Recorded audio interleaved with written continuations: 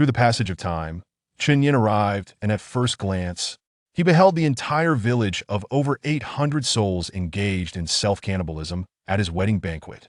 In a desperate bid for survival, he self-destructed his form, uttered the Tianpeng incantation to forge a false decree from the underworld, and by the grace of his ancestors, was bestowed with the Purple Star Decree and the Northern Emperor's Talisman, becoming a wanderer of the North Pole. This time, the Taoist descends the mountain, not to save but to slay. He shall sever demons and consume evils, devouring all under heaven. In the Great Way, Lishui County, Qin Family Village. Chen Yin's nerves were taut to the extreme, his weary eyes bloodshot. Utilizing the faint light filtering through the window, he meticulously carved upon a piece of jujube wood. From afar came a nauseating stench of decay. Yet for Chen Yin, this unbearable odor had long since become commonplace, having no effect on his diligent movements. All his thoughts and hopes were invested in the jujube wood before him. His hands were remarkably steady. Had it not been for the blood seeping from the bandages that enveloped them, he could almost be mistaken for a seasoned woodcarver. This piece of jujube would represented Chen Yin's last glimmer of hope. He understood well that a single misstep in his carving would spell ruin. He was acutely aware that he could not endure for another 12 days. Perhaps by the next high day, he would be no different from the corpses outside the courtyard, covered in maggots. Reciting the Tianpeng incantation for protection while forging the decree of Fengdu. I doubt there exists another in all the realms quite like me. Chen Yin mocked himself internally, yet his carving did not falter for an instant. Since transmigrating into the body of this second-generation heir, who was paralyzed by the sight of women, Chen Yin's nerves had never relaxed. 6 days prior, this young master had disregarded counsel and forcefully brought a strange woman home. The following day, over 800 souls, both clansmen and tenants of Qin Family Village, perished in a bizarre wedding banquet. The village was enveloped in a thick fog, isolated from the outside world, with even the summer sun unable to pierce its chilling veil. Chen Yin flexed his wrist, cautiously wiping the wood shavings from the jujube wood, fearful that the blood staining the bandages would mar the nascent talisman he was shaping. He knew that what lay ahead was fraught with peril, nearly a certainty of death. But as long as it proves effective, even if I am executed on the spot or imprisoned in Iron Enclosure Mountain, it is far better than being devoured by malevolent spirits, condemned to eternal oblivion. With this thought, Chen Yin raised his gaze to the window, a flicker of determination flashing in his eyes. He had labored without rest for 5 days, transforming from an ordinary person with no skill in carving into someone who, through the hazy memories in his mind, had painstakingly shaped several altars and this intricate talisman with a hatchet and a kitchen knife. Everything was a gamble, wagering his life and the fate of his soul. 5 days ago, when he awoke in the body of a youth who had been frightened to death at the wedding banquet, he still harbored a flicker of hope that aid might arrive from the outside. Yet, upon witnessing the horrific aftermath of the banquet, that hope was utterly extinguished. From the main hall to the village's flowing banquet, all living beings were ravenously devouring the entrails laid upon the tables, a bloody and bizarre scene that had made him retch uncontrollably. He understood that the malevolent force that had annihilated over 800 people overnight was far beyond the capacity of a small place like Lishui County to resolve. As for external help, by the time they arrived, he would likely already be dead. Chill? The sudden drop in temperature jolted Chen Yin awake. He tucked the talisman into his bosom and instinctively began reciting the incantation. Tianpeng, Tianpeng, Nan Yuan Sha Tong. My lord, do you still refuse to consummate the marriage with this humble servant? A sultry voice floated from afar. Chen Yin looked up to see 2 figures parting the fog and slowly approaching. They were the most loyal lackeys of the original body, assisting a figure clad in bridal attire. The speaker was veiled in a bright red hood, obscuring her features, yet her alluring voice and graceful form were enough to stir one's senses. Chen Yin gazed at the approaching figures, not daring to respond, his recitation of the incantation growing more urgent. It has been 5 days, you heartless scoundrel, making this servant wait in agony. The figure drew nearer, finally stopping at the threshold. 9 steps. Damn, she's closer. Chen Yin's eyelid twitched, yet the incantation flowed unabated from his lips, entirely disregarding the 2 approaching figures. Seeing him silent, the lackey urged, Young master, Why must you put yourself through this? If you consummate the marriage with the young mistress tonight, Qin family village will return to its former glory, and the old patriarch and matriarch will be revived, sharing in eternal bliss. Why go through such unnecessary trouble and jeopardize a good outcome?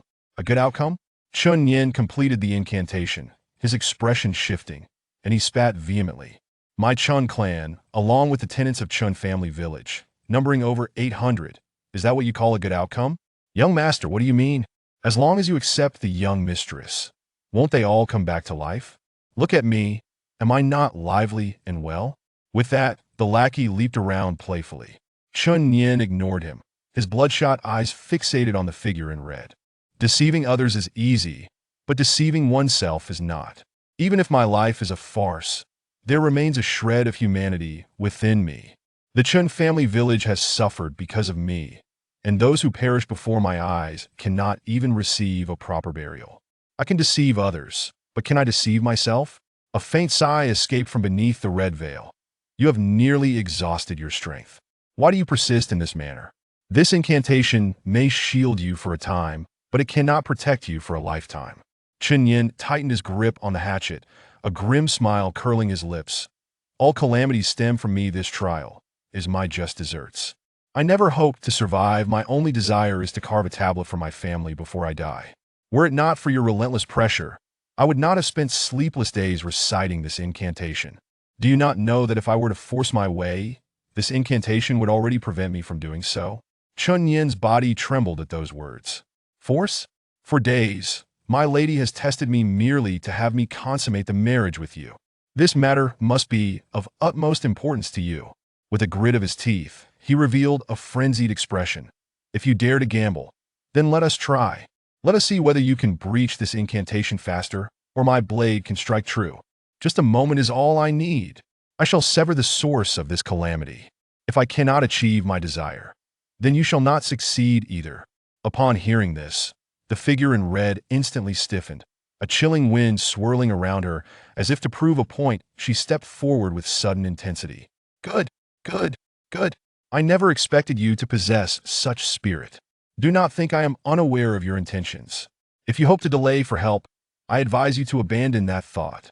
You will not last through tonight. The voice lost its sultriness, transforming into a piercing shriek that grated on Chun Yin's ears, sending shivers down his spine. His complexion paled, and raising the hatchet, he growled menacingly, Tonight? You may certainly try. Let us see if this nearly exhausted body can endure. Let us see whether I can muster the resolve to sever this source of calamity. Observing Chun Yin's movements, the figure in red faltered. Her voice, filled with resentment and malice, echoed in his mind like a sinister melody. Very well, I shall await you tonight. I hope you do not close your eyes.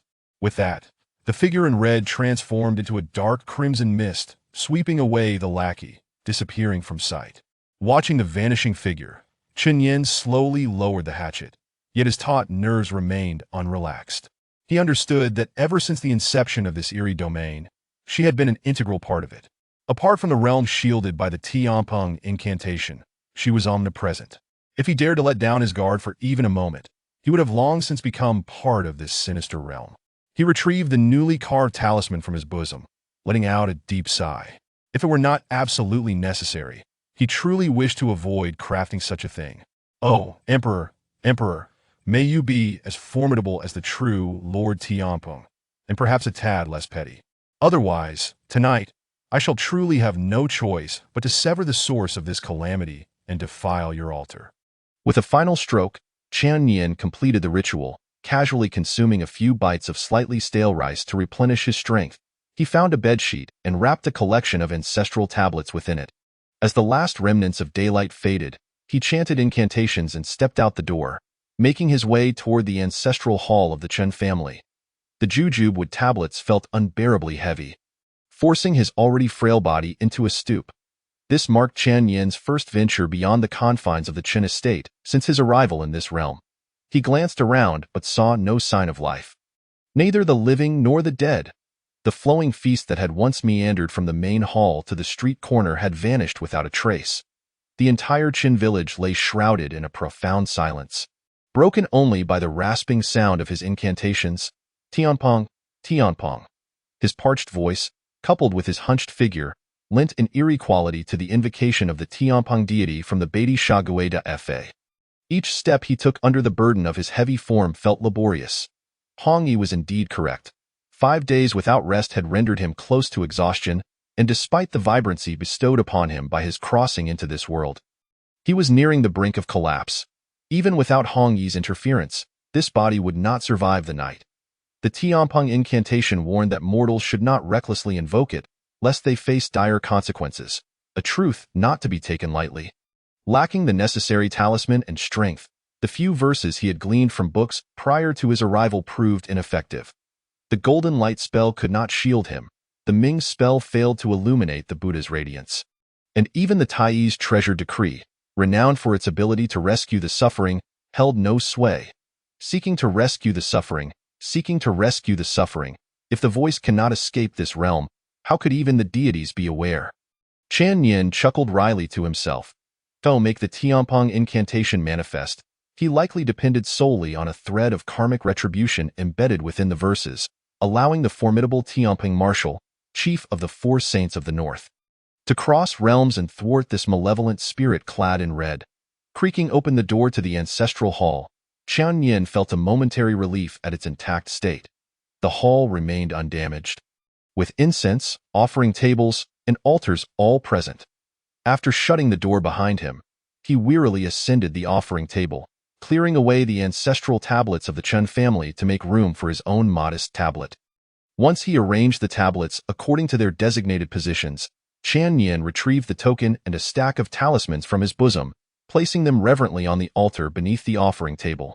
The flickering flames of 2 red candles cast a wavering light on his face, highlighting the dark circles under his eyes and the bloodshot scara, giving him an unsettling appearance. As he ignited 3 sticks of incense, he pressed his forehead against the offering table and bowed 3 times before inserting the incense into the burner. The moment the incense was placed, a chilling gust of wind burst through the ancestral hall's door, slamming it wide open. That is not the Chun family's tablet. What are you doing? The voice, filled with resentment and anguish, pierced Qian Yin's mind, causing him to stagger and nearly fall. Steadying himself with a hand on the altar, he turned to reveal a wicked grin. Guess what?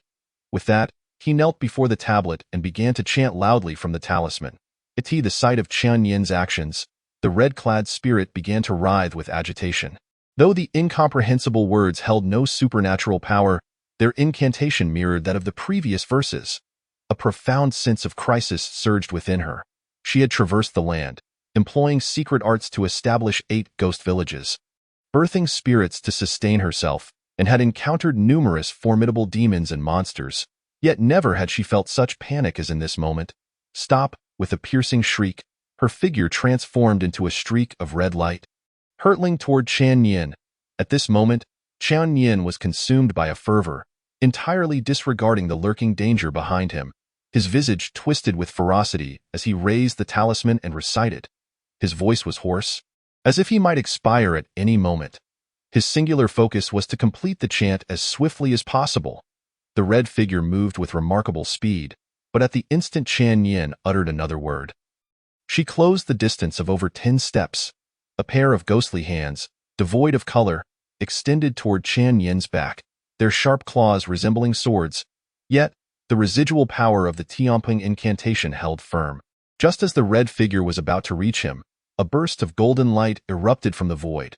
The swiftly approaching figure was flung backward at an even greater speed. The silent collision left no destruction in its wake, but the reverberations that affected the soul sent a tremor through Qian Yin, causing him to spew forth a mouthful of blood, splattering onto the talisman. He cast a quick glance around, hastening his recitation. 5 steps. Just 2 more steps.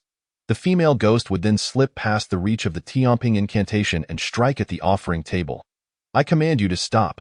The setback only served to intensify the red spirit's fury. Her shrill, anguished voice penetrated Qian Yin's mind, causing his bloodshot eyes to bulge with crimson veins, blood streaming from his nostrils. The red-clad female ghost surged forward once more. This time, she was not repelled. Yet her circumstances did not improve. Under the Tianping incantation, Her resentment was thoroughly suppressed, rendering her unable to advance. She circled around Chan Yin, repeatedly attempting to breach his defenses, yet each time, she halted 5 steps away. She had the means to break through the incantation's restraints by drawing upon the accumulated resentment of another ghost village, but doing so would spell doom for the spirits she had nurtured there. To sacrifice a completed ghost village for one still in progress was a trade wholly unworthy. Perceiving that brute force was futile, the red spirit halted, tossing aside her veil, allowing her long, dark hair to billow wildly. A pale visage emerged amid the swirling strands, her expression increasingly filled with malice. The veil spiraled above her head, and in an instant, the ghostly mist enveloping Qin's village surged, forming a vast vortex that rushed toward the ancestral hall. The thick fog rolled in like a tangible force, swiftly surrounding the hall so that not a single drop could escape. Within the ghostly haze, silhouettes flickered into existence, manifesting all the deceased villagers of Qin's village. In that moment, a cacophony of curses, accusations, wails, and cries for help erupted. Skin flayed, tendons pulled, limbs torn asunder, and various tortures were enacted upon the ancestral patriarch and Chan Yin's original mother.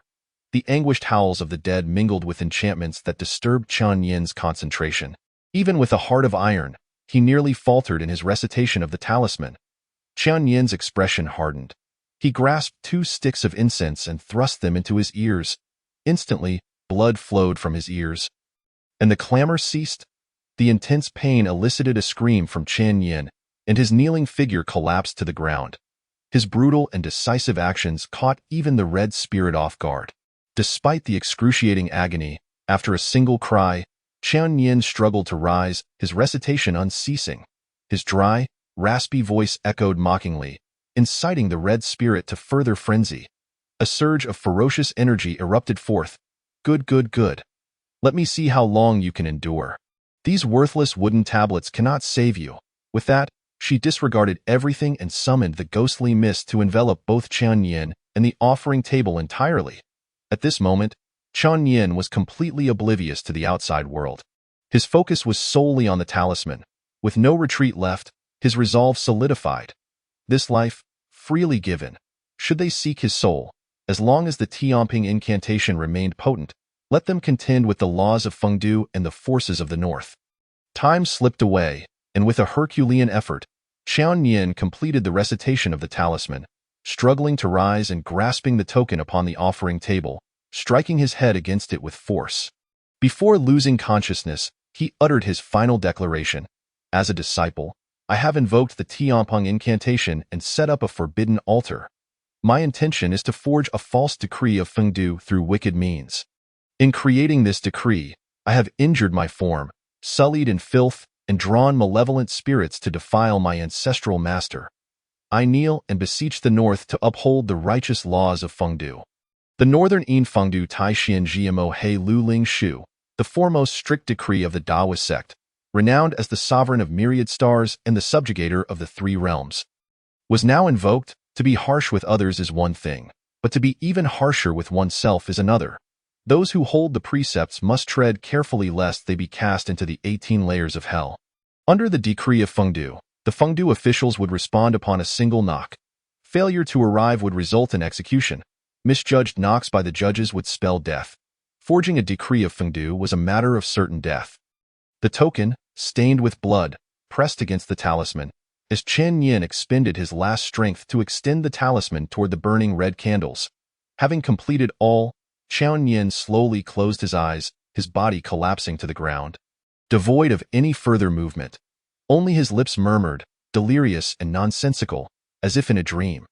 Tianping, Tianping, Tong Sha Yuan Jiu. Chapter 3. Slaying Demons and Absorbing Evil, North's Exorcism. Upon the altar, the flames danced, gradually consuming the bloodied talisman, the blue smoke mingling with the incense's curling tendrils, rising into the air. On the offering table, the jujube wood tablets carved in the likeness of the Emperor of the North. The 3 stars of the Big Dipper, the Supreme Old Lord, and the Great Marshal Tianping remained cold and unresponsive. The red-clad female ghost stood ready, yet after a long wait, no change occurred. A sense of being toyed with ignited her fury, transforming her laughter into a maniacal cackle. Ha ha ha ha ha, is this your hope? A pile of utterly useless rotten wood. How foolish I am. Truly. Ha ha ha ha, I let you deceive me for 5 days this time. Let us see who can save you. With that, she advanced to take Chen Yin tea that moment. A voice rang out, clear and resonant. Indeed. You are quite foolish. The red spirit's chilling laughter froze, abruptly cut short. As this voice resounded, the previously tranquil night sky, adorned with a sparse scattering of stars, suddenly blazed with brilliance, the constellations shifting in a grand display. Even the moonlight dimmed in their presence in the void. Countless stars materialized, and divine thunder crackled amidst them, weaving a celestial net that intertwined heaven and earth. In the ethereal realm, a flow of Taoist essence swirled, transforming the myriad phenomena of the universe. As if breaking through the void itself, this enigmatic force seems to be obstructed by some unseen barrier. It arrives with great swiftness and departs just as quickly, vanishing in an instant in that fleeting moment. The very essence of heaven and earth shifts, sending countless malevolent deities and wicked spirits trembling in fear as if faced with their nemesis. Within the shrine, the ghostly woman clad in red is rooted to the spot. Unable to move in the slightest. Her face is still contorted in a manic grin, yet her eyes, once filled with vengeful malice, are now suffused with terror. As the clear voice continues, the message it conveys strikes her with an overwhelming dread. Should you directly employ brute force to sever his life force with my incantations, taint his soul, and, from this boundless realm, sever the ties of causality, what can I do to you? As the voice resonates, a young man clad in black, adorned with a mysterious crown, steps forth from the altar. His appearance is striking, his demeanor exceptionally refined. He strides over to Chen Yin, glancing down at him, and continues, "Had you not been foolish? How could he have conjured such a rudimentary altar? Were it not for your malevolence tainting the master's altar, how could a mere mortal, with no name in heaven and no title in the dark realm, have invoked a spell to contravene the black laws, thus stirring the Exorcism Institute and alarming our master? It is fortunate that you devised this means of summoning the master. It shows a modicum of insight." He nudges Chen Yin's barely conscious form with his foot, extracting a wisp of vital energy from his near-lifeless body.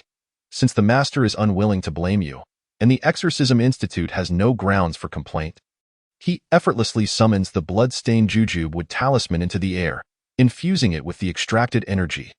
However, the 9 Springs edict bestowed by the master is of great significance, and your audacity, devoid of reverence, poses a risk for calamity should there be no oversight.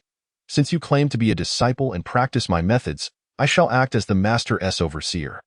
Yet, the laws of this realm differ. Even with the Master's protection, we cannot linger excessively. We must retain certain means and provide further guidance.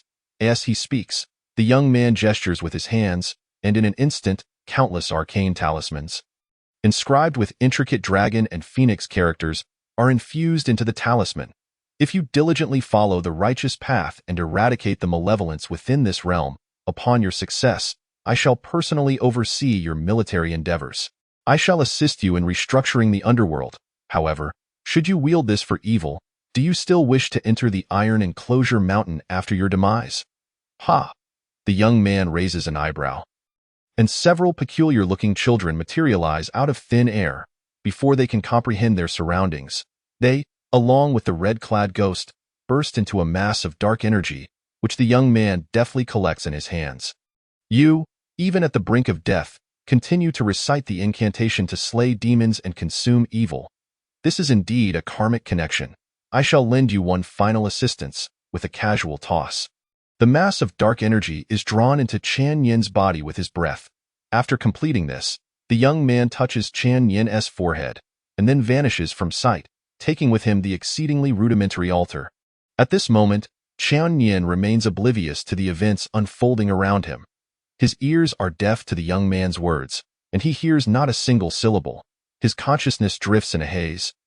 Lying on the ground like a lifeless mass, poised on the brink of death, with the only thing anchoring him being the incantation on his lips, the chilling, unclaimed dark energy surges into his body, instantly erupting within him, causing involuntary convulsions.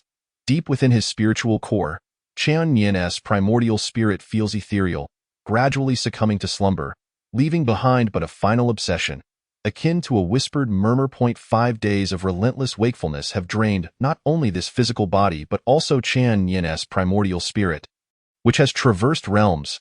As his primordial spirit sinks into slumber, a flicker of remaining thought suddenly manifests, transforming into a similarly ethereal youth.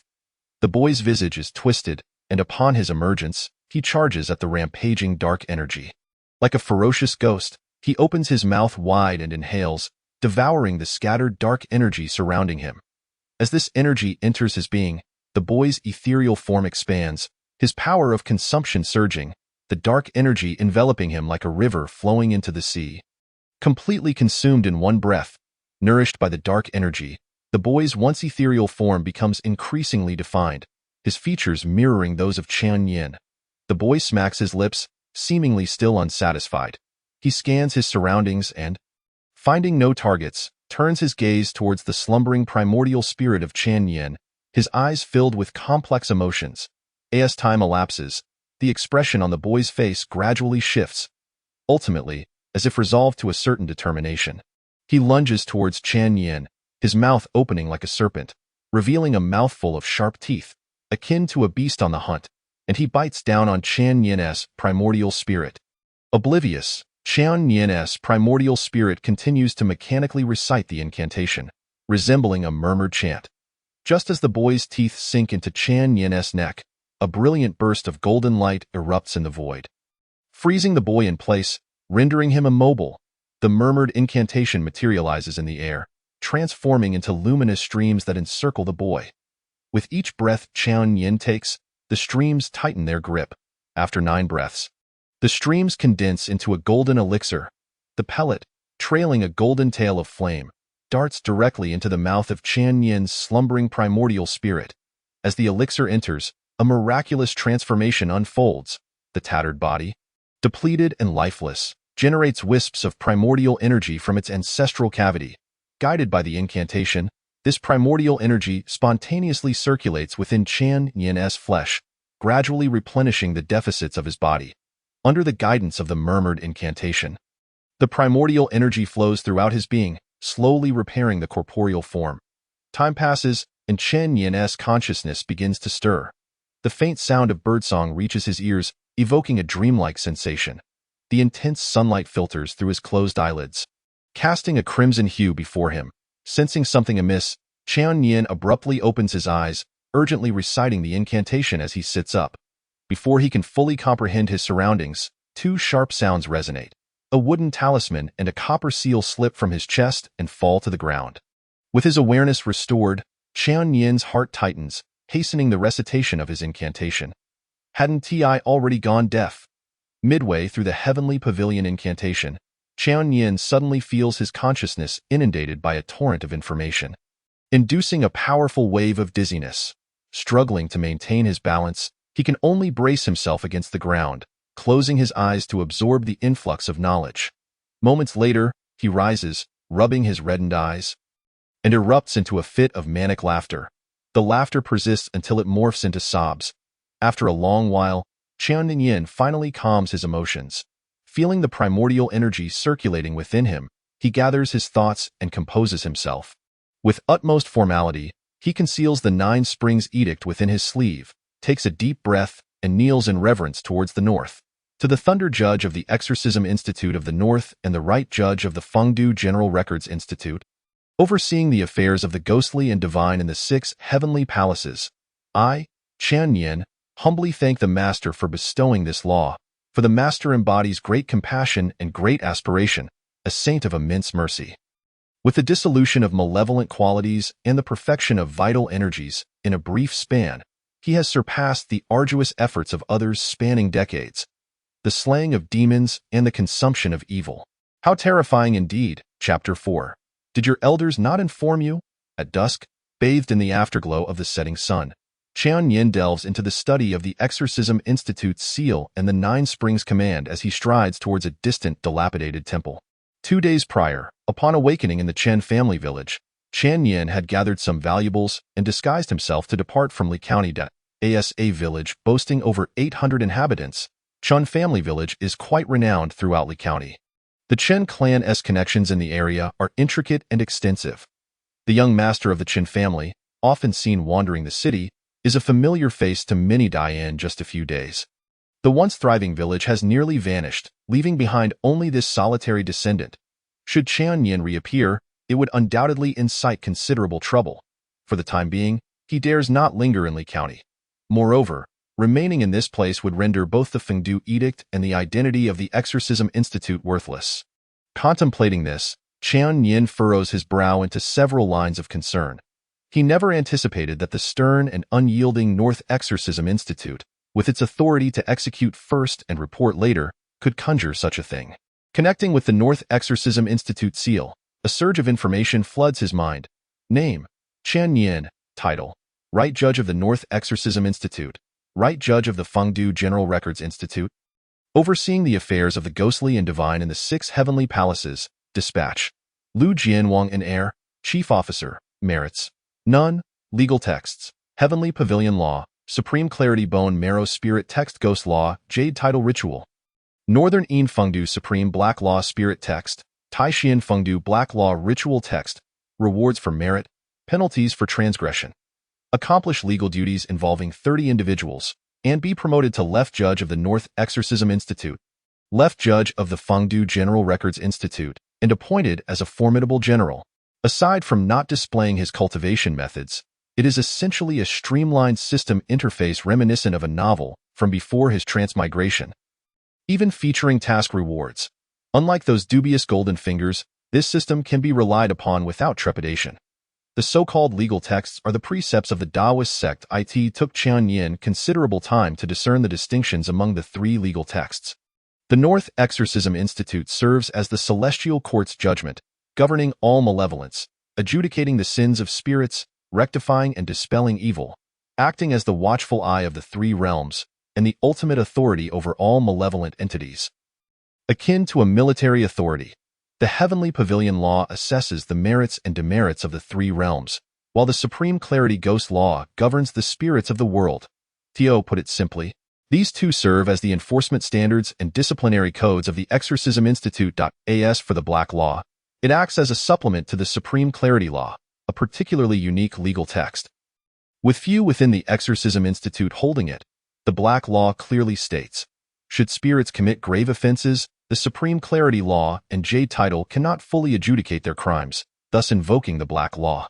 As if possessed by spirits, when a judge is enraged, they may enact a year-long sentence upon the offender. Yet, in contrast, the Black Law bears the heaviest burden of responsibility. It is almost entirely centered around that decree of 9 springs concealed within his sleeve. To be precise, the Taishian Black Law serves merely as a complement to the Shangqing Ghost Law, while the Beiyin Black Law stands as a military code, an exceedingly harsh one at that. Its stipulations are so severe they could be described as grotesque. For instance, one must not face the north to relieve themselves, and in certain situations, any expression of emotion must be suppressed, if at all manageable. Prohibitions against approaching juniors are enforced with the penalty of soul severance, rendering such clauses utterly dehumanizing. The 9 Springs Decree is the foremost edict of Fengdu, ostensibly a command but, in essence, a military talisman. However, this Black Law does not only constrain its bearer, it imposes even greater restrictions upon the spirits. For example, the Yin Division's officers, regardless of their location, must respond immediately to a summons, and no matter the reason. Failure to appear at the first call results in execution. Any general from Fengdu who dares to meet the gaze of the edict faces 100 strikes. Indeed, merely casting a glance warrants 100 blows. Yet, Qian Yin has always felt that his 9 Springs Decree is a castrated version. According to the Black Law, the 9 Springs Decree should be sufficient to mobilize all the soldiers of Fengdu, even compelling the 6 demon kings of Fengdu to obey its command. Yet, in his case, he can only summon 2 officers. After much contemplation, he ultimately attributes this limitation to his insufficient status. This is one of the primary reasons he departed from Lishui County. Alas, this experience feels akin to a supreme treasure transformed into a great sage, yet still bound by a tight headband, and he must devise a method to remove it. Black Law, O Black Law. I, relying on my scant understanding, have inadvertently transgressed your taboos, invoking the compassion of my ancestors, only to find that you have become the very shackles upon my head. Scratching his head, Qian Yin resolved to abandon further thought. When soldiers come, they must be met with soldiers. When water flows, it must be contained by earth. Although the Fengdu Black Law is severe, as long as it is codified, a solution will eventually be found. The dusk in the mountains is fleeting. As the sun sets, the forests are instantly shrouded in darkness. The distant dilapidated temple, once clear, now remains just an indistinct silhouette, accompanied by the rising chorus of insects and the distant calls of night owls. The surrounding atmosphere becomes particularly eerie. As Qian Yin traverses the mountain path, he feels not fear, but rather a subtle thrill, unbeknownst to himself and 2 lifetimes. This is his first night spent in the mountains. The combination of the mountains, night, dilapidated temple, and solitary traveler evokes an indescribable sensation. As he approaches the crumbling temple, Qian Yin faintly hears voices. However, these voices emanate from behind him, and upon turning, he sees a donkey cart laden with firewood. Paying it no mind, he continues towards the temple. Just as he is about to enter, a shout rings out from behind. "Young man, halt!" Qian Yin turns again, noticing a man from the cart team. This outburst seems to provoke the displeasure of his companions, and Qian Yin catches a few hushed admonishments. The man, undeterred by his companions' discontent, merely chuckles. As the donkey cart draws nearer, Qian Yin performs a respectful gesture and inquires, "What business do you have with me, elder brother?"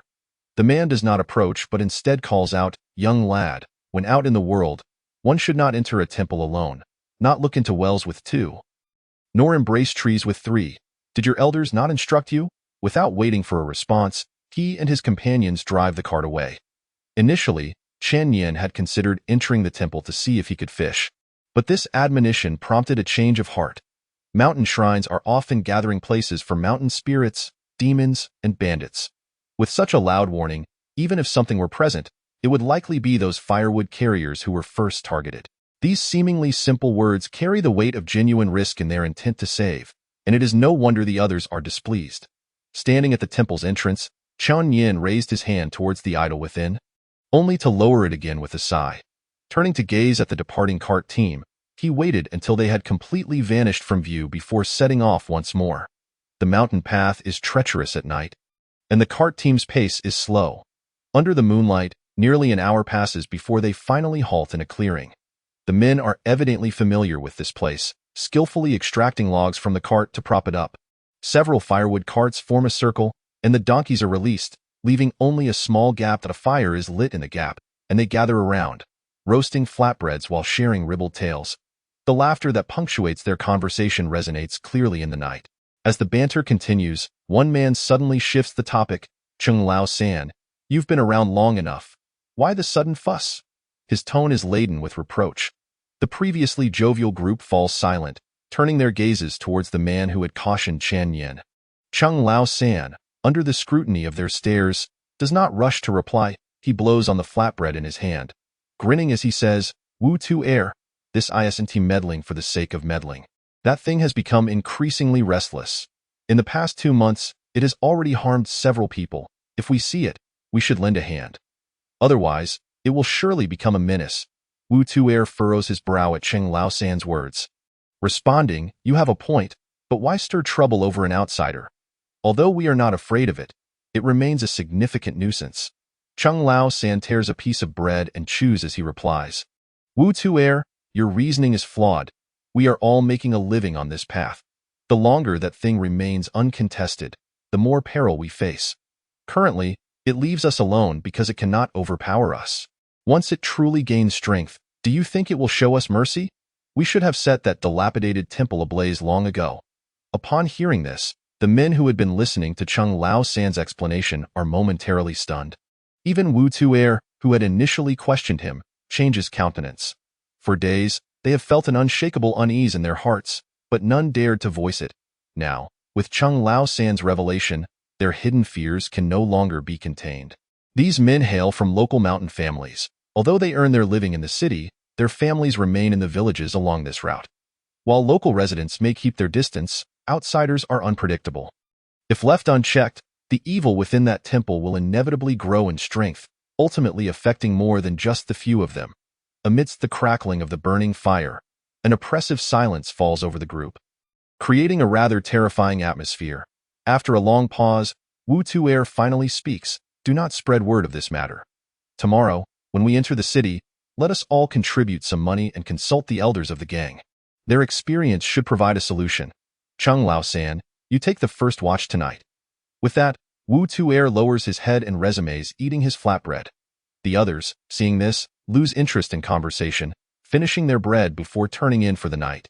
In the distance, Qian Yin sits cross-legged on a sturdy tree branch, quietly listening to their discourse. He had initially thought that these men were unaware of the temple's oddities, prompting Chung Lao-san to issue a warning. Unexpectedly, he learns that not only are they aware, but they also possess considerable knowledge about this malevolent entity. However, they have underestimated the speed at which it is growing. As the fire's glow dims, a white mist begins to envelop the mountains. The howling of wolves echoes from the depths of the forest, startling the drowsy Chung Lao-san. Yawning, he rises and heads to his cart for firewood. As he gathers the wood, a sudden jolt of alarm courses through him, and he shouts, "Everyone, wake up! Something's wrong." His shout rouses the other men, who swiftly spring into action, grabbing their axes and scanning the surroundings. After a thorough search reveals nothing unusual, one man complains, "Chung Lao-san, did you take something? You're being overly dramatic."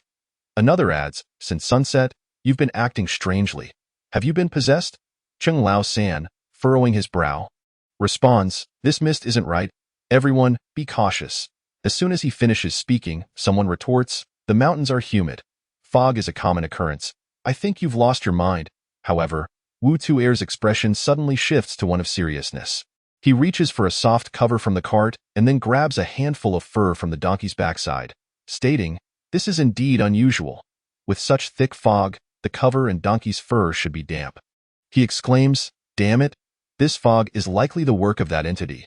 Wu Tu'er holds considerable authority among the group, and upon hearing his words, the previously skeptical men quickly spring into action. They tuck their axes behind their waists, drawing out long knives and poles from the cart. Wu Tu'er even pulls a peculiar mask from a cloth bag and dons it over his face. Qian Yin, perched atop the tree branch, observes their movements with curiosity. He had noticed the fog rising from the very beginning and even witnessed the entire process of the malevolent entity shrouding the area. The reason he had refrained from intervening was that Wu Tu'er had previously stated they were not afraid of the entity, and he was curious about their reliance. After the men armed themselves, Wu Tu'er turns to Chung Lao-san, saying, "Chung Lao-san, it's not that I lack compassion, but this trouble arose because of you. The firewood should come from your cart." Chung Lao-san does not protest, instead letting out his signature chuckle and nodding, "It was indeed my meddling that drew that thing here. The brothers have no blame against me, and I will remember that in my heart. It is only right that the firewood comes from my cart." Upon witnessing Chung Lao-san's nod, the men swiftly unloaded bundles of timber from his vehicle, constructing a towering bonfire. The fire, rising to a height greater than a man, cast a crimson glow across the surroundings. Wu Tudu stood beside the blaze, encircled by the men wielding clubs, as he unfastened his hairpin and emitted an unusual chant, initiating what Qian Yin perceived as an exceedingly primitive dance, commonly referred to as jumping the shaman.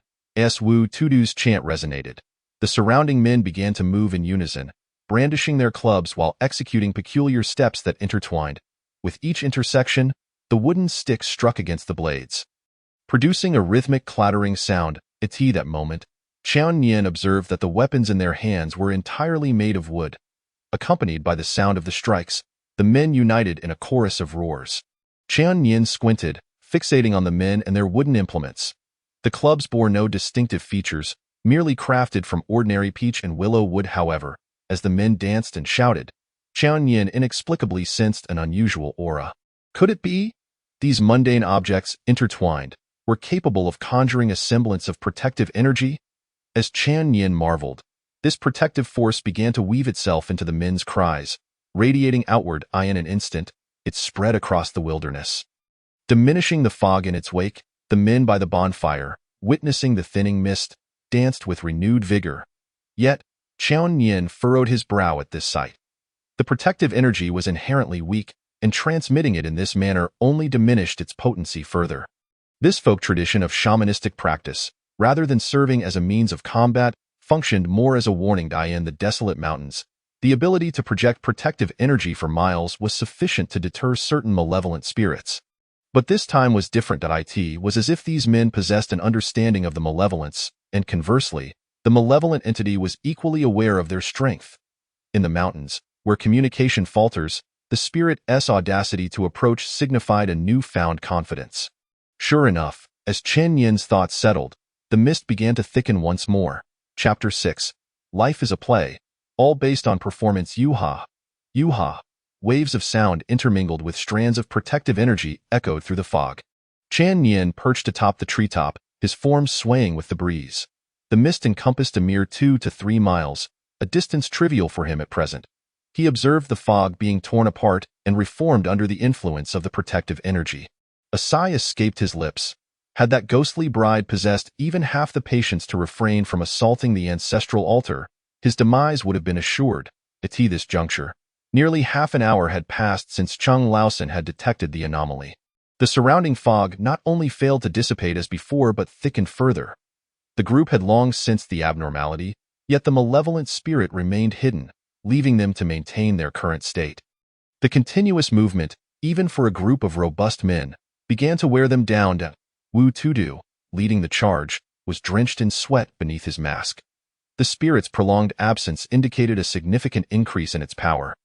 Having shed its ignorance, should this continue, they might well succumb to exhaustion before the spirit even arrived.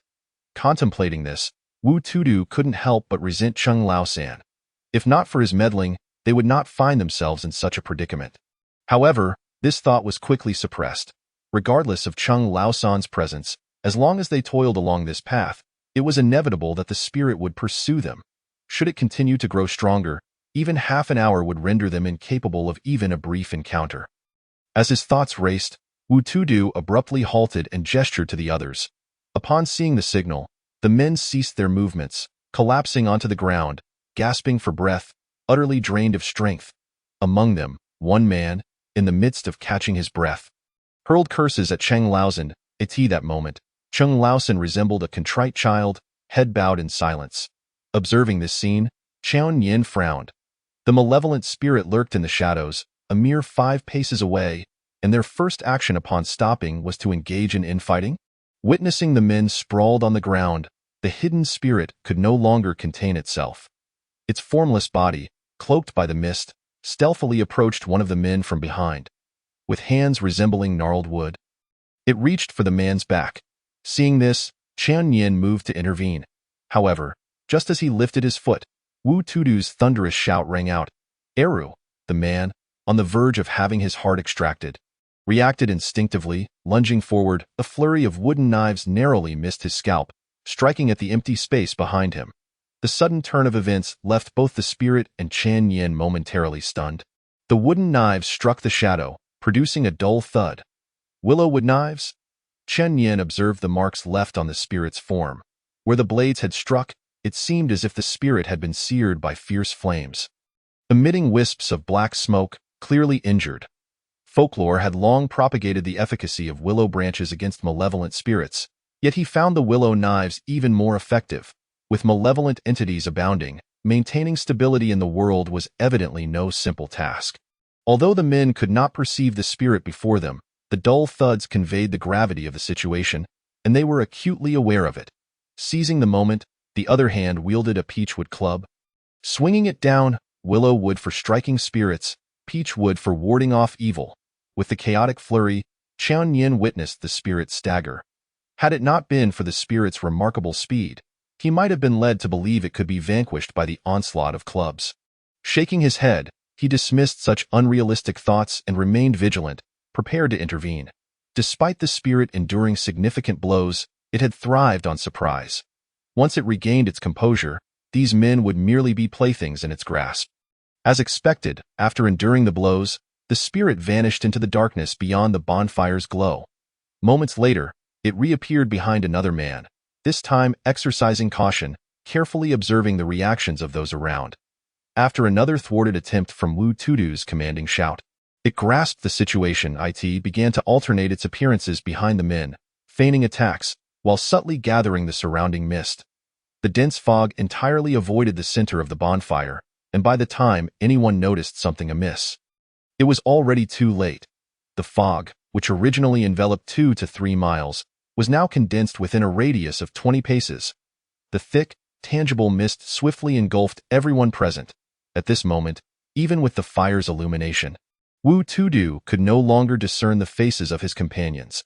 This scenario drove him to the brink of despair, and he could only shout incessantly, "Behind you!" as victory seemed assured for the spirit. The men found themselves devoid of options. Qian Yin sprang into action, his form like a fleeting breeze, for if he delayed, someone might suffer a lasting psychological scar. Upon halting, he found himself beside Cheng Laosan. The sudden appearance startled Cheng Laosan, who instinctively swung his club. Qian Yin paid it no mind, deftly dodging the blow and reaching for the gourd at Cheng Laosan's waist. "Allow me to borrow this," he exclaimed. The gourd flew into Qian Yin's grasp. He uncorked it, channeling his energy, and a powerful suction emerged from the gourd's mouth, swiftly clearing the omnipresent mist within moments. As the fog dissipated, those who beheld the unexpected figure beside them shouted in unison, raising their clubs to strike. Qian Yin sidestepped gracefully, positioning himself by the bonfire. As the men swung and missed, preparing to strike again, Wu Tudu shouted, "Stop! It's a person!" At that moment, Cheng Laosan recognized Qian Yin's visage in the firelight, exclaiming, "How is it you?" Qian Yin nodded. "Fortunately, it is I. Otherwise, you would all have been consumed by it tonight." He gestured toward one man's back. The others turned to follow his indication, their bodies breaking into a cold sweat. The man shuddered, barely avoiding collapse as he turned. The ghostly hand's nails grazed his eyelid. The spirit, with its green face and fangs, stood motionless, poised to attack, yet, upon closer inspection, its black eyes were incessantly darting about. Should it extend its hand a mere half-inch further, that man would have 5 bloody holes in his head. Qian Yin approached cautiously to examine the spirit, seizing the opportunity to observe it up close for the first time. As he passed, he casually offered the gourd to the trembling man, saying, "Each of you take a couple of sips, calm your nerves and warm your bodies." To his surprise, the man showed no intention of accepting. Instead, he stood up, clutching his club and retreating into the crowd. Chapter 7. Instantaneous Refinement. Qian Yin regarded the gourd in his hand, sensing the wary gazes of the men. "Please, do not misunderstand. This gourd and the wine belong to Brother Cheng. You have all just sweated profusely, and the mountain breeze is chilly. A few sips will prevent you from catching a cold." The men glanced at Cheng Laosan, who nodded, prompting one of them to reluctantly accept the gourd, though he still refrained from drinking. Qian Yin paid little mind to their reactions, turning his attention back to the spirit for further examination. Behind him, the men exchanged glances, no one daring to speak. After a brief silence, Wu Tudu signaled to Cheng Laosan, urging him to step forward and inquire. Cheng Laosan, understanding the cue, approached and asked, "Who are you? Moments ago, you captured that mist with a gourd. Can this wine still be consumed?" Qian Yin, without turning back, replied, "A passerby. I initially intended to explore the mountain deity temple out of curiosity, but unexpectedly encountered you, a kind-hearted individual, who drove away this malevolent entity. As for the wine, it merely contains some malevolent energy from the mountains, which can be easily refined. It poses no harm, only benefit. You wish to save lives. How could I possibly bring you any harm?" Upon hearing Qian Yin's words, Cheng Laosan chuckled and said, "In that case, I shall have a couple of sips first. Otherwise, my brothers here would be uneasy."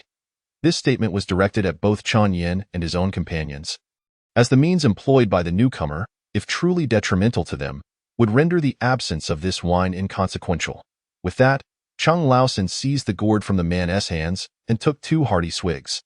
As the wine slipped down his throat, it transformed into a warm current that flowed directly into his abdomen, subsequently dispersing throughout his limbs, erasing all fatigue and prompting Cheng Laosan to exclaim, "Delightful! Come, everyone, have a taste." As he spoke, he passed the gourd around, and seeing his reaction was unremarkable, the others felt reassured. Cheng Laosan, emboldened by the apparent safety of the wine, approached the ghost with a grin, saying, "In the past, whenever we encountered strange occurrences, We always followed Wu Tuer's lead. This is my first time witnessing such a phenomenon. He scrutinized the ghost further and remarked, oddly enough, this ghost resembles the clay statue in the temple perfectly. At that moment, Chan Yin, who had been examining the ghost, glanced at Chung Laosan and casually explained, this ghost is, in fact, a wandering soul that met an untimely demise in the mountains, having stolen the incense thoughts from the statue, thus attaching itself to it. Its appearance is quite normal. Does anyone have an empty gourd to spare? At this time, the weary men, having felt their fatigue lifted by just 2 sips of wine, let down their guard. Each of them eagerly called out, use mine, use mine. Observing their eagerness, Qian Yin chuckled and said, no need to quarrel. Once I take this gourd, I won't be returning it. Mind you, upon hearing this, one of the men, unashamed, exclaimed, then let us use Chung Laosan's with that. He tossed Chung Laosan's gourd to Chen Yin, inciting a burst of laughter among the group. The previously tense atmosphere dissipated in an instant.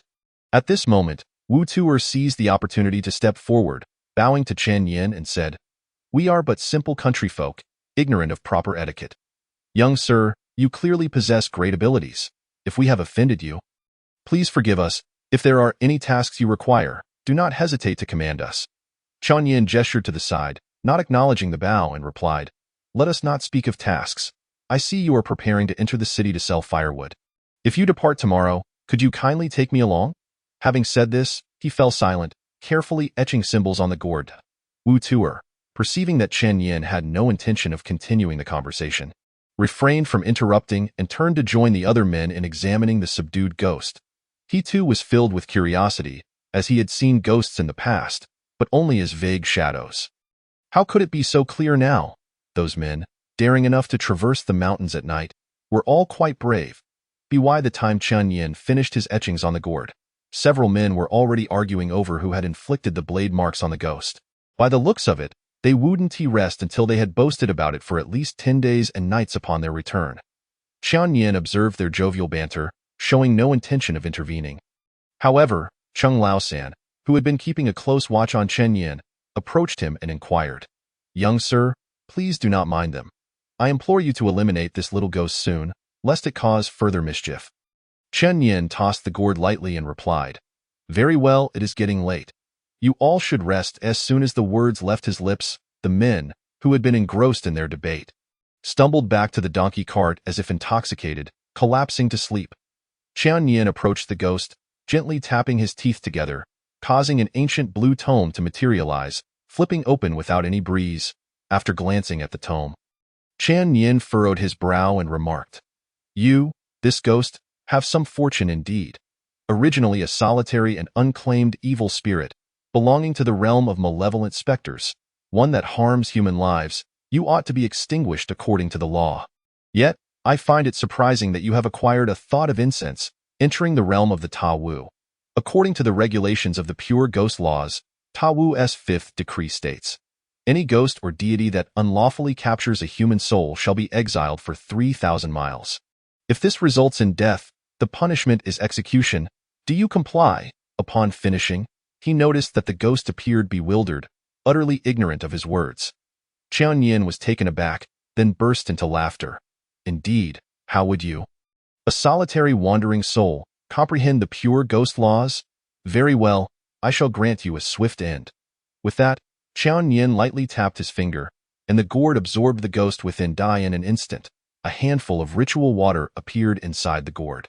Chen Yin shook the gourd, his mind connecting with the exorcism seal, gazing at the splendid and solemn ceremonial attire and the tally of 7 individuals added to his merits. A genuine smile blossomed on his lips. Perhaps this was not so difficult after all. The following day, at the break of dawn, members of the caravan began to awaken. Observing Chen Yin sitting cross-legged nearby, they refrained from disturbing him, instead rousing their companions as they began packing up. Though they had slept for less than 3 hours, they felt as if they had never slept so comfortably before. Even the mountain air seemed exceptionally refreshing. Hearing the commotion around him, Chen Yin stretched and stood up. Feeling the flow of qi within him, he took out the gourd to rinse his mouth. Chen Yin found it somewhat unsettling to have directly swallowed the ghost, yet after refining it into a vial of ritual water, he felt no further hesitation. Moreover, vanquishing demons and consuming their essence was not limited to just demons and evil spirits. The malevolent energy of the mountains was also included. With the surrounding malevolent energy dissipated, it was no wonder the air felt so fresh. As the group saw Chun Yin awake, they paused their tasks to greet him. Chun Yin waved his hand, signaling them to continue their work, unperturbed by his presence. However, as they drank water, he remarked, "I see you all rely on selling firewood for a living. You likely have plenty of firewood. If conditions permit, it would be wise to refrain from drinking raw water in the future." The others were intrigued and inquired, "Why is that? What is the reasoning behind it?" Chun Yin, having no time to delve into microbiology, promptly provided an explanation suited to the era between heaven and earth. There exists the duality of yin and yang. Yang energy is predominantly righteous and ascends to the heavens, while yin energy is often malevolent and dwells upon the earth. Water flows according to the land, and thus inevitably gathers some yin energy and malevolent aura. Prolonged consumption of raw water can lead to illness due to the accumulation of yin energy within the body. If one were to encounter an outbreak of yin energy, drinking raw water could even spark a plague. Therefore, it is best to purify water with fire before consumption. It was uncertain whether the others absorbed this information, but Chung Laosan's eyes sparkled with understanding after hearing it. Chapter 8. The Yang Energy Furnace on the Official Road. As the sun gradually slanted westward, travelers unconsciously quickened their pace. In this era, a curfew was common. If one could not enter the city by dusk, they would have to spend the night outside the city. Chen Yin sat at the back of an empty donkey cart, observing the hurried travelers, akin to watching an engaging 3D movie. Despite the numerous experiences he had undergone in recent days, he still found it challenging to adapt to this primitive era. The dust kicked up by the wheels on the dirt road compelled him to cast a spell of dust avoidance upon himself. The sight of children fighting over a pile of cow dung by the roadside further unsettled him in 2 lifetimes. Chen Yin had never witnessed such a scene. "Young sir, just ahead is Xinfeng County." Chung Laosan's voice roused Chen Yin from his reverie. "Your timing is impeccable. In a few days, it will coincide with the birthday of Shibo, and the city will be bustling with activity, featuring several grand performances." Chung Laosan's exclamation pulled Chen Yin's attention back, and as he glanced up the official road, he momentarily found himself in a daze. A modest city nestled at the end of the road came into view. The setting sun cast a golden hue upon the city walls. Yet, what truly astonished Chen Yin lay not in the scenery, but rather in the immense surge of yang energy swirling above the city. Resembling a colossal furnace enveloping the settlement below, in that moment, he comprehended why this world was rife with demons and malevolence, yet maintained a facade of stability. Everything stemmed from humanity. 3 individuals unite to form a collective. The hearts of the multitude create a fortress. The formidable yang energy of the city's populace converged into one. Any demon or malevolent spirit lacking concealment would find it impossible to even approach. Even if they were to hide among the people, should they be forced to reveal their true forms, they would struggle to stir up any trouble under the suppression of this yang energy furnace. And this was merely a small county. What magnificence would the yang energy furnace of a capital city, a realm of excellence, showcase? The scene before him filled Chen Yin with awe, and the flicker of previous emotions was instantly cast aside. Regaining his composure, he gazed at the long line of people waiting to enter the city, and a thought suddenly crossed his mind. Despite his simple attire, his travel bag contained a considerable amount of gold and silver. Should the city guards stop and interrogate him, revealing his wealth would undoubtedly lead to trouble. Thus, with a swift movement, Chen Yin vanished from the cart. By the time Chung Laosan noticed, Chen Yin had already entered the city for quite some time. Compared to the exterior, the interior of the city presented an entirely different experience. At this moment, Chen Yin felt an overwhelming sense of peculiarity. Logically, under the enveloping yang energy akin to a furnace, any demons or malevolent spirits within the city should have concealed their auras, acting as if they were ordinary humans. Yet, upon entering the city, he immediately sensed a notable presence of yin energy and demonic aura. With several strands of yin energy brazenly traversing the streets, seemingly unbothered by the pervasive yang energy surrounding them. Intriguing. The scene before Chen Yin, who initially intended to seek lodging at an inn, profoundly altered his resolve. With a misstep, he found himself drawn toward a nearby aura of malevolence.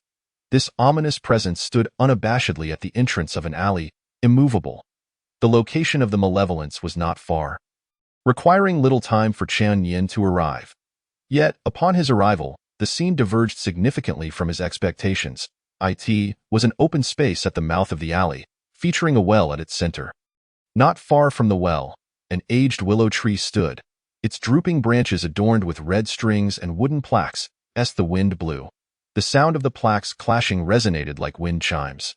Crisp and melodious at that moment, a girl who appeared to be merely 6 or 7 years old was perched upon the willow tree, listening to the gossip of women queuing to draw water below. The atmosphere was exceedingly harmonious. The dense aura of malevolence emanated from the willow tree and the little girl. "What is this? A tree spirit?" Chen Yin cast a distant glance and exclaimed in astonishment. The malevolence was pure and untainted, suffused with a powerful will, yet devoid of any incense-like aura, deserving of reverence yet lacking a shrine. Goodness, could this be a creature that has witnessed the tales of the Tai Jia sect? It seems this world is far more intriguing than I had anticipated. Chen Yin briefly scanned the red strings and wooden plaques upon the tree before turning to stroll away as for the other malevolent auras. His interest in investigation momentarily waned. Having discerned a clue from the Grand Willow, there was no need for haste. However, with the sun rapidly descending, he needed to find an inn without delay. Once the curfew set in, while Chen Yin was untroubled by the prospect of night patrols, the innkeepers would likely hesitate to open their doors for him. Having been in this world for over 7 days, he had yet to enjoy a sound sleep. Though he had received the teachings of his master and attained a complete mastery of qi in a single night, rendering him impervious to fatigue even after months without rest, he had remained tense and mentally weary throughout the days. The town of Xinfeng was not large, with only a few inns available.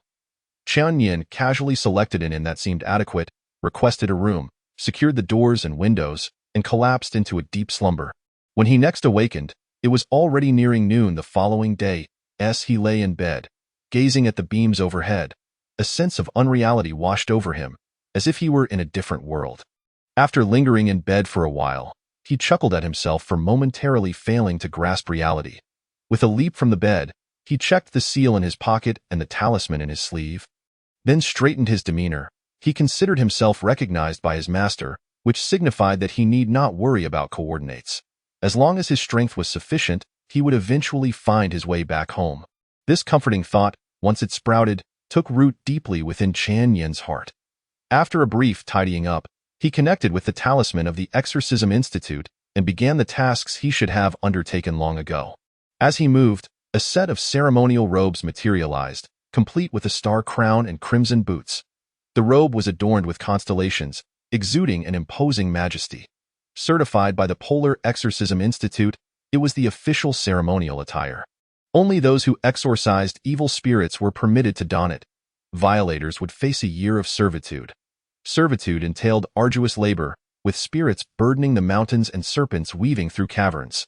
This was a reward Qian Yin had received for vanquishing that malevolent entity, and he had long wished to examine it. However, lacking a means of storage, he had refrained until now. With the ceremonial robes in hand, Qian Yin felt as if he had completed a random task and claimed the corresponding reward. Was the Exorcism Institute becoming overly modernized? This indeed spared him considerable trouble, as many rituals had been simplified. Otherwise, adhering strictly to the Jade protocols of the Qing dynasty's ghost laws and the black laws of Fengdu would have ensnared Qian Yin in a myriad of obligations. Simply by offering incense and lamps daily in reverence to his master, as for executing that malevolent spirit, had it been the Celestial Pivot Institute or the Five Thunder Institute, Qian Yin would have had to prepare incense and submit numerous requests for approval from higher authorities before carrying out the sentence. The Exorcism Institute possessed the authority to act first and report later. As long as they adhered to ghost laws, they could execute directly. Qian Yin's assessment was, paperless operations, delightful, with a newfound sense of purpose. He exited his room, eager to explore the town of Xinfeng. Beneath the sun's warmth, the pervasive malevolence made him skeptical that each instance was as pure as that willow tree. Each hidden aura of malevolence was a potential path home for him. Just as Qian Yin stepped out of his room, he overheard a discussion downstairs regarding an unexpected piece of news. Chapter 9. News from Chen family village. The news being discussed below was neither urgent nor thrilling. It merely pertained to Chen Yin's earlier remarks about the potential dangers of drinking unboiled water. In less than half a day, it had spread throughout the entire town of Xinfeng. Chen Yin could easily surmise that it was the work of the firewood guild. Boiling water required firewood, and each household's usage of firewood was generally fixed. Once the news spread, regardless of its truth, as long as it sounded plausible and someone was willing to believe it, the firewood guild would accrue additional income. There are indeed capable individuals among the populace.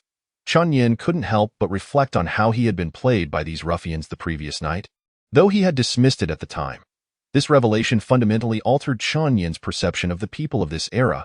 Clever individuals have always existed throughout time. While there may be gaps in information, if one approaches ancient people with arrogance, treating them as fools, they will inevitably become a pawn in someone else's game. This also prompted Chen Yin, who had originally intended to investigate the malevolent auras directly. To reconsider, he decided to take a seat on the first floor, order a few small dishes, and listen to the conversations of the traveling merchants. Their discussions were quite scattered, primarily concerning commercial matters. Whether it was about floods disrupting trade routes or the continuous rise in grain prices, the topics varied widely. As for the malevolent entities he wished to inquire about, the information was scant and vague. However, two merchants' dialogue piqued his interest. Merchant A: "Hey, have you heard?" Merchant B: "What are you talking about?" "I haven't heard anything." Merchant A: "The situation in Lishui County, haven't you heard?" Merchant B: "Lishui? What happened? Don't be so cryptic." Merchant A: "Hee, do you know Chen family village in Lishui County? It's quite a famous large village. Something significant has occurred recently." Merchant B: "Chen family village? I've never heard of it. What happened? Speak up. Or get lost." Merchant A: "So ignorant. That village seems to have provoked something. It has been shrouded in thick fog, even at noon when the sun is high, and the fog shows no sign of dissipating." Merchant B: "Hurry up and tell me. Don't keep me in suspense." Merchant A: "You're so eager. I heard from the villagers that within that fog, there have been sounds of weddings every day. A few bold souls ventured in to investigate but never returned." Merchant B: "What happened next?" Merchant A: "I don't know what happened next. It's clear that something is amiss. I wouldn't dare linger there.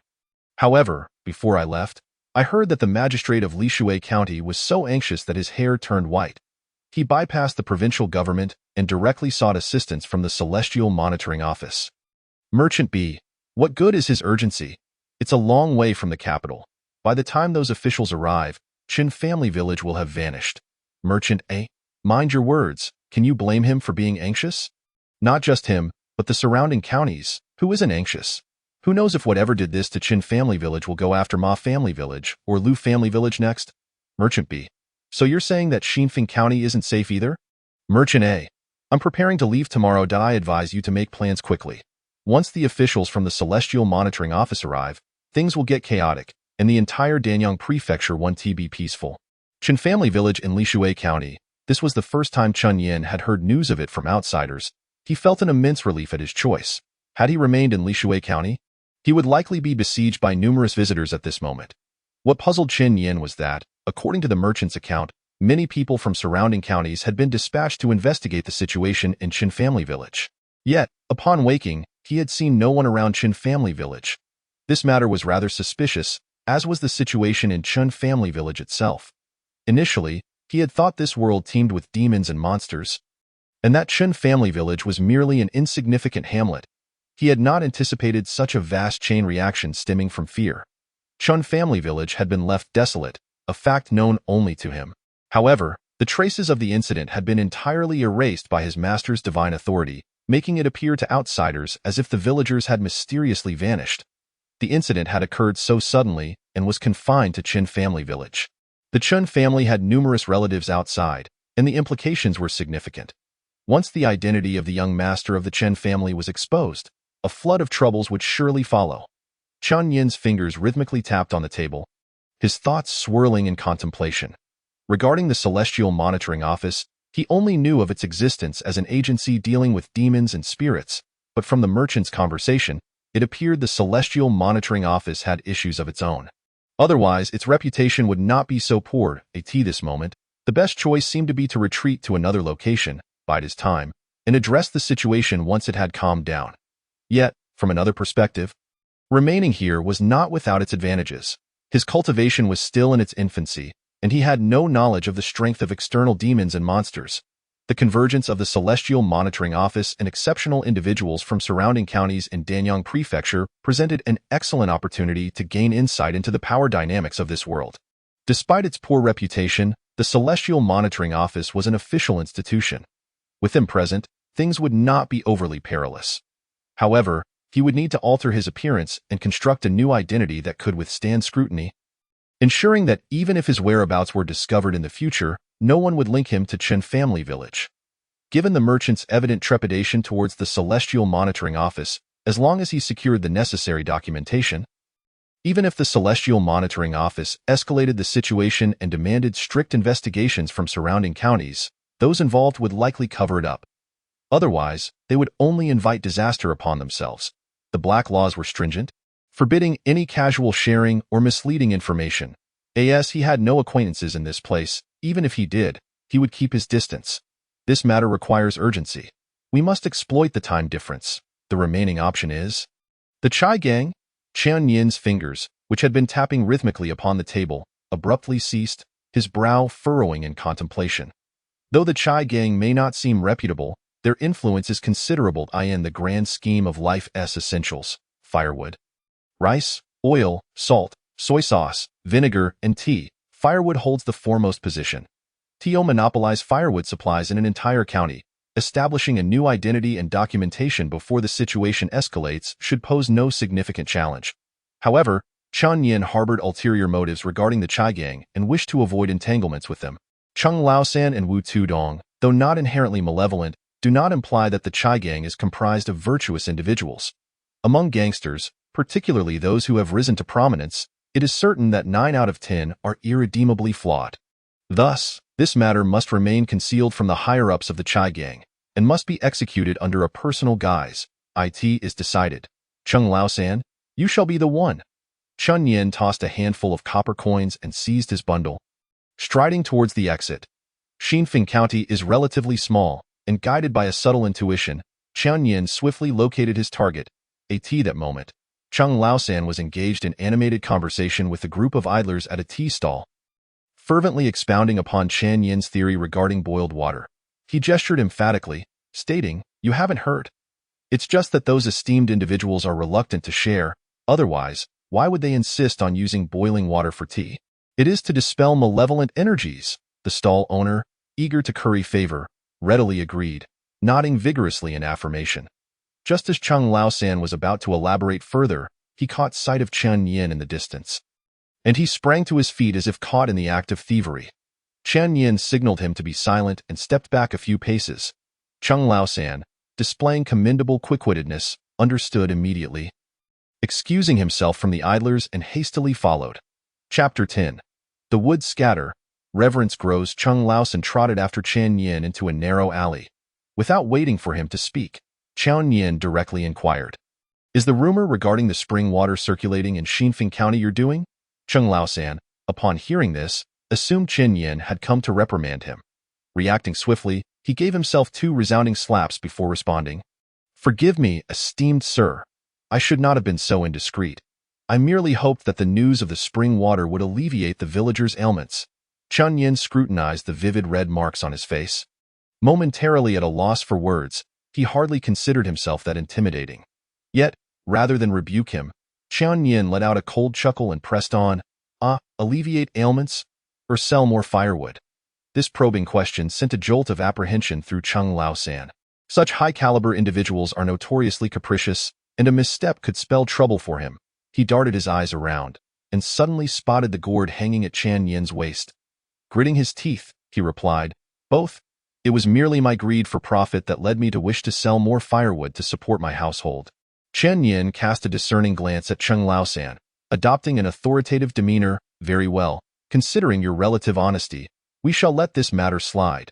I have summoned you for another purpose." Cheng Laosan exhaled a sigh of relief, promptly declaring, "Esteemed sir, whatever task you require, I am at your service. If I dare utter a refusal, I am not worthy to call myself your servant." Chun Yin, sensing the moment, spoke plainly, I have been traveling abroad for an extended period and have misplaced my identification documents, which makes my journeys rather inconvenient. I have observed your acquaintance with the city gate officials and constables. Do you have any means to assist in replacing them? Chung Laosan, appearing straightforward yet possessing keen insight, swiftly grasped the situation. Recognizing that such an esteemed figure must have substantial concerns, he did not inquire further but thumped his chest in assurance. Rest assured, esteemed sir, I shall take care of this matter. Although I may lack certain abilities, I am the one responsible for delivering firewood for our gang. I am quite familiar with these constables. They would not refuse a request from my family. In his words, he even concocted an identity for Chan Yin. This was precisely why Chan Yin had chosen him over Wu Tudong. Although Chung Laosan held a humble position, he was meticulous in his endeavors. After relaying his instructions, Chan Yin tossed a silver ingot to Chung Laosan and turned to leave. He bore no fear of Chung Laosan spreading rumors. The more astute one is, the more they calculate their gains and losses. When Chung Laosan inquired how to find him, Chan Yin offered a cryptic reply. If the task is accomplished, I shall have my ways to locate you. As midday approached, the sun blazed overhead, casting a somber air across the city, where the shadows seemed to settle into an immovable stillness. Strolling through the streets for a while, Chan Yin observed that most of the houses were humble abodes of common folk. Although he possessed the ability to conceal his presence, it was unwise to act within the confines of another's home under the glaring sun.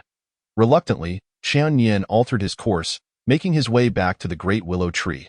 This time, he did not pause but confidently approached a group of women drawing water from a well. Perhaps due to his unfamiliarity, as he drew near, the women's gazes instinctively turned towards him. Maintaining a composed demeanor, Chan Yin approached and greeted them. Good day, esteemed ladies. I have just entered the city, and the scorching heat has rendered me parched. Might I trouble you for a few ladles of water?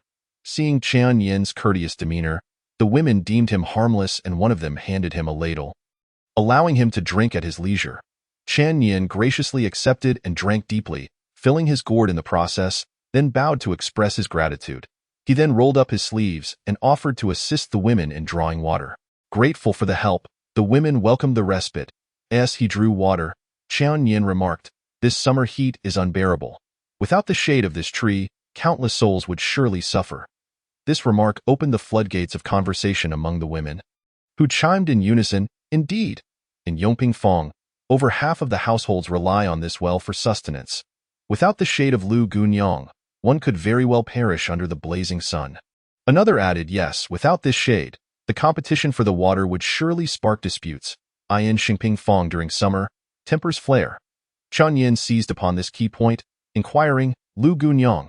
Upon noticing Chan Yin's curiosity, a woman pointed towards the great willow tree and explained, "We have all called her Lu Gunyang for as long as we can remember.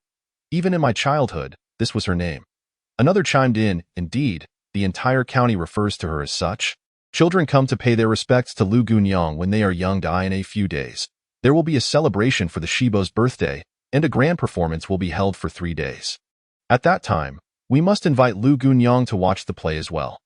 This revelation only deepened Chan Yin's intrigue, prompting him to ask, "I noticed this willow is adorned with red strings. Does this hold any significance?" Though the question was straightforward, the women babbled for quite some time without reaching a coherent explanation. Summarizing their discourse, it was for warding off evil spirits and helping lost souls find their way to Lu Gunyang. However, none could articulate how this tradition had been passed down. Observing their inability to provide clarity, Chan Yin refrained from pressing further, aware that while the spirit of the willow remained unseen, its physical form stood right beside him. Silently assisting the women until they had drawn their water, he then approached the willow, feigning curiosity as he examined the red strings and wooden plaques hanging from its branches. The numerous wooden plaques bore various inscriptions of blessings, most of which had faded over time due to exposure to the elements. The discernible phrases primarily beseeched for children to grow up safely, shielded from malevolent forces. The similar handwriting suggested a common scribe. These offerings of red strings and plaques validated Chan Yin's earlier deductions upon entering the city. With his discerning eye, he perceived that these seemingly ordinary items were suffused with intentions, resembling a protective barrier. The malevolent aura surrounding the willow was effectively concealed, rendering it indistinguishable from an ordinary tree, entirely overlooked by the pervasive sunlight. this was becoming increasingly fascinating. Qian Yin picked up a relatively new plaque, sensed its energy, bowed to the women once more, and departed. Given that all the children in the county came to pay their respects, and considering their ages, this practice had likely endured for several decades. The longevity of such a tradition suggested that the willow had performed numerous miraculous deeds. Logically, a shrine or temple should have been erected long ago. Yet, before the willow stood neither temple nor incense, just the myriad of red strings and intentions, or perhaps wishes. This entirely contradicted the simple beliefs of the common folk. Human greed is insatiable. Regardless of the nature of the divine, once miracles occur, the myriad of requests will inevitably follow. Much like how countless individuals seek wealth and prosperity, despite the Buddhist teachings of emptiness, this belief persists regardless of the intentions of those being petitioned. Especially in a bustling marketplace, without external intervention, escaping such entanglements would be nearly impossible. The wild willow tree by the roadside had managed to withstand various temptations, perfectly evading the scrutiny of the Taijia Gate. It stands to reason that the individual inscribing these plaques must possess some knowledge. Chapter 11. Cheng Laosan. After leaving the willow tree, Qian Yin did not seek out the scribe immediately. Having been observed by the willow spirit throughout his examination, it would be challenging to approach the scribe unnoticed. If a conflict were to arise with the willow spirit, it could lead to unintended consequences. Qian Yin's interest in the willow was purely in its evasion of a shrine and incense offerings, rather than the spirit itself. Moreover, he was now a person of standing, bound by professional decorum, and must uphold a reputation that befits his title. After all, how else would he advance? Who would dispense his rewards? As he sauntered with a leisurely gait, Qian Yin increasingly felt that the burden on his shoulders was becoming quite cumbersome. Previously, it was merely a collection of soft items, hardly noticeable.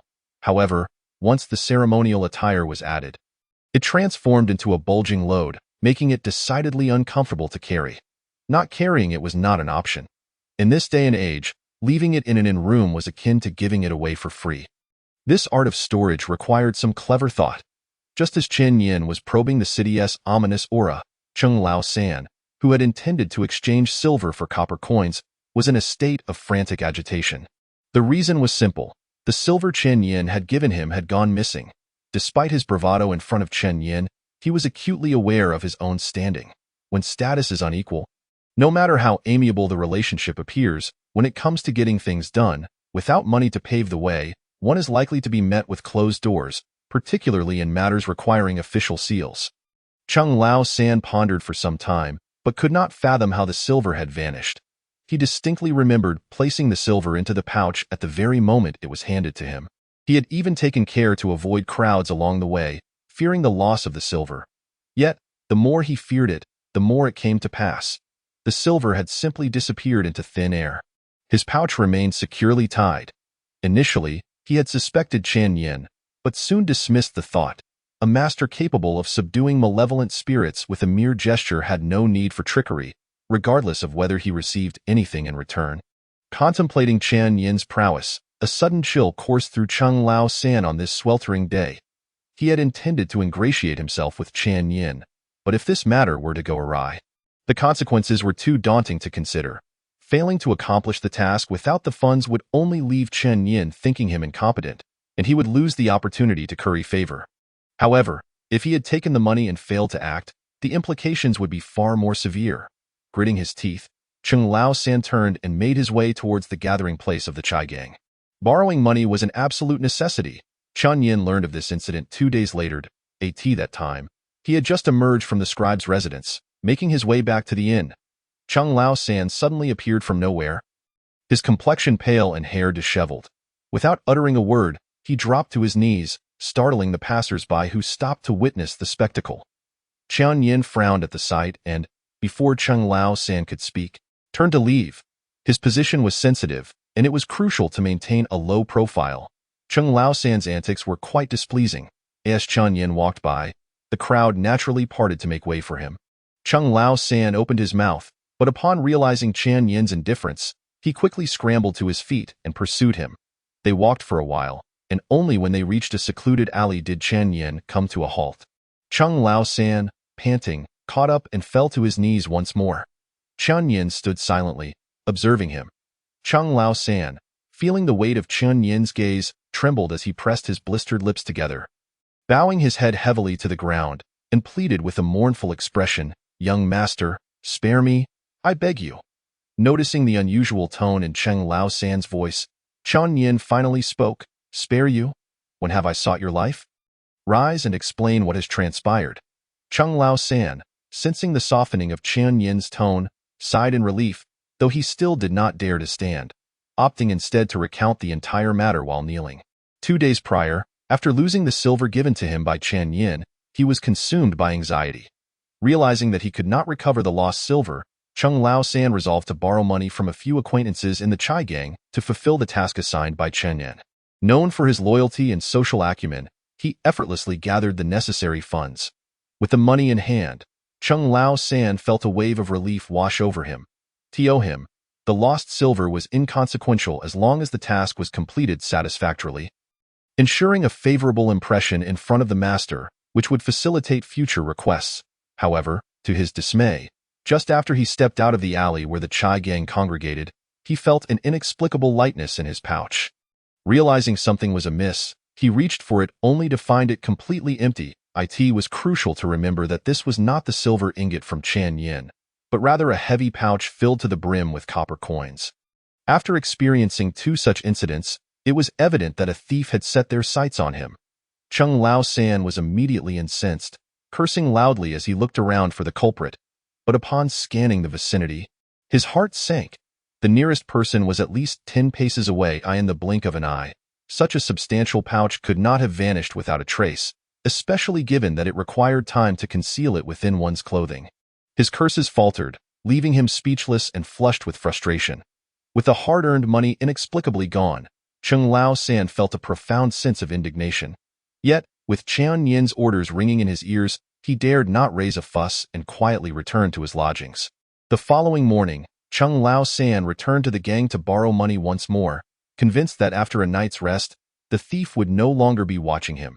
To his astonishment, the situation had worsened.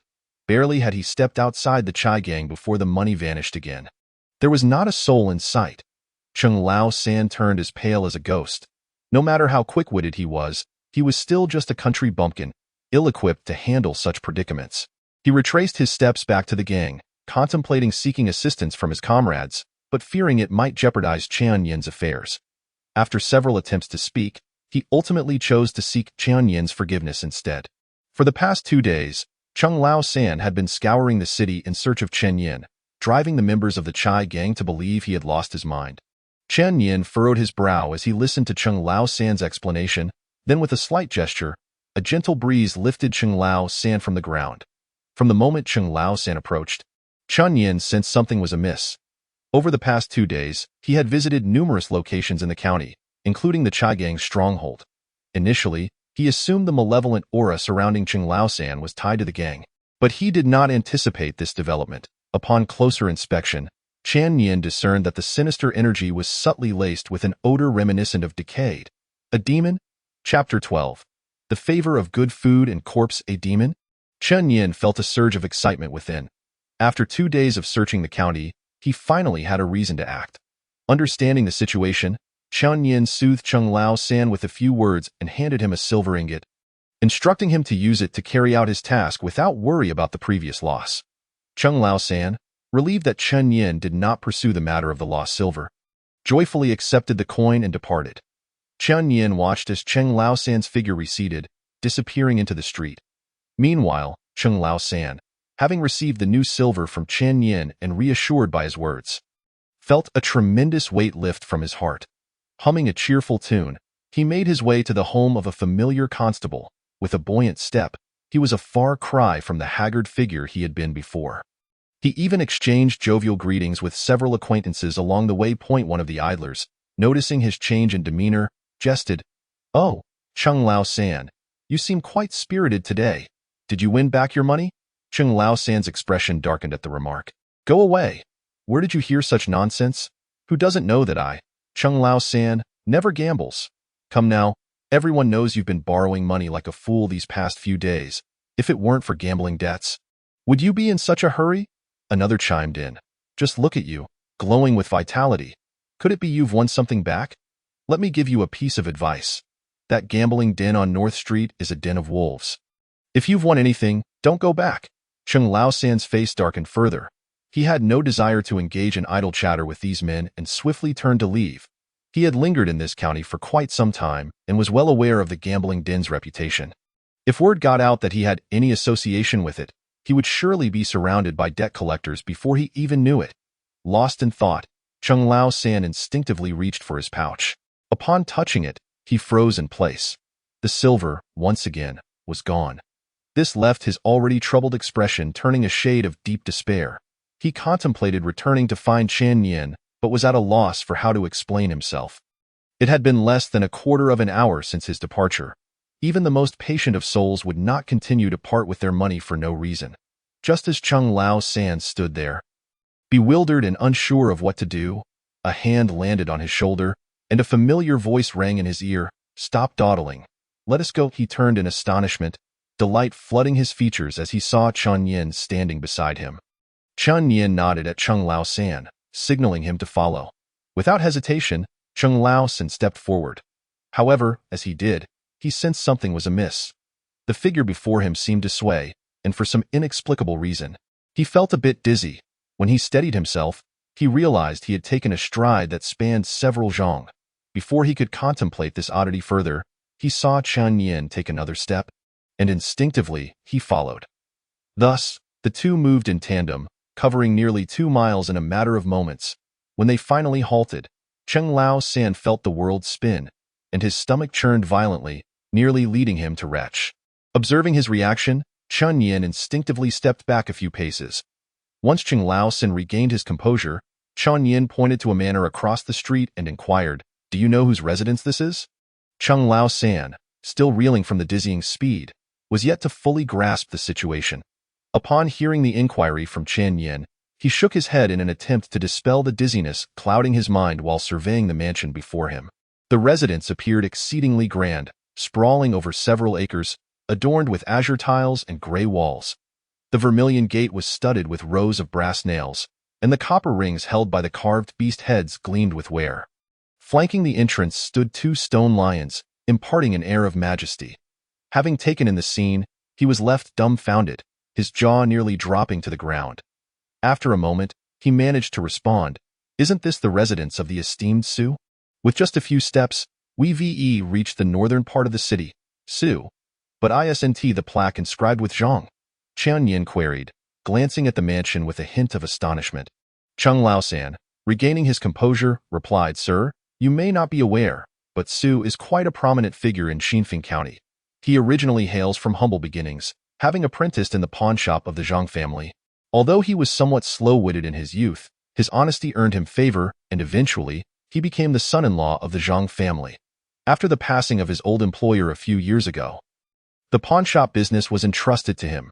Then, inexplicably, he seemed to have an epiphany, abandoning the pawn shop trade to pursue other ventures, and within a few years, he amassed a substantial fortune.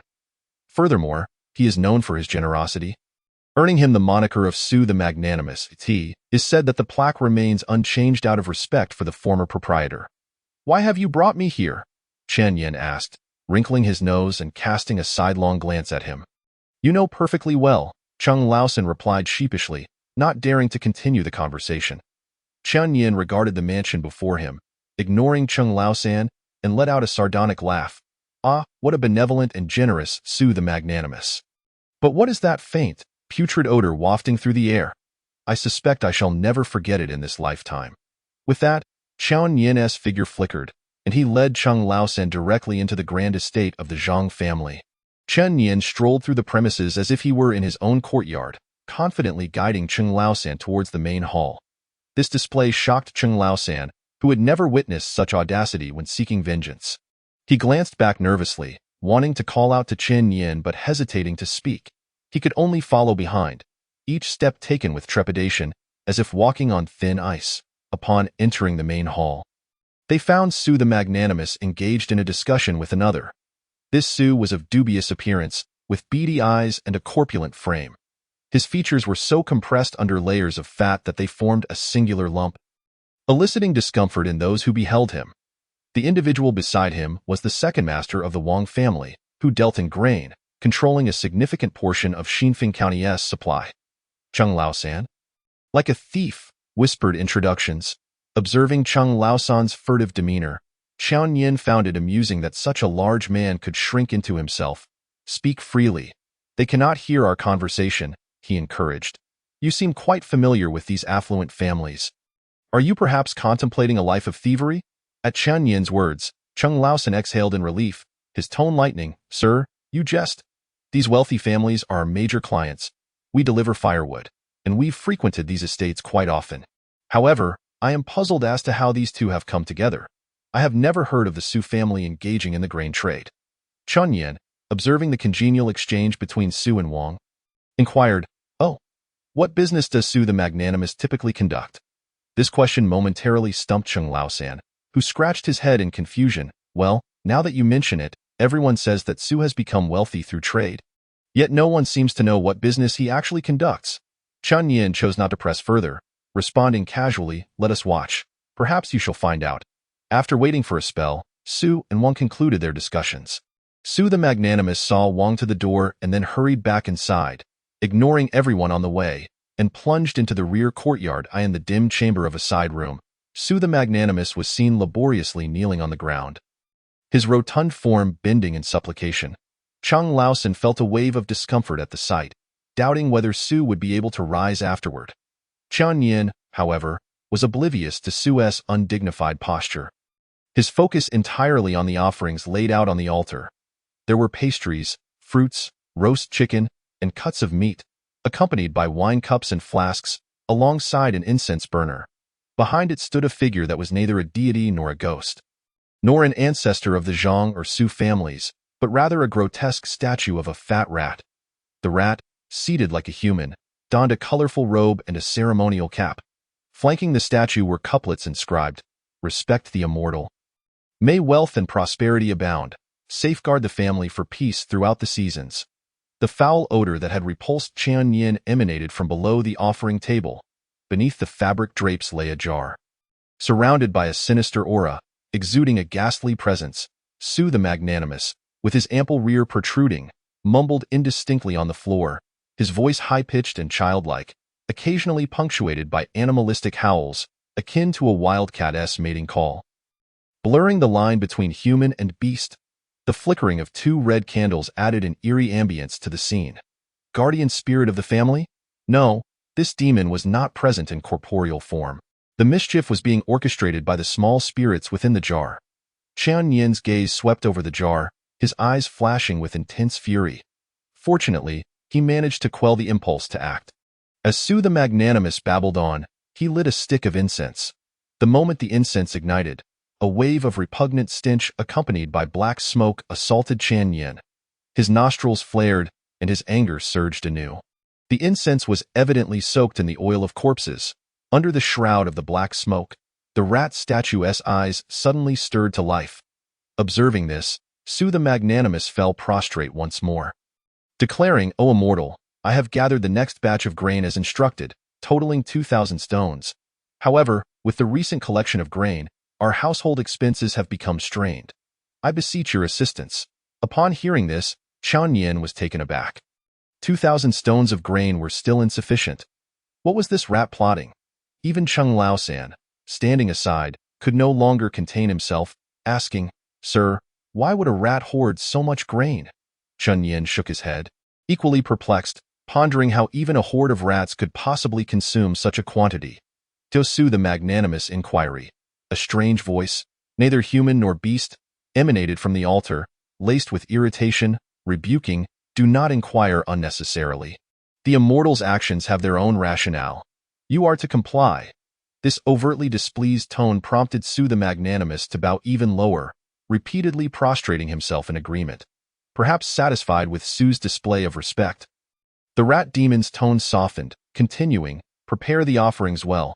The immortal shall return tomorrow, and you will not be short-changed. Su the Magnanimous stiffened at this, nervously asking, Might I inquire if the immortal has any specific requests? None beyond the usual. The immortal has traveled and is weary, so you need only prepare, came the reply. Su the Magnanimous dared not argue, affirming, "Yes, yes, I shall eagerly await the immortal's return." After a time, with no further activity at the altar, Su the Magnanimous gingerly rose, rubbing his knees. He laboriously gathered the silver coins scattered on the ground, hoisting the bundle as he made his way outside. Qian Yin frowned, casting a glance at the altar before following Cheng Laosan out. With the rat demon temporarily absent, he deemed it inadvisable to act directly. As they exited the hidden chamber, they witnessed Su the Magnanimous toss the sack containing the silver coins to the ground. His expression dark and brooding, his rat-like eyes glinting with unspoken thoughts.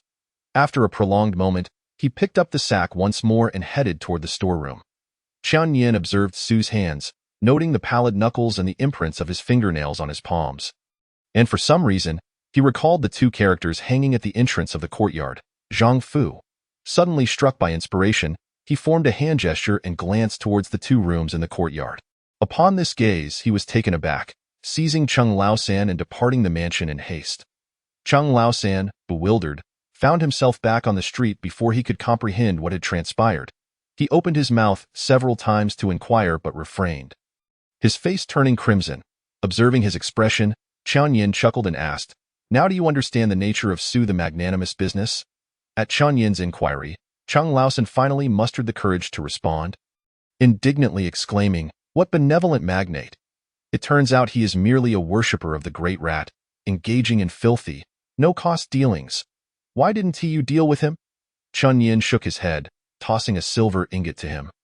"Focus on your affairs. Do not concern yourself with the rest. I shall take you to witness a grand spectacle soon. Indeed, please fetch me a peachwood staff from Chai, and I shall come to collect it from you tomorrow." The following day, at the Zhang residence, Qian Yin approached, leisurely strolling from afar while holding the peach blossom staff. Adorning his head was a delicate crown of lotus flowers, and his long, lustrous black hair shimmered with a hint of green under the sunlight. His attire, a pale azure Dao robe, exuded an air of elegance, with golden cloud patterns subtly revealing themselves as he moved. On his back was a moon-white bag, approximately 3 feet long and 3 inches in diameter. Its ends fading into a soft azure hue, slung across his shoulder without a hint of straps, a golden silk cord secured the opening, from which a jade pendant hung, cascading naturally behind his right shoulder.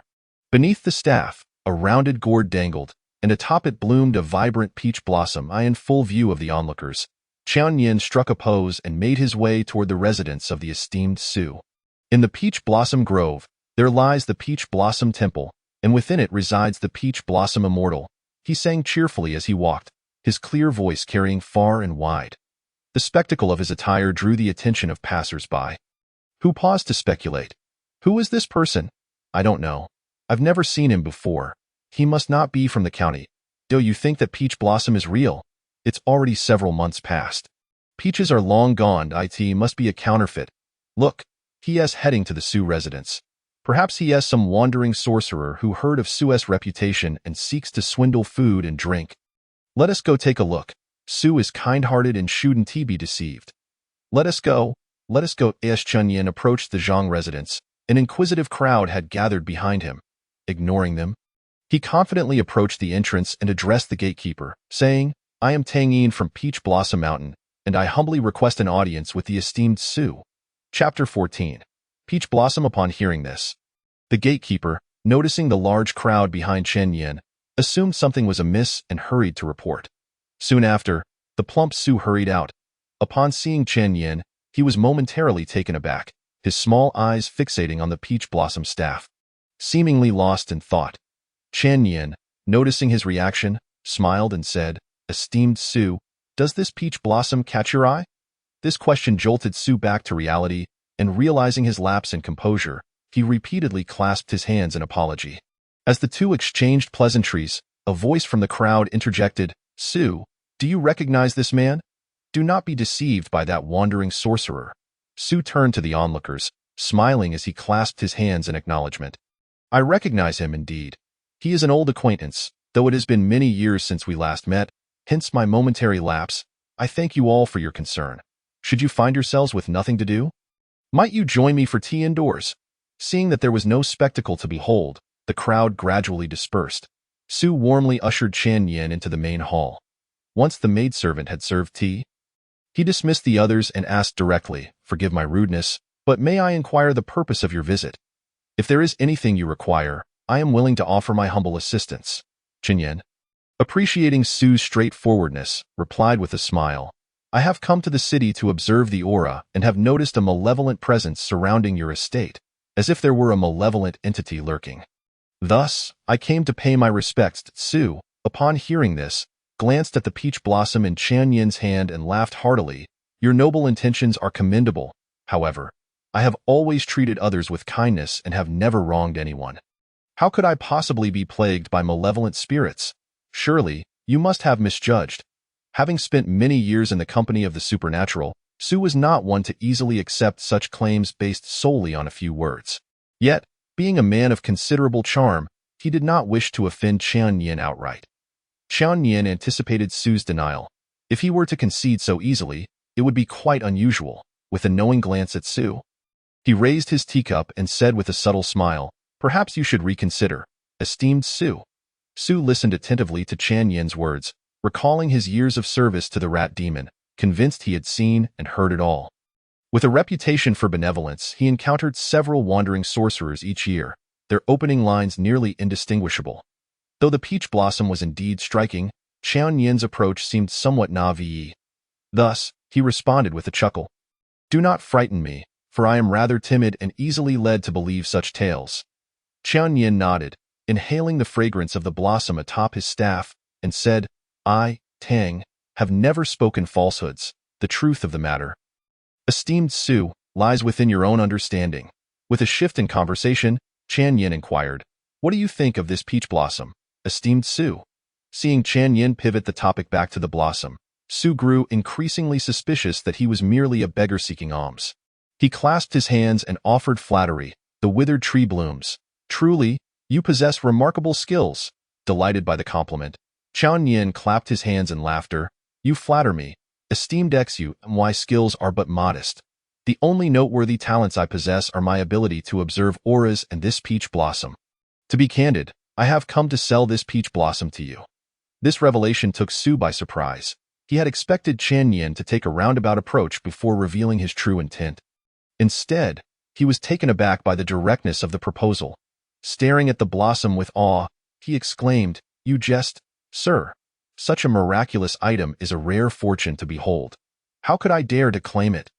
Even if I sold myself, I could not afford it." Chen Yin understood Su's implication, yet he maintained a cheerful demeanor, replying, "Do not be so hasty to refuse, esteemed Su. This peach blossom thrives on fate. When the time is right, it cannot be resisted." After a brief pause, he added, "You must know, this peach blossom is particularly adept at handling rat infestations." Su, who had just raised the teacup to his lips, paused mid-motion, placing it down once more. He looked up at Chen Yin, his expression one of confusion as he asked, "I am but a simpleton and do not grasp the meaning of your words." Observing Su's Oscar-worthy expression, Chen Yin felt a sense of admiration. Truly, he was an old fox well acquainted with the supernatural. His composure was impeccable, and he exhibited no cracks in his facade. Rather than exposing the charade, Chen Yin shook his head and sighed. "It seems I have overstepped. If that is the case, I shall take my leave." With that, he lifted his staff and began to depart. Noticing Chen Yin's intention to leave, Su hurriedly rose, his demeanor one of anxious hospitality, and urged, "Please stay, esteemed sir. I did not mean to neglect my honored guest. While there are indeed some rats in my humble abode, it is far from a serious infestation. I kindly ask for your clarification." Chen Yin could not discern whether Su was genuinely flustered or merely pretending, but he was certain the old rogue's calm exterior masked an inner turmoil. He clasped his hands and replied, "It is not my intent to play riddles, but since you do not believe me, why should I waste my breath?"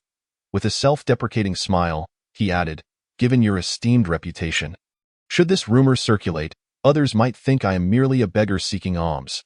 Perhaps sensing that Chen Yin had seen through his facade, Su's pupils slightly contracted.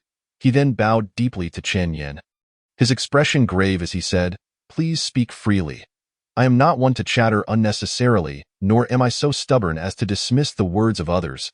I would never tarnish your esteemed reputation." Seeing Su's sincere attitude, Qian Yin squinted thoughtfully before saying, "Very well. I have come to trade flowers, seeking profit. What reputation could I possibly have?" With that, he lowered his staff and plucked the peach blossom from its tip. He presented the blossom to Su, confident that, should it prove useful, Su's integrity would ensure he would not deny its provenance. Qian Yin inhaled the fragrance of the blossom, then tossed it gently. The peach blossom soared into a slender blue porcelain vase in the corner. With the blossom safely deposited, Qian Yin paid no heed to Su's reaction and took his leave, continuing to sing, "Fat rat, fat rat, do not consume my millet. 3 years have passed, yet you pay me no heed." His voice resonated loudly, echoing the same tune as before. Su stood rooted in place, unable to maintain his composure as he listened to the seemingly pointed lyrics. As Qian Yin's figure began to fade from view, he called out, "Esteemed sir, wait. What purpose does this peach blossom serve?" Qian Yin did not halt, but called back from a distance, "If fate permits. You shall know in due time." Chapter 15. Cultivation. After Qian Yin departed, Su sat alone in the main hall, staring blankly at the peach blossom. No one knew what thoughts occupied his mind. After a long while, he retrieved the blossom from the vase, examining the freshly snapped stem before crumpling it in his hand. Observing the seamless cut and the sap seeping from the petals, Su called out to the courtyard, "Summon the chief steward." Before long, the chief steward hurriedly arrived with a young attendant in tow. Su glanced at the sun outside and asked the steward, "The price of grain has risen sharply of late. How are the beggars and the homeless on the streets faring?" Upon returning to the estate, one could not help but notice the stark decline from times of yore. Recently, the prices of grains have surged, compelling the common folk to tighten their belts and make do with less. Nevertheless, a few affluent families in the county occasionally bestow some leftover food from the previous night, ensuring that survival remains a possibility. The chief steward interjected, expressing concern, stating that in such weather, subsisting solely on spoiled food might lead to numerous ailments. Hearing this, Su de Guanren furrowed his brow and sighed. "Prepare some congee, and remember to include some cooling tea." The steward, upon hearing his words, shivered slightly and replied in a hushed tone, "I shall make the necessary arrangements at once." After dismissing the officials, Su de Guanren pondered for a moment before entering the dim chamber with a peach blossom in hand. Meanwhile, Qian Yin, having exited the Zhang residence, sought out a new inn in the vicinity. He organized the information he had gathered over the past 2 days. He contemplated his next course of action. The matter involving Su de Guanren and the mouse demon was merely a secondary concern. The information at hand represented his primary targets. Through his inquiries over the past couple of days, Qian Yin had managed to grasp the general situation of Exine County. On the surface, the county had enjoyed years of stability, despite occasional reports of missing persons that remained unaddressed. In the shadows, various demons and malevolent beings, disguised under different identities, existed in a state of mutual non-aggression, clearly indicating a tacit understanding among them. The likes of Lu Ling, the evil deity, household guardian spirits, and the deceitful spirits hidden within families, all contributed to the astonishing number of supernatural entities concealed within this small county. Qian Yin's brow furrowed as he contemplated the varying strengths of these demons. The weaker ones hid among the populace, posing as household deities and ancestral spirits to extract offerings. The more formidable ones, like the household guardian spirit of Su de Guanren, had undoubtedly feasted on copious amounts of blood, with a pit beneath their offering table filled with bones. Above them loomed an even more powerful entity, the Shibo. Were it not for the Shibo's suppression, these demons would have long since wreaked havoc. In recent days, those of lesser strength who posed no real threat had mostly been quietly captured by Qian Yin. These spectral beings were inconsequential.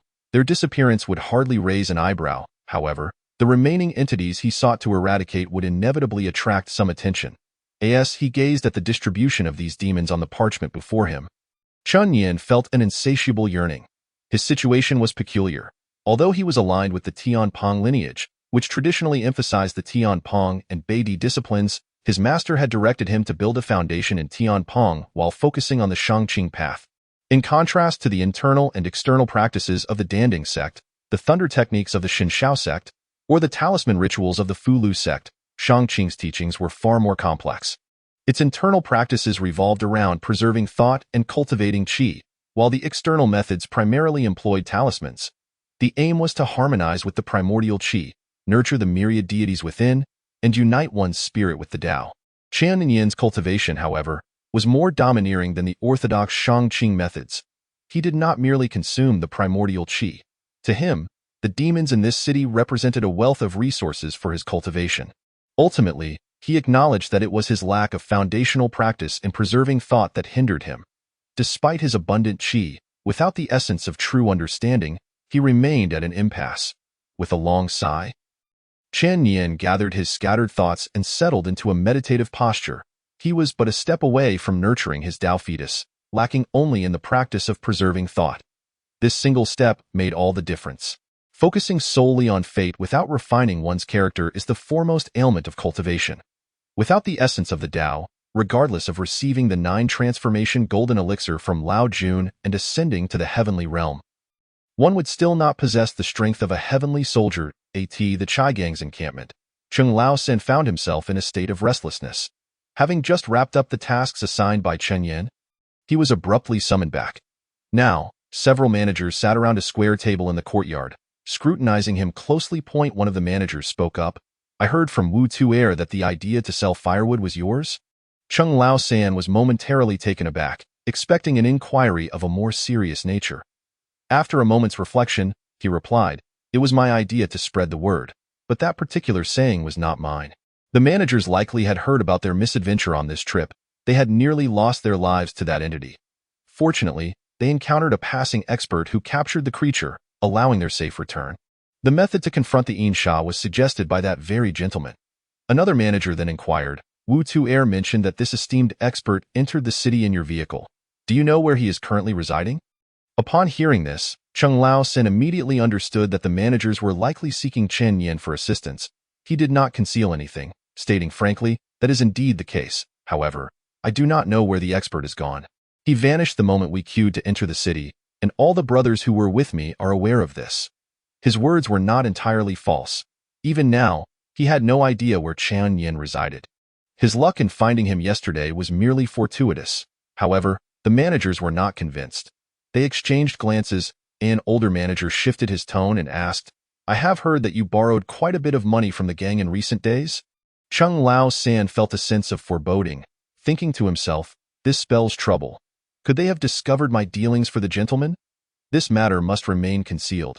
He quickly devised a response, chuckling, well, after nearly losing my life, I have come to terms with it. I decided to indulge a little, and in a moment of weakness, my expenses grew quite large, hence my borrowing from my fellow brothers.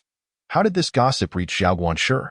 Cheng Lao San believed his explanation to be sound, yet the astute managers recognized the inconsistencies. The ordinary members of the Chai Gang earned their livelihood through hard work. Upon entering the city, they would typically rest for only a day before returning. Cheng Lao San had been lingering in the city for 2 or 3 days, which was highly unusual. Nevertheless, seeing that he was reluctant to elaborate, the managers refrained from pressing further. Zhao Guanshi sighed and remarked, in the past, you may not have seen the true forms of those beings. After this experience, you should understand, to be frank, the gang requires assistance in locating that expert. With Wu Tu'er and the others absent, you are the only one acquainted with his appearance. For now, refrain from fetching firewood. The gang will calculate your wages according to the rules. Seek out the expert at the inns in the city, and should you find him, return swiftly with news. The silver you borrowed will be repaid by the gang. Before Zhao Guanshi's words had fully settled, Cheng Lao San perked up, exclaiming, is there such a good fortune? I shall go find him at once. After Cheng Lao San departed, a slightly plump manager turned to Zhao Guanshi and said, Old Zhao, should we send someone to follow Cheng Lao San? He is certainly not being truthful. Yes, this fellow has been acting strangely these past few days. He must have established some connection with the expert. Another manager chimed in. Zhao Guanshi surveyed the gathered individuals and shook his head, saying, no need. We are seeking assistance, not vengeance. Regardless of the veracity of Cheng Lao San's claims, as long as he has ties to that expert, he will surely inform us. If the expert is willing to assist, he will provide a response, and we can then approach him for help. Following him could tarnish our image even if we find the expert. The plump manager fell silent for a moment before conceding. Old Zhao, you make a valid point. Indeed, this is not the time for unnecessary complications. However, as mere firewood sellers, How did we become entangled with such chaotic evils? Old Qian, Zhao Guanshi's expression turned stern, interrupting the plump manager's words. Mind your tongue. Upon hearing this, the plump manager lightly slapped his face with his hand and immediately fell silent. Zhao Guanshi, with a serious tone, rose to his feet, stating, "This matter must not be spoken of outside. Associating with such entities, willingly or not, could cost us our heads. Keep your mouths in check." Zhao Guanshi appeared to hold considerable authority within the gang, as the other managers nodded in agreement before dispersing. After Cheng Lao San exited the Chai gang, he initially intended to visit various inns to gather information. However, upon reflection, he realized that Chen Yin was unaware that the Chai gang was searching for him. An unexpected encounter could lead to an awkward situation. Perhaps someone was even keeping an eye on him, making it difficult for him to explain. While wandering aimlessly, he suddenly spotted a group of beggars hastily running northward, their shouts carrying the name of Su de Guanran. Intrigued, he paused to observe. The beggars in the city each held their own territory, and any encroachment typically led to conflict. It was rare to see them banding together for a single purpose. The fact that this was somehow connected to the individual named Su piqued Cheng Lao San's curiosity even further. He decided to follow the beggars as they made their way toward the northern part of the city. At the northern edge of the city, in front of the Zhang residence, several large iron pots had been set up, seemingly for some purpose. A group of servants busied themselves with cooking and serving food. While others maintained order, a long queue had already formed in front of the pots. Whether workers or those receiving food, they appeared quite accustomed to the process. It was evident that such events had occurred numerous times in the past. When Cheng Lao San arrived at the Zhang residence, he was momentarily taken aback by the scene before him. He had heard of Su de Guanrin's occasional acts of charity, but had never witnessed it firsthand. The spectacle was impressive indeed, explaining how he had earned such a reputation. Had he not previously seen Su de Guanrin's true nature alongside Chen Yin, he might have been inclined to express admiration. Su de Guanrin's distribution of kanji was indiscriminate. Anyone willing to partake could receive a bowl. Out of curiosity, Cheng Lao San trailed behind the line, eager to discover what schemes the esteemed official Su was concocting at this hour. Thanks to the deft handling of the servants, the procession advanced swiftly. Before long, it was Cheng Lao San's turn. As he beheld the array of iron pots before him, he couldn't help but exclaim inwardly, "What a marvel!" The pots were filled with thick porridge prepared to the exacting standards of the government. Chopsticks stood upright, and not a drop could escape the cloth covering. It was no wonder that even the neighbors nearby shamelessly lined up for a meal. After all, Cheng Lao San seldom indulged in such luxurious porridge at home. Noticing that Cheng Lao San had no bowl, the lad serving the porridge kindly provided him with a large porcelain bowl, instructing him to return it only after he had eaten at the designated spot. Following the direction indicated by the lad, Cheng Lao San observed that quite a few people were already gathered there. He approached, bowl in hand, listening to the praises being heaped upon Su, occasionally chiming in. Enjoying the complimentary meal, Cheng Lao San felt an exhilarating sense of relief. After finishing a bowl, he patted his belly, preparing to return the bowl. Just then, someone nearby called out to him, advising him not to rush to return the bowl, as the official had prepared refreshing herbal tea to alleviate the heat. It would be wise to drink a bowl before returning. Intrigued by the prospect of gaining more, Cheng Lao San approached, extending his bowl, and the lad filled it with a generous scoop using a large ladle. Just as he was about to drink, an unexpected scent of herbs wafted from the bowl. While not entirely unusual, after all, the Chai gang sometimes prepared herbal tea for their brothers. Cheng Lao San felt an unsettling apprehension. The image of Su's demeanor in the dim room flashed through his mind. Could the official, who had amassed wealth through nefarious dealings with malevolent deities, truly be so benevolent? The more he pondered, the more he felt something was amiss. He found himself at an impasse. To drink or not to drink? Suddenly, he spotted a loiterer approaching briskly with a bowl in hand, and an idea struck him. Deliberately, he collided with the man, causing the entire bowl of herbal tea to spill onto the ground. "Watch where you're going," Cheng Lao San barked, preempting any retort from the stranger. Seeing Cheng Lao San's fierce demeanor, the man, undeterred, engaged in a shoving match with him. Before long, both were ushered away by the servants maintaining order. Once outside the Zhang residence, Cheng Lao San sought a quiet spot to collect his thoughts. He was baffled by Su's sudden generosity in distributing porridge, And that bowl of herbal tea, infused with the scent of herbs, raised alarms in his mind. The mountains were rife with spirits, and the value of herbs far surpassed that of coarse rice. Could it be that this was a potion to ensnare one's senses? Realizing this, Chung Laosan sprang to his feet. No time to waste. He needed to find a way to notify the master. At that moment, Qian Yin had just departed from the fortune-teller's abode. The events orchestrated by Su had unfolded right under his nose. The peach blossoms he had bestowed upon Su were not mere trinkets for superficial display. That so-called herbal tea was less a refreshing drink and more akin to a drug and a guide for the unwary. Everything served to appease the rat demon, a grim reality that Chung Laosan remained oblivious to. While Qian Yin was acutely aware of the grim situation beneath the offering table, sighing at the oppressive yang energy above, Qian Yin reflected on the treacherous state of the world, where demons thrived and evil spirits roamed freely. Yet the true terror lay in the hearts of men. With such overwhelming yang energy suppressing the malevolence, how could these evils persist if not for the selfishness of humanity? Sacrificing lives to appease celestial beings in exchange for wealth, human wickedness rivaled that of demons. Yet, one mystery remained for Qian Yin. Given the number of bones buried in Su's underground pit, it was evident that such occurrences were not isolated incidents. Each time someone vanished, it followed the distribution of porridge. How had no one uncovered this truth over the years? Chapter 17. The rat swarm in the dead of night. Chung Laosan was roused from a deep slumber by Qian Yin's call. Just as he was about to speak, he noticed Qian Yin motioning towards several others still blissfully asleep beside them. Understanding the unspoken cue, Chung Laosan nodded and followed Qian Yin outside. Once they reached a secluded area, Chung Laosan dared to voice his concerns, rapidly recounting the events he had encountered. Qian Yin paid little heed to the news of Su, as this had been his intention all along. However, upon hearing that the Chai gang sought him out, a frown creased Qian Yin's brow. An aura of malevolence enveloped the Chai gang's stronghold, which he had sensed during his previous visit to the county town. Although many in the city worshipped dark spirits and malevolent deities, he had initially thought it was merely the Chai gang's offerings and hadn't he given it much thought. The Chai gang's interest in him seemed linked to this sinister energy. "I am aware of this matter," he assured it. "As for Su, having promised to show you a grand spectacle, I shall not go back on my word. Follow me." With that, Qian Yin tapped his peachwood staff. And once again, Chung Laosan experienced the dizzying sensation of being transported. Drawing upon his previous experience, he refrained from vomiting this time. Yet the lingering dizziness left him pale as he steadied himself.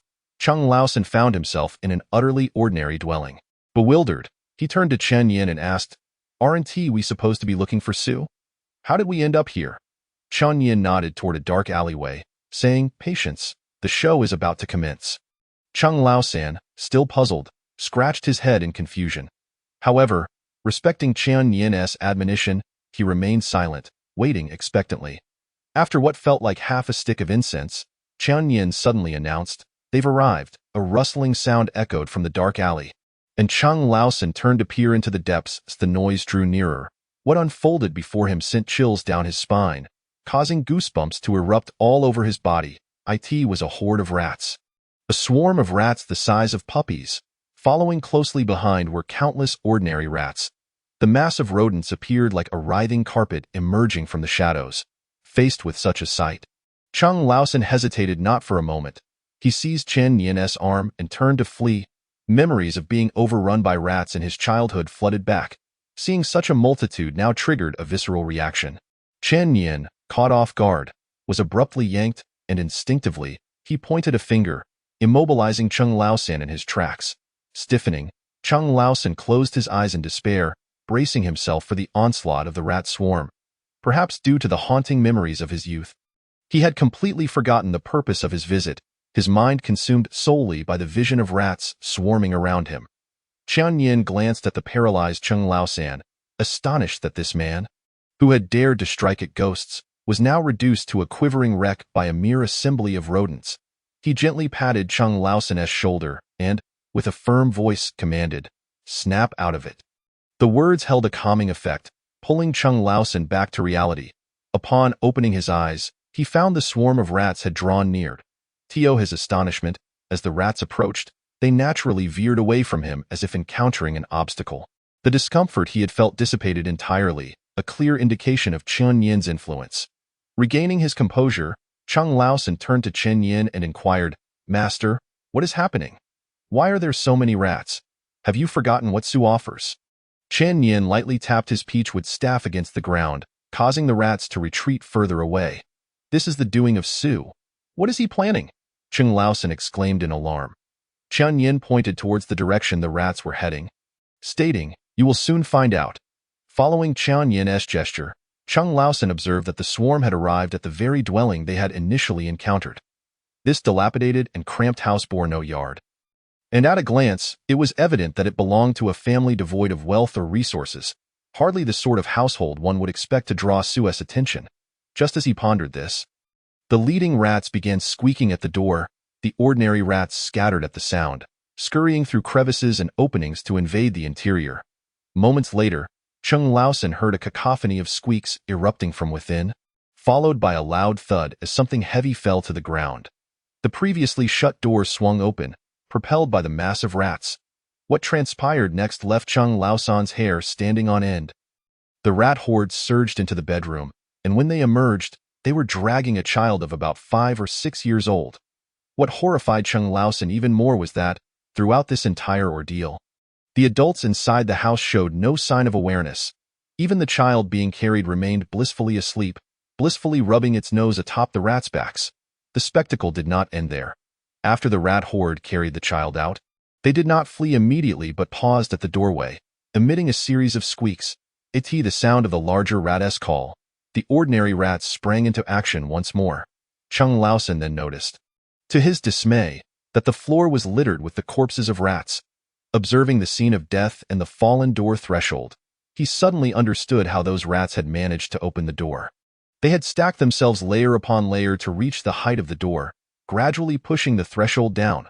The deceased rats served as the stepping stones for their living counterparts, who, upon receiving their orders, began to transport the carcasses right before Chung Laosan's eyes. In this scene, Chung Laosan's voice quivered as he turned to Chen Yin and inquired, "What is the surname Su planning to do?" Chen Yin gazed at the children atop the large rats and replied softly, "Do you recall the offering that the rat demon sought from Sir Su?" Those gentle words struck Chung Laosan like a thunderclap, causing him to leap in shock. He exclaimed, "Offering? That rat demon intends to consume humans. How dare the Su family do such a thing? How dare they?" Chen Yin cast a cold glance towards the direction of Sir Su's residence, a glimmer of frost flashing in his eyes. Not only did the Su family dare, but they have been doing so for over a decade. The swarm of rats moved swiftly, and soon, the ground was cleared of all corpses. Chen Yin patted the still-dazed Chung Laosan and said, "Let us proceed." Regaining his composure, Chung Laosan, with clenched fists, asked, "Sir, do you not intend to rescue the people?" Chapter 18. Prologue. Chen Yin shook his head and replied, "The time is not yet ripe." Chung Laosan tightened his fists and probed, "When must we wait?" Chen Yin glanced at Chung Laosan's expression and answered, "Until the rat swarm converges and does not alert the grass to tea this." Chung Laosan was taken aback and pressed further. "Do you mean to say that there are more than these rats tonight?" Chen Yin nodded and said, "Have you forgotten the origin of these rats?" Chung Laosan's pupils contracted as realization dawned upon him.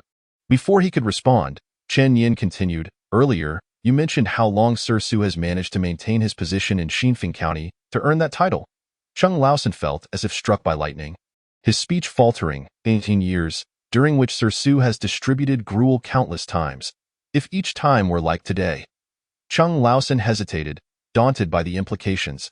He composed himself, his eyes glistening with emotion, and earnestly asked Chen Yin, "Can we spare that Su fellow?" Chen Yin regarded Chung Laosan's fiery gaze, but ultimately shook his head, saying, "Do not involve yourself in this matter, for such scum is unworthy of staining your hands."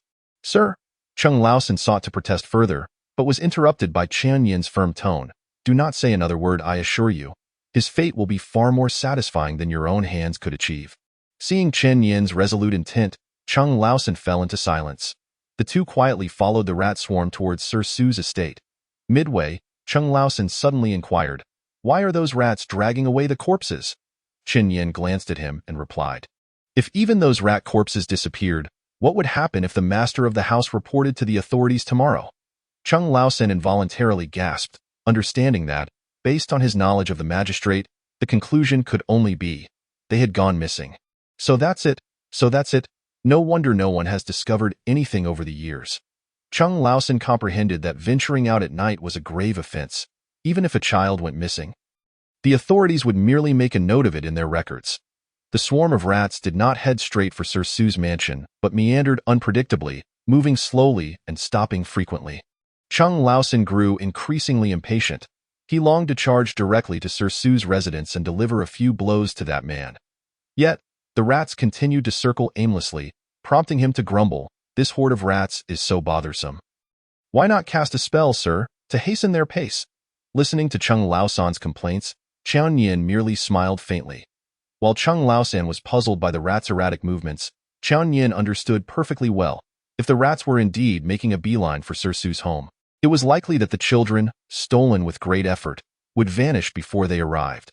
Along the way, the rats had much to evade. The night watchmen, the curfew patrols, various malevolent spirits, and especially that diminutive sixth aunt. The children had bowed before her. Should they cross paths with her, even the rat demon might not secure a favorable outcome. It was evident that Lu Ling had been restricted for reasons unknown, rarely venturing into Yongping Fong, and even the tales of the signwriter did not mention her. However, Qian Yin chose not to elaborate further, simply stating, "Keep up. This matter cannot be rushed." As they approached Sir Su's residence, the surrounding rats grew fewer. Eventually, only the large rats carrying the children remained, scurrying chaotically like headless flies near the back door of the Zhang residence. The sleeping children on their backs rolled about like gourds. Although these rats were trapped in place by Qian Yin's illusion, the sight still unsettled him. He swiftly grabbed Chung Laosan and leaped onto a nearby rooftop. Qian Yin then subtly gestured, sending a peachwood talisman soaring towards the air above Zhang's estate. Vanishing into the void in the back courtyard of Zhang's residence, Sir Su paced restlessly with a peach blossom in hand. Xinfeng County was not large, yet the messenger from the immortal family had been gone for some time. By past experience, the first wave of messengers should have returned by now, yet no sign of them was to be found. Although he had already communicated with the immortal family, Sir Su still felt a twinge of unease. After all, the sorcerer was summoned by him, and should anything go awry, the immortal family would surely hold him accountable. Recalling the consequences of past errors, Sir Su's teeth ground in frustration as his gaze involuntarily drifted to the peach blossom in his grasp. He had entrusted everything to the rat demon, save for the assurance of effectively managing the rat plague. Whenever he thought of that phrase, a profound inner conflict arose within him. He both hoped it to be true and feared its truth. This turmoil had tormented him throughout the day. He wished for the sorcerer to possess genuine abilities. Otherwise, a flash of determination crossed Sir Su's eyes as he thought, "I cannot afford to offend the immortal family. But I will not be unable to deal with you." On the dark rooftop, Qian Yin observed Sir Su's ever-changing expressions from afar, a faint smile gracing his lips as he murmured, "It is nearly time." Chung Laosan perked up, about to inquire further when he witnessed Qian Yin gently tapping his peach staff.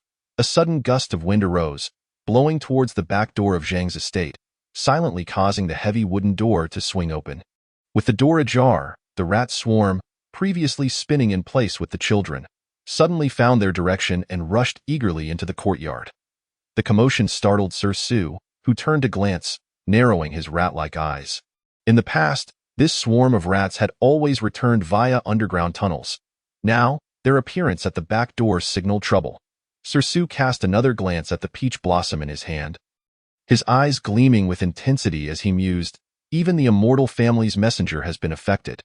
It seems this sorcerer truly possesses some skill." This peach blossom, despite being out of season, appeared ordinary in every aspect. Even the immortal family could discern nothing exceptional about it. Sir Su had contemplated discarding the blossom several times per the immortal family's instructions. Yet that phrase about effectively managing the rat plague lingered in his mind like a demon. Refusing to be banished, ultimately, he not only refrained from discarding it, but unconsciously clung to it throughout the day, never letting it leave his side. As the messenger's return approached, Sir Su was certain that the sorcerer was nearby. Peering through the back door, he glanced into the distance, already convinced that Qian Yin was aware of something. Based on the route of the returning messenger, he was certain that Qian Yin was watching from the shadows.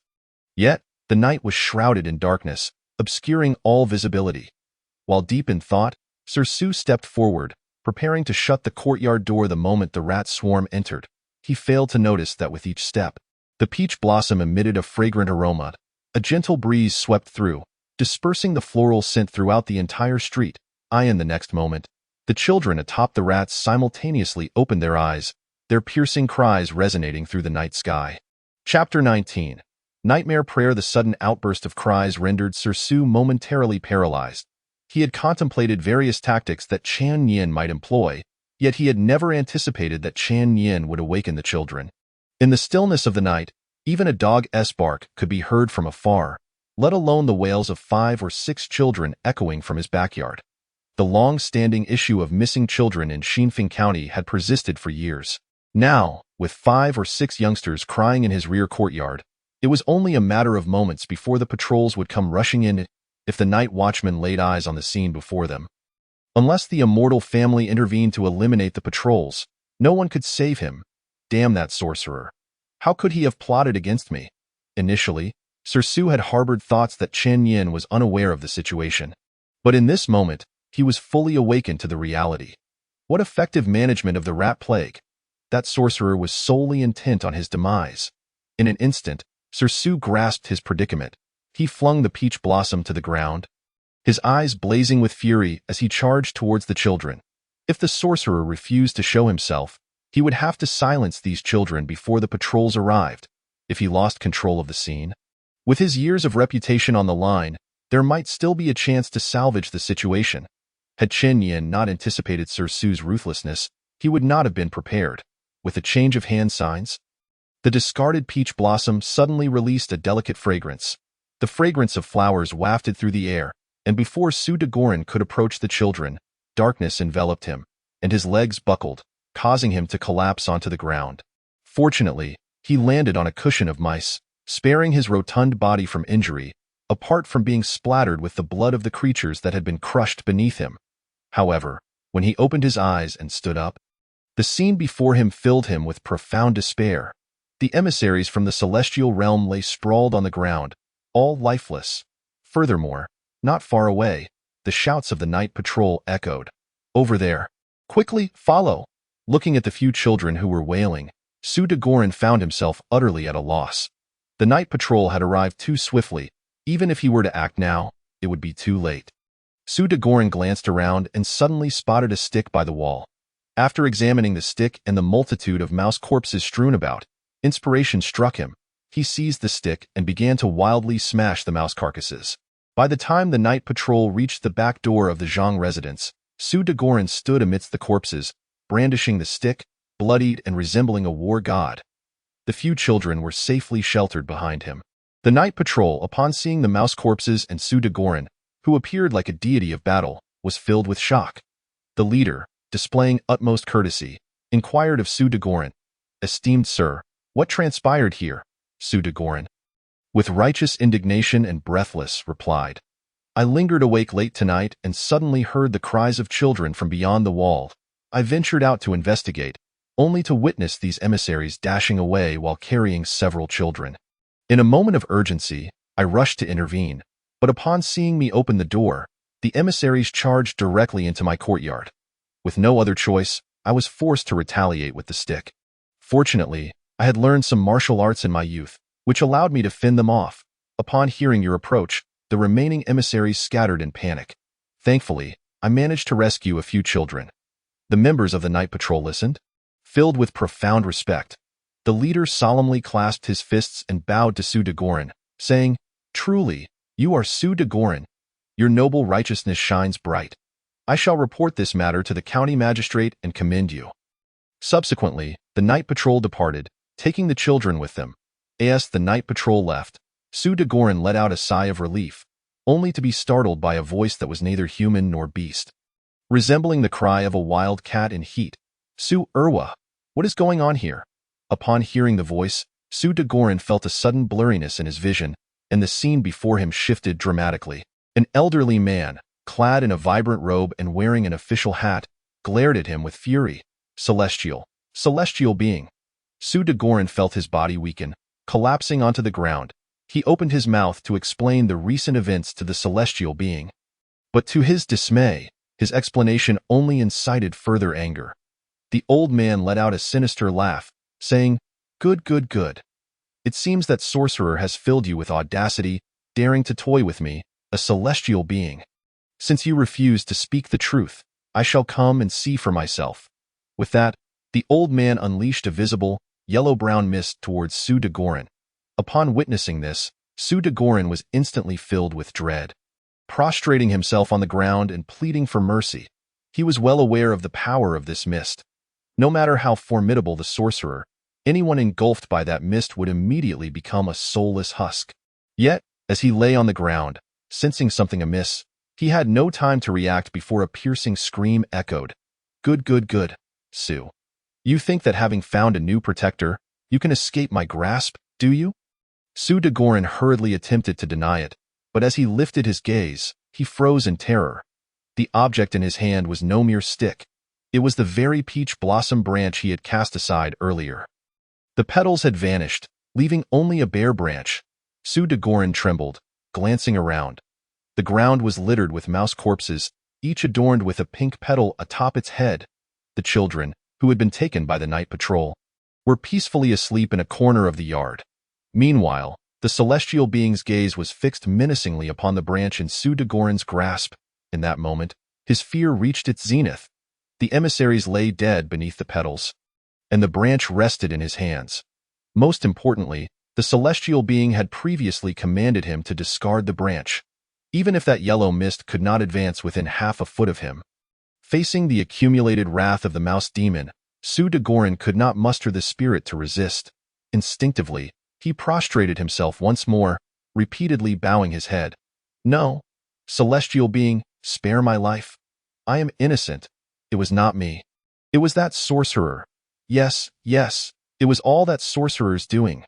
The old man, filled with malevolent energy, was in no mood to listen to his explanations. With a swift motion of his sleeve, Sue de Gorin felt a tremendous force strike him, propelling him violently against a nearby rock formation. The agony compelled a scream from his lips, and his grip on the peach branch loosened, causing it to slip from his grasp and tumble down. The elderly man did not relent. He summoned Sue de Gorin back to him. A claw-like hand seized Sue de Gorin's throat, pulling his head closer as he growled menacingly. "Where is the sorcerer?" Sue de Gorin, unable to breathe due to the grip on his neck, could scarcely utter a word. With a face turning a deep purple, he desperately pointed to the old man's hand. The old man remained unmoved, glaring at him with fierce intensity until Sue de Gorin was on the verge of losing consciousness, at which point he finally released his grip. Cough, cough, cough.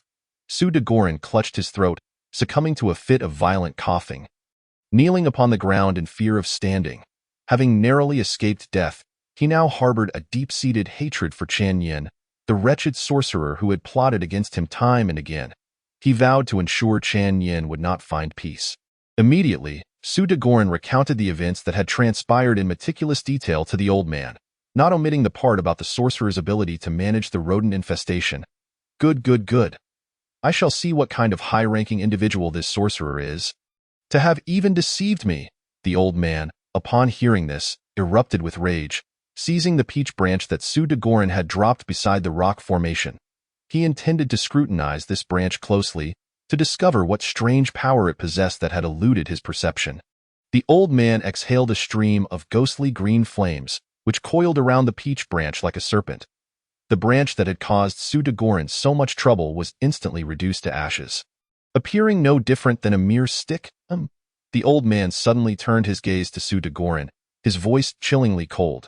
"Do you still dare to deceive me?" At this moment, Sue de Gorin was in a state of shock. For the third time, in the span of a mere incense stick's burn, that accursed sorcerer had ensnared him once more. Stammering, he exclaimed, I don't know what happened, right? The celestial energy, just now, the celestial being's energy." In his desperation, Sue de Gorin inadvertently mentioned the very thing that ignited the old man's fury. "Humph! You are merely a trickster, a coward who dares not reveal his face. How dare you play your games before me?" With a kick, the old man sent Sue de Gorin hurtling away. Fortunately, He was aware of who his true enemy was and did not strike with lethal intent.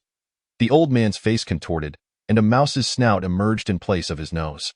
He leaped onto the roof, scanning the surroundings while his new snout quivered incessantly. Failing to notice anything amiss, he swiftly returned to stand before Su de Gorin. Unbeknownst to him, this sudden movement terrified Chung Laosan half to death. Even Chen Yin was caught off guard by the old man's unexpected leap to the rooftop, particularly Chung Laosan, who was barely 2 steps away, too frightened to breathe. Seeing the old man leap down, Chung Laosan patted his chest, exclaiming, "You nearly scared me to death, almost landed right on me, sir. Why not take action to subdue this monster?" Chen Yin shook his head, pointing to a few motionless, black-clad figures standing at the entrance of the courtyard. "Don't rush. Tonight's main force is Su de Gorin and those men. But those children, no worries. I will ensure their safety." With that, the Peachwood talisman above spun, causing the children to vanish from everyone's sight in the courtyard. The old man stood before Su de Gorin, his rodent-like eyes gleaming with malice. "In light of your years of service, I shall spare you this time. However, while you may avoid death, you cannot escape punishment. Tomorrow, you shall bring me that illegitimate child you have been raising outside." As he spoke, the old man flashed Su de Gorin a sinister smile. "Do not think that I am unaware of your intentions in attracting those sorcerers over the years. It is not out of kindness that I allow you to continue. Should there be a next time, you will find yourself in a situation where you cannot live or die." With his secret exposed, Su de Gorin's face turned ashen. He could only watch helplessly as the old man turned and entered his chamber. Soon, shadows intertwined on the window paper of the chamber. With each intertwining, Su de Gorin's complexion paled further. At that moment, a voice from within the chamber echoed, "What are you standing there for? Hurry and fetch Jinger for me." Su de Gorin dared not defy. His fists clenched tightly, his eyes filled with boundless humiliation. As he made his way towards the front courtyard, Su de Guanren made his way towards the front courtyard, the several dark-clad men who had remained motionless at the gate suddenly sprang into action. They divided into 2 groups. One stood guard at the entrance, while the other cautiously crept into the courtyard, deftly avoiding the dead rat on the ground, making their way towards Su de Guanren's secret chamber. In the front courtyard, Su de Guanren, burdened by endless humiliation and resentment, stood at the door of a side room. He raised his hand several times, yet he dared not knock, ultimately collapsing weakly against the threshold. The sound of his body pressing against the door startled the occupants within. "Who?" a voice inquired. Su de Guanren shuddered at the sound, tremblingly responding, "It is I, the immortal. The immortal has returned." Barely had his words left his lips when he felt a sudden emptiness behind him, causing him to lurch backward. At that moment, a melodious voice filled with surprise exclaimed, "The immortal has returned? Father, why didn't you say so sooner?" Before Su de Guanren could respond, a figure had already leapt over the threshold and dashed outside, his daughter rushing forth in her nightclothes without even casting a glance at him. Su de Guanren, now utterly lost, retreated to the back courtyard, collapsing onto the ground. He stared blankly at the 3 entwined silhouettes cast upon the paper window of the bedroom, his hands gripping the earth tightly. Initially, he had merely sought to prove himself, wishing to shed the title of son-in-law. Everything had begun so well. Why had it ended in such despair? It was all the fault of that accursed sorcerer. Had it not been for that sorcerer, matters would never have escalated to this point. Damn that pest control. How could he have been so foolish as to believe the sorcerer's deceitful words and disrupt the immortal's offerings? Offerings? Yes, the offerings. Where had they gone? How could the immortal abandon the offerings? Su de Guanren suddenly realized something was amiss and turned his gaze towards the corner where the children had been, only to find it utterly empty. Then he felt something strange in his hands and instinctively grasped it. Looking down, he discovered himself covered in blood, clutching a round, blood-stained wooden stick. Around him lay the massive rats, their heads battered and bleeding from the blows of the stick. Outside the courtyard, the sound of approaching footsteps echoed. Su de Guanren turned his head to see a group of dark-clad men striding towards the gate. It was the night patrol. The leader bore an uncanny resemblance to one he had seen earlier. Just then, an angry voice rang out, "Su Erwa, I see you are truly tired of living." This eerily familiar scene sent Su de Guanren's nerves into overdrive, causing him to unravel in an instant. He could no longer discern what was real from what was illusion, stimulated by the chaos. Su de Guanren raised the wooden stick and, in a frenzy, charged at the old man emerging from the bedroom, shouting incessantly, "Die, die! Let them all die!" Chapter 21. Sever the offerings. Break the divine position. Seeing Su de Guanren barreling towards him in a frenzy, the old man sensed something was amiss. Just as he prepared to intervene, a wave of terrifying energy surged from above, causing him to momentarily hesitate. In that fleeting moment of stillness, Su de Guanren's stick came crashing down upon him. The stick, which should have inflicted no harm, unexpectedly sent him tumbling head over heels, in the midst of the chaos. The old man heard a ruckus emanating from the side room. "Oh good, my divine position." The old man's expression shifted, sensing disaster, and he disregarded everything else. With a flourish of his sleeve, a tempest swept towards Su de Guanren, forcing him back step by step. Seeing this, the old man's pupils constricted. How could it come so swiftly? Normally, such a gust would have blown Su de Guanren at least 3 zhang away. Yet in mere moments, its power had diminished so drastically. At that moment, he heard a thunderous shout from the hidden chamber. "The divine position has been breached. Quickly, strike the soul alarm gong." Unaware of what the soul alarm gong was, the rat demon's face paled upon hearing the shout. He paid no heed to anything else, unleashing a plume of black smoke that shot towards the night patrol like an arrow. The black smoke moved with incredible speed, almost instantaneously reaching the night patrol under the cover of darkness.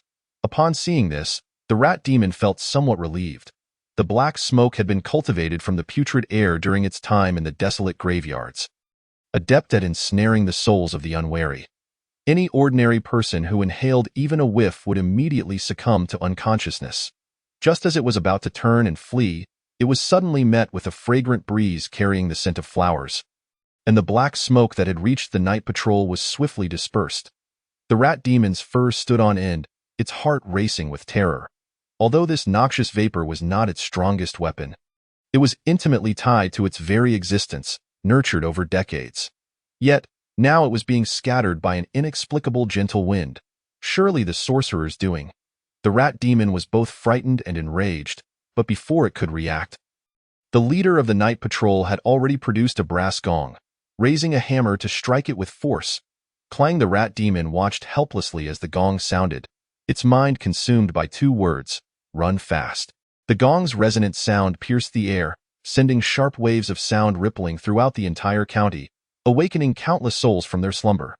Qian Yin stood atop a rooftop, observing the brass gong in the hands of the dark-clad men. Its sudden appearance took him by surprise. The night patrol members radiated vigor, 3 flames of yang energy blazing in synchronization with their blood. He had anticipated the night patrol would employ some arcane arts to combat the demons. Yet here they wielded a seemingly ordinary yet extraordinary gong. It was ordinary in that it lacked any special ability to counteract demons and malevolent spirits. Yet it was extraordinary due to the astonishing penetrating power of its sound. With 3 strikes of the gong, nearly 80 to 90% of the people in Exorcise County awoke. In Chen Yin's view, the night sky began to transform dramatically. The previously tranquil yang energy, subdued by the night, began to churn restlessly. In just a few heartbeats, the furnace of yang energy restored itself to 80% of its daytime vigor. Qian Yin could sense the various active demons and malevolent spirits in the city instantly retreating into hiding. In the distance, countless oil lamps flickered to life, as the awakened young men gathered various implements, brandishing torches, rushing towards the sound of the gong from all directions.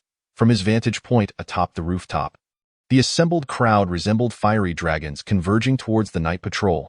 The entire Exorcise County had come alive. Upon witnessing the gong's sound, the old man felt as if struck by lightning. He pivoted and leapt towards the courtyard wall, intent on escape. Unlike Chen Yin, an outsider from modern times, the old man, as a local native, understood all too well what the sound of the soul alarm gong signified. He had often hidden nearby to observe when other demons faced the soul alarm gong. Once that crowd coalesced and the yang energy surged forth, even the mightiest of demons would find their abilities suppressed to a mere fraction. Weaker ones would be outright subdued on the spot. However, contrary to his plans, the moment he leaped into the air, he felt his energy stagnate, a pressure, palpable as if solid, slammed him back down to earth. With his escape thwarted, the old man grew frantic, glaring around in fury, shouting, "The sorcerer is shameless. How dare you ambush me? If you have the ability, show yourself." Hearing this, Chan Yin, who was observing the changes in the yang energy above, frowned and cast a glance at the old man. The previous incident was not his doing. It was merely a natural reaction of the surging yang energy. Just as a person falls into water from a height, they would encounter natural resistance, not an attack, but a form of repulsion. Seeing that there was no response from the surroundings, the old man, exasperated, bellowed, "Very well. You think I cannot do anything without showing myself? Even a clay figure has its temper." The repeated utterance of grandfather sent a chill through Chan Yin's eyes. How audacious, this little rat demon, to presume to take advantage of him. Chan Yin, blessed by his master, though not officially recognized, was still a disciple of the master. To claim to be a grandfather, such insolence was not even dared by the foremost of the 12 zodiac signs. Initially, he had spared the old man to confirm his suspicions, but with the overwhelming transformation of the yang energy, Chan Yin now understood that he could no longer allow such insolence to persist. However, he had no intention of revealing himself just yet. Having promised Chung Lao San a good show, he would not go back on his word. Chung Lao San, who was watching in bewilderment, turned at the sound of his name, promptly responding. "What are your orders, sir?" As he turned, he saw Chun Yin pointing directly at his eyes, and instinctively, he swayed his body, closing his eyes. "Open your eyes and take a good look." Chung Lao San felt a chill in his eyes. And when he opened them again, the magnificent furnace of yang energy was suddenly laid out before him. The indescribable splendor and overwhelming aura left him agape, however, before he could absorb the sight. Chan Yin's voice rang out again. "Do not be dazed, look closely. How much you can comprehend will be your fortune."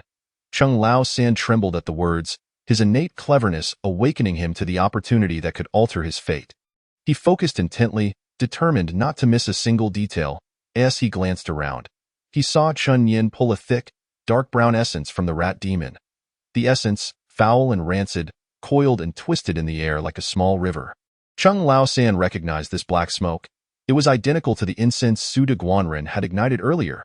The only difference was that as soon as Chung Lao San beheld this black smoke, various chaotic thoughts uncontrollably flooded his mind, causing him to quickly avert his gaze. As his eyes swept across the scene, he witnessed a moment he would never forget for the rest of his life. Chapter 22. Turning against each other just moments ago, the rat demon had been shouting defiantly, but at the instant the essence was severed from its body, it underwent a remarkable transformation. The visage, once akin to that of an elderly man, began to contort grotesquely. The nose elongated gradually, while the corners of the mouth sprouted several long whiskers. The cheekbones elongated, and a pair of ears slowly sharpened. As countless strands of gray-black fur sprouted across the skin, no. The once boisterous little old man emitted a series of piercing screams.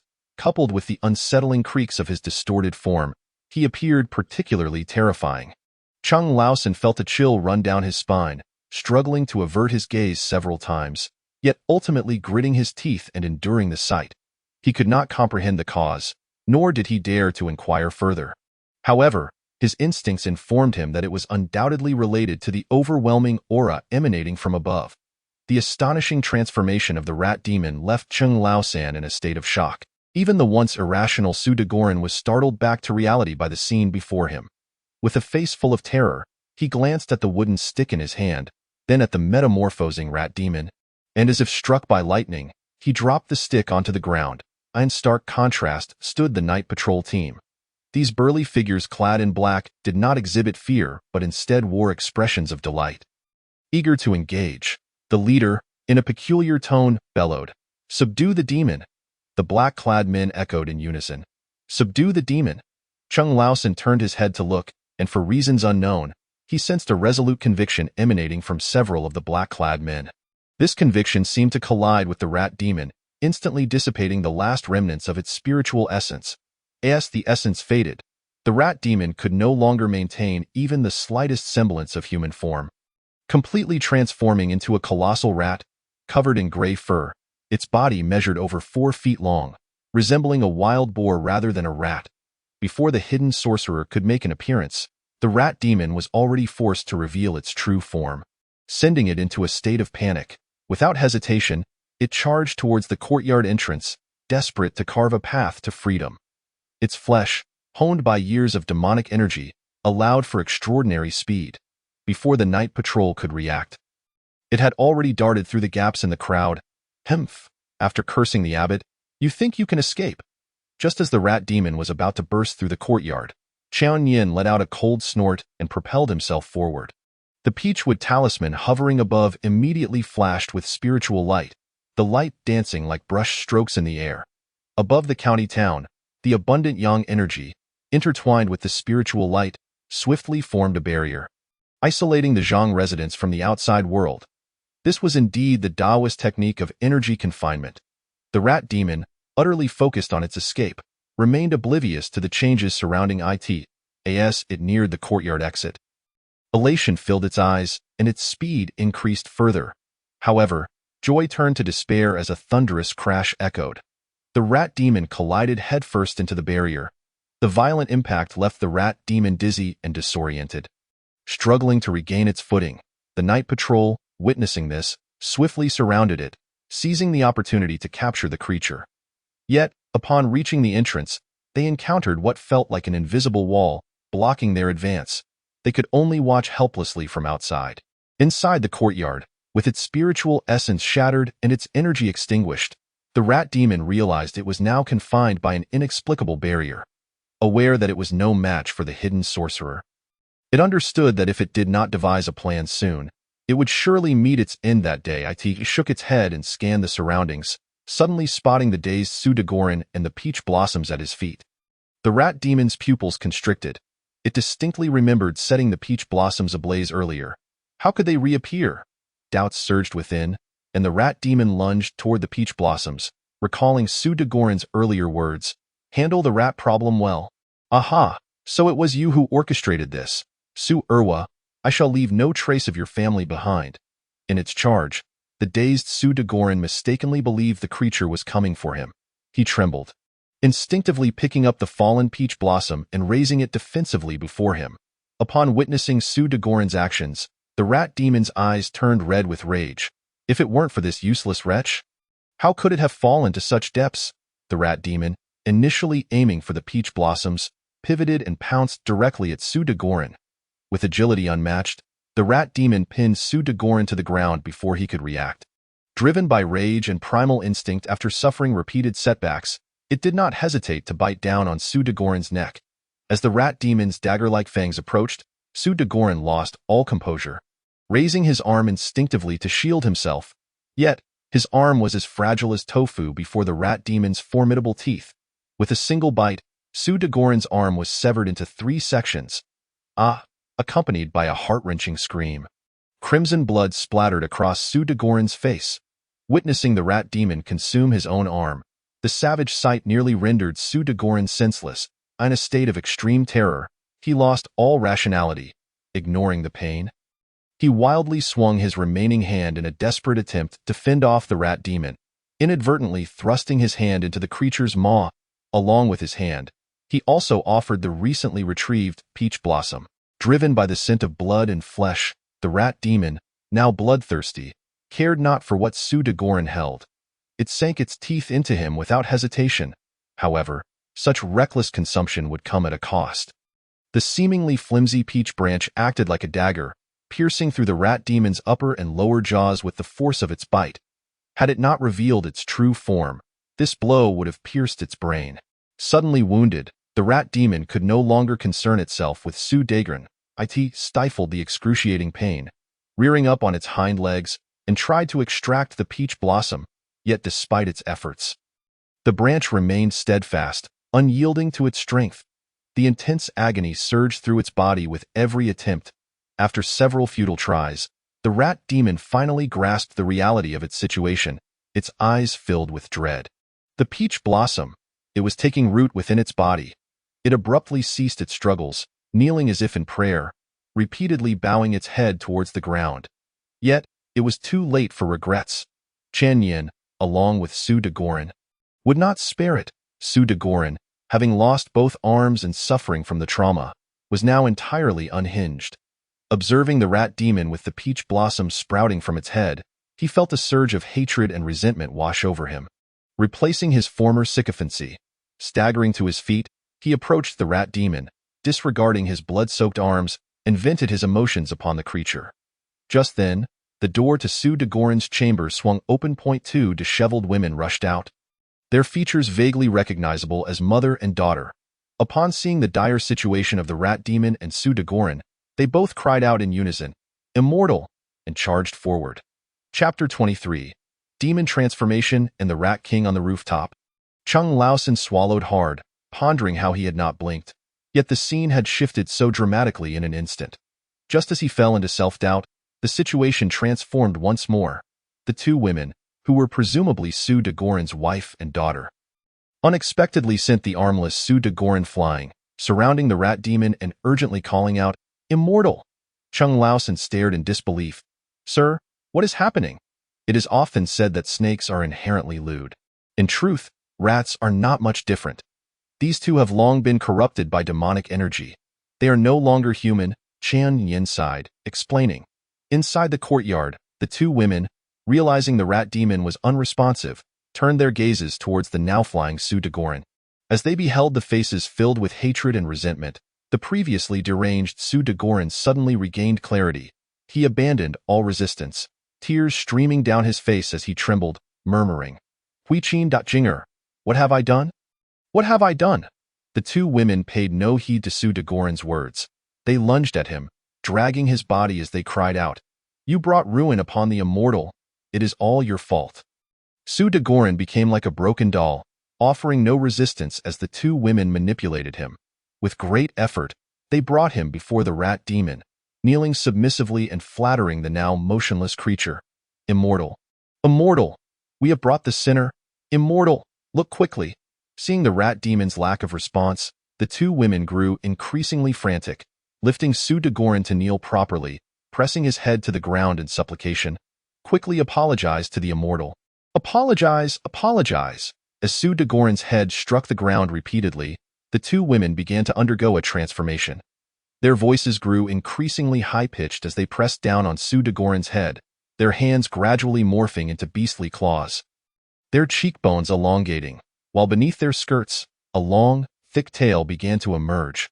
The deeper their transformation, the more violent their actions became. Each swipe of their sharp claws tore through Sue de Gorin's flesh. In the end, to the incredulous gazes of Chung Laosan and the night patrol, the two women began to bite down. In a desperate attempt to awaken the immortal, they sought to devour Sue de Gorin alive as penance. Amidst the frenzied gnawing of the two women, Sue de Gorin remained conscious, yet he uttered not a sound throughout, and no one knew what he was thinking, nor did anyone care. The scene was too brutal for Chung Laosan to bear.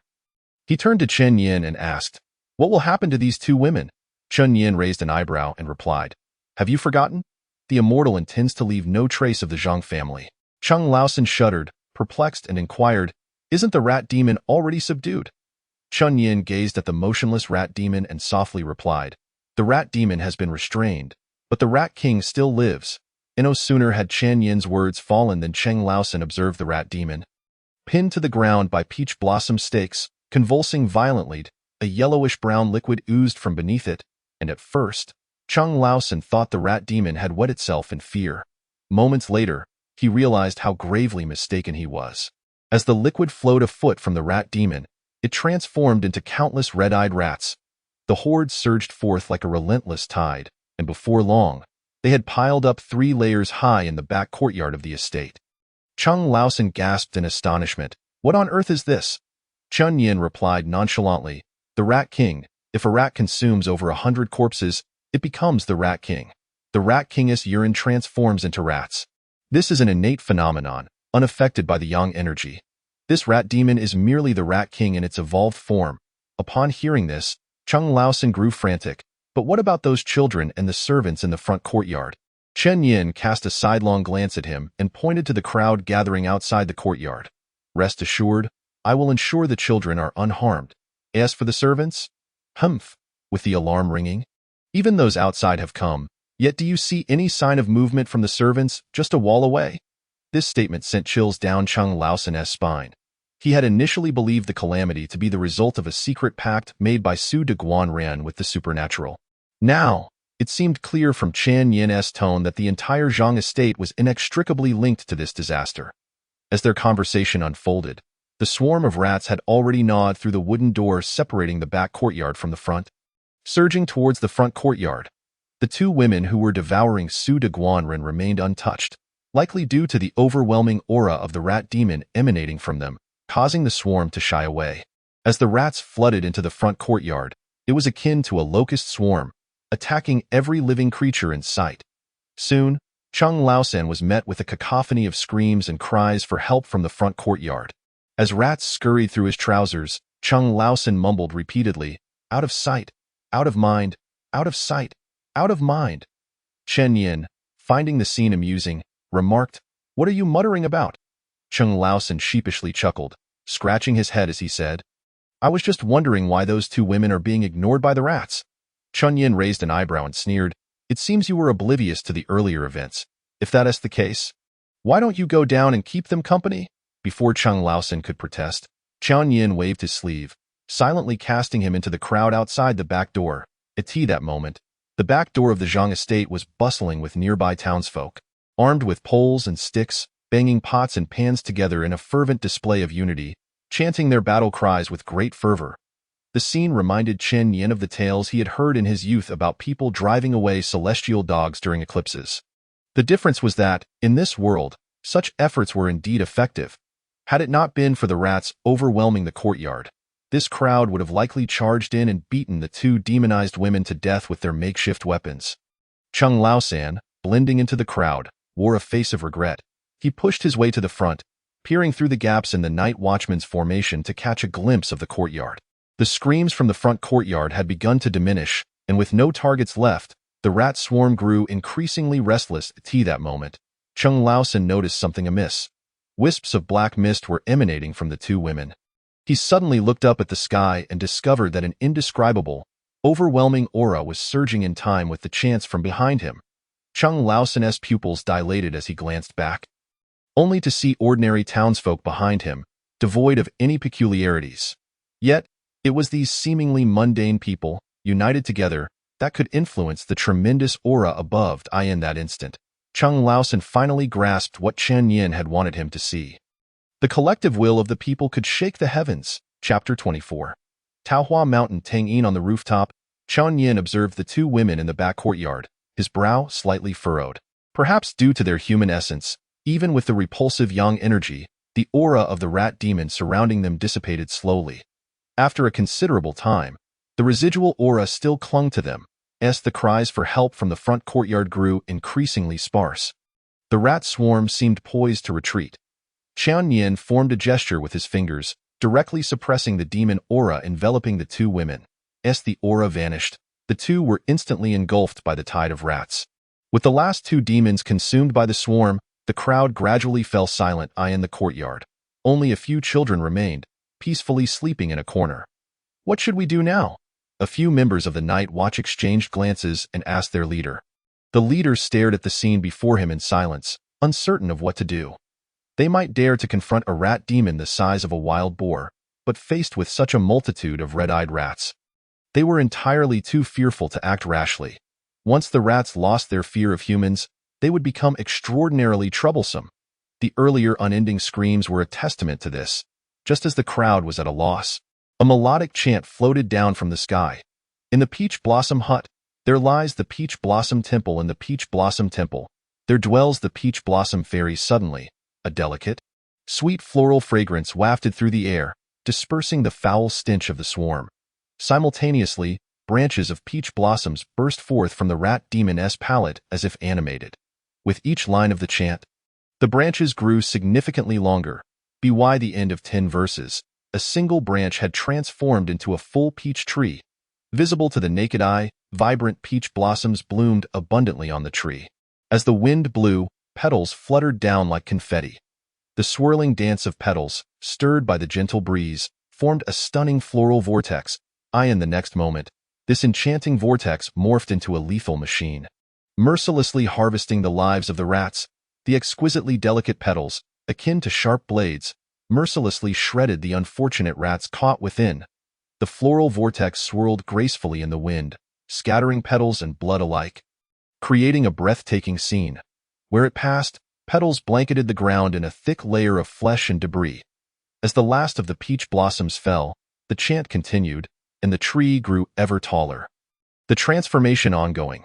Thick roots emerged from the ground, deftly lifting several children. Then, the earth trembled, and the thick layer of petals and flesh vanished, leaving behind solid slabs of blue stone tiles. As the floral fragrance intensified, the sound of the chant drew ever closer. When the chant concluded, a figure had appeared beneath the peach tree, seemingly out of nowhere. Clad in a pale blue robe, the newcomer carried a long, moon-white bag on their back and held a peachwood staff adorned with peach blossoms. Though they faced away from the crowd, sharp-eyed individuals recognized the figure as the sorcerer who had previously sought Su de Guanran. Chan Yin looked up at the flourishing peach blossoms and the 5 enticing peaches, increasingly pleased with the spell he had cast to vanquish demons and consume their essence. The methods of the Taoist sect were indeed not as inconvenient as one might think. He waved his hand to pluck a peach from the tree, personally offering it to the newly awakened children. Although he had cast an illusion on them since they entered the back courtyard, he deemed this an act of compensation. After comforting the children, Chun Yin turned to the crowd and declared, Su de Guanran has worshipped evil gods and demons, offering up boys and girls. And now he reaps what he has sown, falling victim to these fiends. With the demons now vanquished, I shall keep watch here tonight. You may take the children and disperse. With that, he paid no mind to the crowd, turning back to sit beneath the tree with his eyes closed. Observing Chan Yin's demeanor of keeping others at bay, those who initially wished to engage in conversation promptly abandoned their intentions. A few, lacking discernment, attempted to speak, only to be silenced by those nearby. The crowd fell silent for a moment, and seeing that Chan Yin indeed had no intention of speaking, they began to disperse with the children. As they departed, Chan Yin called out from behind, This tree of peach blossoms possesses the ability to ward off evil. If you have the heart, you may come after tonight to gather branches and plant them. They will prove effective. Once the crowd had moved far away, Chan Yin stood up, surveying his surroundings, and proclaimed loudly, Taohua Mountain, Tang Yin, greetings to all. Sorcerer, you have gone too far, a voice echoed from the darkness in response, its owner remaining concealed, seemingly unwilling to confront Chen Yin directly. Chen Yin smiled lightly and, whether intentionally or not, cast a glance towards the direction of the voice, shaking his head as he replied, Not at all. Tang has just arrived and has already fallen victim to the thievery of this rat demon. I must extend my greetings to all. His gaze swept through the shadows, startling the lurking malevolence, who feared being discovered. They had followed the alarm and dared to approach only after the crowd had dispersed. To confront Chen Yin now, they were confident he could effortlessly eliminate the rat demon, likely benefiting from the alarm's influence. Chen Yin's sudden glance had indeed caught them off guard, but upon noticing he did not linger on them, the lurking malevolence felt somewhat reassured. At this moment, Chen Yin found himself in a bit of a quandary. This display was somewhat unavoidable for him and not solely for show. The prying eyes around him were not part of his original plan. He had intended to isolate the Zhang estate using his energy sealing technique, ensuring that everything occurring within would remain confined to a limited scope. Even if someone later linked the events back to him, it would be a matter for the following day. Yet, he had not anticipated the presence of the alarm. Once it rang, the Zhang estate instantly became the focal point of the entire Xinfeng County. It was exceedingly difficult to maintain a low profile, unless he disregarded the KPI of the exorcism department and allowed the peach branches to completely consume the rat demon. But that would be no different from working overtime without pay. It is indeed the dead of night, approaching the early hours, a time traditionally reserved for earnest toil. Throughout his life, Qian has harbored a profound disdain for free overtime work. However, the impact of his current demeanor appears to be quite effective. After Chun provided a somewhat plausible explanation, the prying eyes around him diminished by at least 2/3. Merely one unprovable justification was sufficient to drive away so many malevolent entities.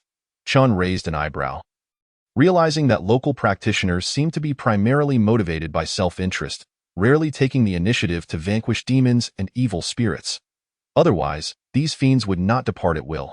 Alas, they have never considered that they themselves embody the very essence of profit. Once the majority of the malevolent beings retreated, Qin's gaze swept over the remaining few, and he coldly inquired, "Do you have any other business? If not, I must excuse myself." If the previous encounter could be deemed a mere illusion, then this time it was a blatant display of power.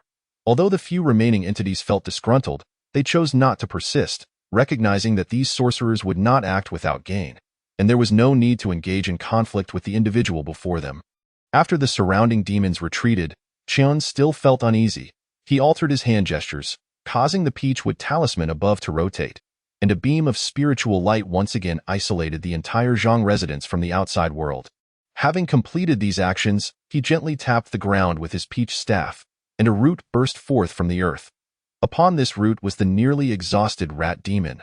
With a mere thought, a roll of ancient azure parchment materialized before him. The rat demon, Do 1, was originally a creature of the forest, belonging to the Taijia sect. Later, he boasted of being a guardian spirit, engaging in supernatural deeds, and joined the Taiwu sect. Having failed to adhere to the sacrificial rites, he recklessly caused havoc and deceived the populace, subsequently joining the National Sacrifice sect. Chapter 25. The Imperial Bell Shakes the 3,000 Realms. As per the regulations of the National Sacrifice sect, entities not recorded in the sacrificial texts, who recklessly incite chaos and deceive the masses, are to be exiled for 3,000 miles. Those who have caused harm to human life shall be obliterated. As soon as these words fell, the rat demon, which still retained a semblance of breath, was instantly ensnared by the roots. Qin chanted an incantation, unleashing the full power of the demon-slaying curse hidden within the peach tree. In an instant, the rat demon was reduced to a pile of ashes, completely dissipating. The so-called obliteration of form signifies the eradication of both body and spirit. What a predicament! After accomplishing this, Qian felt no exhilaration. Rather, a sense of worry enveloped him. He glanced at the gourd hanging from his peach staff. Inside the gourd were the malevolent spirits he had previously captured, including the minor spirits raised by the rat demon. Each was guilty, but not deserving of death. They were either to be sent to Dongyue for punishment or exiled for thousands of miles or several years. Exile implies hard labor, with spirits bearing mountains and serpents traversing caverns.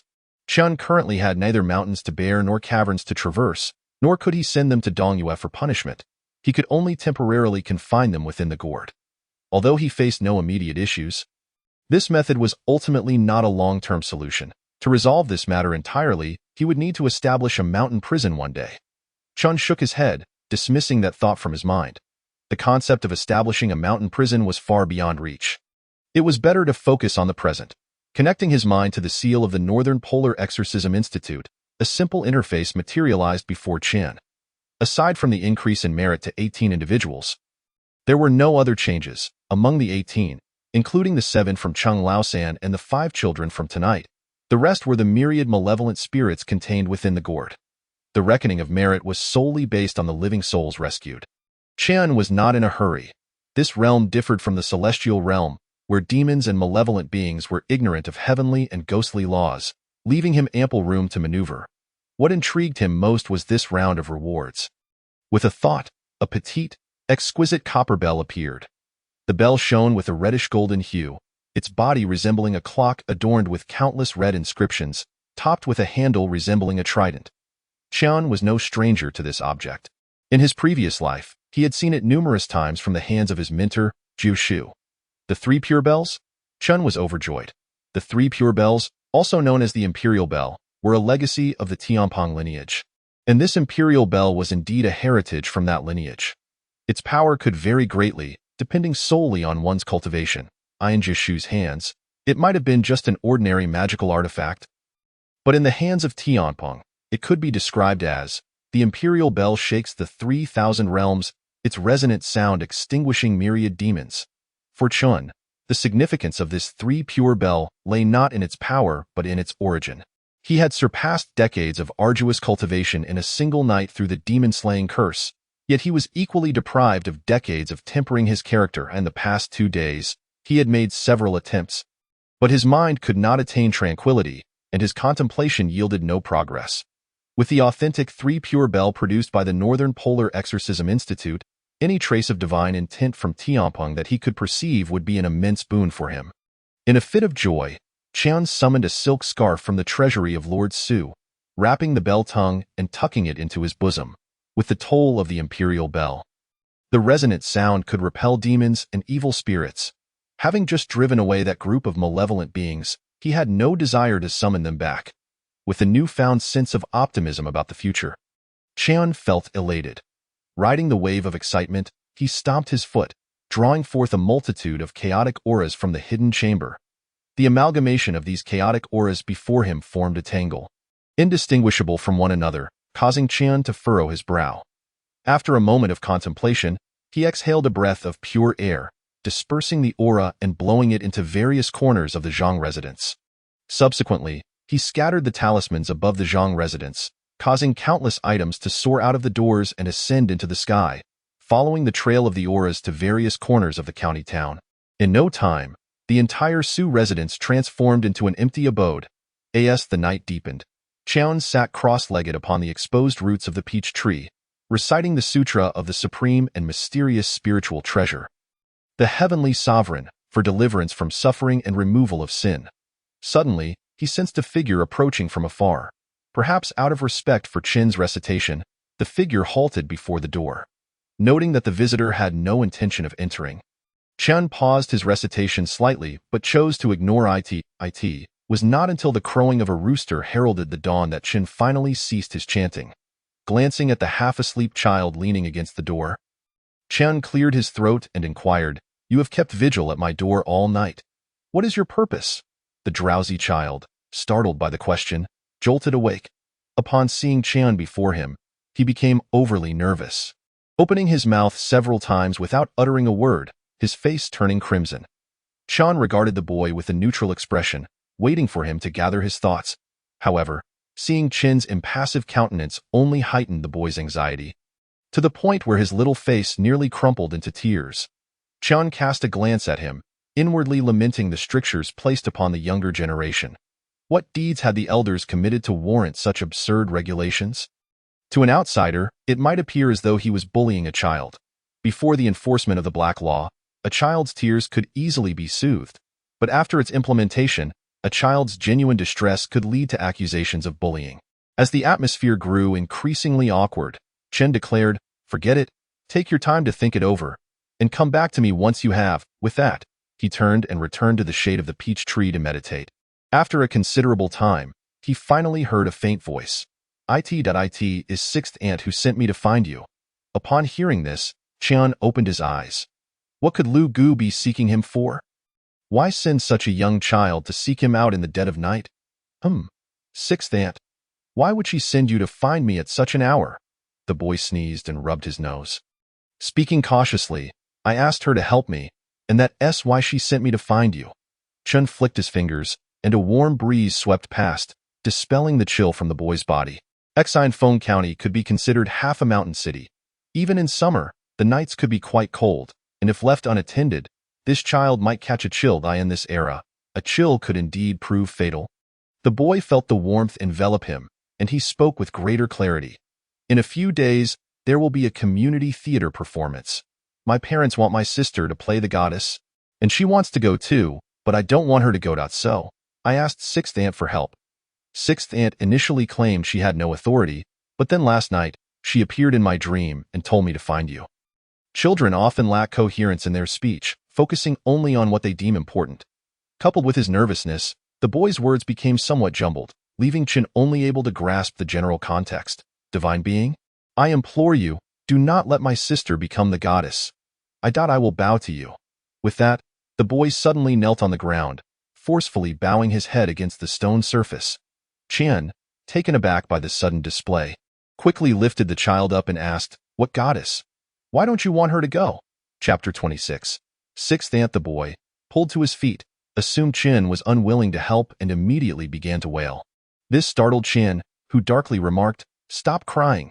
If you continue, you may as well go back. This tactic proved effective. The boy promptly ceased his tears, wiping his eyes as he gazed at Qian. Qian, feeling helpless, repeated his question. After much inquiry, The boy could only reiterate a few phrases. My sister is to play the goddess in the community theater. The whole family wants her to go if she becomes the goddess. I won't be able to see her again. Sean felt a wave of frustration. However, he began to piece together the meaning. It seemed that the boy's sister had been selected to portray the goddess in the community theater, with the entire family supporting her, while he himself was reluctant because, once she became the goddess, he would no longer be able to see her. Qian Yin could immediately sense that there was something amiss, particularly since it was the willow tree that had specifically entrusted him through a dream.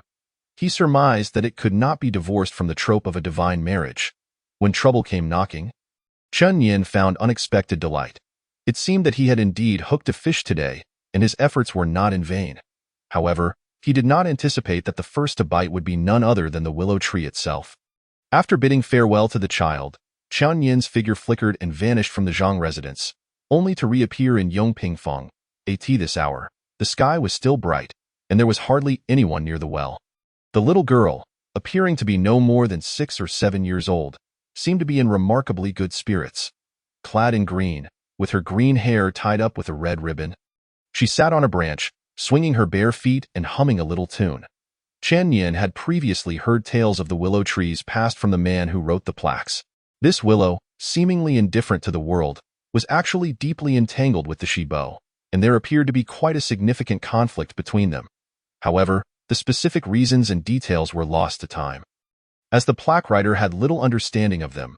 As Qian Yin strolled beneath the willow, he gazed up at the little girl in the tree. The small Lu Gu was oblivious to his scrutiny, engrossed in her own play, until she finally noticed him staring intently and felt something was amiss. She waved her hand in front of her, pointed at herself, and tilted her head, asking, "Can you see me?" Qian Yin, standing with his staff, replied in a resonant voice, "Since Lu Gu has summoned me here, why engage in such pretenses?" The little girl's eyes brightened with realization as she clapped her hands and leaped down from the tree. Standing before Qian Yin, "You are the sorcerer who saved Lai Wazi and the others yesterday. I owe you my thanks." She circled around him, continuing, "You are truly handsome, far more so than that fellow who was all over me the other day." Observing the diminutive girl, who barely reached half his height, Qian Yin squinted slightly. She looked young, and if one were to consider age, even his entire lifetime would not compare to her infancy. Not to mention that she had spent decades eavesdropping on the mundane affairs of the well. She was certainly no Na'vi woodland sprite. In response to her seemingly heartfelt compliment, he feigned ignorance and directly inquired, "Lai Wazi? I have heard that they all bowed to Lu Gu. Is that true?" "Indeed." The little girl was quite forthright, even pointing back at the tree, saying, "Look, their plaques are still up there. Also, you can just call me Xiao Lu." Following her gesture, Qian Yin spotted several plaques with faded inscriptions hanging from different branches. The aura surrounding them confirmed they indeed belonged to the children from the previous night. A fleeting coldness flickered in his gaze as he firmly planted his staff into the ground. Smiling as he asked, "Then why does Lu Gu not wish to lend a hand to save them?" Upon hearing this, the little girl pouted, looking down as she kicked the ground with her smooth little feet, expressing her disappointment. "I can't go out. Shibo won't let me, only allowing me to play during the Shi. Her dejected demeanor sparked an overwhelming urge to protect those who beheld her, evoking a sense of pity. Unfortunately for her, she had encountered Qian Yin, and such displays were wasted on him.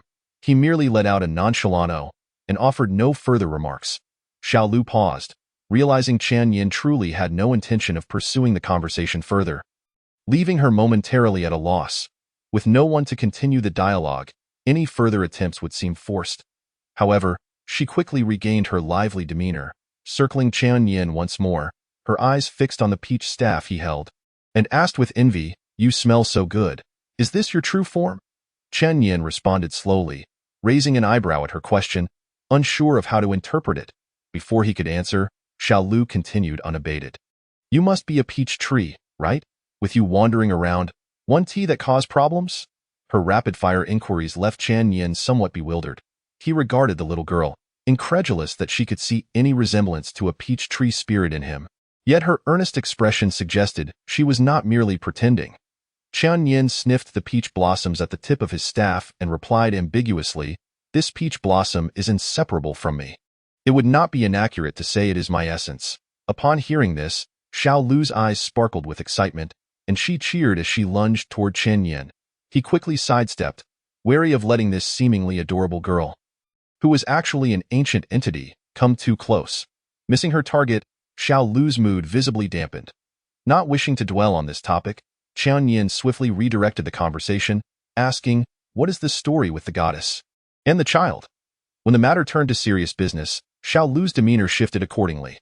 This tale begins with the birth of the Shibo. The administrative system of Xinfeng County had its roots in the previous dynasty, having seen 4 different Shiba since the establishment of the Great Way. The reasons for the replacement of the first 2 were lost to history, while the third was taken by the monitoring celestial office, leading to a prolonged period of chaos before a new Shibo was finally chosen. According to Xiao Lu, the Shibo was akin to the original version of the city god. The distinction being that this Shibo's position was neither sanctioned by the court, nor selected by the populace, nor ordained by heaven. It was entirely seized through strength after the previous Shibo's disappearance. Xiao Lu explained, "Every city is the same. The strongest becomes the Shibo even if they are not at first.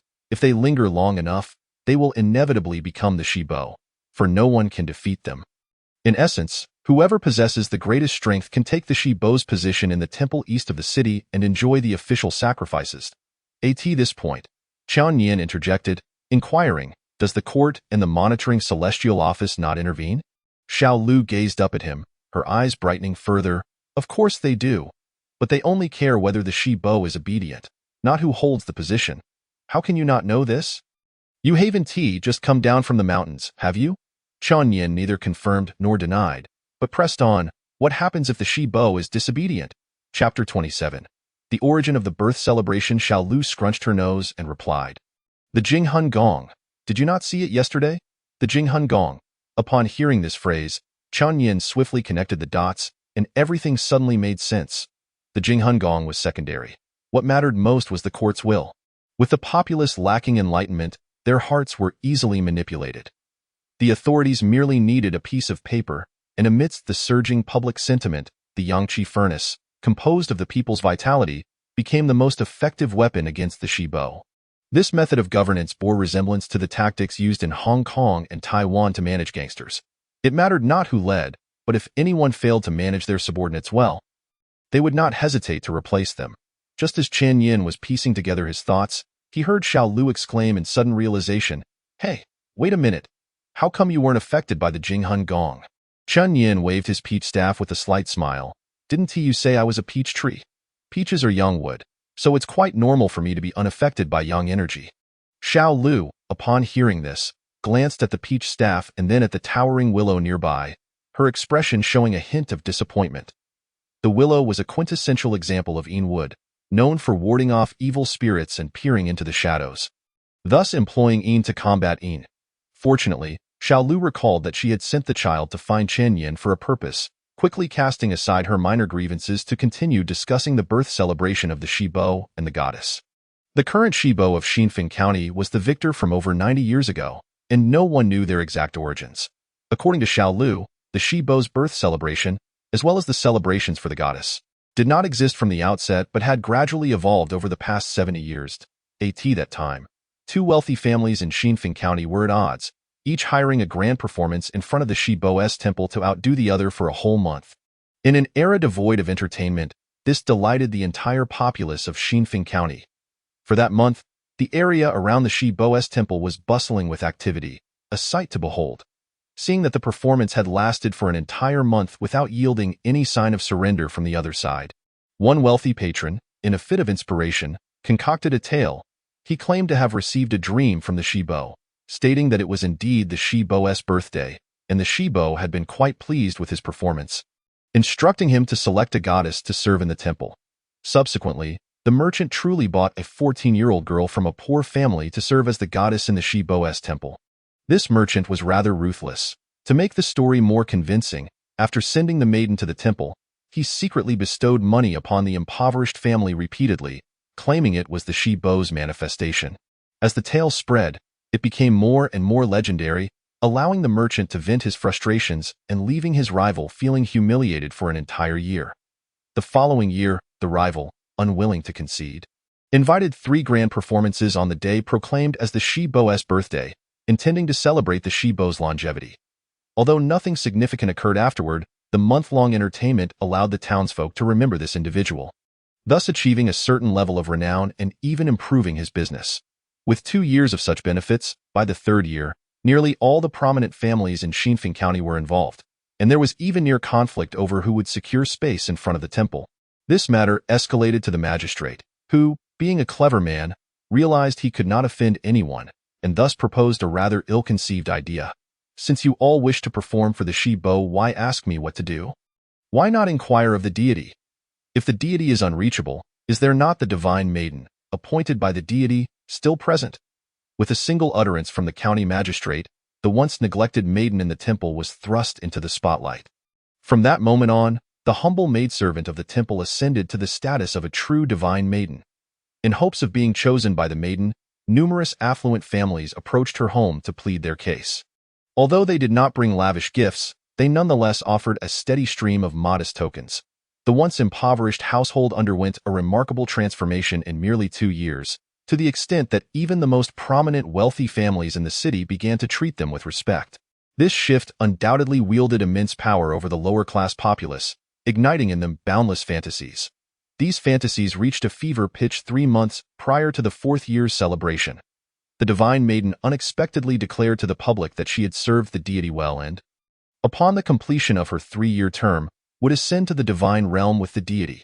However, as there were no attendants for the earthly temple, a new divine maiden would need to be selected. This announcement drove not only the wealthy citizens of the city but also the common folk into a frenzy. Countless families aspired to send their daughters to the deity's temple to become exalted divine maidens. The entire Xinfeng County was engulfed in an unprecedented fervor. At this point, Qiao Yin sensed something amiss in the tale. The maiden's declaration sounded suspiciously like an attempt to escape.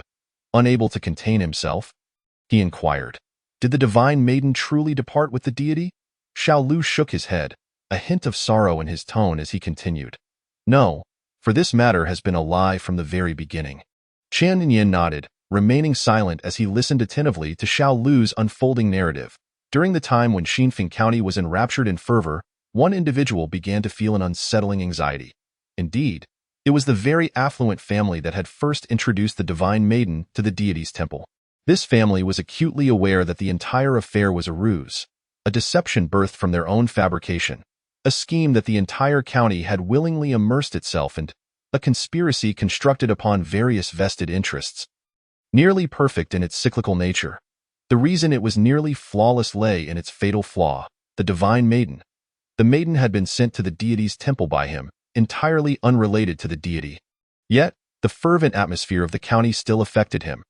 Initially, the wealthy individual harbored a sliver of hope, pondering what if the deity truly manifested. However, as the deity's birthday approached, his anxiety intensified.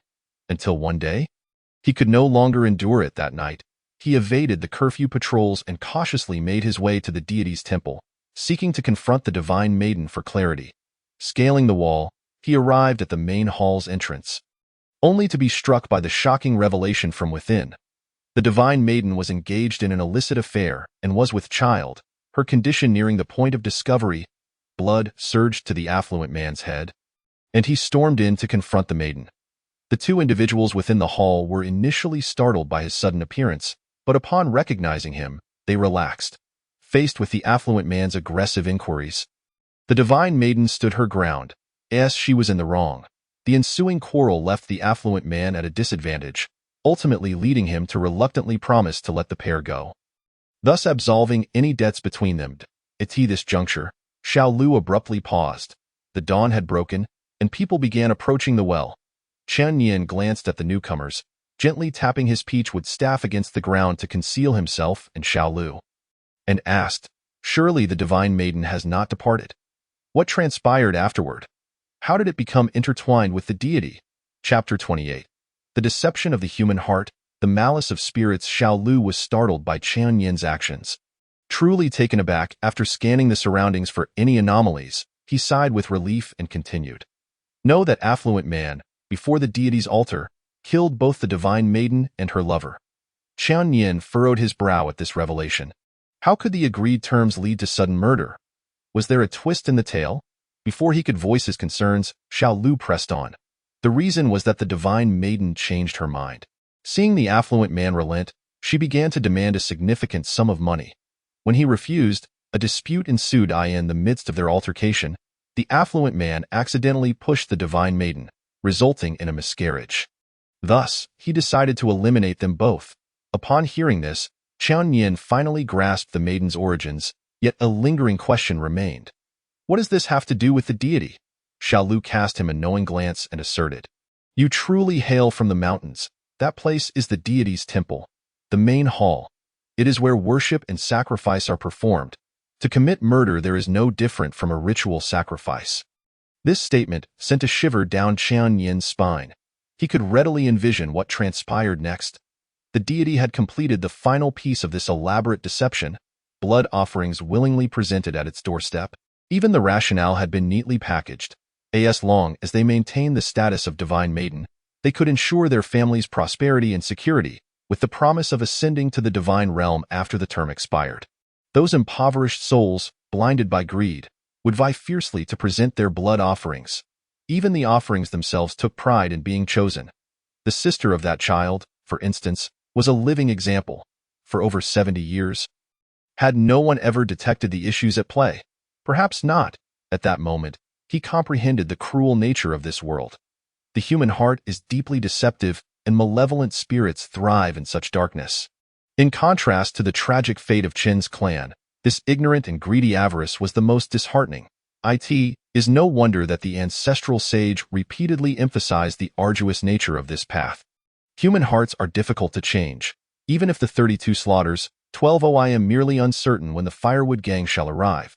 He has returned to this peach tree today, both to fulfill the promise made yesterday of planting peach branches and to await the firewood gang. Were it not for this, Qian Yin would not have wished to confront the sordid affairs of the authorities. The miraculous peach tree has been witnessed by the townsfolk, and he himself has promised that today the people may freely take branches to plant.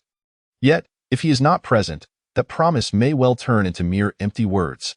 The surrounding citizens, let alone taking branches, might not even dare to approach. While lost in thought, Qian Yin heard a commotion from beyond the wall. Arriving rather swiftly, a cold smile crept upon his lips as he stood up. Before long, a knocking at the door echoed, accompanied by a steady male voice. I am Lu Chuanling, the scribe of Xinfeng County, sent by the county magistrate to pay my respects to you. Esteemed sir, I hope you will not refuse me an audience. Chapter 29. The case file come in, Qian Yin replied softly, gazing up at the peach tree beside him. Lu Scribe pushed open the courtyard gate and beheld the flourishing peach blossoms and the figure beneath the tree.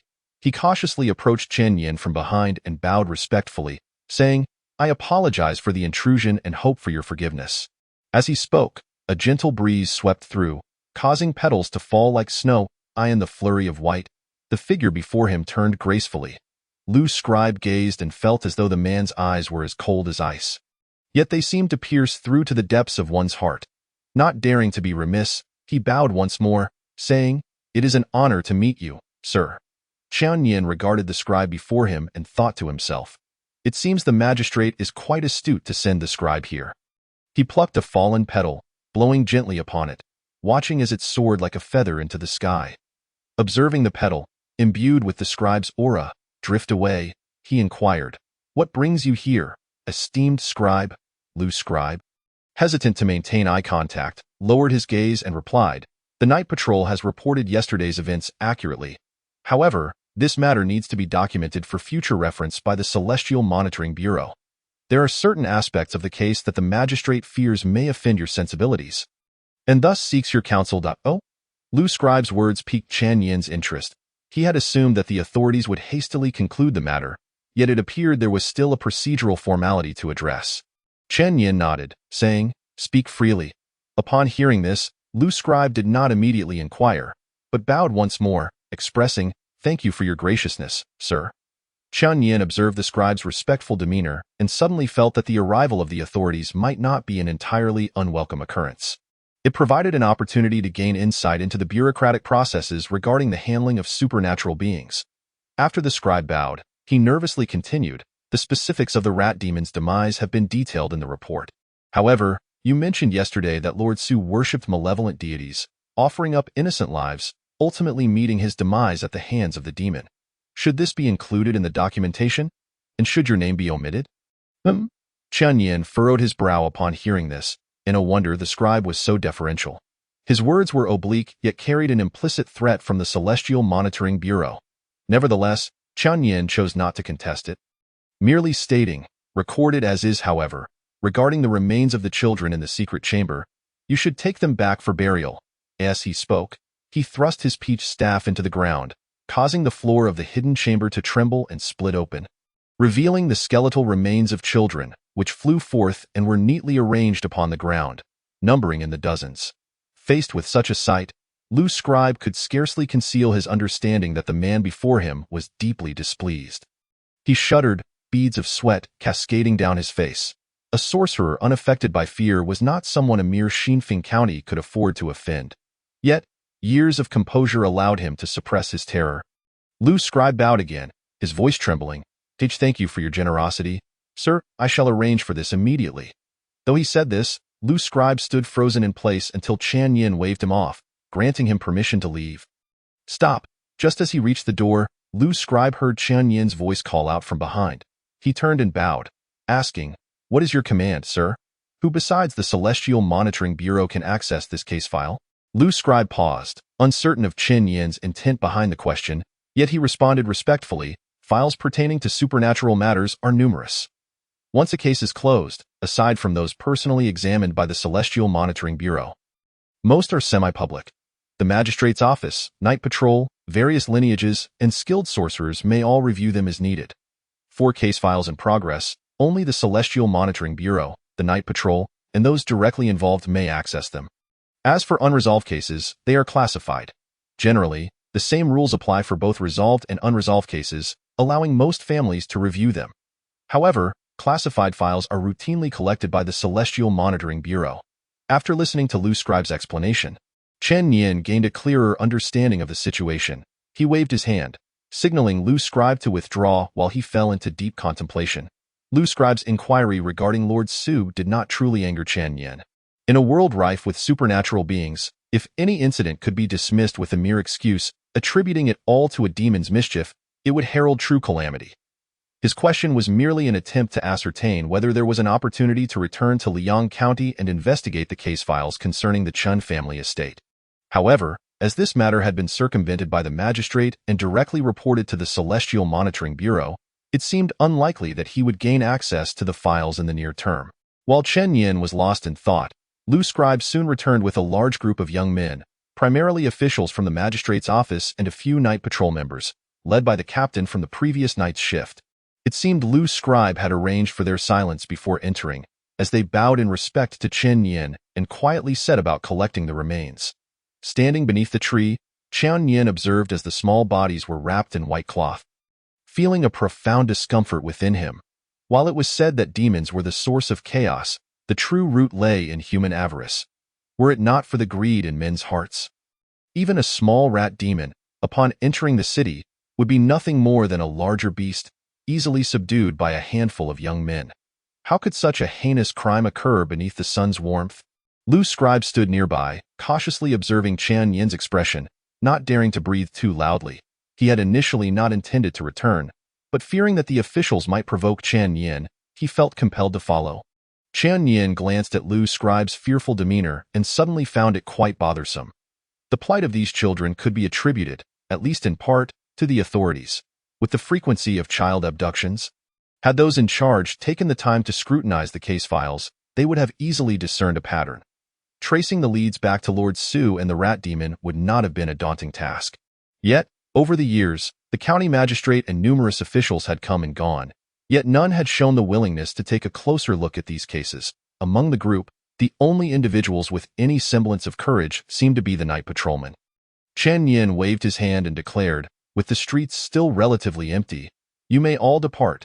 And no sooner had he spoken than a gust of wind swept through, lifting the white cloth brought by Lu Scribe, twirling it like a serpent in the air. The cloth wrapped around the remains, which were then orderly transported to the awaiting donkey cart outside. In a matter of moments, the ground was cleared of all skeletal remains. Lu Scribe, feeling as though he had been granted a reprieve, bowed and hurriedly led his team away. Once everyone had departed, Qian Yin remained silent for a moment. The events of that night had left a significant impact on him. Chapter 30. The Calamity. Meanwhile, Cheng Laosan, after being thrown into the crowd by Qian Yin, found himself at a loss. Returning to the firewood gang in a daze, he struggled to sleep through the night. Feeling as though countless rats were crawling over him, till long last, morning arrived, and just as he was about to doze off, he was roused by a cacophony. He was about to curse when he opened his eyes to see several stewards from the firewood gang standing by his bedside. Seeing those familiar faces, Cheng Laosan became more alert. Stifling the curse that was about to escape his lips, with a grin, he addressed the stewards, saying, "Gentlemen, to what do I owe the pleasure of your visit this early?" Leading the group, Steward Zhao responded cheerfully, "You must have heard about the events at Lord Su's residence yesterday?" Cheng Laosan did not deny it. Instead, he nodded readily, replying, I heard. I was out late last night. And when the gong sounded, I rushed out. Unfortunately, we are too far away. By the time I arrived, it was all over. I saw nothing and was sent back by the night patrol. Hey, I heard from those who were there that the sight of all those rats was quite something. Then the peach blossom immortal arrived and planted a peach tree. That tree grew rapidly, soon blossoming with flowers. When the wind blew, the petals scattered everywhere, covering the ground, and all the rats vanished. That peach blossom immortal even claimed that his blossoms could ward off evil and encouraged people to take some back to plant. The stewards exchanged glances, and Steward Zhao approached Cheng Laosan, asking, "How do you think this peach blossom immortal compares to the adept you encountered a few days ago?" Cheng Laosan looked at Steward Zhao with surprise, wondering if he had uncovered something. Nevertheless, he shook his head and replied, "How would I know?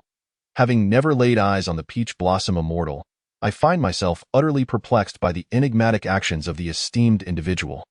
Zhao, the steward, should refrain from toying with my feelings."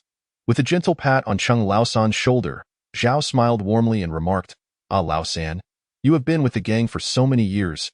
You are one of us. There are matters we shall not keep from you. The gang suspects that the peach blossom immortal and the esteemed figure you encountered may indeed be the same person." Upon hearing this, Cheng Laosan's pupils constricted, fearing he had inadvertently revealed a flaw. Just as he was about to devise a remedy, Zhao continued, "Xian Feng County is quite remote, and to have two esteemed individuals arrive in quick succession is no mere coincidence. With the leader absent, all matters concerning the gang have been deliberated upon by us stewards. This morning, we convened and decided to send you, as a representative of the Chai gang, to pay a visit to that gentleman at Su Deguan's residence. What are your thoughts on this? If you encounter any difficulties, do not hesitate to voice them." Relieved that his initial fears were unfounded, Cheng Laosan began to ponder the gravity of the situation. Wondering why the stewards were so solemn, after a moment's hesitation, he nodded in agreement. He understood all too well that if he wished to remain in the good graces of the Chai gang, he could not evade this task. Rather than send a stranger, it would be better for him to go himself, ensuring that the gentleman's tranquility would not be disturbed. Seeing Cheng Laosan's assent, Zhao's face lit up with joy. He gave Cheng Laosan's shoulder a hearty slap and said earnestly, "Laosan, the gang never neglects its loyal servants. If you can successfully invite the gentleman, we guarantee you will become the esteemed Laosan of the Chai gang." Though Cheng Laosan's face brightened at Zhao's promise, his heart was devoid of excitement. The greater the honor, the more significant the matter. Merely conveying a message, if it were not of utmost importance, the Chai gang would never make such a weighty commitment. He composed himself and smiled at Zhao, saying, "Steward Zhao, could you perhaps divulge what exactly has transpired? I would hate to be caught off guard should the esteemed individual inquire, leaving me utterly in the dark and potentially jeopardizing matters." At this, Zhao looked back at the other stewards behind him, displaying signs of difficulty. At that moment, the portly Qian steward interjected, "Old Zhao, what are you waiting for? If you cannot speak, allow me to take the lead." With that, he stepped in front of Zhao and addressed Cheng Laosan. "Do you know where the leader has gone?" Cheng Laosan shook his head and replied, "I do not know. The brothers in the gang have not seen the leader for some time." "Did not the steward say he had matters to attend to outside the county?" Qian steward snorted derisively, "Nonsense. At this point, I shall not hide it from you. The leader has been imprisoned by us." "Old Qian, you?" Zhao's voice cut through before Qian could finish. "Enough with the yous. At this juncture, We cannot afford to be coy. If we delay any further, the brothers and the gang will face dire consequences. Zhao's words hung in the air, only to be met with Qian's retort. What of it? We have imprisoned the leader. Even if the sky were to fall, we are in the right. Moreover, Lao San is not an outsider. This is information he must know sooner or later. Ignoring Zhao's objections, Qian continued, Lao San, do not blame old Zhao. The situation is exceedingly precarious. Should word of this leak, the entire gang would find themselves in peril. Chung Laosan stared in disbelief at the stewards before him, struggling to comprehend the audacity of their actions. He could scarcely fathom that these individuals had conspired to imprison their leader and spoke of it so brazenly. Observing Chung Laosan's incredulous expression, Qian's steward spoke gravely, remember this well. The following words are for your ears only, for they concern the very fate of our gang. You must not let them slip. 2 months ago, a traveling merchant from afar arrived to pay a visit. The leader, accompanied by myself and old Chow from the accounts department, met with him. The merchant brought forth a type of coal we had never encountered. Durable and potent, a few small pieces sufficient to burn through the night. He claimed it was mined from the mountains and sought a partnership with our gang, offering a price significantly lower than that of ordinary charcoal, by as much as 60%. However, the coal pit was distant, located over 100 miles away in Pingshan County, necessitating our gang's own transport. As the saying goes, one does not trade firewood over 100 miles, nor grain over 1,000. The mountain roads were treacherous, and even with an enticing price, one must consider their life, mustn't they? Thus, the leader declined the offer. The merchant, seeing his proposal rejected, changed his tune, suggesting they could transport it to Danyang Prefecture, from whence we could retrieve it via the official road. However, the price was now increased by an additional 20%. Old Chow calculated the figures and deemed the opportunity worthwhile. Should this venture prove successful, the brothers and the gang would no longer need to brave the dangers of the mountains, and the leader agreed on the spot. Afterward, we deliberated. After all, numbers are just numbers and cannot be taken at face value. To prevent the brothers from getting their hopes up unnecessarily, the leader resolved to personally accompany a few brothers to Danyang to investigate the veracity of the coal and gauge the costs and taxes along the official route. However, upon their return, they brought back a calamity. Calamity? What kind of calamity? Chung Laosan asked, his expression turning serious. For the stewards of the Chai gang to imprison their leader, this calamity must be of grave consequence. Qian's steward furrowed his brow, worry etched across his face as he replied, upon their return, the leader and his companions fell silent regarding the coal, yet they frequently withdrew into a room, acting mysteriously and engaging in who knows what. Initially, we paid no heed to it. However, one day, the eldest sister secretly approached old Zhao, revealing that the leader had returned from Danyang with a deity statue. What kind of statue? An evil deity? Chung Laosan exclaimed. Leaping to his feet, he had recently witnessed the dire consequences of invoking deities. Furthermore, this was a statue brought back in secrecy. If there were no issues, he would stake his life on it. Seeing Chung Laosan's agitation, Qian's steward managed a wry smile and admitted, indeed, it is an evil deity. Moreover, it is a rather special one. Otherwise, we would have simply imprisoned the leader and disposed of the statue. If necessary, we could even report it to the authorities. Chung Laosan, taken aback, inquired, what makes it so special that reporting it is out of the question? Qian's steward glanced around cautiously, signaling to the others. The stewards discreetly positioned themselves to keep watch. Only then did Qian lower his voice and say, it is the deity of the Luo sect. What? A heretical cult? Upon hearing the name of the Luo sect, Chung Laosan gasped in shock. Heretical cults were a forbidden topic throughout the Dui dynasty. Their discovery would result in severe punishment, and the eradication of such cults was a significant achievement for officials. The emergence of a heretical cult within the Chai gang's territory would equate to walking into the jaws of a tiger. The consequences would be dire. Should they encounter someone seeking merit for promotion, it could spell disaster for the entire gang. Seeing Chung Laosan's reaction, Qian's steward felt a wave of relief wash over him. He had feared encountering an oblivious fool. After we confined the leader, we attempted to destroy the statue, burning it, chopping it, even discarding it in the latrine. Yet no matter what we tried, it would reappear in the gang's assembly hall the following day, unscathed. Qian's steward glanced at the others and continued. A bitter smile on his face soon. We found ourselves dreaming of the Luo deity preaching. If this continues, the entire Chai gang may well be transformed into followers of the Luo sect. Seeing the expressions of the stewards, which mirrored his own concern, Chung Laosan finally grasped the gravity of the situation. He fell silent for a moment, then rubbed his head and said, "I understand. I shall head to Su Deguan's place at once." Just as Chung Laosan was about to leave, Zhao's steward pulled him back. "Laosan, take this with you." With that, Zhao produced a small box from his bosom and handed it to Chung Laosan. "This is a token of our gang's sincerity. It is unwise to approach someone empty-handed." Beside them, Qian's steward patted Chung Laosan on the shoulder and added, "Laosan, do not feel overly burdened by this task. It would be best if it succeeds. Remember, regardless of the outcome, this is a gift from the gang to the gentleman. Do not bring it back. As for what comes next, we shall figure it out together later." Chung Laosan understood Qian's steward's implication. He solemnly tucked the box into his robe and assured the stewards, "Rest assured, I comprehend the stakes. Once entangled with that heretical cult, where could I possibly run? Success or failure, I will return to report to you all." Recognizing the weight of the situation, Chung Laosan did not dare to linger. He grasped the box and set off towards Su Deguan's residence.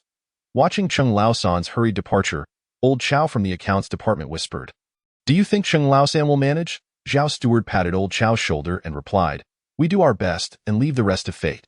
The Peach Blossom Immortal is likely the esteemed individual they encountered earlier. If Chung Laosan cannot succeed, then no one else likely can. At Zhao's words, the group collectively sighed. Chung Laosan exited the Chai Gang's stronghold, sprinting toward the northern part of the city. He was uncertain whether Chen Yin was still present. After all, Chen Yin merely mentioned he would keep vigil without indicating he would remain permanently.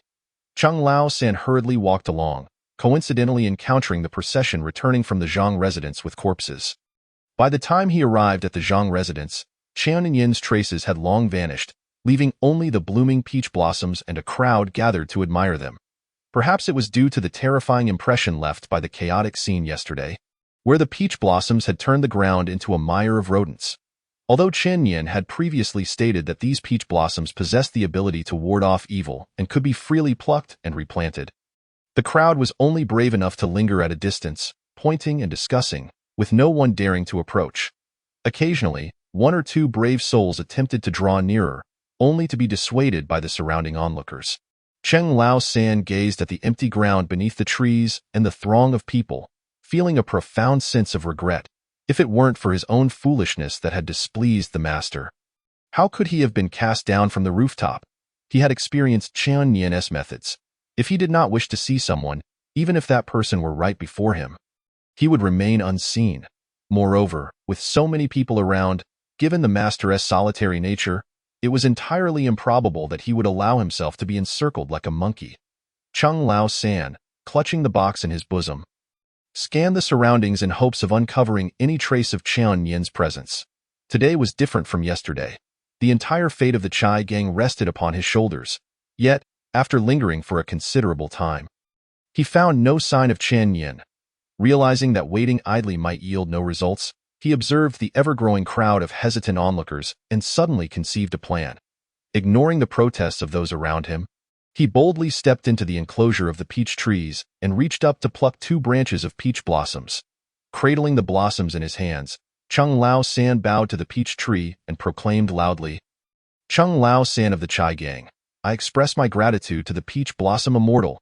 Having completed this, he turned and strode out of the throng without looking back. Chung Laosan firmly believed that if the master were nearby, he would undoubtedly comprehend his intentions. Just as he exited the crowd, he heard a commotion erupt behind him. "It's sprouting. It's really sprouting. Amazing, astonishing." Chung Laosan stood on tiptoe to glance back, witnessing the place where he had just plucked the branches, where 2 tree limbs were visibly elongating at an astonishing rate. The sight sparked eagerness among the onlookers, and as they witnessed the miraculous nature of the peach blossoms, they began to inch closer. Fearing they might rush forward in a frenzy, he bellowed from the back of the crowd, "Be careful. Don't anger the immortal in your haste." As soon as he finished shouting, his vision blurred, and when he regained his senses, he found himself standing in a guest room. "Speak. What business does the Chai Gang have with me?" Chapter 32. Luo Xian Chen Yin glanced at the peach blossoms in Chung Laosan's hands. nodded and said, "You are rather clever, knowing to call out like that. Now, speak. What does the Chai gang seek from me?" Cheng Lao Sin chuckled, retrieving a wooden box from his bosom as he replied, "It's about the same matter as last time. The gang suspects that the Peach Blossom Immortal is the same person as you, so they sent me again. This is a gift prepared for you by the managers." Chun Yin took the box, casually opened it and raised an eyebrow, saying, "What matter warrants such generosity?" Inside the box lay 3 perfectly round pearls, each the size of a pigeon's egg. Such exquisite pearls, regardless of where they were placed in the world, would fetch a handsome price. Chun Yin estimated that for the Chai gang, presenting these 3 pearls was indeed a significant outlay. Even Cheng Lao San was taken aback upon seeing the pearls, never anticipating that the managers would place such trust in him, stirring a sense of gratitude within him. Had he been unable to resist the temptation to open the box midway, he would have had a 9 out of 10 chance of absconding with the treasure. Any one of these 3 pearls would be enough to ensure his family would never worry about food and clothing for generations to come. As for the matter of the Luo sect, who would recognize him in a different place? Shocked as he was, Cheng Lao San did not forget the purpose of his visit, succinctly recounting the situation of the Chai gang to Chen Yin. Upon hearing this, Chen Yin frowned and inquired, "What exactly are the Luo sect and Luo Xian?" This question left Cheng Lao San at a loss, as he too had no idea what those terms referred to. Not only he, but even the managers in the gang could not articulate what the Luo sect and Luo Xian were. Cheng Lao San's stammering left Chun Yin almost amused. He couldn't help but remark, "So, after all this worrying, you don't even know what the other party is?" Cheng Lao San lamented, "I truly don't know. The sect characters are usually taboo among those who wander the rivers and lakes. Who knows what it is? Then why are you so alarmed?" Chen Yin gazed at Cheng Lao San, perplexed by their reasoning. After a long pause, Cheng Lao San finally gathered his thoughts and spoke. "What we fear is not the so-called Luo sect or Luo Xian, but rather the government's attitude towards sect characters." Cheng Lao San's words caused Chen Yin to frown slightly. After returning to the Chai gang, why did he only hear such vague street talk? He interrupted Cheng Lao San, asking, "Sect characters, what are they?" Cheng Lao San scratched his head, puzzled as to why Chen Yin was asking such a commonplace question. However, he dared not probe further and could only respond honestly. The so-called sect characters refer to the expressions used among wandering folk to avoid offending others, while the official term in the Great Wei dynasty is heretical cult. In this world rife with monsters and demons and rampant evil spirits, the practice of sacrifices is widespread, and countless demons and spirits masquerade under various divine names to demand offerings and tributes, making it impossible for the court to manage effectively. Thus, as long as one remains anchored in a place, abiding by the law and not engaging in heinous acts or harming lives, successive courts have historically turned a blind eye to such matters. Some benevolent individuals may even be honored as righteous deities by the court, enjoying official sacrifices. However, whether it be the so-called righteous deities of the court or the myriad of spirits, proselytizing is strictly forbidden. Once any signs of missionary activity are detected, the court will respond with overwhelming force to suppress it. Generally, even if a heretical cult cannot be managed within the gang, they can still report it to the authorities. Perhaps at a greater expense. However, once labeled a heretical cult, the gang would be utterly terrified to make it public. Those officials, who typically seek out business to line their pockets, would surely take advantage of such a situation.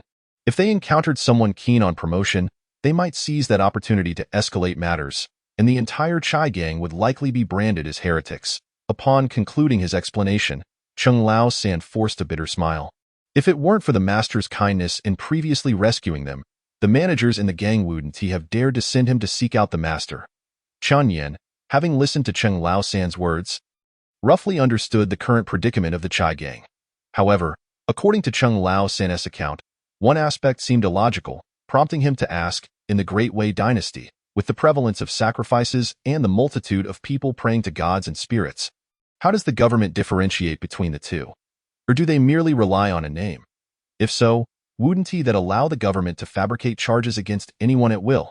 It seemed that even the Chai gang had not anticipated that Chun Yin would pose such a question, leaving them unprepared with a response, leading Cheng Lao San to shake his head repeatedly, indicating his ignorance. Seeing this, Chun Yin couldn't help but let out a cold chuckle. He had previously witnessed the Chai gang's sinister aura. If it were merely a matter of surface strength, It would not be overly complicated to handle. However, under such intense governmental scrutiny, if they dared to propagate their beliefs, the so-called Luoxian was likely far more complex than it appeared. Most importantly, sensing the residual aura on the 3 pearls that resembled that of the Shibo temple, it was clear that the managers of the Chai Gang were not being entirely truthful. There were likely deeper secrets at play. Yet, this matter could not be ignored, and it needed to be addressed promptly. Otherwise, should the influence of the statue expand and the news leak, according to the county magistrate's temperament, the Chai Gang's fate would not be much better than that of Chenjia village. With that thought, Chen Yin made a resolution. He beckoned to Cheng Lao San, reclaimed the 2 branches of peach blossoms he had plucked, and with a swift motion, he brushed over them, stating, "I will take this matter upon myself, but as for the Luo Xian, I need your full cooperation." Upon hearing Chen Yin's promise, Cheng Lao San was overcome with joy. Thumping his chest in assurance, "You may command as you wish, I guarantee I will comply."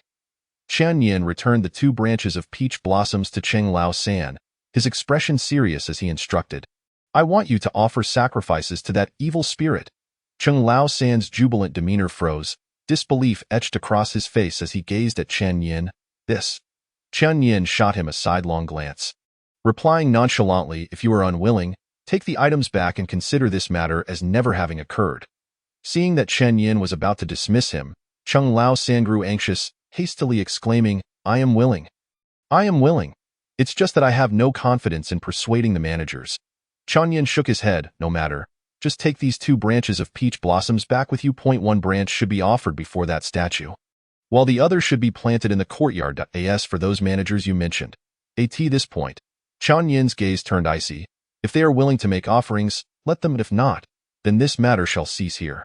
Having conveyed his instructions, Chen Yin turned and strode away, clutching his peachwood staff. In comparison to a clueless Cheng Lao San, he felt that his seemingly youthful-looking but reliable Aunt Lu, who exuded an aura of innocence, was a far more trustworthy ally.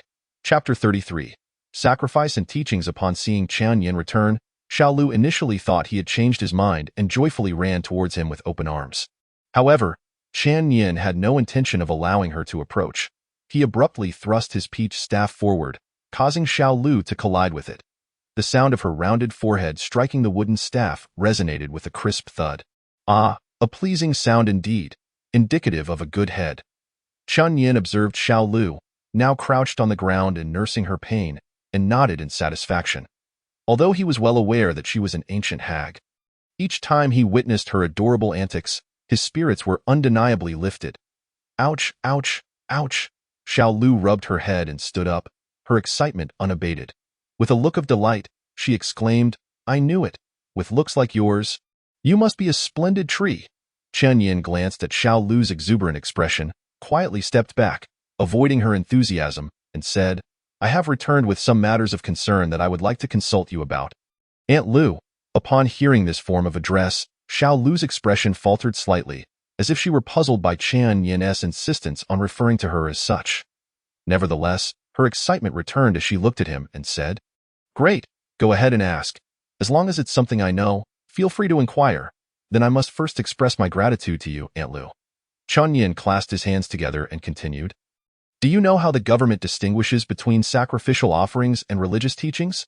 Xiao Lu was momentarily taken aback, thinking she misheard him. She gazed at Chen Yin with a hint of confusion and asked, "Why do you want to know that?"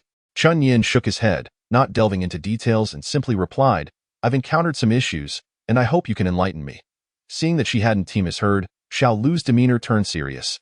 She scrutinized Chen Yin with utmost sincerity, and after confirming he bore no abnormalities, she sighed in relief and stated sternly, "You've just come down from the mountains, so stay away from those things. Especially the missionaries. Keep your distance as far as possible."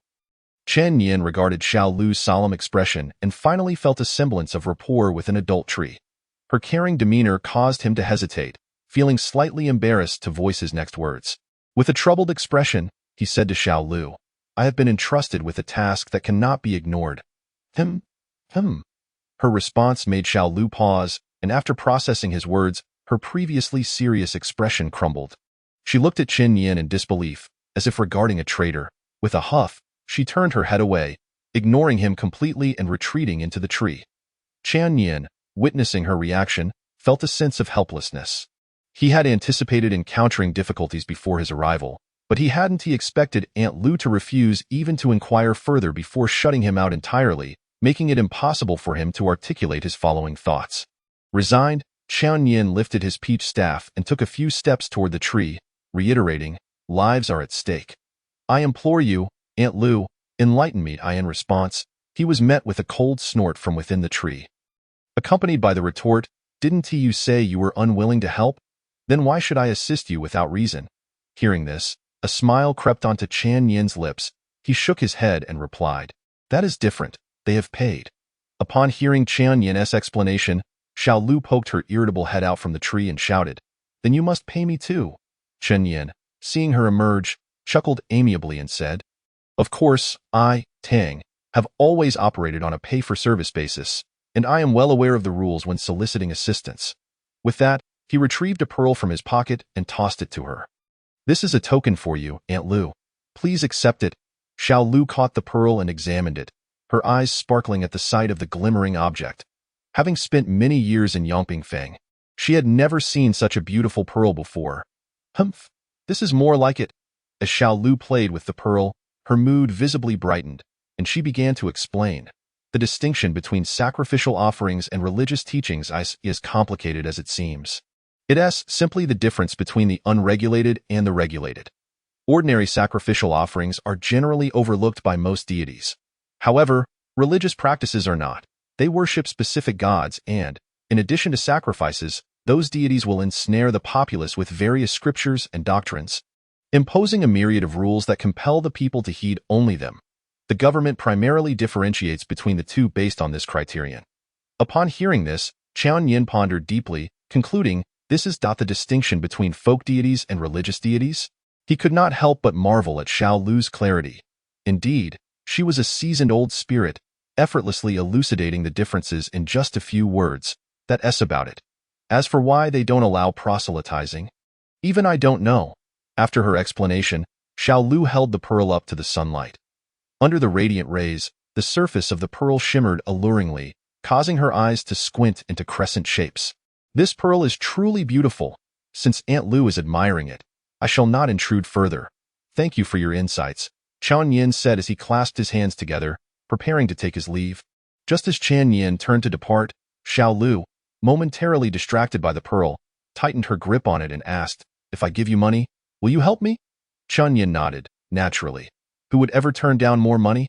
At this, a glimmer of joy flickered in Xiao Lu's eyes, but she hesitated to ask, "If Shibo offers you more money, would you go help him instead?" One object cannot serve two masters. I, Tang, would never break this principle. Upon hearing Qian Yin's response, Xiao Lu visibly relaxed. She presented the pearl to him, exclaiming, "Then it's settled. I will also pay you. You must help me." The name Gozhu belonged to the earlier boy, a common name in many households of this era. Qian Yin smiled faintly, realizing that Aunt Lu's mind had finally caught up, and the earlier bump to her forehead had not been in vain. He took the pearl from Xiao Lu's hands, nodded, and said, "I shall take on this matter. However, I need to make some preparations. On the day of Shibo's birthday, I will certainly provide you with an explanation." Upon hearing Qian Yin's agreement to assist her, Xiao Lu's spirits lifted instantly. She extended her pinky finger and declared, "Great. Let's make a pinky promise." Qian Yin hesitated, casting a dubious glance at Xiao Lu before shaking his head. "A pinky promise is unnecessary. I have always kept my word." Without a trace of disappointment at his refusal, Xiao Lu excitedly waved her hand at Qian Yin, saying, "Then hurry and help others. I will be waiting here for you." With no reluctance, Qian Yin turned and departed, stating as he walked away, "Rest assured, Aunt Lu. Since I have agreed to your request, I will not go back on my word. I believe you will soon be able to leave Yangpingfang." Xiao Lu's expression of excitement abruptly froze on her face. Chapter 34. Suspicion. Qian Yin's words were not uttered lightly, despite Xiao Lu's appearance as a 6- or 7-year-old girl in Qian Yin's eyes. Her strength ranked among the top 3 in Xinfeng County. The only one capable of confining her within Yangpingfang was undoubtedly Shibo.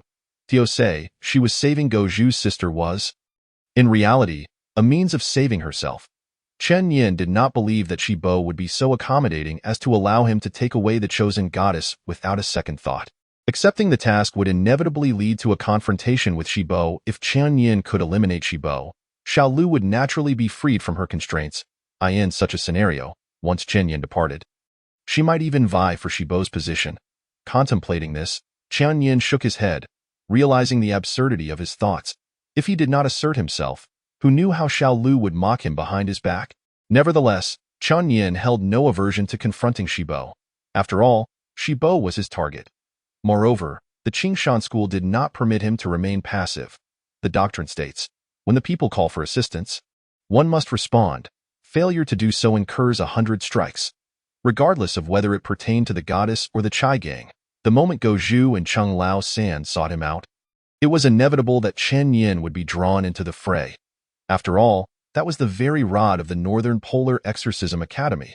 It was no exaggeration to say that he might not even withstand a single strike. Concealing his conspicuous attire, Chen Yin wandered aimlessly through the bustling streets, feeling the ever-expanding aura of peach blossoms around him. He couldn't help but smile, anticipating that someone would soon be unable to resist coming to him. Chai gang. Cheng Laosan cautiously cradled 2 branches of peach blossoms as he returned from outside it. Seemed that the stewards had made prior arrangements. Upon seeing him, a man stepped forward to escort him into the inner courtyard.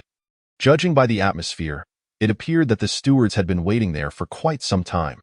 Upon witnessing Cheng Laosan entering with the peach blossoms, the stewards exchanged composed glances with one another.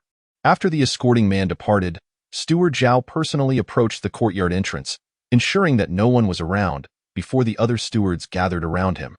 Cheng Laosan, observing the hopeful expressions on the stewards' faces, dared not speak loudly, merely nodding gently. The stewards, seeing Cheng Laosan's nod, immediately became animated. Steward Qian even embraced Cheng Laosan in a bear hug, patting his shoulder while exclaiming, "I knew you could do it. I truly did not misjudge you." He then whispered, "When will the master arrive?" Cheng Laosan placed the peach blossoms on the table and shook his head, saying, "He did not specify. The master has agreed to this matter, but whether it comes to fruition depends on your thoughts." The stewards were momentarily taken aback by his words, and Steward Qian frowned, asking, "Depend on our thoughts? Could it be that the master finds our offerings insufficient? Laosan, given the circumstances, please do not keep us in suspense." Cheng Laosan glanced at Steward Zhao at the door, and upon seeing him nod, he quietly replied, "No, the master said we must first pay homage to that Luoxian." At this revelation, the previously excited stewards fell into a sudden hush, as if their throats had been constricted. After a moment, they began to murmur in disbelief. "What? This is impossible. This is asking us to court death," particularly old Chow from the accounts department, veins bulging in his neck, shouted hoarsely, "Impossible. We cannot worship that wicked deity. If anything goes awry, the entire Chai gang will be doomed." Except for Steward Qian and Steward Zhao, who remained silent, nearly all the other stewards voiced their objections. Cheng Laosan observed their reactions, realizing that had he not been aware of the Master's methods, his own response would likely have mirrored theirs. As the stewards appeared ready to erupt, Cheng Laosan hastily added, "The master instructed that if you all agree, one branch of these peach blossoms must be offered before the deity, while the other is to be planted within the courtyard." Upon hearing this, Steward Qian immediately pressed for more information. "What else did the master say?" Cheng Laosan replied, "He also said that if you are unwilling, then the matter shall be dropped." Steward Qian exchanged a contemplative glance with Steward Zhao, both sensing a weightiness in each other's eyes. Steward Zhao, disregarding the possibility of anyone approaching from outside, stood before Cheng Laosan and asked seriously, "Laosan, you know the master best. What is your perspective on this matter?" Cheng Laosan was taken aback. He had not expected Steward Zhao to seek his opinion. He shook his head and replied, "I dare not make decisions for you, but the master inquired about the details of that Luo sect and Luoxian before making this request, to which I could not respond. If I am not mistaken, the master likely wishes for you all to feign reverence towards Luoxian in order to probe into his true nature. Otherwise, he would not have specifically instructed us to present the peach blossoms before the deity." Hearing this, Steward Zhao's brow relaxed, and he let out a long breath, addressing the others, "Everyone, you have heard Laosan's words. We cannot fully comprehend the intricacies of this matter, and it is only prudent to exercise caution." Though he had not expressed everything, The long-standing camaraderie among them made Zhao's intent clear. The most agitated, Old Zhao, looked at Steward Zhao with concern, saying, "Old Zhao, it is not that we do not trust Lao San. But what if that so-called master and Luo Xian are in cahoots?" "Old Zhao," Steward Zhao interrupted sternly, "it is fortunate that we have someone to oversee this. Do not speak such nonsense. If that deity were to invade our dreams, how long could you endure? If the master truly harbored ill intentions, he could simply refrain from intervening. Why create such complications?" At that moment, Steward Qian interjected quietly, "Enough of this noise. If outsiders catch wind of it, all our prior efforts will be in vain." He glanced at the assembled stewards, his eyes conveying a sense of determination. "As for the worship, if you all are concerned, I shall go first. You may observe from the sidelines." Old Zhao remained skeptical, fixating on the 2 branches of peach blossoms on the table, saying, "Old Qian, I understand you mean well for the gang, but can mere peach blossoms truly surpass that wicked deity?" Chapter 35. Worshipping the deity. Old Zhao's words caused Cheng Laosan, who was awaiting the steward's decision, to stiffen in expression. Cheng Laosan, being astute, immediately understood that Old Zhao's doubt was not directed at the master, but rather at him. Though Cheng Laosan felt a twinge of discomfort, he set aside his feelings in light of the gravity of the situation. He pointed at the peach blossoms on the table, stating, "Old Zhao speaks truth. These blossoms were indeed plucked from the peach tree by me, yet they have also been imbued with magical properties by the master. Those 3 pearls may be precious, but in my eyes, they pale in comparison to the lives of my Chai Gang brothers." Acknowledging Cheng Laosan's forthrightness, Old Zhao dropped his pretense and candidly remarked, "Laosan, it is not that I do not trust you. It is simply that this matter is of utmost importance and cannot be taken lightly." Cheng Laosan shook his head, saying, "I do not blame the stewards. Where is that bird deity? I shall be the first to pay homage." At that moment, Steward Qian seized Cheng Laosan's arm and said, "Laosan, this matter is not originally your concern. It was Old Zhao and I who brought you into this. If anyone is to go first, it should not be you." After a brief pause, Steward Qian addressed the surrounding old comrades, "I trust Laosan. This matter should not be delayed. I will go first, and you all can act as the situation dictates. Should anything happen to me, bind me along with the gang leader and send us to the authorities." "Old Qian, you..." Old Zhao was taken aback by Steward Qian's words. Binding him to the authorities was akin to sentencing him to death. Steward Qian turned to Old Zhao and said earnestly, "Old Zhao, I am not jesting. We bear significant responsibility in this matter. If a mishap were to occur, I hope you will not hesitate." The unconditional trust from Steward Qian moved Cheng Laosan deeply, while the other stewards fell into a profound silence. Just then, a somewhat uncertain voice emerged from among the stewards. "How about we hold off for now and first plant 1 branch to observe the results?" This suggestion captured everyone's attention, and they turned to look. The speaker was Old L, the least prominent among the stewards, responsible for managing the livestock, who rarely spoke. Steward Qian approached Old L and playfully slapped his shoulder, chiding, "Damn it, Old L, why didn't you say so earlier? You've made me look foolish." Old L grinned widely, revealing a set of large yellow teeth, and chuckled, "You're usually so hot-headed. It's rare to see you do something sensible." I had to take a good look. The previously tense atmosphere dissipated with Old L's light-hearted remarks. The group quickly gathered tools, digging a hole in the courtyard to plant the peach branch. The once ordinary peach blossom, upon being buried and watered, rapidly unfurled in under 10 breaths. The small branch transformed into a towering peach tree, laden with blossoms, swaying gracefully in the breeze, its delicate fragrance filling the air. The doubts of those who had previously been skeptical diminished significantly. Steward Zhao tossed his shovel to the ground and exclaimed to Cheng Laosan, "Laosan, well done. I knew I did not misjudge you." He then turned to the other stewards and asked, "How does everyone feel now? Shall we worship the deity or not?" This time, even Old Zhao refrained from opposing, though he still seemed to harbor concerns. "Should we go together or separately?" Steward Qian stepped forward, declaring, "I will go first. If anything goes awry, you all will proceed as I previously suggested." Hearing this, the group fell silent once more. "Then let us proceed as Old Qian has stated." Finally, it was Steward Zhao who broke the silence, speaking in an authoritative tone, "Laosan, you need not partake in the worship. Remain at the entrance to keep watch. If anything unusual occurs, gather a few reliable brothers to assist us."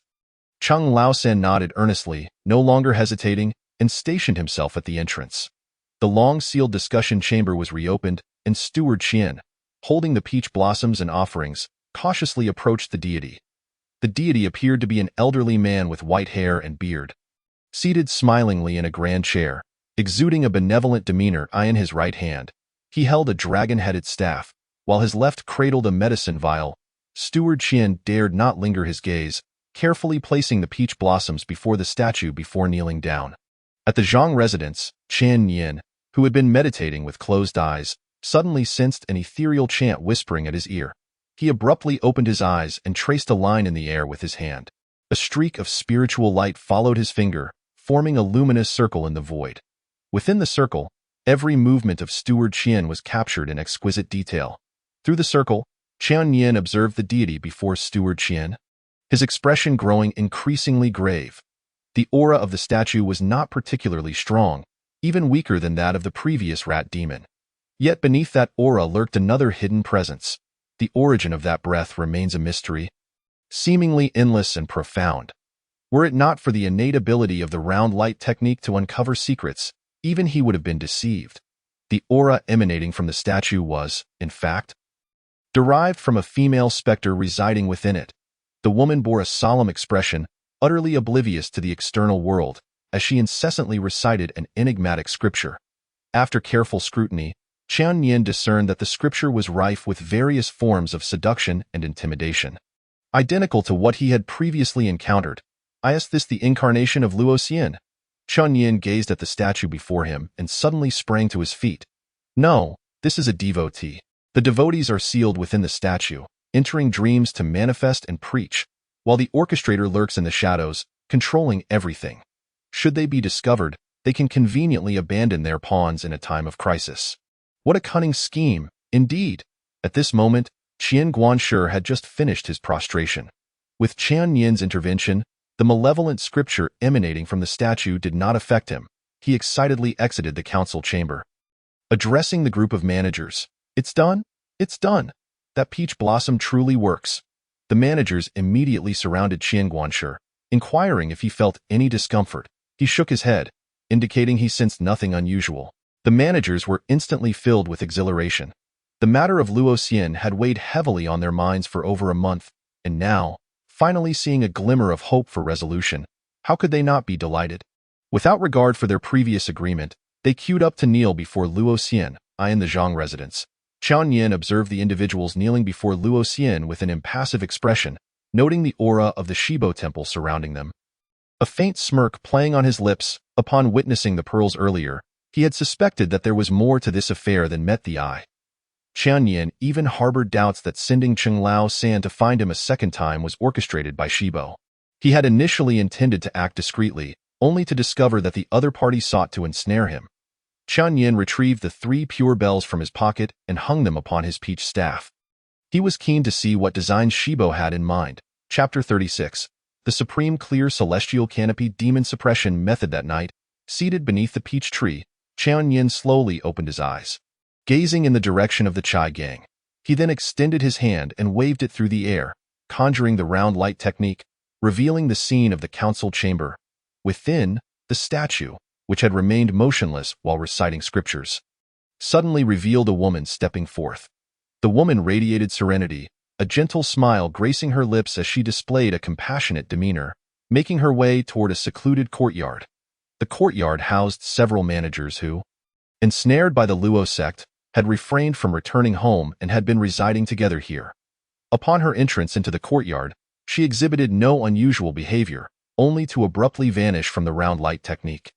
Qian Yin furrowed his brow, perplexed. He was certain that the woman's aura still lingered within the courtyard.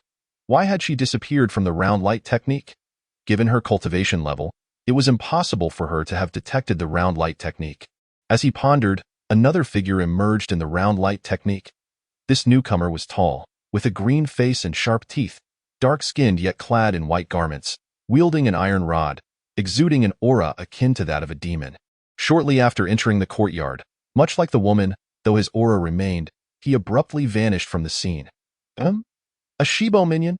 Chen Yin observed the fleeting green-faced specter in the image, a flicker of intrigue igniting within him. Sensing the intertwining auras of the two specters, he flicked his fingers, causing the woman who had vanished from the round light technique to reappear. Indeed, it was a dream invocation technique. Chen Yin chuckled lightly, rising to his feet, withdrawing the peach staff from the ground, and striding toward the Chai Gang. Since it was a request from Shibo, he had no intention of remaining low-key this time. As Chen Yin walked, the three pure bells swayed with his staff, producing a continuous, melodious chime. The sound was soothing to the ear, instilling tranquility, much to Chen Yin's delight. However, the three pure bells were, after all, a demon-subduing artifact. Despite their pleasant tones, they served as an auditory assault on the demons and malevolent spirits within the city. Moreover, the three pure bells in Chen Yin's possession were bestowed by the Northern Polar Exorcism Academy. Even though they were standardized items, their presence in the lower realm rendered them as genuine celestial treasures. The sound, even under Chen Yin's deliberate suppression, permeated nearly half the city. It could be said that before he had taken more than a few steps, the entire county was already thrown into disarray. Noticing several auras approaching him, Chen Yin smiled slightly and quickened his pace, leading them toward the Chai Gang. He moved with such swiftness that he nearly arrived simultaneously with the sound of the bells. Upon reaching the Chai Gang, he headed straight for the council hall. The moment he came to a halt, he waved his hand, casting a talisman that sealed off the courtyard where the managers resided. The courtyard only housed Luo Xian and Shibo as pawns, making it easy to manage. What truly concerned him was the unfathomable Luo Xian lurking in the shadows. The ensuing events involved several malevolent spirits and Luo Xian, which were largely unrelated to the two pawns. With the peach blossoms serving as a barrier, the concealed aura within the statue was unaffected by the three pure bells. Standing before the statue, Chen Yin employed the qi sealing technique, reaching out to grasp a wisp of aura from the malevolent spirits that followed him. As the essence touched his hand, a smile crept onto Chen Yin's face. He formed a seal with his hands, exhaling a primordial qi that directed the captured essence into the peach blossoms before the statue. Subsequently, he altered the hand gestures and recited, Celestial Canopy Command. Sever spirits, capture. The peach blossoms responded, rising and spinning in midair. Chen Yin's hands moved ceaselessly, and a diagram of the Big Dipper, composed of primordial qi, materialized out of thin air, containing the primordial void, Celestial Canopy Command. Upon the incantation's conclusion, the star diagram transformed into 7 stars that flew into the peach blossoms. Chen Yin extended his hand to catch the falling peach blossoms, wielding them like a sword aimed at the seal within the statue. The statue itself was merely a clay effigy. The seal was its essence, and Luo Xian's true essence lay hidden behind this seal. The peach blossoms effortlessly pierced through the clay, reaching the seal. At the moment of contact, an immense recoil surged from the blossoms. Chen Yin's heart tightened, and his wrist flicked rapidly, causing a flurry of petals to cascade down like flying blades, striking the seal. The petals, akin to raindrops on banana leaves, flung off the layers of earth atop the statue, revealing the seal beneath. It was a jade tablet, casting a ghastly green glow, intricately patterned yet now battered by the petals. Seeing this, Chen Yin thrust forcefully, propelling himself backward. As he retreated, he utilized the qi sealing technique to lock down the entire council hall. The instant Chen Yin exited the council hall, the peach branch and jade tablet disintegrated midair. At that moment of dissolution, several auras escaped from the peach branch. The long-dormant aura of Luo Xian finally stirred. Chen Yin sensed a divine intent erupting from within. However, having lost its foundation, the divine intent came swiftly and departed just as quickly, nearly vanishing in an instant. As the divine intent faded, Chen Yin released the seal and re-entered the council hall. Sensing the faint auras, he smiled slightly, extracting a wisp of the lingering aura of Luo Xian. He had used the 3 pure bells to lure forth a throng of demons, employing the incantation technique from the Supreme Clear Celestial Canopy Demon Suppression method as a foundation, sealing the auras of the gathered spirits within the peach branch. Then, by breaking the seal with the peach branch, he aimed to deceive Luo Xian's divine intent with the spirit's auras, all for the sake of this wisp of Luo Xian's essence. Chen Yin, as if holding a tangible object, gently inhaled the essence of Luo Xian at his fingertips. The scent of wine. Chen Yin raised an eyebrow, this outcome somewhat unexpected. Was it a case of sudden death from illness or a solitary spirit? Chan Yin summoned a piece of parchment from the side hall, using his finger as a pin to write a talisman, while simultaneously infusing a fragment of Luo Xian's essence into it. Then, with a flick of his finger, a small flame ignited, incinerating the parchment to ashes. Observing the serpentine ash pattern on the ground, Chan Yin furrowed his brow. The ash forming a serpent shape indicated the presence of ancient earth deities or land spirits. This was the first time he had employed the techniques of essence and trace verification to seek out the roots of malevolent entities, only to yield two different results. The Supreme Clear Celestial Canopy Demon Suppression method undoubtedly could not be erroneous, thus indicating that Luo Xian himself harbored abnormalities. Yet, it remained unclear why such an existence would target a mere Chai gang. Chan Yin waved his hand, scattering the ash pattern on the ground, and turned to exit. A few approaching spirits seemed to be aware of his intent to exorcise evil tonight and had come to assist. Standing beneath the peach tree, Chan Yin stood with his hands clasped behind his back, gazing toward the courtyard, speaking without turning his head. He had planted the peach staff into the ground beside him, having removed the 3 pure bells from the top to avoid disturbing the 2 specters ensnared in dreams. Observing the spirits in their slumber would allow him to validate his dream invocation technique. Not far away, several encroaching demons seethed with indignation upon hearing Chan Yin's words. This cursed sorcerer had just eliminated a rat demon yesterday and was out seeking trouble again. Audaciously boasting. Chapter 37. Dream invocation at once, a specter questioned. Sorcerer, you have bewitched the populace by day, planting peach trees throughout the city, and now you disturb us at night. What exactly do you intend? Another grim voice followed. Yesterday, you claimed that a rat demon had stolen your wealth, and we chose not to pursue the matter with you. Today, you disrupt the peace of the entire city. Do you truly believe we are mere clay figures? At this moment, Chan Yin's focus was solely on the slumbering individuals within the courtyard. He did not even glance at the encroaching malevolent spirits. Responding coolly, this day, at the invitation of Shibo, I have come to exorcise evil. If you are here to assist, I would be most grateful. If not, I kindly ask that you do not hinder my efforts. Should there be any collateral damage, you would surely blame me for causing trouble. Chan Yin's words only served to stoke the flames of indignation among the already furious spirits. The sorcerer is audacious. Tonight, the soul-stirring gong that once protected you is no more. The first to succumb to the ominous voice that had earlier echoed was drawn towards Chan Yin. As it moved, the surrounding multitude of malevolent beings stirred into action. No matter how formidable the sorcerer, it was impossible to vanquish them all. Observing this, Chan Yin's gaze turned icy as he coldly declared, "Since you all refuse to heed my counsel, do not blame Tang for the ensuing consequences." With a firm stamp of his foot, the peachwood staff embedded in the ground soared into the air, hovering before him. Evil spirits and wretched beings, I command you. Chan Yin's speed was astonishing. And before the surrounding malevolent creatures could strike, he had already formed a sword with his fingers, drawing forth a spiritual talisman that he embedded into the staff. Upon entering the staff, it transformed into a colossal illusion of a peach tree, enveloping the entire territory of the Chai gang beneath its boughs. Petals rained down like a gentle shower, drifting towards the surrounding malevolence, infused with the rich fragrance of peach blossoms, rendering the scene dreamlike. The tales of Chan Yin's earlier triumph over the demon rodents had already spread throughout the city. Faced with this spectacle, the malevolent beings dared not act carelessly, each employing their own methods to obstruct his power. Yet, to their astonishment, the swirling petals seemed illusory, passing effortlessly through their forms. A sense of dread washed over the malevolent beings, but before they could comprehend the situation, an overwhelming tide of drowsiness surged upon them. They exchanged glances, realizing that they resembled drunken revelers, swaying and collapsing to the ground. Chan Yin, surveying the fallen malevolence, used his left hand to weave a connection between their essence and that of the people in the side courtyard. Having completed this, he casually drew in the air, conjuring a round light once more. Within the image, a benevolent elder, holding a medicinal vial and leaning on a staff, sat serenely in the main hall, imparting wisdom to Steward Zhao and others.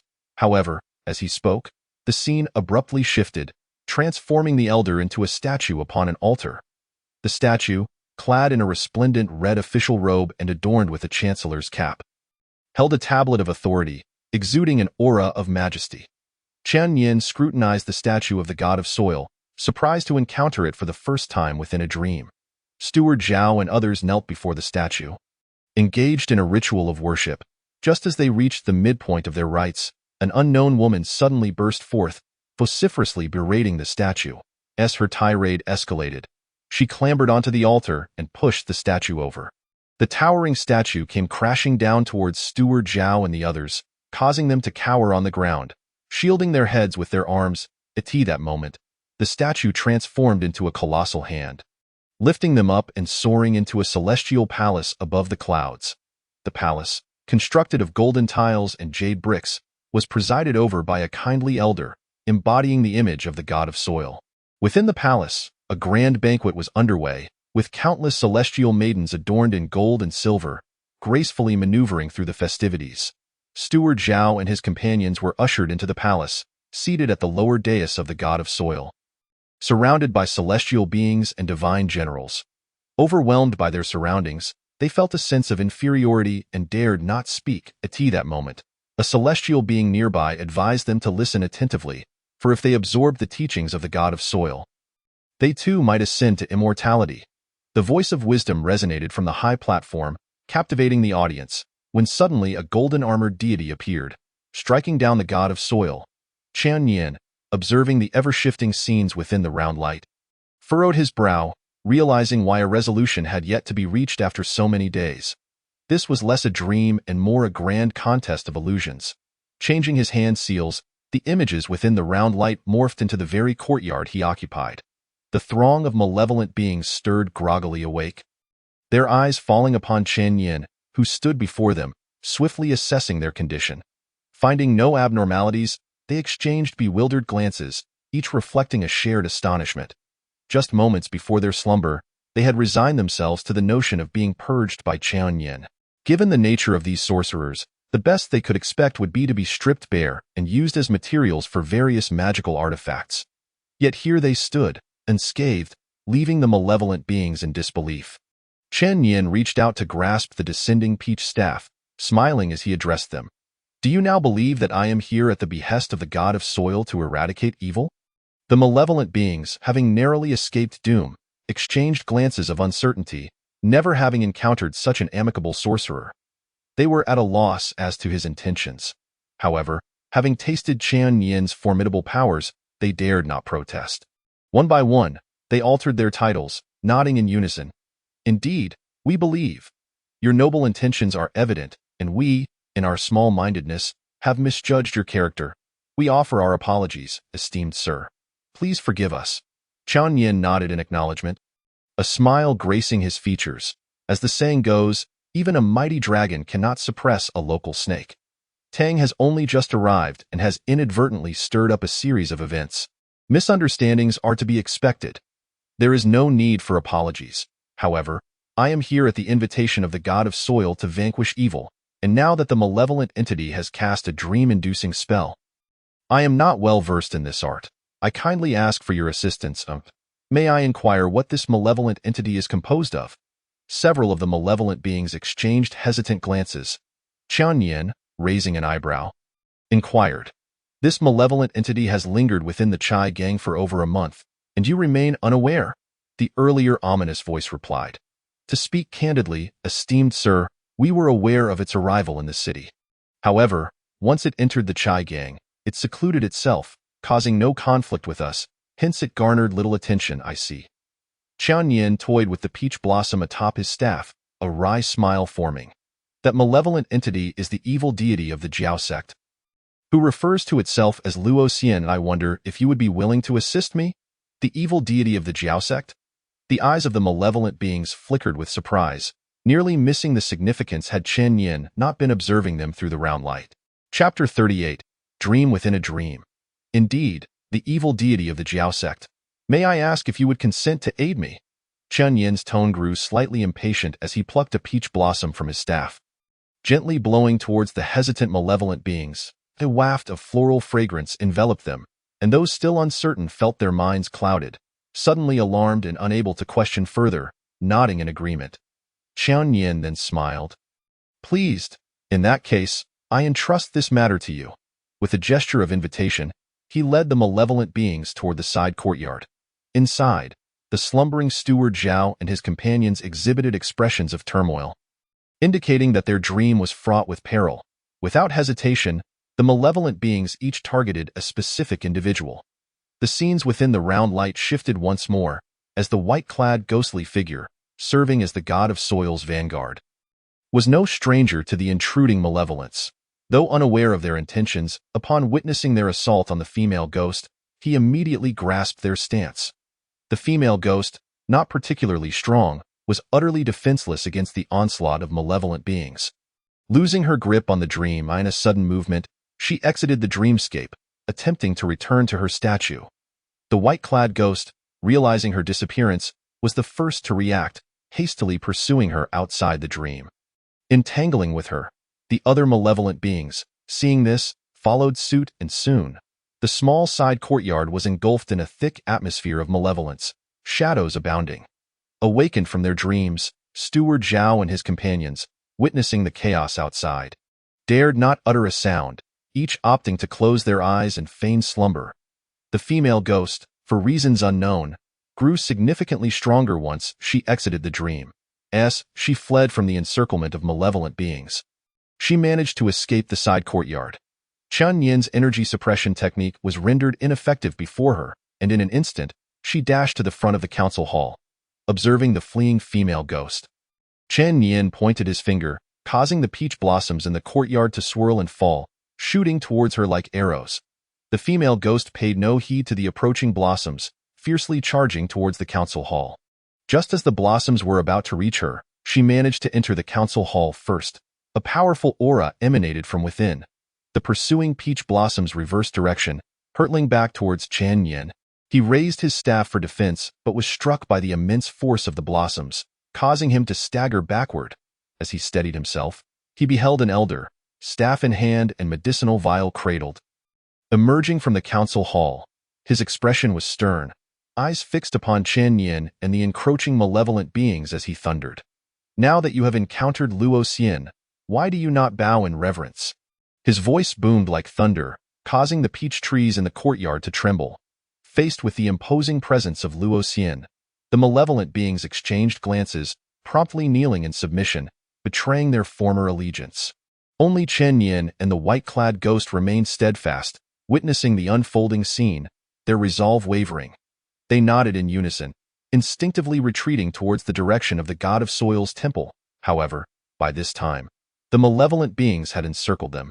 Especially Qian Yin, who had previously offended them, became the focal point of their attention. Realizing the situation was untenable, Qian Yin urged the white-clad ghost. Quickly, summon the god of soil. With that, he exerted all his strength to carve a path through the encirclement for the white-clad ghost. The ghost nodded without hesitation, swiftly darting toward the god of soil's temple in the eastern part of the city. The transformed female ghost, now embodying Luo Xian, would not permit such an easy escape. With a flick of her hand, she swung her staff towards the fleeing ghost. The white-clad ghost stumbled momentarily but did not halt. Instead, she utilized the momentum of the staff to hasten her flight. Qian Yin, however, was not so fortunate. Under the oppressive might of Luo Xian, he was quickly captured. With Qian Yin and the god of soil no longer interfering, and having gathered a substantial number of minions, Luo Xian was immensely pleased. He led a horde of malevolent beings into the side courtyard. A few awakened stewards, upon witnessing the divine-like figure of Luo Xian, immediately trembled in fear. Luo Xian gazed at the individuals before him, discarding his earlier arrogance, and with a benevolent expression, inquired, "You have summoned me. Why then do you hesitate to honor me?" The once terrified stewards were taken aback by his words. After all, it was the leader who had invited Luo Xian, and they had no direct connection to him. Yet, they dared not voice their thoughts, bowing their heads in silence. Noticing their reluctance to speak, Luo Xian continued, "On that day, 3 of you called upon me. Yet only one was willing to become my disciple. At that time, you were unaware of my powers, and I do not hold it against you. Now I ask again, do you wish to be my disciples?" Faced with the kindly demeanor of Luo Xian, the kneeling stewards found themselves in a quandary. They understood the implications of his words. There was something amiss. Yet, in this moment, they dared neither to refuse nor to accept. Just as they were caught in their internal conflict, Qian Yin felt a stirring within. From afar, a formidable aura suddenly surged forth, approaching at an astonishing speed. In the blink of an eye, it arrived before the assembly. They looked up to see a figure clad in a resplendent red official robe, adorned with a chancellor's hat, exuding unparalleled authority. It was none other than the Shibo of Xinfeng County. Without any preamble, the Shibo charged directly at Luo Xian, engaging him in fierce combat. Luo Xian drew upon an unending source of power from the sinister cult behind him, while the Shibo, fueled by the will of the people, fought valiantly on his home turf. Each move from either combatant radiated immense power, sending shockwaves that deterred the surrounding fiends from approaching. The clash reverberated like thunder, awakening countless citizens from their slumber. As the battle escalated, both warriors became increasingly engrossed, oblivious to their surroundings. Just as they were locked in fierce struggle, a commotion erupted outside the courtyard. The horde of malevolent beings turned to investigate, discovering that, unbeknownst to them, the night patrol had reached the vicinity of the Chai Gang. The arrival of the patrol even caused a change in the Shibo's expression. Before they could react, they watched as the patrol leader struck the gong with a copper hammer. A wave of terror washed over the fiends, jarring them awake from their reverie. True to her nature, it was the female ghost who reacted first, darting towards the assembly hall while the other fiends remained paralyzed. Qian Yin observed the chaotic scene with a detached gaze. The art of dream manipulation had always been a forte of the Taoists, from the fleeting dreams of Huang Liang to the philosophical musings of Zhuangzi. And even the teachings he received from his master within dreams, Qian Yin had ingeniously woven multiple layers of dreams into his OWN, as the vanguard for Luo Xian and the Shibo. The imagined powers of the two demons in what they mistakenly believed to be reality were entirely rooted in their understanding of Luo Xian and the Shibo in the real world. Qian Yin would not release them until he had thoroughly extracted their knowledge. Chapter 39. The Ghost Gate. The scenes within the circle of light shifted with each breath. It was only when Qian Yin sensed that all fiends had exhausted their means and attempted every conceivable possibility that he dispelled the multiple layers of dreams. At that moment, both human and spirit within the vision were on the brink of collapse. They stared blankly at a colossal peach tree before them, slipping into a state of stupor. The tree towered magnificently, its gnarled branches stretching for thousands of miles. Perched atop the tree was a massive golden rooster. With its eyes tightly shut, it supported itself with one claw on the trunk while the other claw grasped at the air. Striking a solitary pose, below the golden rooster, amidst the branches to the northeast, stood a towering portal reaching to the heavens. Above the portal loomed two indistinct divine figures. The figure on the left donned resplendent battle armor, holding a reed-woven rope in one hand and a golden halberd in the other. The figure on the right, clad in black robes, bore no weapons, extending only a hand to stroke a colossal golden-eyed white tiger seated beside him. The portal remained tightly shut, as if it concealed something dreadful within. Merely glimpsing it instilled a primal fear within the fiends, causing them to tremble uncontrollably. It was a shudder emanating from the depths of their souls, as if warning them of an unseen nemesis standing before them. To the east of the sea lies a mountain named Dushua, also known as Taoji, where a great peach tree extends for 3,000 miles. Harboring the Ghost Gate, Qian Yin, also gazing at the immense peach tree, gradually recounted its origins. Even though this colossal tree was a product of his own imagination, the sight before him was utterly awe-inspiring. Bereft of any divine essence, merely the vision alone caused the fiends to prostrate themselves, too terrified to resist. Truly, as the Eastern Ghost Emperor, even an image commanded such overwhelming authority. As thoughts took form, a semblance of the Ghost Emperor's divine intention began to manifest, threatening to transform this dream into a realm of its own. Qian Yin murmured, his hands never ceasing their movements. The seal he held shifted once more. And before the horrified gazes of the fiends, the Ghost Gate began to slowly open. A tremendous force of suction emanated from the gate, lifting the fiends into the air against their will. This overwhelming pull rendered them utterly incapable of resistance, leaving them to struggle in vain. As they drew closer, the image of the Ghost Gate became increasingly vivid in their eyes. until the moment they crossed the threshold. They finally discerned the true nature of the ghost gate. It was, in fact, a colossal gourd mouth. The immense peach tree was not a tree at all but a gigantic staff held in someone's grasp. Chan Yin casually stuffed the gourd mouth, withdrew the staff, and without a backward glance, made his way toward the Zhang residence. He had no interest in the Chai gang's sordid affairs, after repeating the dream so many times. If the Chai gang failed to grasp their situation and faced obliteration, it would serve them right. As a true servant of destiny, his primary concern was his overtime pay. Yet, fate had other plans. Just as Chan Yin returned to the Zhang residence, he sensed an aura rapidly approaching from the east of the city. The Shibo was remarkably swift. Chan Yin set aside the gourd he was about to open and seated himself at the base of the peach tree. Before long, a voice called from outside. "Is Mr. Tang present? I have come at the behest of the Shibo to pay my respects, and I humbly ask for Mr. Tang's gracious audience." Chan Yin naturally had no intention of making things difficult for a mere messenger. He replied with a calm demeanor, "Come in." The ghost, showing respect, pushed open the courtyard door and entered. Chan Yin squinted slightly, not lifting his eyelids, and inquired, "What business does the Shibo have with me?" The messenger ghost, having evidently received prior instructions, dared not overstep and replied with a bow, "In response to the esteemed Mr. Tang, the Shibo has learned of your intent to vanquish evil at the Chai gang tonight. But due to pressing matters, he regrets his inability to accompany you.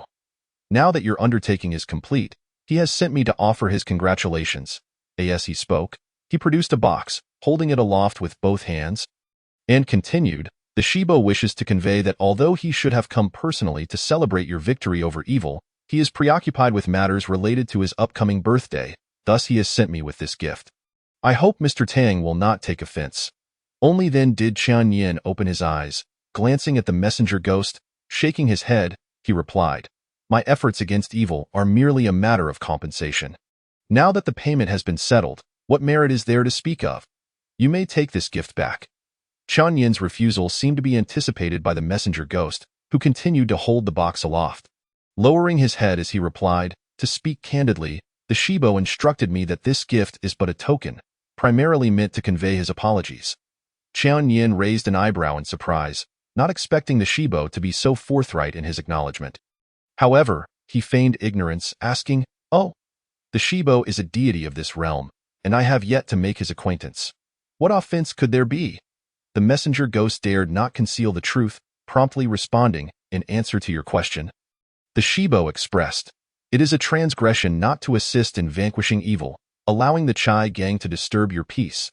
That is one knowing of your intent to confront evil tonight, yet still dispatching a white-clad ghost who nearly clashed with you. That is two. Thus, he has sent me to offer his apologies." Upon hearing this, Chan Yin chuckled and shook his head. "So it turns out this was merely a request for a person. You may return and inform the Shibo that the white-clad ghost, in an attempt to hinder Luo Xian's escape, was struck down by Luo Xian and perished on the spot. This apology can be waived." The messenger ghost trembled at his words, but dared not question them, his expression revealing his distress as he said, "But this gift." Before he could finish, Chan Yin's expression turned stern. "What?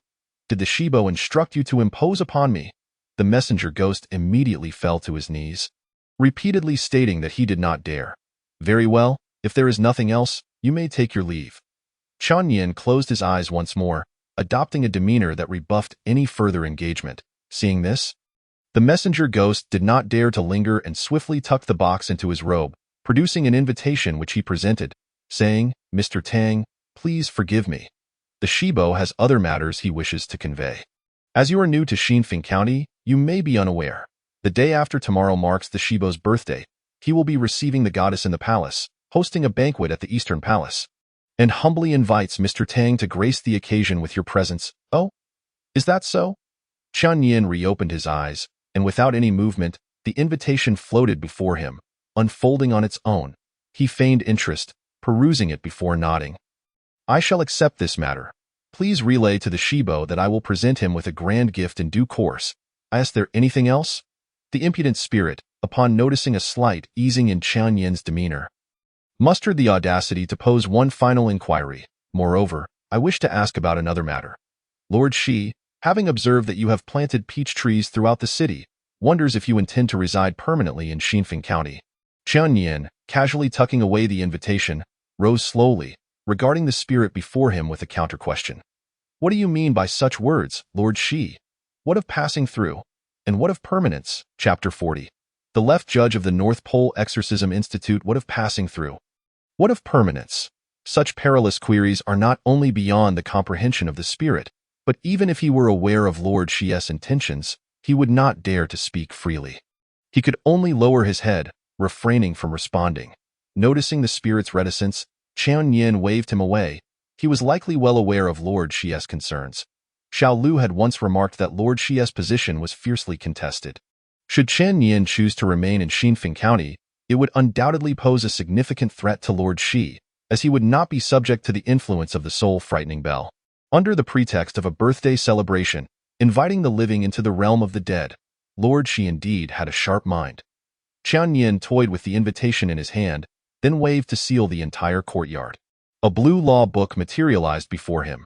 Zhang Luesh Chui Lan, a living person, had been ensnared by spirits and met her end through self-immolation.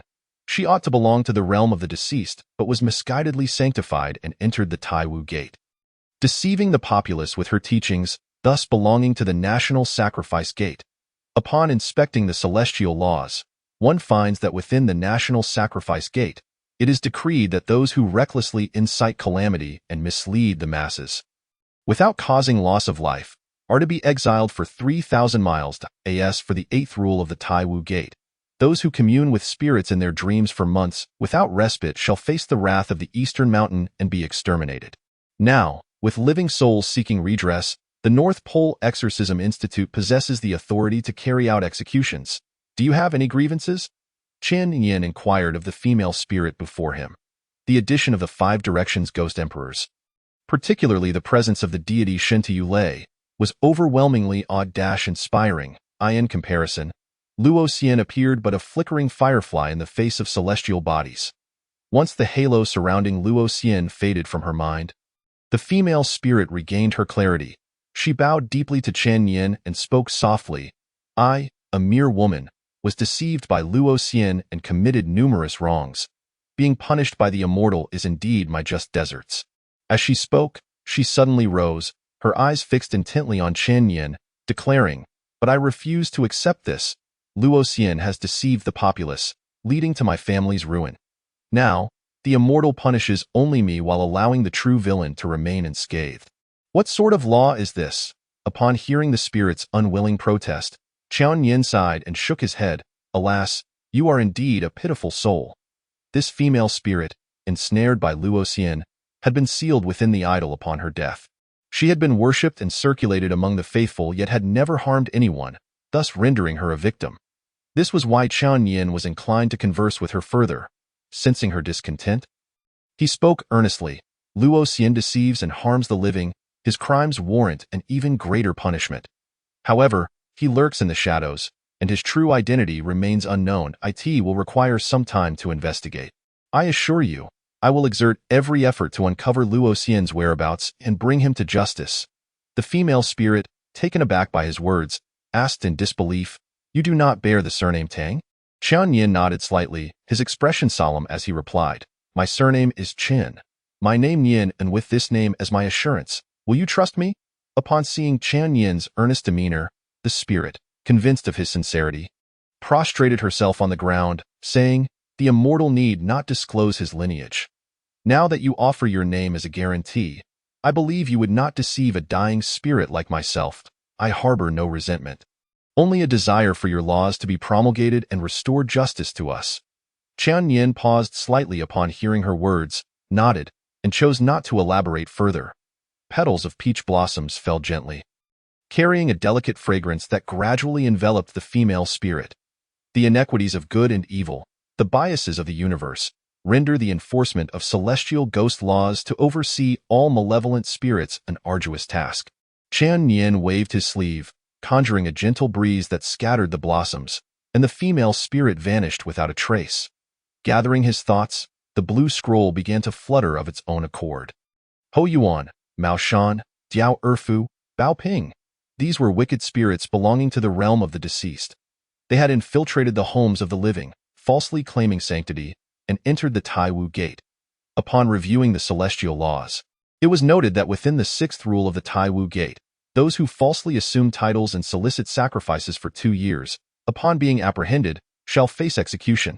Hu Dabiao, a solitary and unclaimed malevolent spirit, had also entered the Taiwu Gate under Lord Shi's command. At this point, Qianyin paused. Although Hu Dabiao's past actions were shrouded in mystery, he had impeded Luo Xian's teachings and thus performed a service. However, transgressions are transgressions, and those who commune with spirits in their dreams for months without respite shall face the wrath of the Eastern Mountain and be exterminated. Moreover, if he were to let this individual go, given Lord Shi's nature, it would only be a matter of time before he became a source of calamity.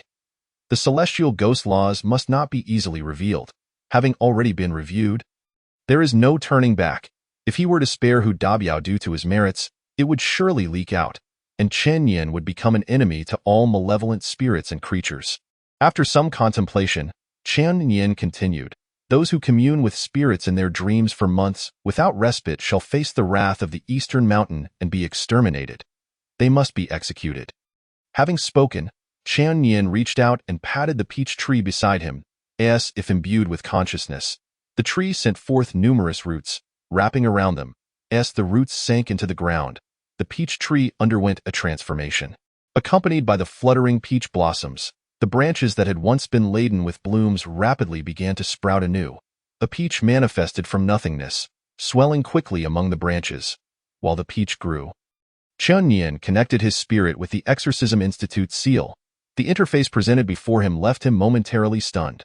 The information displayed had entirely changed. Yugu, left judge of the North Pole Exorcism Institute, left judge of the Fengdu General Record Institute, counselor of the 6 Heavenly Ghost Affairs of the Northern Ind Dispatch, second captain, Fengdu Fierce Generals, merits, 33. Those who practice the law and assist 100 others shall be promoted to the right and left grand judges of the North Pole Exorcism Institute, and record keepers of Fengdu Taixin, dispatching the 8 generals of Fengdu. The merit column had inexplicably risen to 33. Even the Yugu had advanced half a level. Initially puzzled, Qianyin quickly grasped the significance.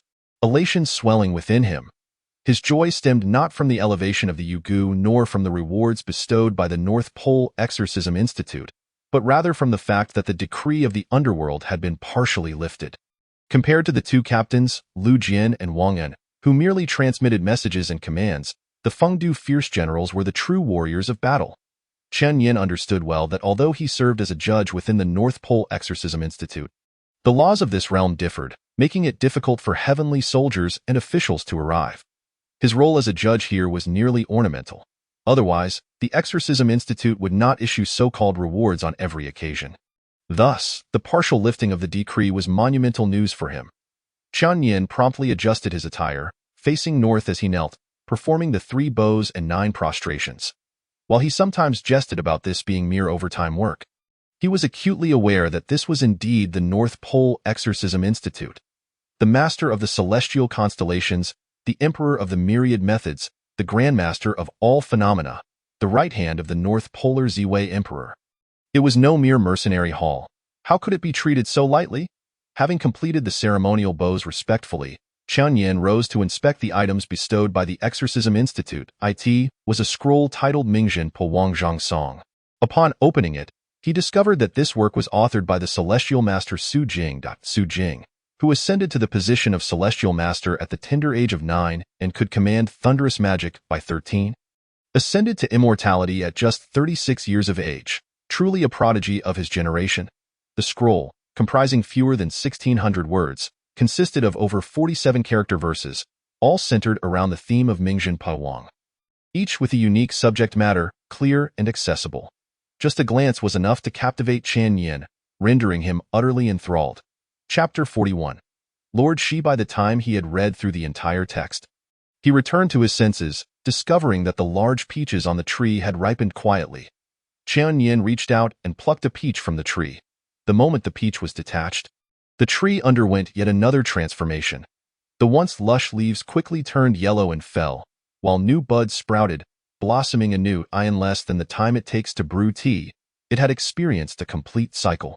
Chen Yin retrieved the Sanqing bell, rehanging it upon the peach staff. He then sat cross-legged, cradling the peach in both hands, and gently inhaled. The peach rapidly shrank, disappearing into his mouth. Once swallowed, it transformed into a stream of vital energy that flowed directly into his purple palace.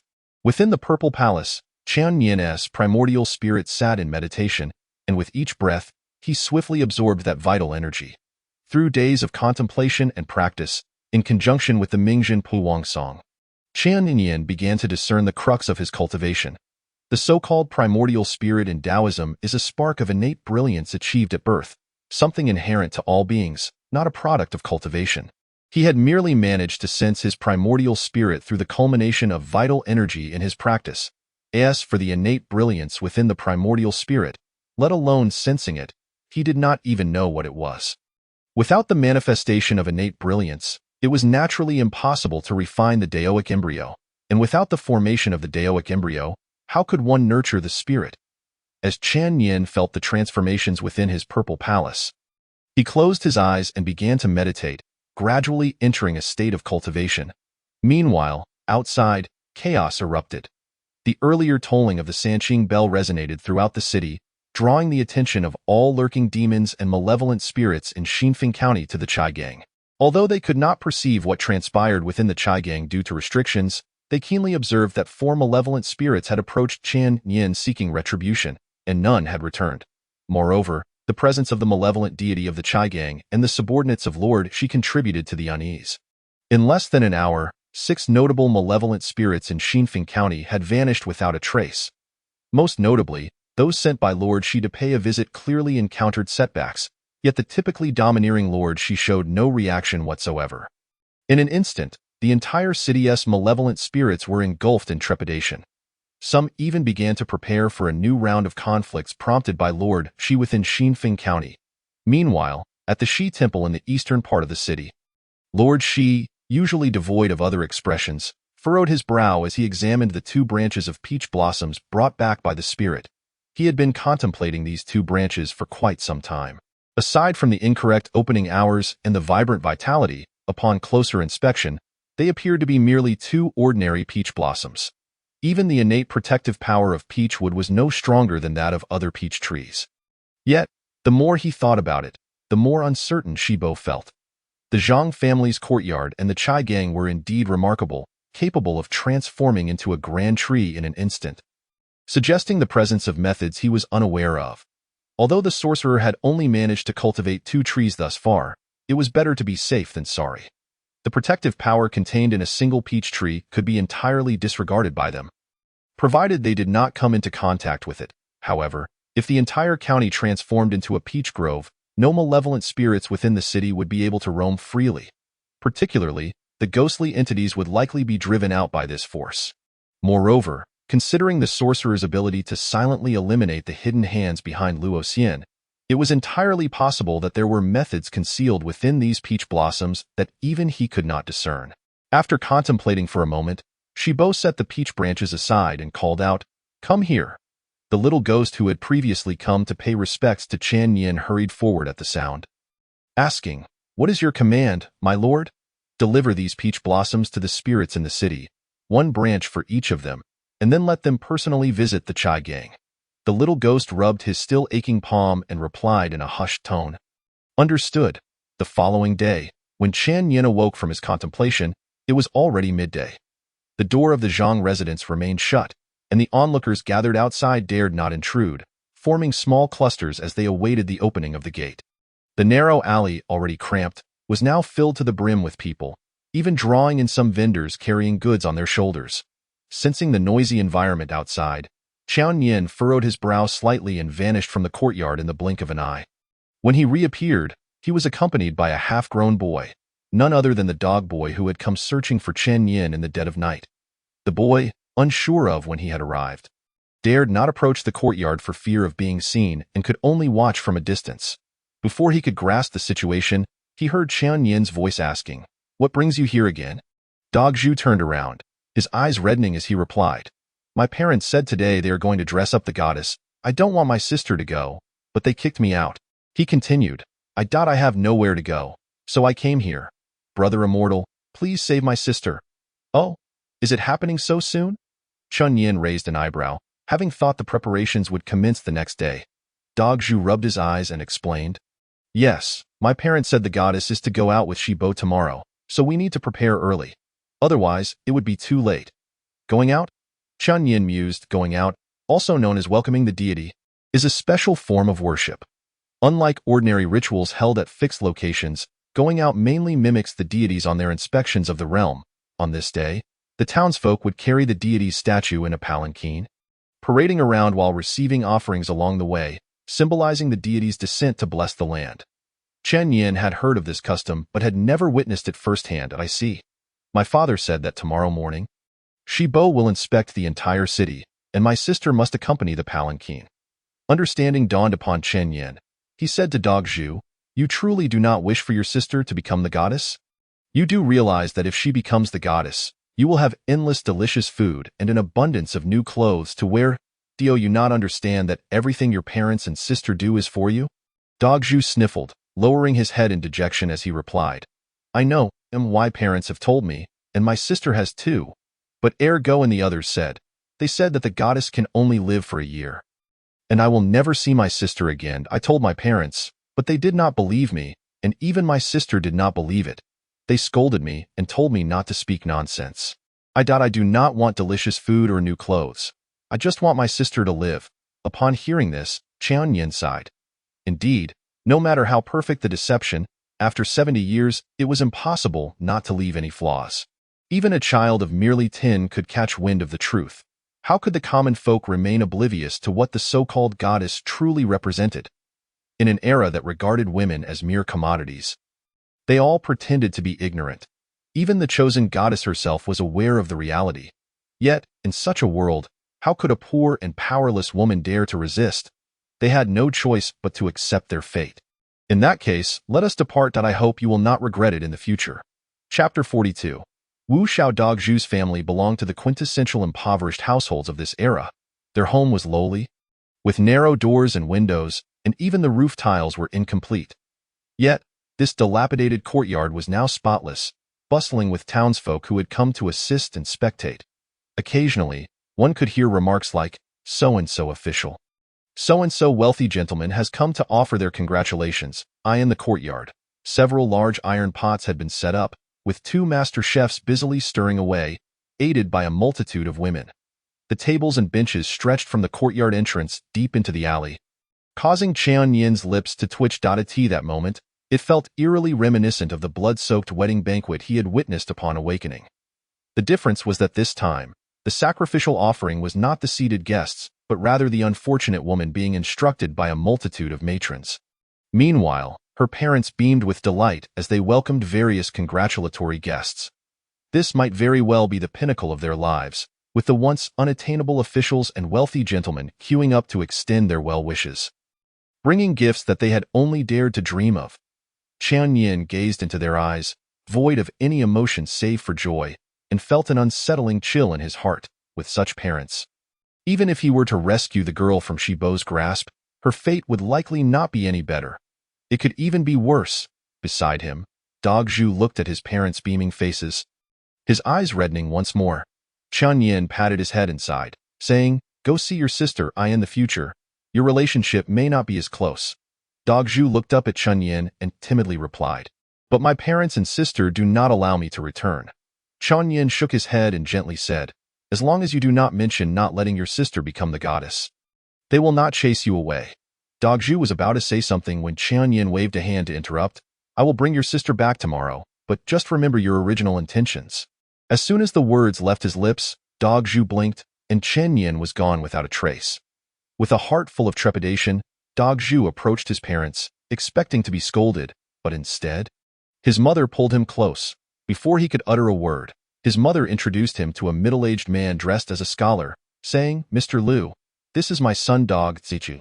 As she spoke, she turned to Dog Zhu and exclaimed, You little rascal, where have you been? Hurry and greet Mr. Liu. He is the most learned gentleman in the city. You better behave. Dog Zhu, not daring to retort, timidly addressed Mr. Liu. Hello, sir. Mr. Liu stroked his beard, nodding with a smile as he said to Dog Zhu's mother, I see Dog Zhu is of age to start school. Does he have a name yet? Upon hearing this, Dog Zhu's father brightened up, his already beaming face glowing even more. Dog Zhu's mother quickly replied, when he was younger, the old Zhan family had few children, so we gave him a simple name to raise him easily. Now that he is grown, my husband cannot read a word, and we are worried. Mr. Lu's eyes sparkled upon hearing this, for the purpose of his visit today was precisely to meet this young boy from the Zhan family. He cheerfully exclaimed, since the Zhan family does not mind, I shall offer a suggestion. Unlike others who sought to gain favor by associating with the goddess or seeking Shibo's protection, Mr. Lu held a dismissive attitude towards the unseen and intangible. What deity or goddess mattered little to him. What he cared about was that the Zhan family had neither connections nor background, coupled with a life of hardship. When the poor suddenly gained wealth, they often emphasized appearances and extravagance. This moment, if he could bring the student to the school, their offerings would surely be generous. As Mr. Lu stroked his beard, he pondered, Zhan, to give. Since Lord Zhan and his wife wish for Dog Zhu to grow strong and carry on the family line. How about the name Wu Xiao? Wu means brave and strong. Xiao means to inherit. Zhan Wu Xiao, what do you think? Dog Zhu's father, not discerning good from bad, simply thought the name sounded impressive and immediately slapped his thigh, exclaiming, excellent, excellent. What a great name. Mr. Lu is indeed well learned. Thank you. Thank you. Dog Zhu, why are you still dawdling? Hurry and thank Mr. Lu. As he spoke, he playfully swatted Dog Zhu on the back of the head, who was still in a daze. Seeing the excited expressions of the Zhan father and mother, Mr. Lu's chin rose a notch higher. The name had taken him considerable thought and preparation. How could it not be good? However, merely naming was not his ultimate aim. Observing the Zhan mother about to act, he smiled and interjected, Lord Zhan, Dog Zhu cannot be called that anymore. He must be called Xiao Heir from now on. I perceive that this child possesses a remarkable aptitude for scholarly pursuits.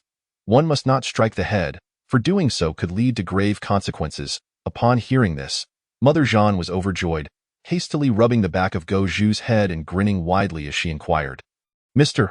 Lu, is what you say truly the case? Is Go Xiao indeed destined for academic excellence? Mr. Lu, noticing that Mother Zhan had grasped the situation, clasped his hands and replied, I never speak falsehoods. This child, Xiao, is clearly endowed with the potential for learning. With proper nurturing, he could at the very least attain the status of a successful scholar.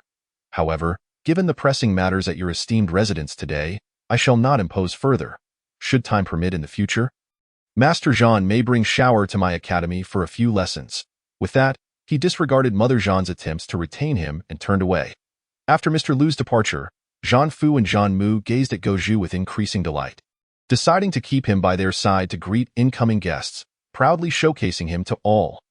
They busied themselves until dusk descended, and only then did Zhan Fu and Zhan Mu invite those who had come to assist them to dinner, allowing Go Zhu the opportunity to slip into his sister's room to that moment. All the women had gone to dine, leaving only Go Zhu's sister lost in thought before the copper mirror.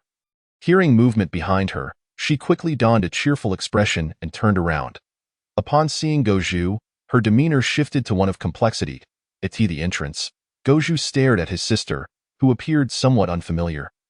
Momentarily taken aback, he had never before encountered such a strikingly beautiful sister, her hair elegantly styled and adorned with various exquisite hairpieces. A subtle blush graced her cheeks, and a beauty mark adorned her brow.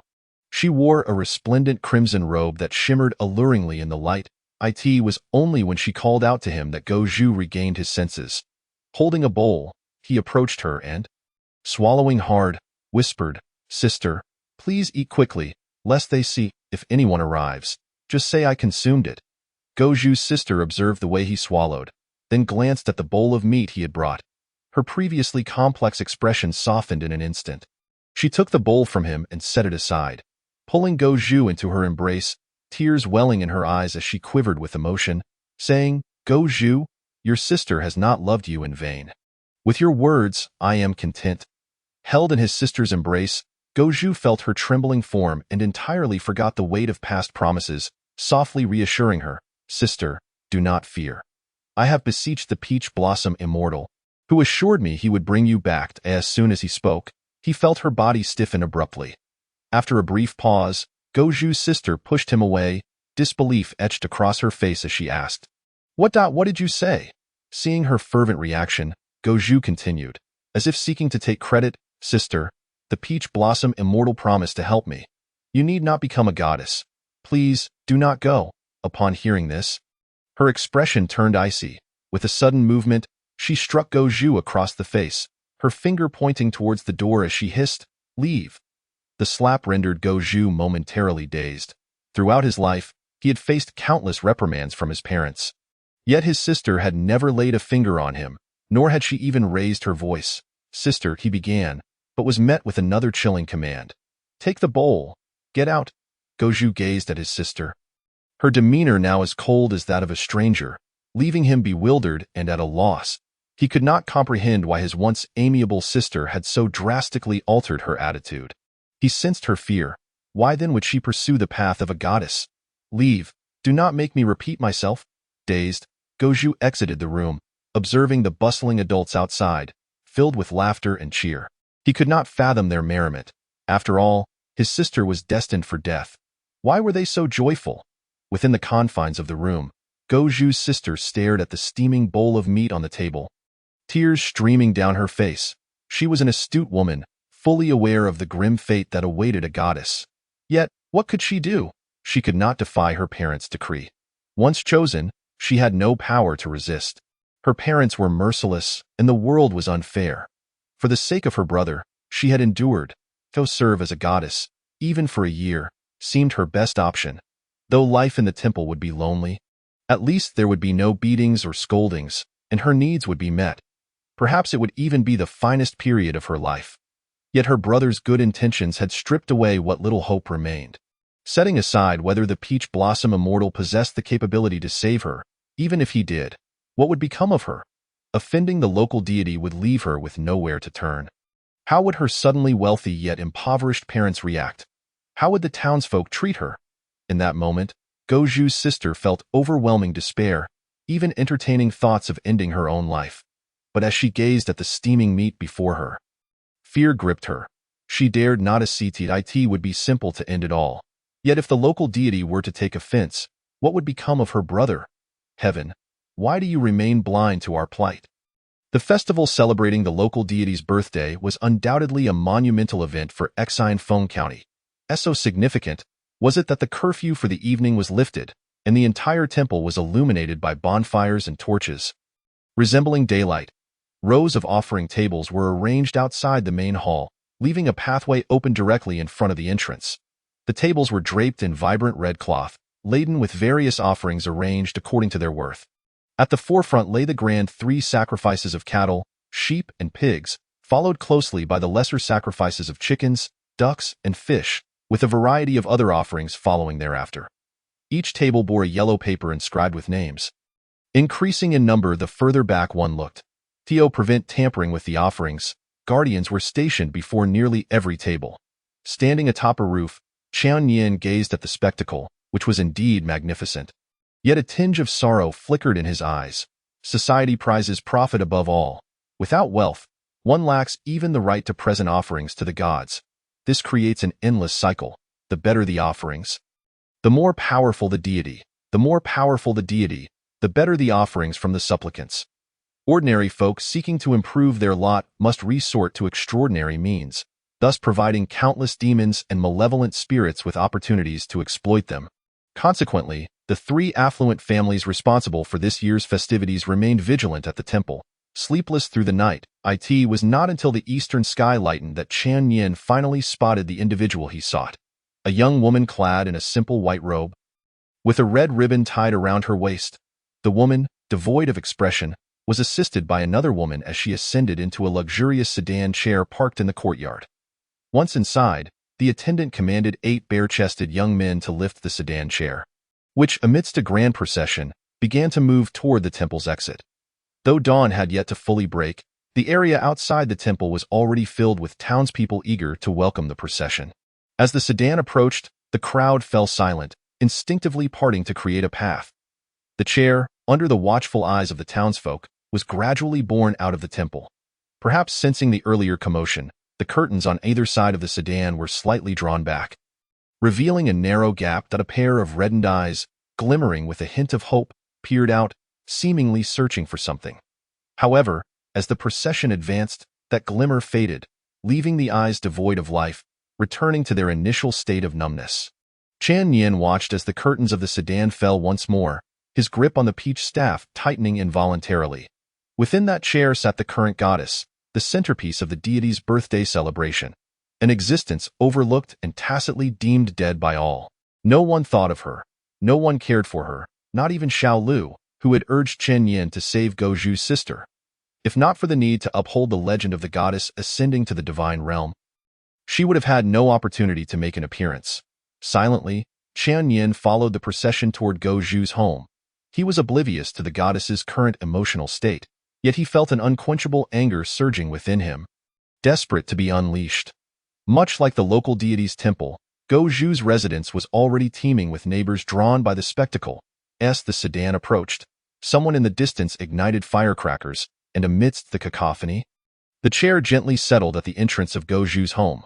Go Zhu's parents had been waiting anxiously at the door. Upon the sedan's arrival, they hurried forward to greet it. The accompanying woman stepped forward as Go Zhu's parents approached, addressing the sedan with respectful deference. "Goddess, we have arrived. So soon?" A soft voice emanated from within the sedan, tinged with a hint of disorientation. After a brief pause, she continued, "Lift the sedan to the courtyard entrance and disperse the crowd. I wish to speak with my sister for a while. This, esteemed goddess, the procession is about to commence. We may not have enough time." The woman hesitated, gently reminding her. "Then let them wait." The voice remained gentle yet carried an undeniable authority. "But if we miss the time?" The woman hesitated further. After a moment of silence within the sedan, a delicate hand lifted the curtain, revealing the goddess's icy expression as she fixed her gaze on the woman. "Aunt Wang, I am still a goddess. A brief conversation with my sister is permissible, even for Lord Shi." The goddess's frigid visage sent a shiver down Aunt Wang's spine. She had anticipated such a reaction. A year had matured the goddess considerably. The transition of the goddess was of great significance, and any misstep would be beyond Aunt Wang's capacity to bear. Upon witnessing this, it took them 70 years of relentless effort to secure the dignity of the divine maiden. Otherwise, today, she would be fortunate merely to avoid being bound, let alone step outside. This legacy was bestowed upon her by her elder sisters, and it is also her duty to pass it on to her younger sisters. "What are you hesitating for?" Old Wang, unable to retort, promptly acquiesced. "Yes." With a grand gesture, she kept the unworthy parents at bay and declared to the courtyard. "The divine maiden enters. No outsiders shall be seen. All idle folk, step aside." It was only after the crowd had dispersed that Old Wang lifted the curtain of the palanquin and assisted the divine maiden down. She glanced around the dilapidated courtyard.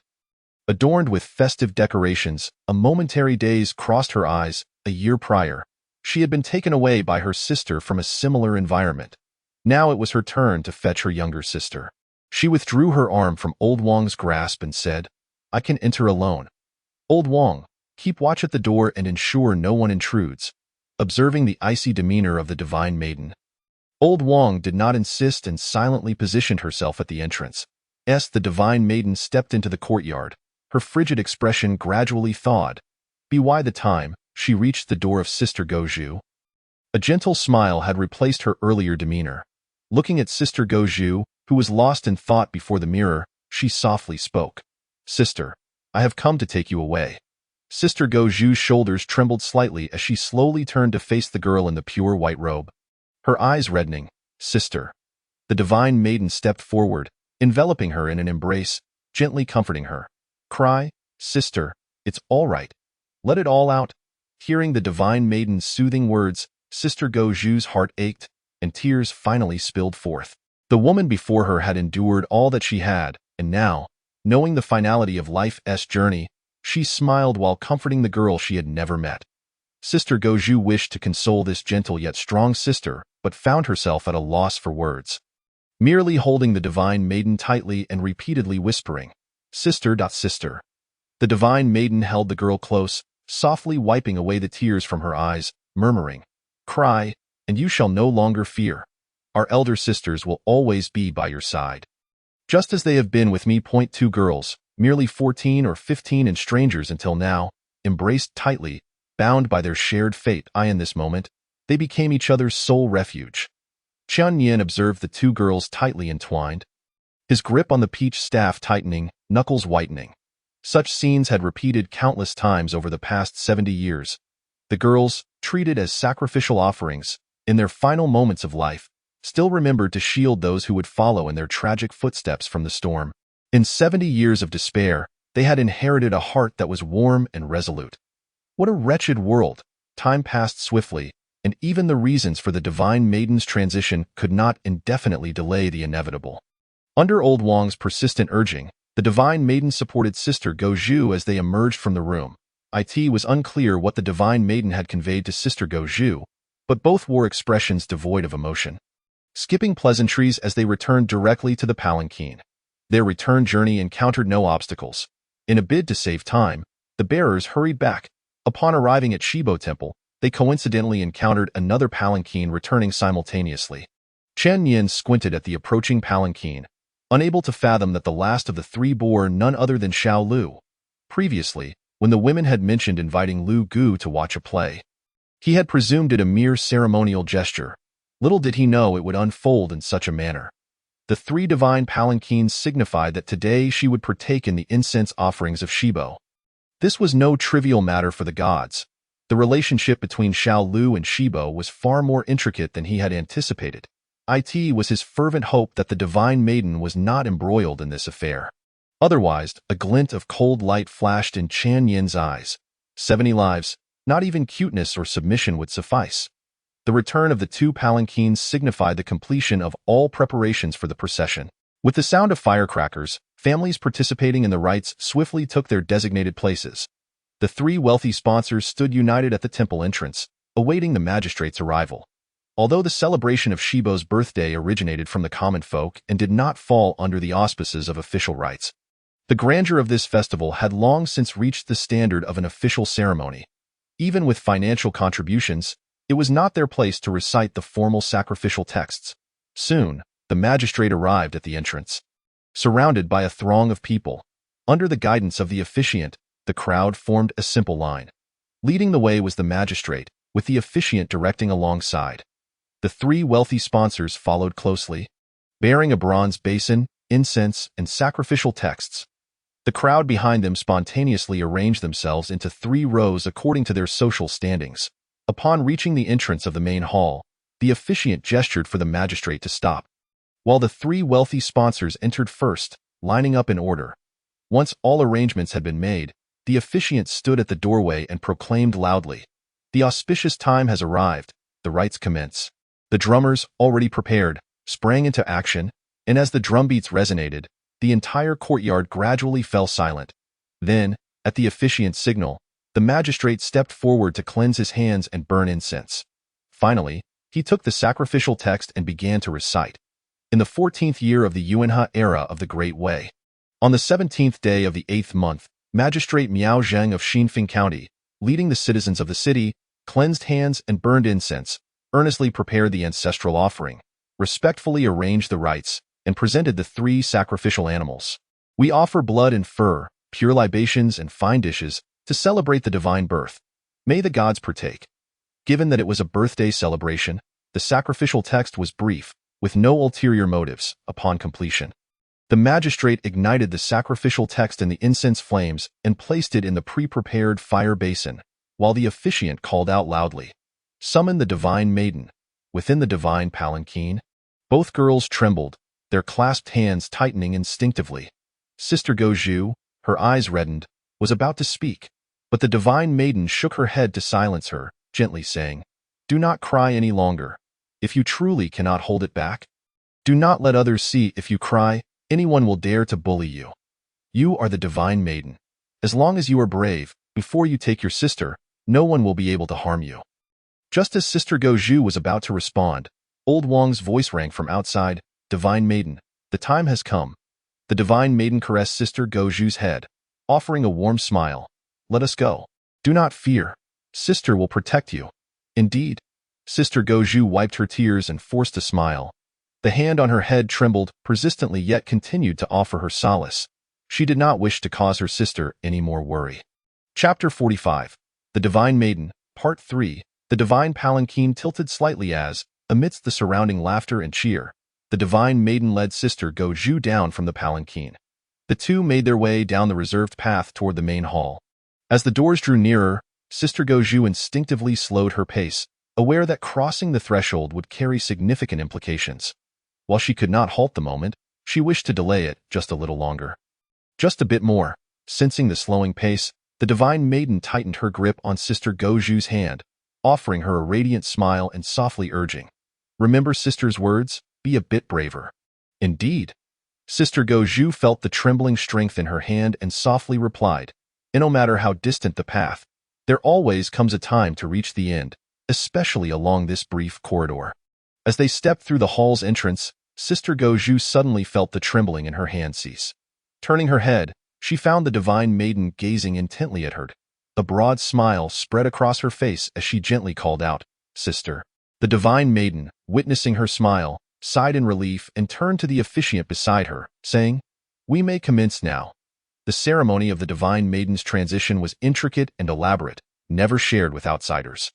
Guided by the divine maiden, Sister Goju focused intently on each step of the ritual, daring not to lose concentration.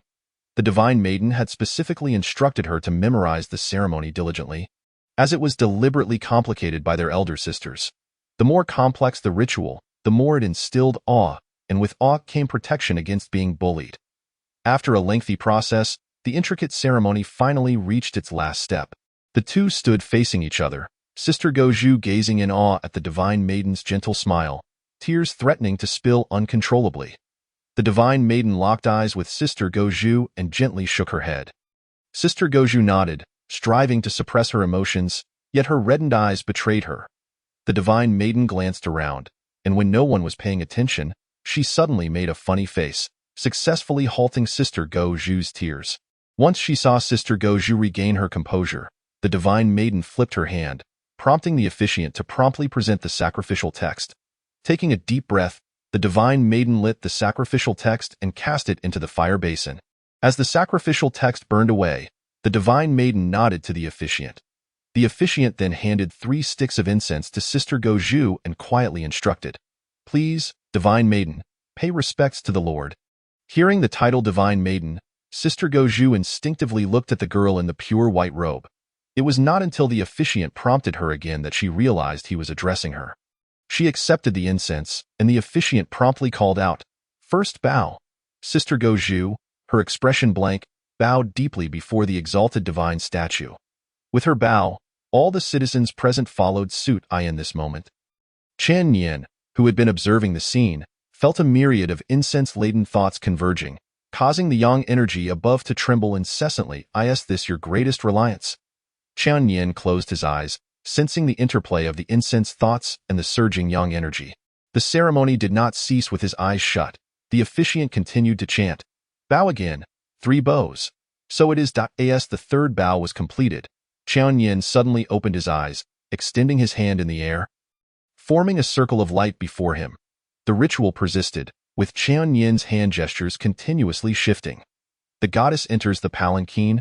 Please, my lord." The officiant's words sent a jolt through Sister Goju, who looked up at the girl, now long forgotten by the crowd, wishing to bid her final farewell. Yet before she could utter a word, she was swept away by a throng moving towards the divine palanquin.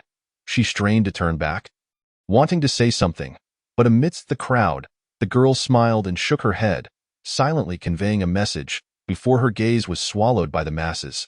Even without sound, she could distinctly perceive the meaning of those words. "Do not fear, take good care of my sister." The crowd jubilantly escorted the new goddess and divine statue into the palanquin, and at the officiant's command, the young men lifted the 3 palanquins, making their way outside the temple. Once the palanquins exited, everyone within the temple instinctively retreated. The girl in the plain robe stood within the hall, watching the figures depart through the temple doors, softly speaking to the nearby Granny Wang. "Granny Wang, you should leave as well." The goddess, "Let this old woman accompany you a while longer." As she uttered these words, Granny Wang fidgeted with her handkerchief. Appearing somewhat anxious, she had been chosen to watch over the goddess. She was both a servant and a guardian, and thus, she should not have spoken such words. Yet, a year of companionship had stirred her compassion at this final juncture. Observing Granny Wang's unease, the girl shook her head and said, "Go on, Granny, the time approaches.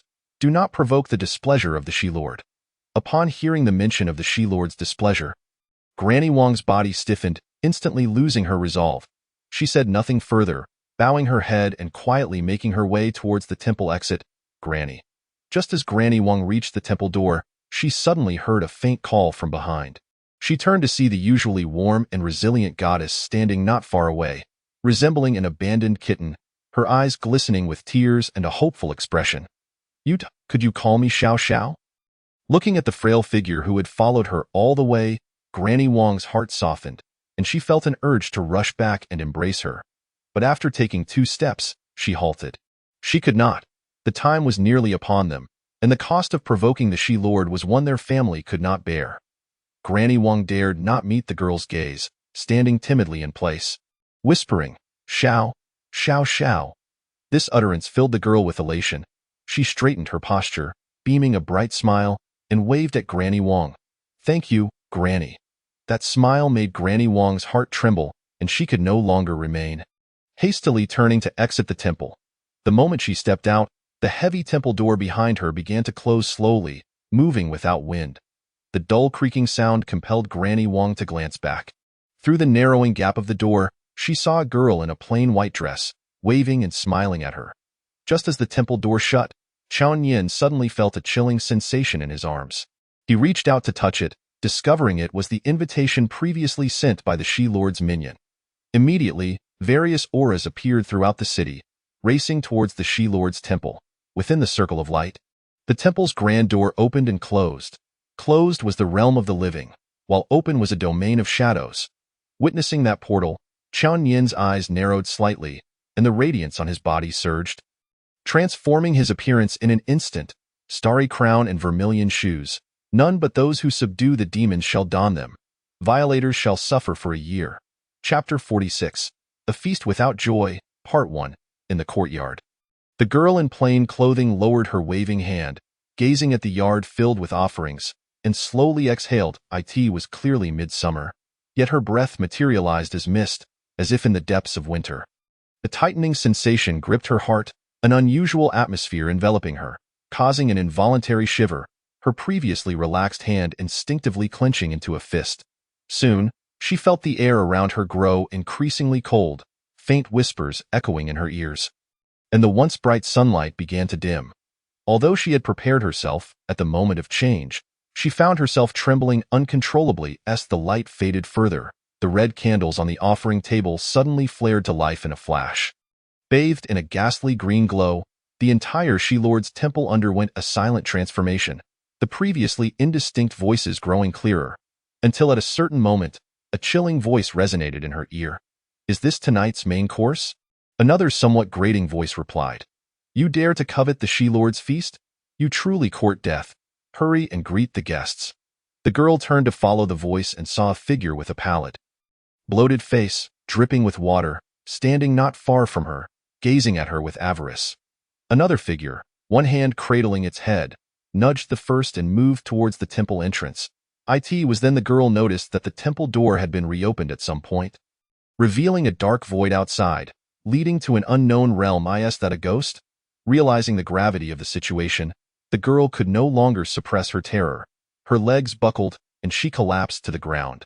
Despite her outward strength, she was merely a 14 or 15-year-old girl, capable of fear, capable of terror, no different from an ordinary person.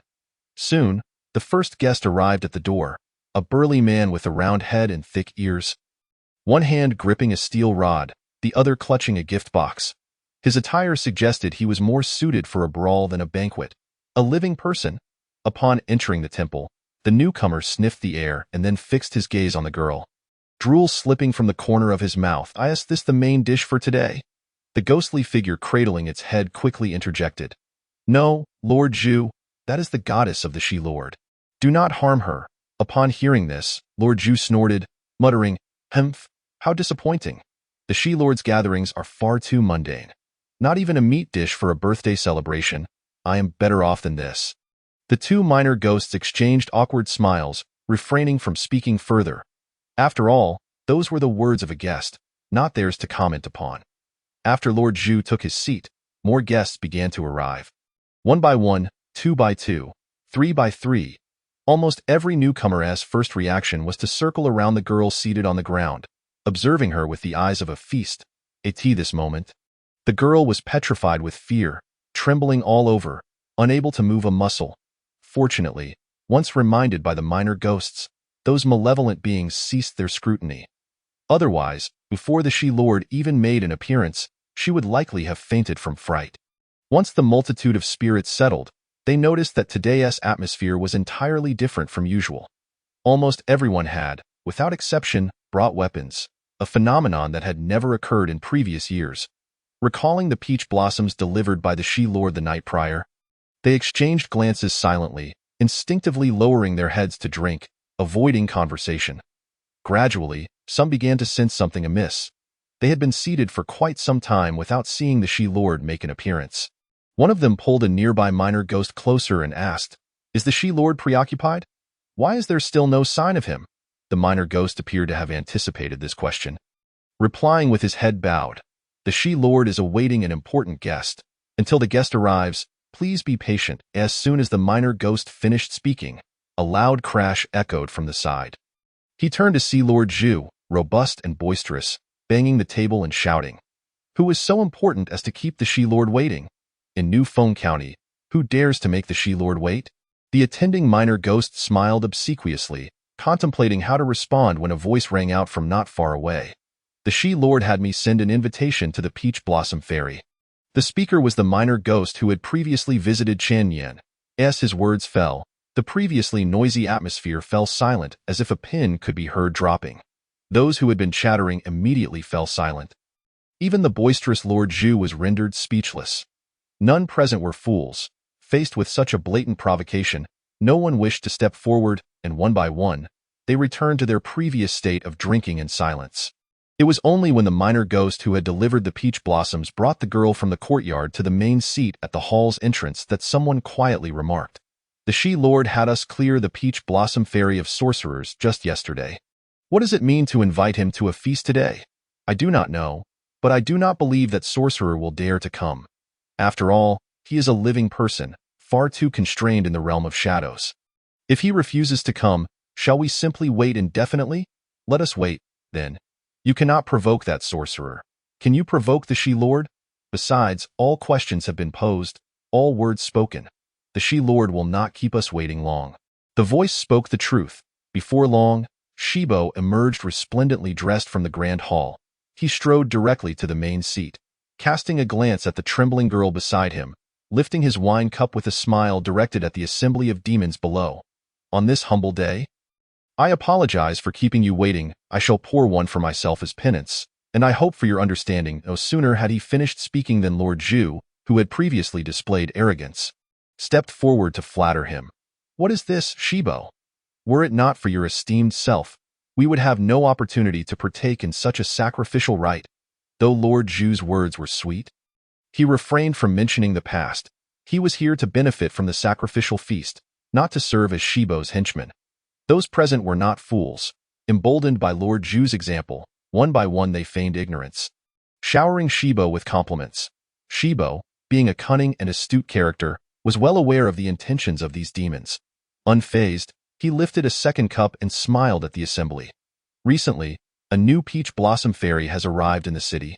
As you all may have heard, I had intended to invite her to celebrate my birthday and foster goodwill among us, so that if misunderstandings arise in the future, we could address them amicably. Alas, it seems the Peach Blossom Fairy has her reservations and has yet to arrive. I feel deeply ashamed." Lord Zhu was correct. Since this was a shared sacrificial rite, how could he indulge alone? "Bring forth the offerings and let all partake, as an apology from me to you all." Saying this, Shibo flicked his sleeve, whisking the girl beside him back to the center of the courtyard. Observing the girl before him, the demons present suddenly changed their expressions. Misunderstanding? What other misunderstandings could there be but the elimination of the Peach Blossom Fairy? Shibo was forcing them to declare their stance. The demons hesitated, But the little ghosts serving in the courtyard were undeterred. They hurriedly brought forth various tools, encircling the girl. Shibo regarded the hesitant demons, descended the steps, and waved for the surrounding little ghosts to retreat. He stood before the altar, leisurely inspecting the tools, remarking as he did so, "When it comes to blood offerings, aside from the heart and liver, every other part has its significance. Different parts require different methods of preparation. The tender should be eaten raw, preferably fresh. The old must be stewed until tender. The fat should be roasted until it sizzles with oil.as for the lean. Steaming is best to absorb the flavors." After rummaging, Shibo finally found a knife to his satisfaction. He scraped his finger along the blade, nodding as he spoke. "Since today is a shared feast, I shall cook personally. Which parts do you all wish to choose?" His indifferent gaze swept across the crowd, and nearly every demon he met averted their eyes, unwilling to make direct contact. "Since you are all so courteous, I shall take the liberty of deciding." He continued, "Lord Zhu, as you were the first to arrive, why not let you choose first?" Zhu was taken aback that Shibo would select him first, and his expression shifted. Consuming the offering was a simple task. Yet once he did, he would be compelled to declare his allegiance. He could not afford to offend either of the two who were unaffected by the soul-alarm. As Lord Zhu hesitated, a clear voice suddenly rang from outside. "Since none of you wish to choose, allow me, Tang, to choose for you." The demons lifted their heads to see a figure approaching leisurely from the entrance. The newcomer wore a star crown and ruby shoes, draped in a moon-white, double-breasted robe adorned with countless swirling stars. Leaving trails of starlight in his wake, it was, indeed, Chan Yin. Upon his arrival, the demon's pupils constricted in surprise. They had not anticipated that this sorcerer would dare to enter the Yin soil. Chan Yin disregarded the assembly of demons. Stepping forward directly to the girl, upon discovering that she was merely frightened and uninjured, he turned to Shibo and declared, "Since you all are unwilling to choose, I shall take the goddess entirely." What does Shibo think? From the moment Chen Yin appeared, Shibo's gaze had not left the star crown, ruby shoes, and ceremonial robe adorning him. The imposing aura emanating from that attire weighed heavily on Shibo's heart. Unlike the demons surrounding him, who were fixated on offerings of blood and flesh, Shibo, having spent 70 years in his role, possessed a discerning eye. Such a ceremonial robe was something he had never even seen on high-ranking officials of the Celestial Monitoring Division. Could it be from the mountains? As Shibo's thoughts raced, he heard Chan Yin's inquiry. That seemingly polite request was, in truth, overwhelmingly domineering, igniting Shibo's ire. Regardless of whether he hailed from the mountains, once in the Yin soil. Severed from the Yang energy, what could he possibly achieve? With a plan forming in his mind, Shibo chuckled heartily. "Since Mr. Tang is fond of it, I have no objections, but I have previously promised to share with everyone. Thus I cannot act unilaterally." He then surveyed the assembly, his gaze coldly sweeping across the gathered demons, demanding, "What do you all think?" The demons present, who were already reluctant to offend anyone, seized upon Chan Yin's words and remained silent. Gazing into oblivion, witnessing this, Shibo's anger flared.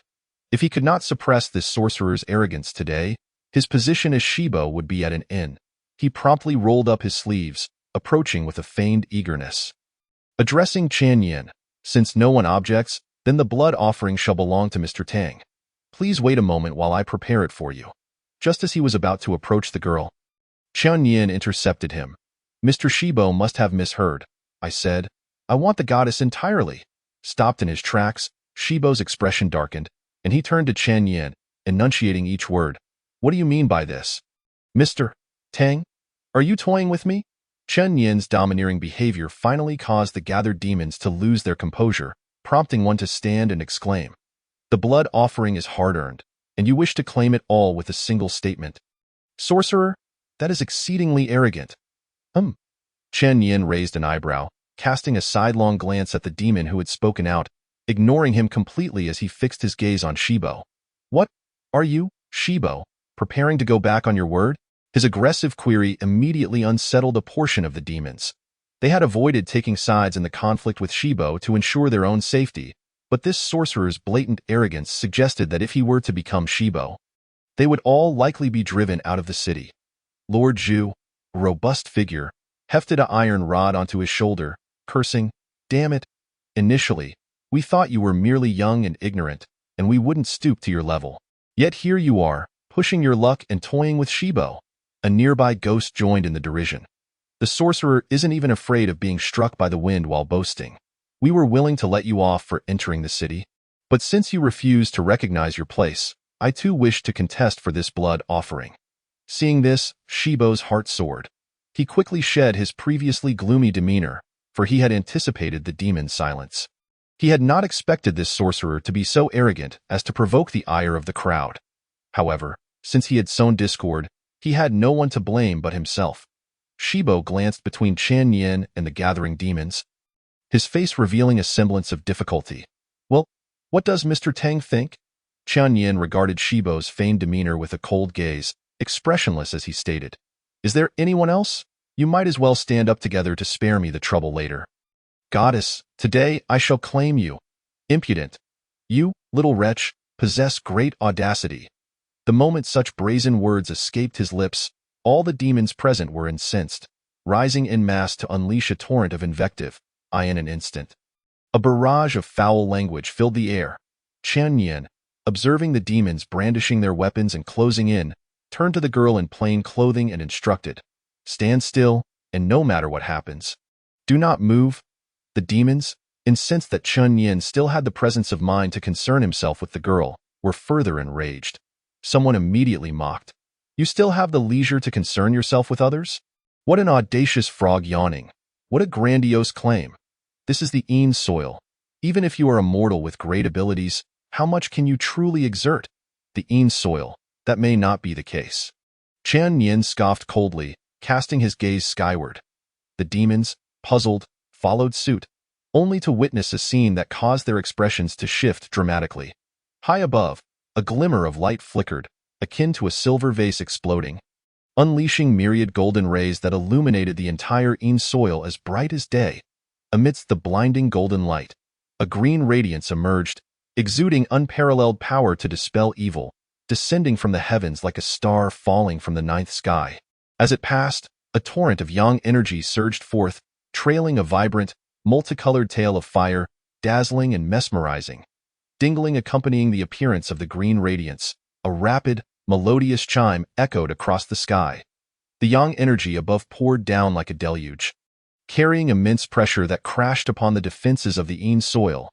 In an instant, the entire Een soil trembled as if struck, the ground shaking violently, and countless offerings were overturned. Yet, none of those present were concerned with these happenings. Though the yang energy had been repelled, the chimes from above remained unaffected by the defenses of the Een soil. The resonant chime of the Sanqing bell, propelled by the ancient forces, pierced through the soul with an unparalleled ferocity. It struck at the very essence of anguish, rendering the assembled malevolent entities visibly contorted, as they hastily covered their ears in a futile attempt to shield themselves from the onslaught. Yet, such measures proved utterly ineffectual. If the purifying sound could be so easily repelled, how could the Sanqing bell ever be worthy of its title as the imperial bell? Moreover, the tolling drew ever closer. The events unfolded with alarming rapidity. Even the mightiest among them, Shibo, could scarcely react before the surrounding minor spirits were left reeling, their souls shattered by the reverberations. In that moment, Shibo's visage twisted into a mask of fury. With a swift motion, he conjured a ceremonial tablet. With the tablet in hand, he initially aimed to strike at Chen Yin's head. However, the overwhelming sense of peril looming above him left him no time to pursue that course. He could only wield the tablet to bolster his defenses against the encroaching malevolence. The tablet, akin to a divine talisman, summoned countless thoughts of incense offerings from his temple, weaving an ethereal barrier in the air above the realm of shadows. As soon as this barrier materialized, it stood like an impassable chasm, effectively severing the influx of yang energy from the realm of shadows. Nonetheless, even with the yang energy thwarted, it merely alleviated a fraction of the pressure on the shadowy realm. Above, the cerulean radiance, imbued with unmatched purifying power and the resounding chime, plummeted rapidly. The collision unleashed a tremendous shockwave, shaking the very ground of the shadowy realm as if it were enduring a cataclysmic earthquake, causing the earth to crack and splinter. The malevolent beings, who were attempting to withstand the Sanqing bell's purifying chime, were cast aside by the reverberating force, collapsing to the ground, unable to maintain their forms. Shibo, too, was forced to retreat repeatedly, wielding the tablet as countless tendrils of dark energy surged from the fissured ground to reinforce the aerial defenses. The cerulean radiance, encountering resistance, revealed its true form. It was the very peach staff that Chan Yin had held moments before. Now, the staff's tip, sharp as a dagger, engaged in a stalemate against the realm's defenses. The creaking sounds of their clash, coupled with the incessant trembling of the Sanqing bell, subjected the malevolent entities on the ground to a dual torment of agony. This deadlock, however, did not endure for long, for behind the peach staff lay the amassed yang energy of the entire Xinfeng County, though this yang energy would naturally be influenced by the thoughts of the living. Under Chan Yin's deliberate guidance, such influences had been diminished to the utmost degree. Moreover, the peach staff itself was a manifestation of yang wood. That thin veneer of defense could hardly impede the peach staff. The staff struck like a nail, while the yang energy surged like a hammer, inching forward with relentless force, cleaving a breach in the shadow's defenses. With a vulnerability exposed, the peach staff transformed once more into a cerulean radiance. Descending rapidly, following the cerulean light, the yang energy rushed down through the breach, and even as Shibo hurriedly repaired the incense barrier, the deluge of yang energy struck like a sledgehammer, once again sending the malevolent entities, who were resisting the Sanqing bell's purifying chime, hurtling through the air. As the cerulean light struck the ground, it once again revealed the peach staff in its entirety. The staff's tip sank into the earth, instantaneously transforming into a colossal peach tree towering over Tianzhong, relentlessly siphoning the various taints from the shadowy realm. The branches of the peach tree twisted and coiled, enveloping the entire Shibo temple in its embrace. The Sanqing bell, which had originally hung from the staff's tip, crashed down like a titanic bell, encasing the maiden clad in white within. Countless petals rained down from the peach tree, bathing the shadowy realm in a cascade of blossoms and fragrance, obliterating its previously ominous visage. At this moment, who could oppose or support? With no concerns to weigh him down, Chan Yin stood before the peach tree, hands clasped behind his back, surrounded by swirling energies of yin and yang, endlessly cycling. The malevolent entities, who had previously boasted of making Chan Yin pay dearly, fell silent at his inquiry, each one wishing to flee the scene with all haste. Just then, a chilling voice, laden with fury, broke through the silence. "Sorcerer, I demand an explanation." The somewhat disheveled Shibo, gripping the ceremonial tablet, fixed a fierce glare upon Chan Yin, his eyes seemingly craving to devour him whole. "Explanation? What words does Lord Shibo speak?" Chan Yin replied, his tone steady. "Since Lord Shibo has promised to deliver the two divine maidens to Tang, they are thus under Tang's protection. Yet, those present, upon the slightest disagreement, wish to seize what belongs to Tang. Do they not owe Tang an explanation?" Chan Yin's gaze turned icy, darting like lightning toward the throng of malevolent beings, who immediately shrank back in fear. Observing their trepidation, Chan Yin continued in a deep voice. "If Lord Shibo insists on a reason, Tang is not averse to providing one. Just yesterday, Tang accepted from Lu Gunyang a mysterious pearl, promising to ensure the safe return of the two divine maidens." Chan Yin's gaze roamed, ultimately resting upon the immaculate ceremonial tablet in Shibo's grasp. The tablet was entirely composed of condensed incense thoughts, concealing within it a golden talisman. Human talisman? Chan Yin pondered inwardly, though he refrained from displaying his thoughts, continuing instead. "Might I inquire if Lord Shibo finds this explanation satisfactory?" Good, good, good. So it is that ungrateful little wretch." Shibo's anger transformed into a mocking laughter, his face turning a deep shade of purple. He knew all too well that this was far from the genuine rationale. For a mere pearl, one would not dare to confront a city's worth of authority. Clearly, Chan Yin harbored ulterior motives, yet Shibo could not fathom what they were, given the means Chan Yin had just exhibited. He hardly appeared content to remain confined to the role of a mere local deity. Even if he did aspire to such a position, it was unlikely he would choose a remote locale like Xinfeng County. Not wishing to provoke a direct confrontation with such a formidable individual unless absolutely necessary, Shibo resolved to reclaim his dignity by sending Chan Yin away. In doing so, he could once again assume the lofty position of authority.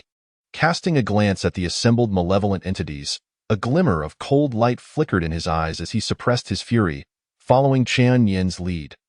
Over the years, I have treated her with kindness, even sharing my incense offerings, yet I never anticipated she would conspire against me.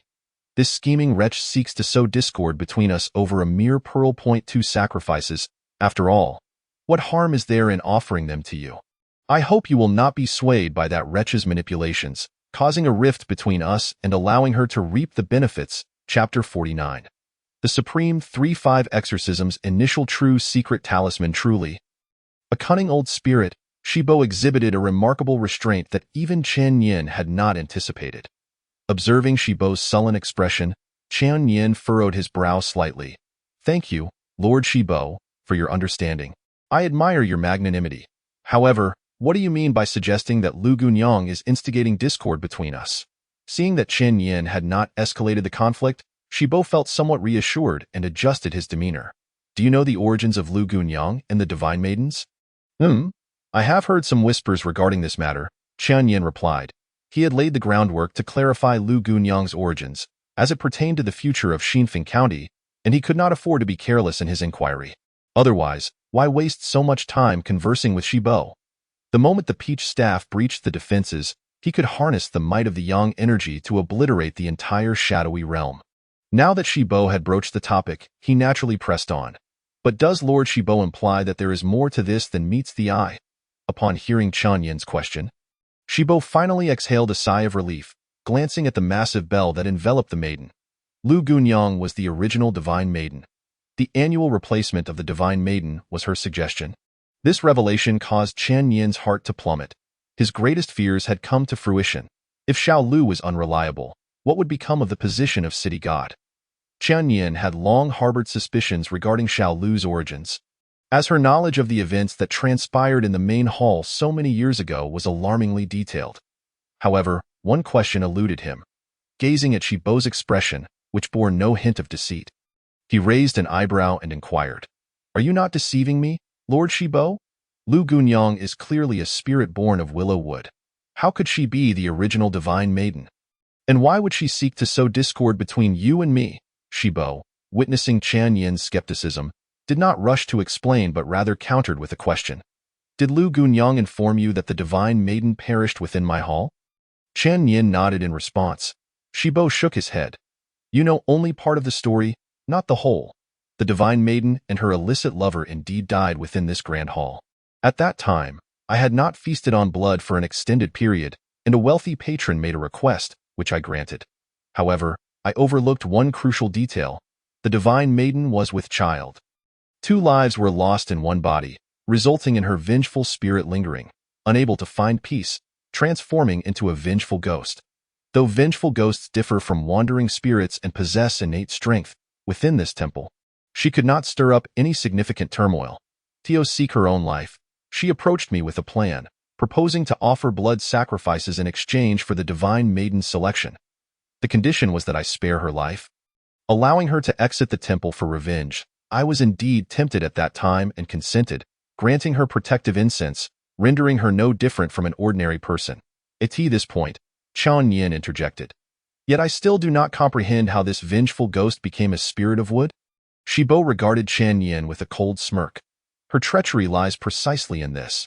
When I agreed to her quest for vengeance, she informed me that, to preserve the blood sacrifices and the selection of the Divine Maiden, the wealthy patron could not be allowed to die just yet. I was deceived by her words and permitted her to roam freely for 3 whole months. During that time, she learned a secret technique from an unknown source, extracting the ghostly fetus from her womb and nurturing it within that willow tree. For 3 months, she pilfered my incense offerings to sustain that ghostly fetus. By the time I discovered her scheme, the ghostly fetus was already on the verge of becoming fully formed. Seeing her deep affection for her offspring, I chose not to hold it against her. However, little did they expect that the 6th aunt had long since devised her own plans. The community elder, unaware of what was on his mind, gritted his teeth and spoke with palpable resentment. The ghostly fetus, inherently flawed, though barely taking shape, possessed an incomplete consciousness. That woman had cunningly seized upon this very weakness and secretly attempted to usurp control. Yet an unforeseen mishap occurred midway.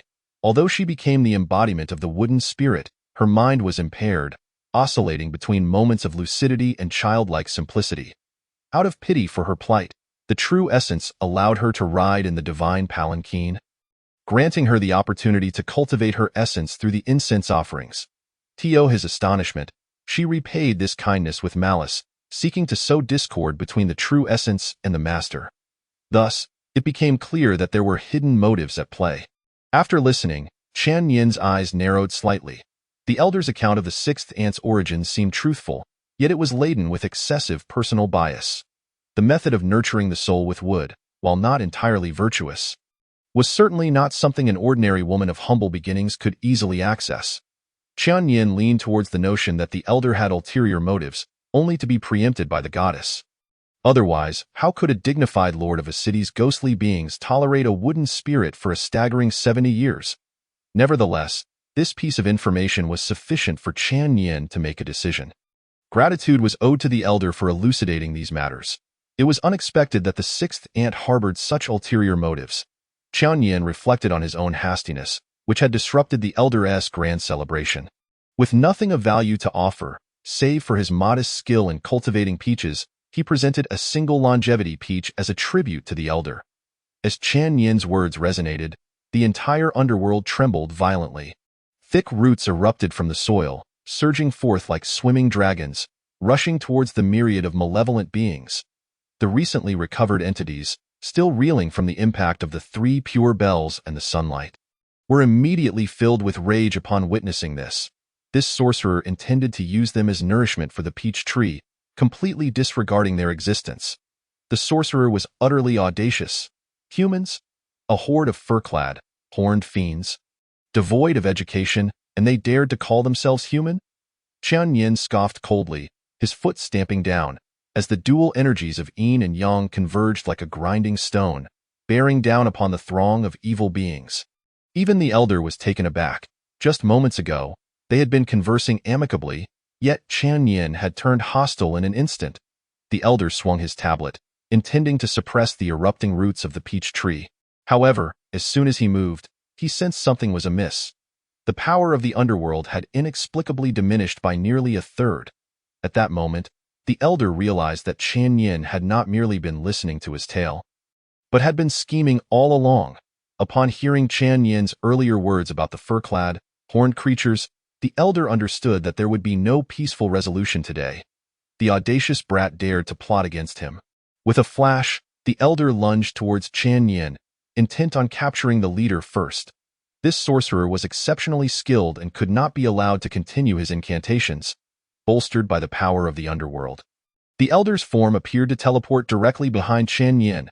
Qian Yin had been closely monitoring the elder's movements. As soon as the elder made his move, he reached for a peach branch from the tree. Seizing the branch, Qian Yin flicked his wrist, splitting the previously converging energies of yin and yang into two. The yin energy transformed into a black dragon, surging towards the throng of malevolent beings, sweeping away the malevolent aura of the underworld. Simultaneously, the yang energy recoiled, merging directly into the peach branch in Qian Yin's grasp. As the yang energy infused the branch, it instantly transformed into a long sword, which shot towards the elder's throat with alarming speed. Close combat had never been Qian Yin's weakness.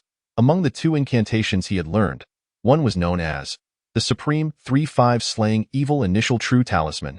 The 3-5 Slaying Evil was the foremost sword technique of the Taoist tradition. Chapter 50. The Qian Zun illuminates the spirit, the Kuan aligns with the inner camp, sealed. In an instant, everything transpired in a flash of lightning. Seeing the long sword rush towards him, the elder realized he had no time to evade in a moment of panic. He could only raise the tablet to shield his throat. Clang! The wooden sword clashed against the tablet, producing a metallic sound. In that fleeting moment, the elder felt an immense force surge through the tablet he held. Fortunately, as a ghostly deity, he lacked a physical form, and the instant the force contacted him, his mind raced, attempting to retreat using that very power. Yet, what he did not anticipate was that the 3-5 Slaying Evil was a sword technique. This peachwood sword, forged from the very essence of yang wood, had been infused with Qian Yin's yang energy. It was not so easily repelled. Just as the elder contemplated retreating, a brilliant surge of pure yang sword energy erupted from the unassuming peachwood sword. This pure yang sword energy, akin to a blazing sun, radiated unmatched sharpness, pursuing him relentlessly. The elder could only grip the tablet tightly as the sword energy propelled him backward, as the elder was forced to retreat through the air. He was filled with dread. He had never anticipated that this sorcerer's close combat abilities were on par with his own sorcery. A simple wooden sword wielded such formidable power. Thoughts raced through his mind. The elder transformed into a wisp of ghostly energy, dissipating into the air.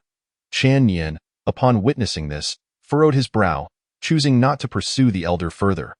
A ghostly deity capable of dispersing and condensing was not easily apprehended.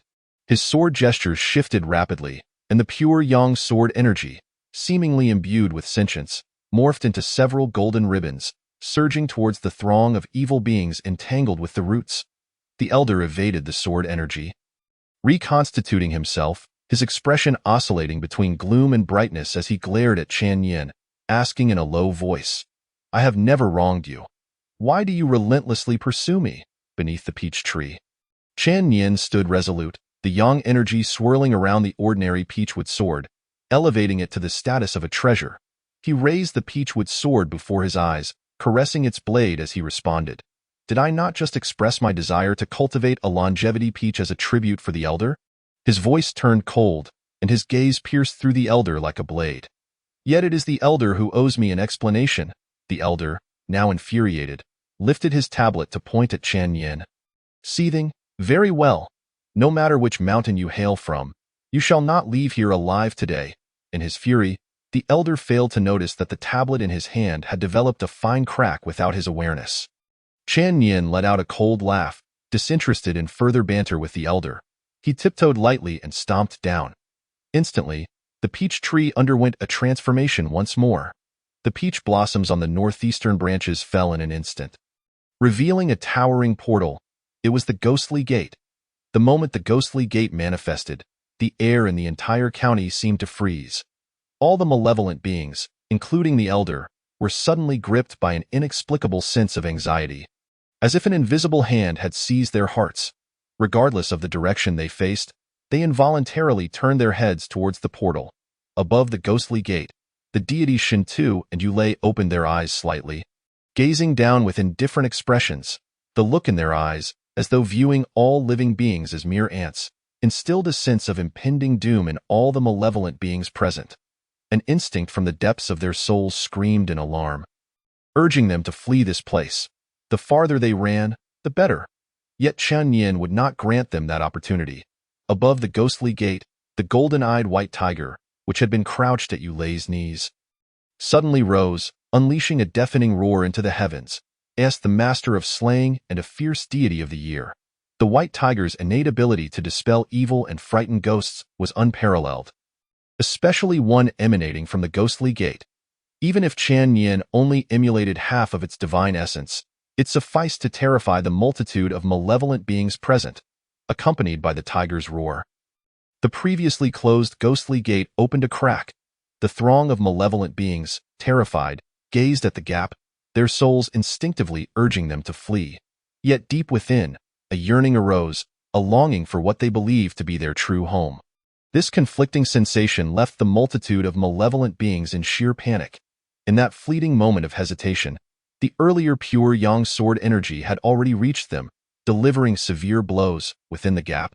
An inexhaustible force of attraction emanated, pulling them towards the ghostly gate. They wished to escape, yet the earlier roar seemed to sever their control over their bodies. No matter how hard they struggled, they remained immobilized, helplessly watching as the ghostly gate loomed ever closer.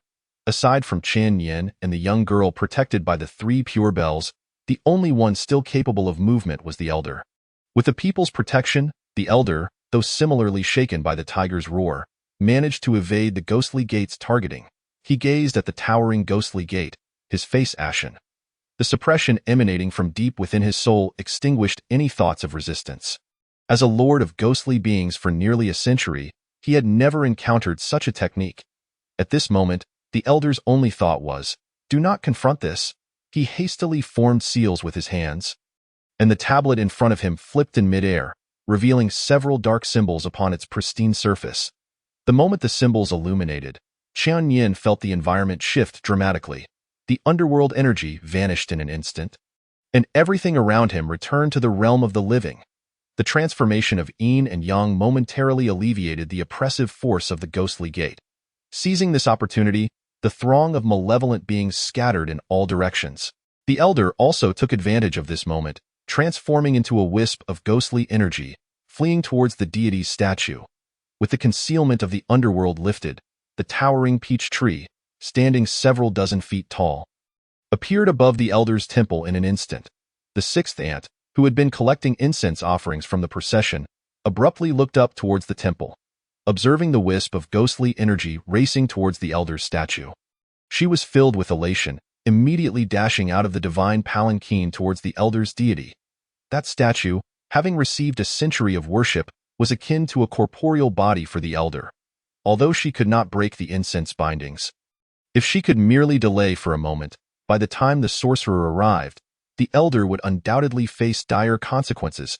However, just as she burst from the palanquin, she felt the overwhelming yang energy above the county become violently turbulent, pinning her in place, rendering her immobile. Then she heard a cold snort emanating from the direction of the elder's temple. Wishing to flee? Do you think you can escape? The Qian Zun illuminates the spirit. The Kuan aligns with the inner camp Dai in the intricate dance of the cosmos. The dual forces converge, and the harmony of the six realms flourishes. With a powerful incantation, a talisman soared from the temple, piercing the heavens. Simultaneously, a myriad of ethereal lights flickered throughout the city as 5 majestic peach trees ascended, forming a colossal formation that enveloped the entirety of Xinfeng County. As the formation solidified, the yang energy above the county transformed into a veritable furnace of solar vigor. The ferocious yang energy coalesced into a tempest of solar flames, casting a resplendent array of colors across the sky. The bewildered populace, oblivious to the unfolding events, assumed it was a manifestation of their deity, the god of soil, and fervently knelt in prayer. Little did they know, the very deity they revered was desperately combating the onslaught of solar flames from above, gazing at the impenetrable formation sealing the county. The god of soil exclaimed in disbelief, "Impossible! The peach branches within the city were long since cleared away. When did you set this formation?" Chapter 51. Upon hearing the incredulous inquiry from the god of soil, Qian Yin let out a derisive laugh from a distance, remarking, "You can only blame your own ignorance for failing to perceive this. The peach trees from the Zhang residence and the Chai gang, as well as those peach branches, are merely ordinary trees meant to create a diversion. The true elements of this formation are the compensatory offerings I bestowed upon the citizens, as for the peach trees, they are merely the remnants of peach pits left by 5 children, stolen by a rat demon." With death looming, the god of soil was still preoccupied with the origins of the formation, indicating a lack of pressure indeed. Ancestral Dao Xian, illustrious righteous deity, the brilliance of crimson and sunlight, the principles of restraint and divine might, restrain. The invisible solar flames surged forth, centered around the essence of the god of soil's yin energy. Sweeping outward, alarmed, the god of soil sensed the impending danger as the solar flames encroached from all directions. Solar flames are not mere yang energy. Even with his protective aura, contact would strip away layers of skin.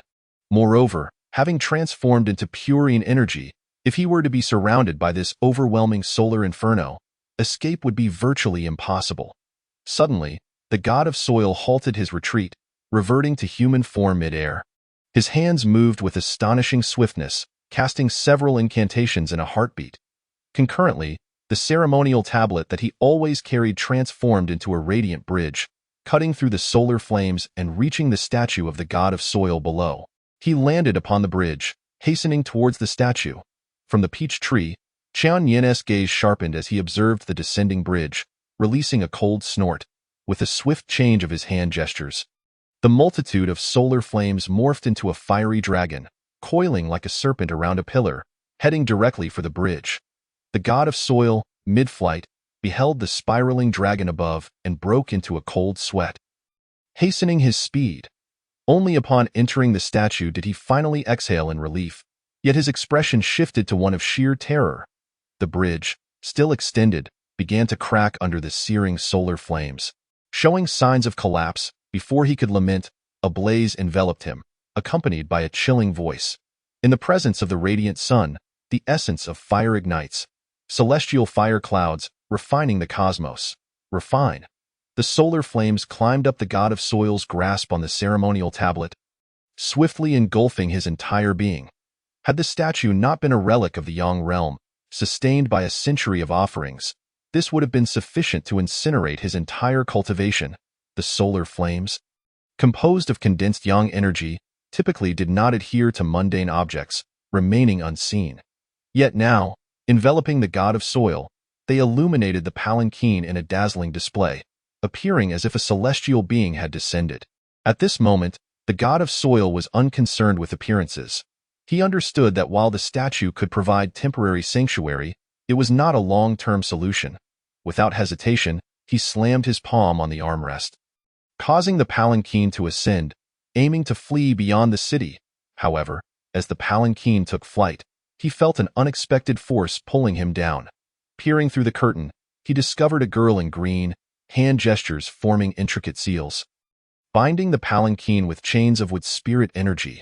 As the Yang energy coalesced into flames, Lu Gunai, along with the myriad of demons and evildoers, felt an immediate reduction in their suppression. Regaining their mobility, the god of soil's eyes widened in rage. Until this moment, he had believed Chen Yin and Lu Gunai to be allies. Wretched being, die! In a fit of rage, he charged towards Lu Gunai, intent on slaying her beneath the ceremonial tablet. Lu Gunai, witnessing the oncoming inferno, felt a surge of dread. As a wood spirit born of willow, the solar flames were her natural bane, and she dared not let them touch her.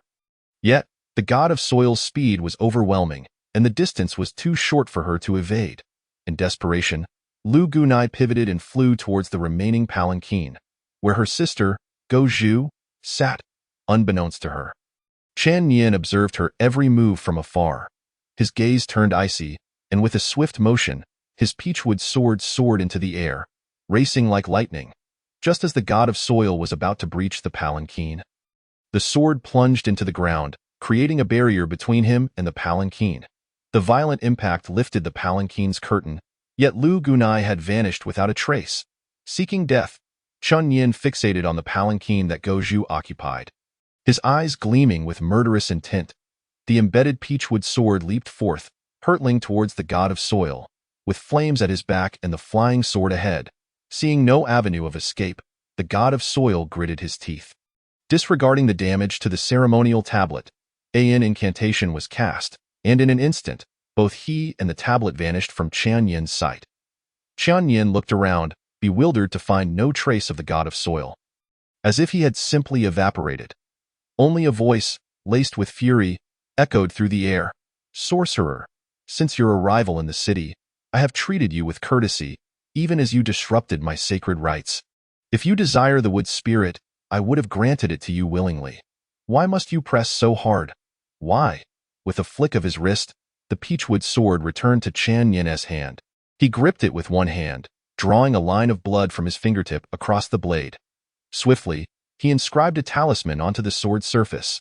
Upon completing the final stroke, he flicked his finger against the blade, and the peachwood sword resonated with a metallic clang, an aura of sharpness soaring skyward. "Then allow me to reveal the reason." Chen Yin's tone turned gravely serious as he cast the sword into the air. The wooden sword, imbued with sentience, transformed into a beam of light, streaking towards an escaping specter. "I, a humble servant of the Northern Emperor, hold the mantle of the Xian platform, governing the black laws, issuing commands to the 9 springs, scrutinizing the spirits of the 3 realms. You have repeatedly transgressed the laws. Hence, I shall enforce the Tai Xian Feng Du Black Law ceremonial regulations and eradicate the malevolent spirits, demons, and monsters that plague the realm.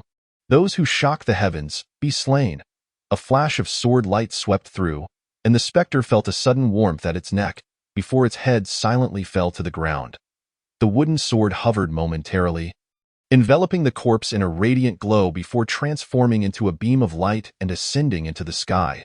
"Those who reveal themselves, be slain." Those who seek offerings, be slain. Those who dwell among mortals, be slain. The sword light danced across the sky, resonating with Chan Yin's emotionless voice. With each utterance of slay, a malevolent presence within the city vanished. Those who enter dreams, be slain. The wooden sword suddenly appeared within the palanquin occupied by Goju. Its tip aimed directly at her brow.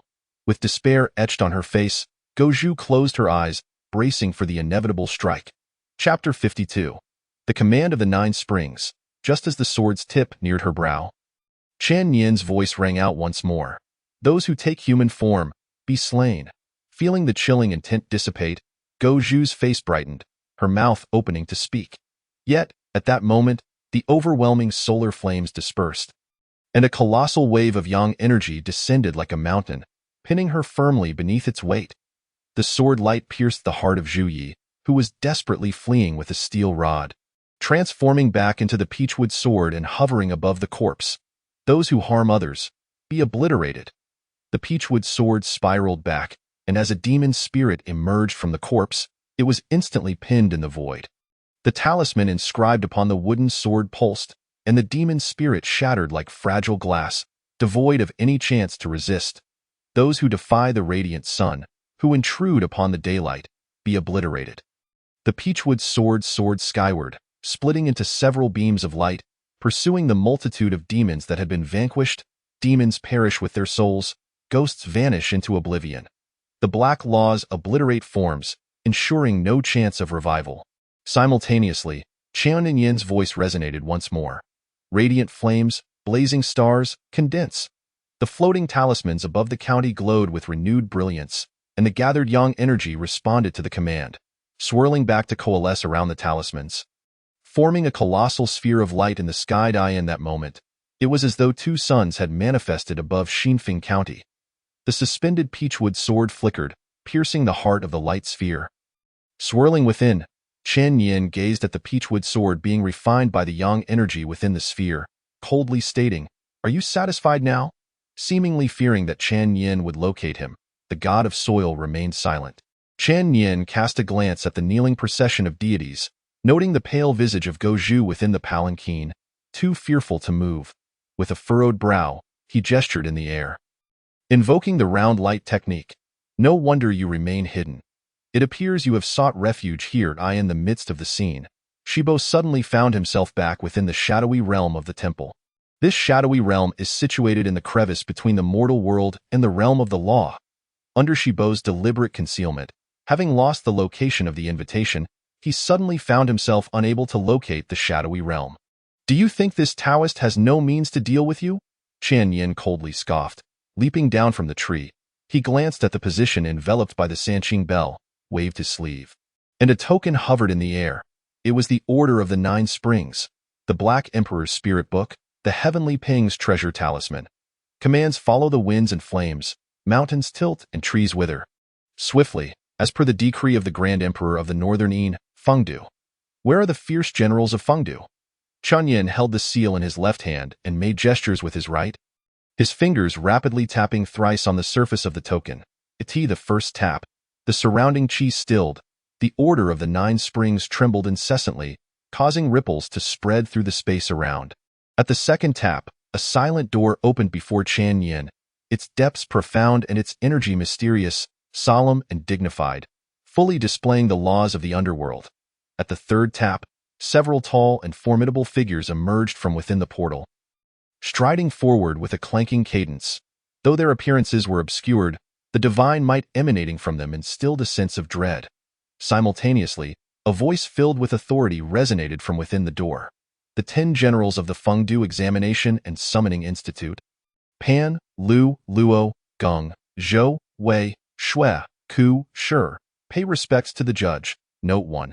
As the words fell, 10 generals wielding iron rods, hammers, long swords, and battle spears stepped forth from the portal. Under the Order of the Nine Springs, the fierce generals of Fengdu responded to the summons. Those who failed to arrive after 3 calls would be sent to the censors for punishment, receiving 1,000 iron rods. 1,000 iron rods from the Fengdu censorate. Even the divine bodies would suffer grievous injuries.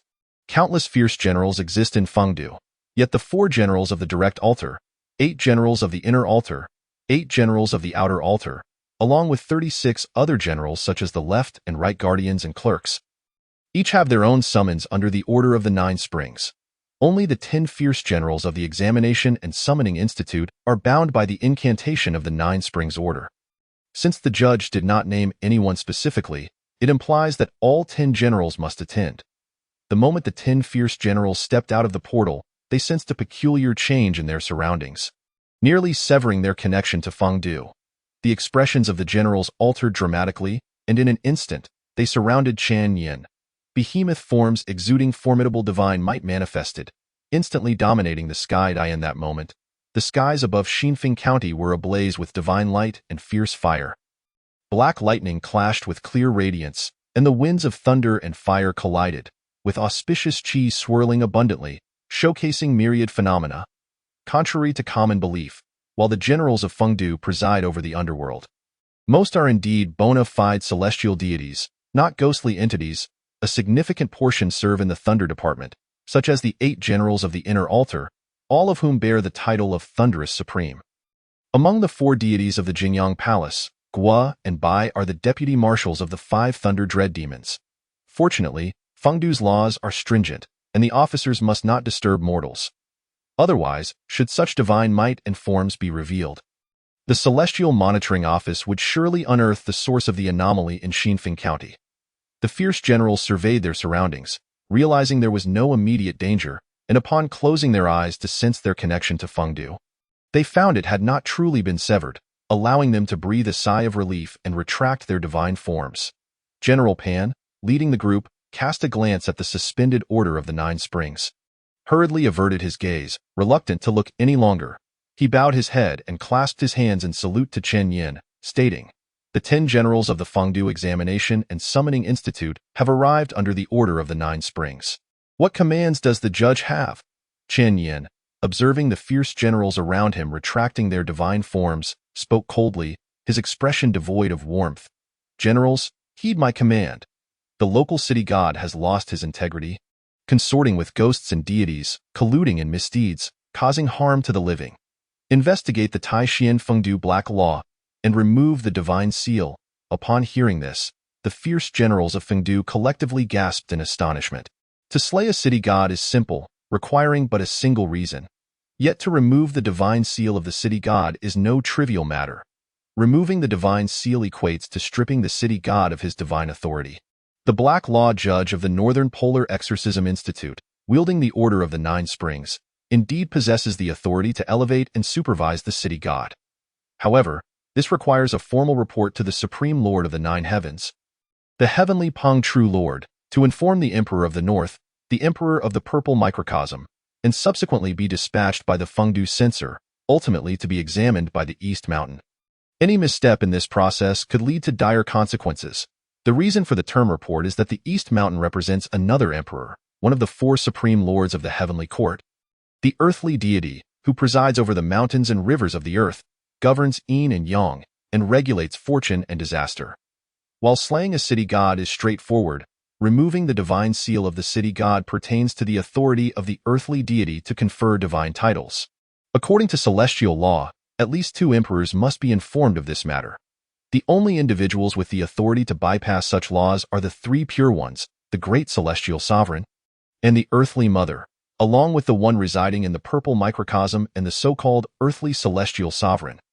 Who is this judge before me, who dares to command the removal of the divine seal of the city god without fear of retribution from the Western censor? General Pan hesitated, saying, "Judge, this is not in accordance with the rules." Chun Yin's expression darkened, his voice icy. "What? Do you wish for this Taoist to raise a flag and issue a decree?" Upon hearing this, the once hesitant fierce generals all straightened their faces, responding in unison. "We obey the command." The place where the Order of the Nine Springs is raised and the decree is issued is none other than the Fengdu Censorate. Anyone daring to directly defy the official decree shall face 100 strikes. Those who oppose shall be executed. Chapter 53. Removal of the Divine Seal. Within the shadowy realm, as the light of the peachwood sword dissipated and vanished into thin air. Shibo had completely sealed off the entire shadowy realm, fearing that Chen Yin might discover the entrance through his prying gaze. Consequently, he was entirely unaware of Qian Yin's subsequent actions. At this moment, Shibo gazed at the cracked tablet in his hand, his heart sinking lower and lower. Initially, he believed Qin Yin was after the wooden spirit body and had prepared to yield to avoid calamity. But that sword aimed directly at Lu Gu's heart shattered his hopes entirely. The other party had been targeting him from the very beginning, leaving no room for negotiation. Yet, Shibo could not fathom where this killing god had emerged from and how he had offended him. Originally, he had thought that, relying on the people's will, he could at least escape Xinfeng County. He never anticipated the other party's murderous intent would be so intense, sealing off the entire county in one fell swoop. To his dismay, in just a few exchanges, he was forced to retreat into the shadowy realm, becoming a turtle in a jar. Now, as long as Chen Yin does not leave, he shall never escape. Moreover, what of the previously unheard of Northern Polar Exorcism Institute and the Tai Xian Fengdu Black Law? Which sect do they belong to? Killing here, killing there, with such a murderous intent, does he wish to contend against the entire world? As Shibo anxiously paced back and forth in the courtyard, contemplating his strategies, he suddenly sensed a slight disturbance in the shadowy realm. Instantly, his nerves tensed, transforming into a wisp of malevolent energy. Seeking to flee, Shibo was well aware that his ability to hide was entirely dependent on Chen Yin's failure to locate the entrance.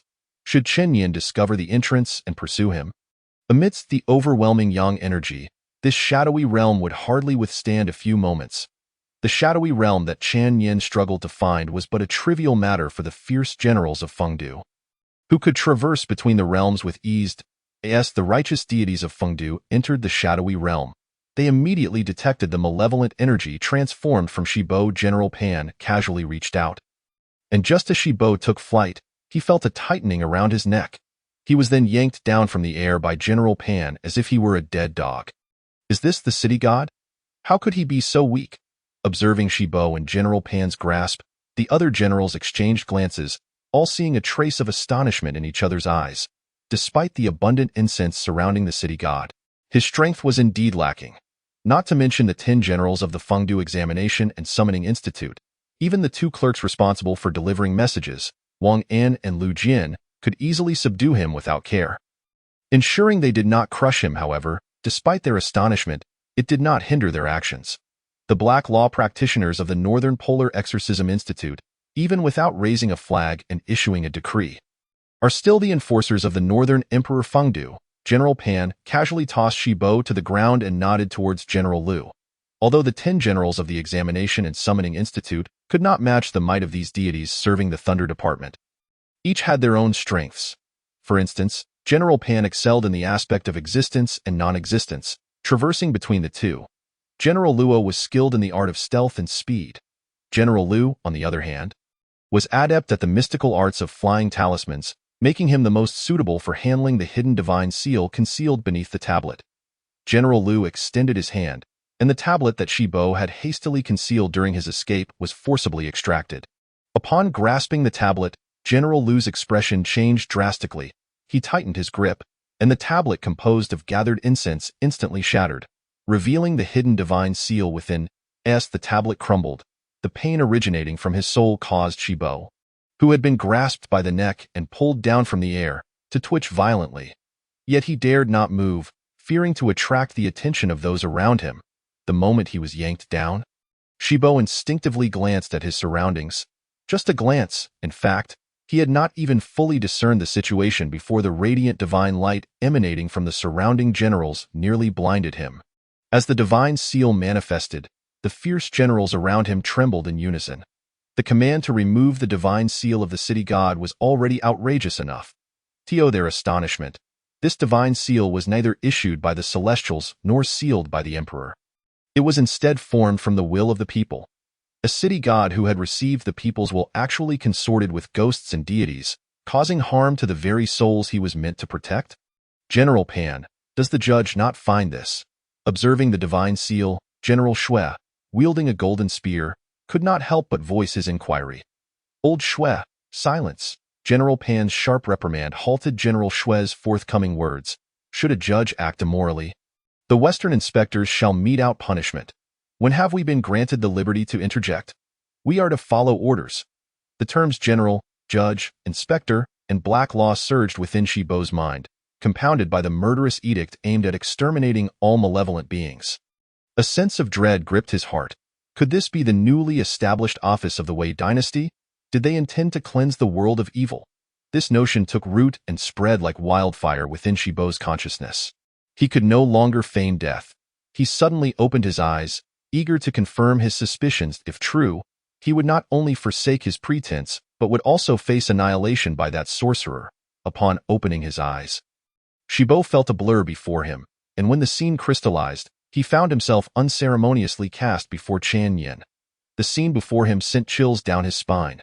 There were no fewer than 10 generals, each gripping him as if he were a mere dead dog. Among them stood one, reverently presenting a brilliantly glowing talisman to Chan Yin with both hands. That talisman was the divine seal, forged from the collective wishes of the people, which had enabled his rise to the position of Shibo. Such seals were inherently linked to their bearers. Upon the bearer's demise, they would dissipate into the ether. Yet now, it was being held like a tangible object. The divine seal has been transferred. Please review it, Your Honor. Chan Yin took the talisman from General Liu, examined it in silence, his expression betraying no emotion.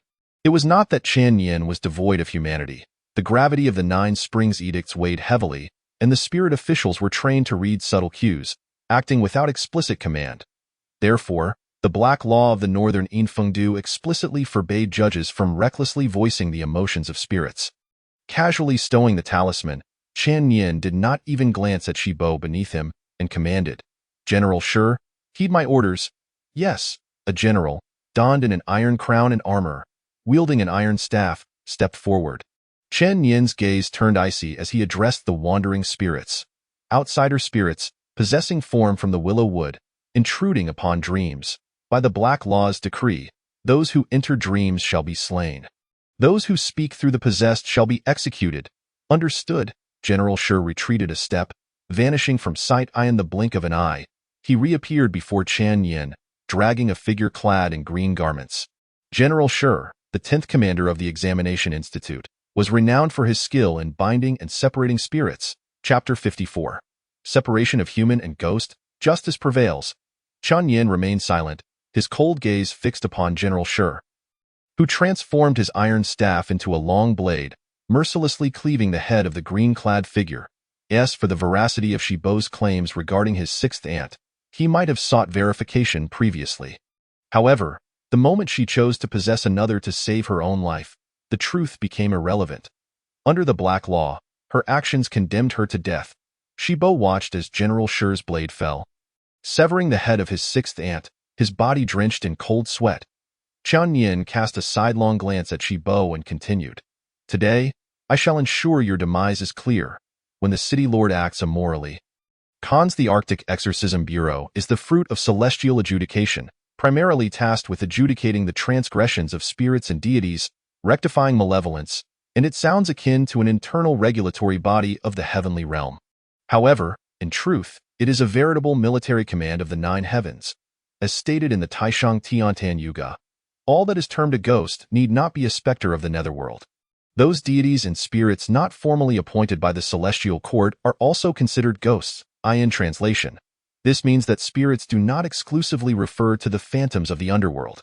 Any being enjoying offerings, regardless of their origin, is deemed a ghost in the eyes of the celestial court, all falling under the jurisdiction of the Arctic Exorcism Bureau.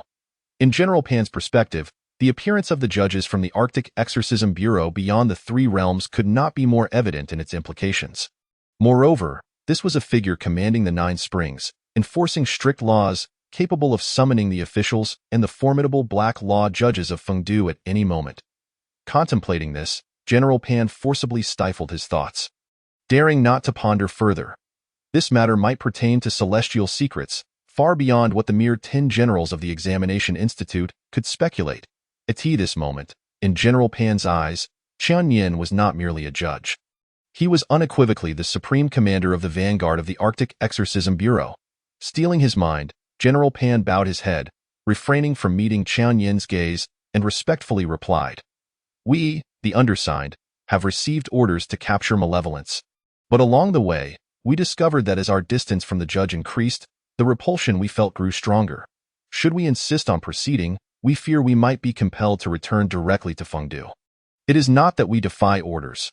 We are simply powerless, and we humbly request the judge's leniency. Turning back midway is no trivial matter for the assembled generals. If they could not overcome in battle, they might still request reinforcements from the censor. However, to return without an explanation would be tantamount to defying orders. Chen Yin furrowed his brow upon hearing this. The inability of the generals to venture far was indeed unexpected. Nevertheless, upon reflection, it made sense. Had it been otherwise, given the Exorcism Bureau's attitude towards malevolence, the officials of Fengdu would have long since mobilized to cleanse the world. At this moment, he remained unaware that in General Pan's eyes, he was precisely the vanguard commander meant to cleanse the world. Understanding the crux of the issue, Chen Yin chose not to dwell further, responding calmly. It matters not. The ways of this realm differ. Unlike others, and it is not your fault. One must not rashly speculate on the emotions of humans and spirits, as it is the gravitas of the Black Law, not an indication of insensitivity. Upon hearing Chen Yin's response, General Pan felt a wave of relief wash over him, yet he hesitated to inquire. What of Inspector Wei of the Western Terrace? As for Inspector Wei of the Western Terrace, simply report truthfully, stating that this humble Taoist possesses the authority of special requisition, permitting expedient actions. Special requisition? This revelation not only startled General Pan but also elicited expressions of shock and barely concealed excitement among the other generals. The authority of special requisition from the Arctic Exorcism Bureau is a privilege granted by the Grand Celestial Lord, allowing for the execution of orders before reporting, thus permitting flexibility in action. Particularly for General Pan, those 4 words solidified his suspicions, and his gaze towards Chen Yin became fervent. Although the Celestial Court has various regulations such as the Taishang Tiantan Yuga, clarifying merits and responsibilities, the established laws within the court make any disturbances by demons mere trifles, yielding no significant achievements. Beyond the 3 realms, for the officials of Fengdu, it represents countless opportunities for merit. Observing the enthusiastic Fengdu officials before him, Chen Yin felt a twinge of surprise, puzzled by their excitement. However, maintaining a stoic expression, he nodded and continued. General Ku, is it possible to ascertain the precise location of that malevolent being? General Ku stepped forward, cradling the lingering aura of the Luo immortal, and replied, Judge, please forgive me. My expertise lies in tracking and ambushing, allowing me to follow the Qi trail, which indicates it is indeed in the east. Yet I am unable to determine the exact whereabouts of that malevolent being. However, I have just witnessed the judge's use of the round light technique. Perhaps this aura can serve as a guide to locate the malevolent being. Chen Yin, uncertain yet hopeful, nodded in acknowledgement, stowing the aura back into the gourd while simultaneously extracting several strands of ghostly essence. With this matter concluded, the generals may return to Fengdu to report. These are transgressors of the law, and they shall be punished according to the upper clear regulations. Yet, given the peculiarities of this realm, bereft of heavenly prisons and Fengdu dungeons, their wandering might pose a threat. Therefore, let the generals transfer them to the eastern mount for processing. Upon hearing this, the generals beamed with joy, hastily securing the ghosts and bowing in farewell. Although transferring the ghosts to the eastern mount may not constitute a grand achievement, it at least signifies that the present judge adheres to protocol, refraining from overstepping the upper clear regulations or the Yuga, and will not indiscriminately invoke black law, should there be future assignments. They would at least have a sense of assurance.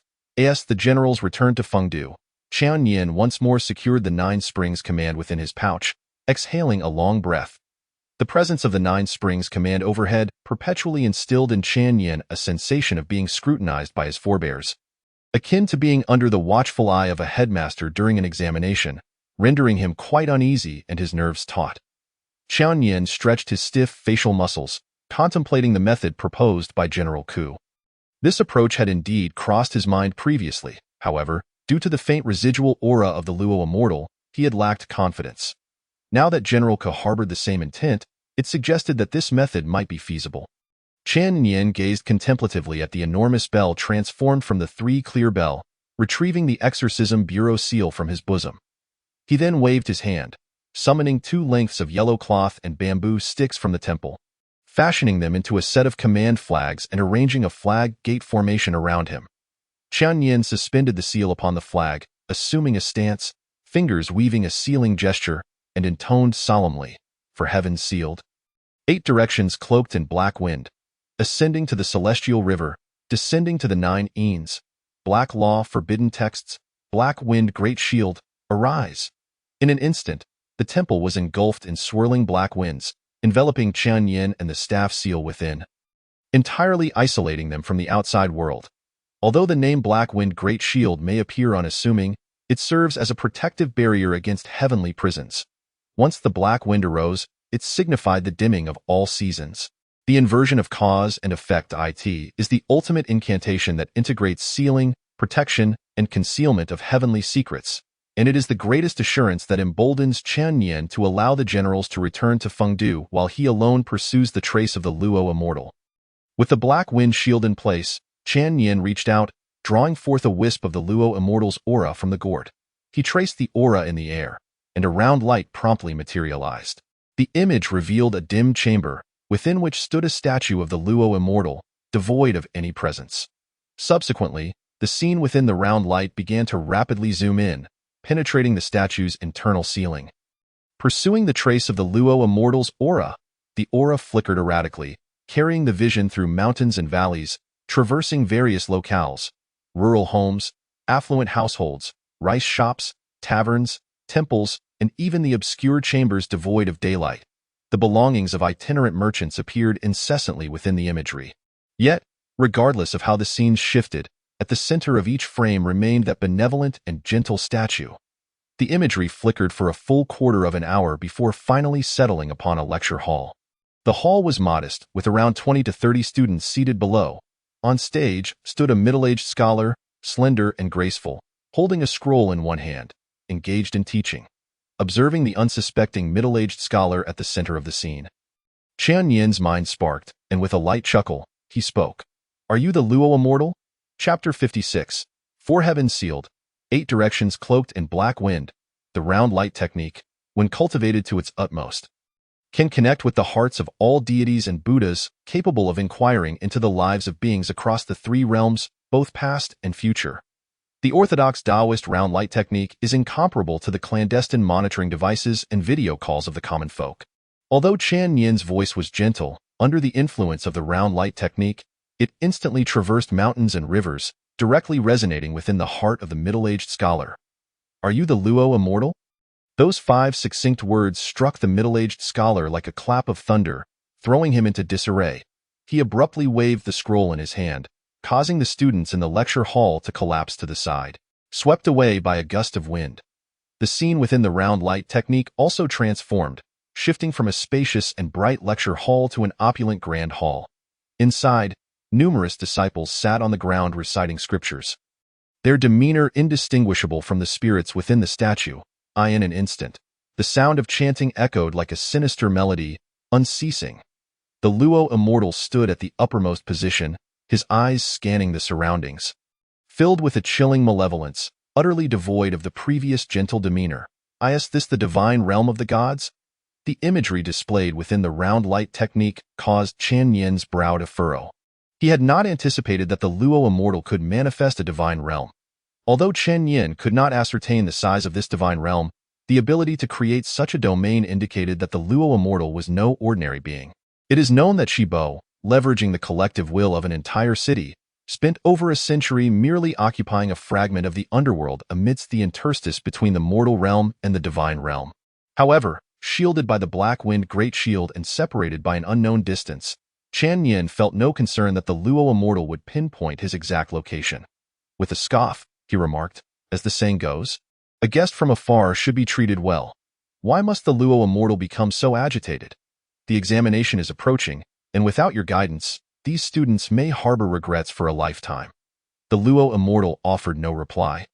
His gaze cold, and an overwhelming aura swept across the entire divine realm in an instant. Perhaps having detected no abnormalities within the divine realm, the Luo immortal's eyes glimmered with intelligence as he abruptly fixed his gaze on a certain point in the void. "Found you." Accompanied by this utterance, the Luo immortal stared directly through the round light technique, his sinister gaze leaving Qian Yin with the distinct sensation that the Luo immortal was locking eyes with him. Relying on his faith in the round light technique and the black wind great shield, Qian Yin maintained his composure, stating calmly, "Truly worthy of the Luo immortal, I have pursued 73 statues to uncover your whereabouts. Yet in merely a moment, you have discovered my presence." This seemingly complimentary remark caused the pupils of the Luo immortal to constrict sharply. This individual possesses such confidence? Luo Xian was utterly unprepared for Qian Yin to openly disclose the means by which he had located him. As an evil deity, he was acutely aware of the government's stance on cults. For this reason, he had meticulously managed his affairs for many years. Aside from the first statue, which he had crafted himself, the remaining effigies had all been formed through the voluntary ascension of his followers. They bore the weight of karma while he lurked in the shadows, relishing the offerings and sacrifices. This intricate web of deception concealed countless layers of facades. To find him through the 73 statues implied that the visitor was at least aware of his 73 outposts among the devotees. This was not a compliment. It was a blatant threat. Infuriated by Qian Yin's provocation, Luo Xian seethed with rage. It was unclear what methods Qian Yin had employed, but he seemed to have used a fragment of his thoughts as a tether, attempting to leverage the power of the spiritual realm to deduce Qian Yin's identity. The initial stages of this deduction proceeded smoothly, and a hazy figure soon materialized in Luo Xian's mind. Observing this, Luo Xian could not help but emit a derisive snort, exclaiming, "I thought it was some grand master. It turns out your abilities are so meager." With that, Luo Xian accelerated his hand seals, hastening the deduction process, eager to uncover the identity of the audacious individual who dared to toy with him. Meanwhile, Qian Yin was not idle. He diligently adjusted the imagery within the circular light technique, striving to discern the nature of his surroundings. However, his knowledge of this world was woefully inadequate, compounded by the intertwining of the mortal realm and the spiritual domain, which added considerable difficulty to his task. In contrast to Qian Yin, Luo Xian's deduction advanced at a rapid pace. The vague figure in his mind began to sharpen, revealing glimpses of the surrounding scenery. Luo Xian felt a surge of delight, propelling him to hasten his efforts further. Yet, in the next instant, his smile froze upon his face. Suddenly, an unprecedented black wind materialized around the figure, obscuring his six senses. Luo Xian felt as though he were engulfed in chaos. Disoriented and unable to discern his surroundings, had it been merely this, he might not have been rendered immobile, but what transpired next was entirely beyond his control. As the black wind surged, it spiraled out of control, spontaneously evolving along the lines of Luo Xian's deduction. The black wind swept in from all directions, intertwining to give rise to a tempest of black mist. Within that mist, black thunder rumbled ominously, gradually transforming into a tempest of dark lightning. Luo Xian was struck with horror, his instincts informing him that the black wind had obscured his senses, rendering him oblivious to everything around him. Yet, paradoxically, he could perceive everything occurring within the black wind with stark clarity. This logical dissonance nearly made Luo Xian vomit blood. He attempted to halt the deduction, only to find himself immobilized by the shroud over his senses. The deduction had completely spiraled beyond his control. What had initially existed solely within his consciousness as a shadow of black wind now manifested as if it were a tangible entity, actively siphoning power from the spiritual realm. Luo Xian could not fathom how he was aware of these events despite the loss of his six senses, yet he simply knew, as the power of the spiritual realm waned. His unease deepened. It seemed that something was gestating within the black wind and mist. Faintly, he heard a chorus of dragon roars and tiger howls, accompanied by the sounds of drums and gongs. For a fleeting moment, Luo Xian felt an inkling of despair. But that moment was fleeting. In the next instant, his spiritual realm was drained of power by the black wind, crumbling into fragments. At the moment of the spiritual realm's collapse, Luo Xian beheld a black banner rising amidst the black wind and mist. Beneath that banner, countless figures clad in black armor and riding upon dragons and tigers descended through the black clouds. At the forefront stood an individual adorned in a jade crown and golden armor, his face slightly flushed, wielding a golden long axe, which he waved toward Luo Xian from a distance. Though it was merely a projection within the deduction, the light of the axe seemed poised to cleave through Luo Xian himself. As the spiritual realm shattered and his senses returned, one singular thought consumed Luo Xian's mind. Escape. The farther, the better. The figure lurking in the distance was beyond his capabilities to confront. Without a moment's hesitation, Luo Xian transformed into a wisp of black vapor, attempting to flee. Yet, no matter how swift he was, he could not outpace himself. Just as the black vapor he had become took flight, he sensed something deep within his consciousness surge forth ahead of him. Subsequently, a dark axe light shot skyward. The axe light that surged upward caused no harm to Luo Xian. Instead, the emanating divine intent shattered Chen Yin's circular light technique. As the axe light ascended into the heavens, the skies above the academy transformed dramatically. The previously clear expanse was suddenly shrouded in dense clouds. Countless dark thunders rained down from the heavens, enveloping the mountaintop where the academy stood.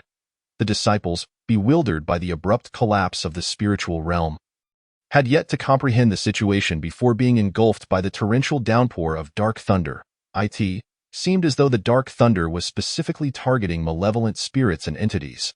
The deluge of dark thunder swept over the mountain like a plow. Yet it emitted no sound and inflicted no harm upon any living being. Not even a single tree or blade of grass was harmed. By the time Qian Yin once again employed the circular light technique, the dark thunder had dissipated and Luo Xian had long vanished without a trace, leaving behind only a multitude of students sprawled across the academy grounds in a state of unconsciousness. Jing Shan Academy? Qian Yin silently noted this unfamiliar name for future inquiry. Although Luo Xian and his disciples had disappeared, he had no assurance of how long they had concealed themselves within the academy. Among these students, it was possible that there were remnants of Luo Xian's machinations. Seizing the opportunity while Luo Xian's presence had not fully dissipated, the imagery within the circular light technique traversed mountains and valleys, ultimately settling upon a decrepit shrine nestled in the mountains. The shrine was in ruins, ensnared in cobwebs, its doors and windows long vanished.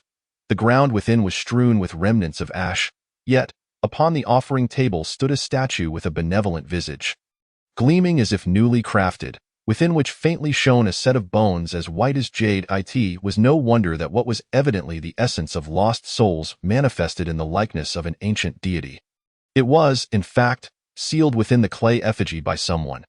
You bear grievances, it is true, yet you should not harm the innocent. Chen Yin cast a deep glance toward the east, clenched his fingers to disperse the circular light, causing the flag gate to crumble. The Sanqing bell, summoned by Chen Yin, slowly floated to the tip of his staff, revealing the girl who lay in slumber within. Observing the girl trembling even in her dreams, Chen Yin sighed deeply. He formed his fingers into a pin, sketching in the air, and softly intoned, "Ascend the stage, banish the ominous, command." The talisman slowly ascended above the girl, radiating three-colored spiritual light that enveloped her below. As the spiritual light entered her being, the girl's expression gradually softened, and her breathing became steadier.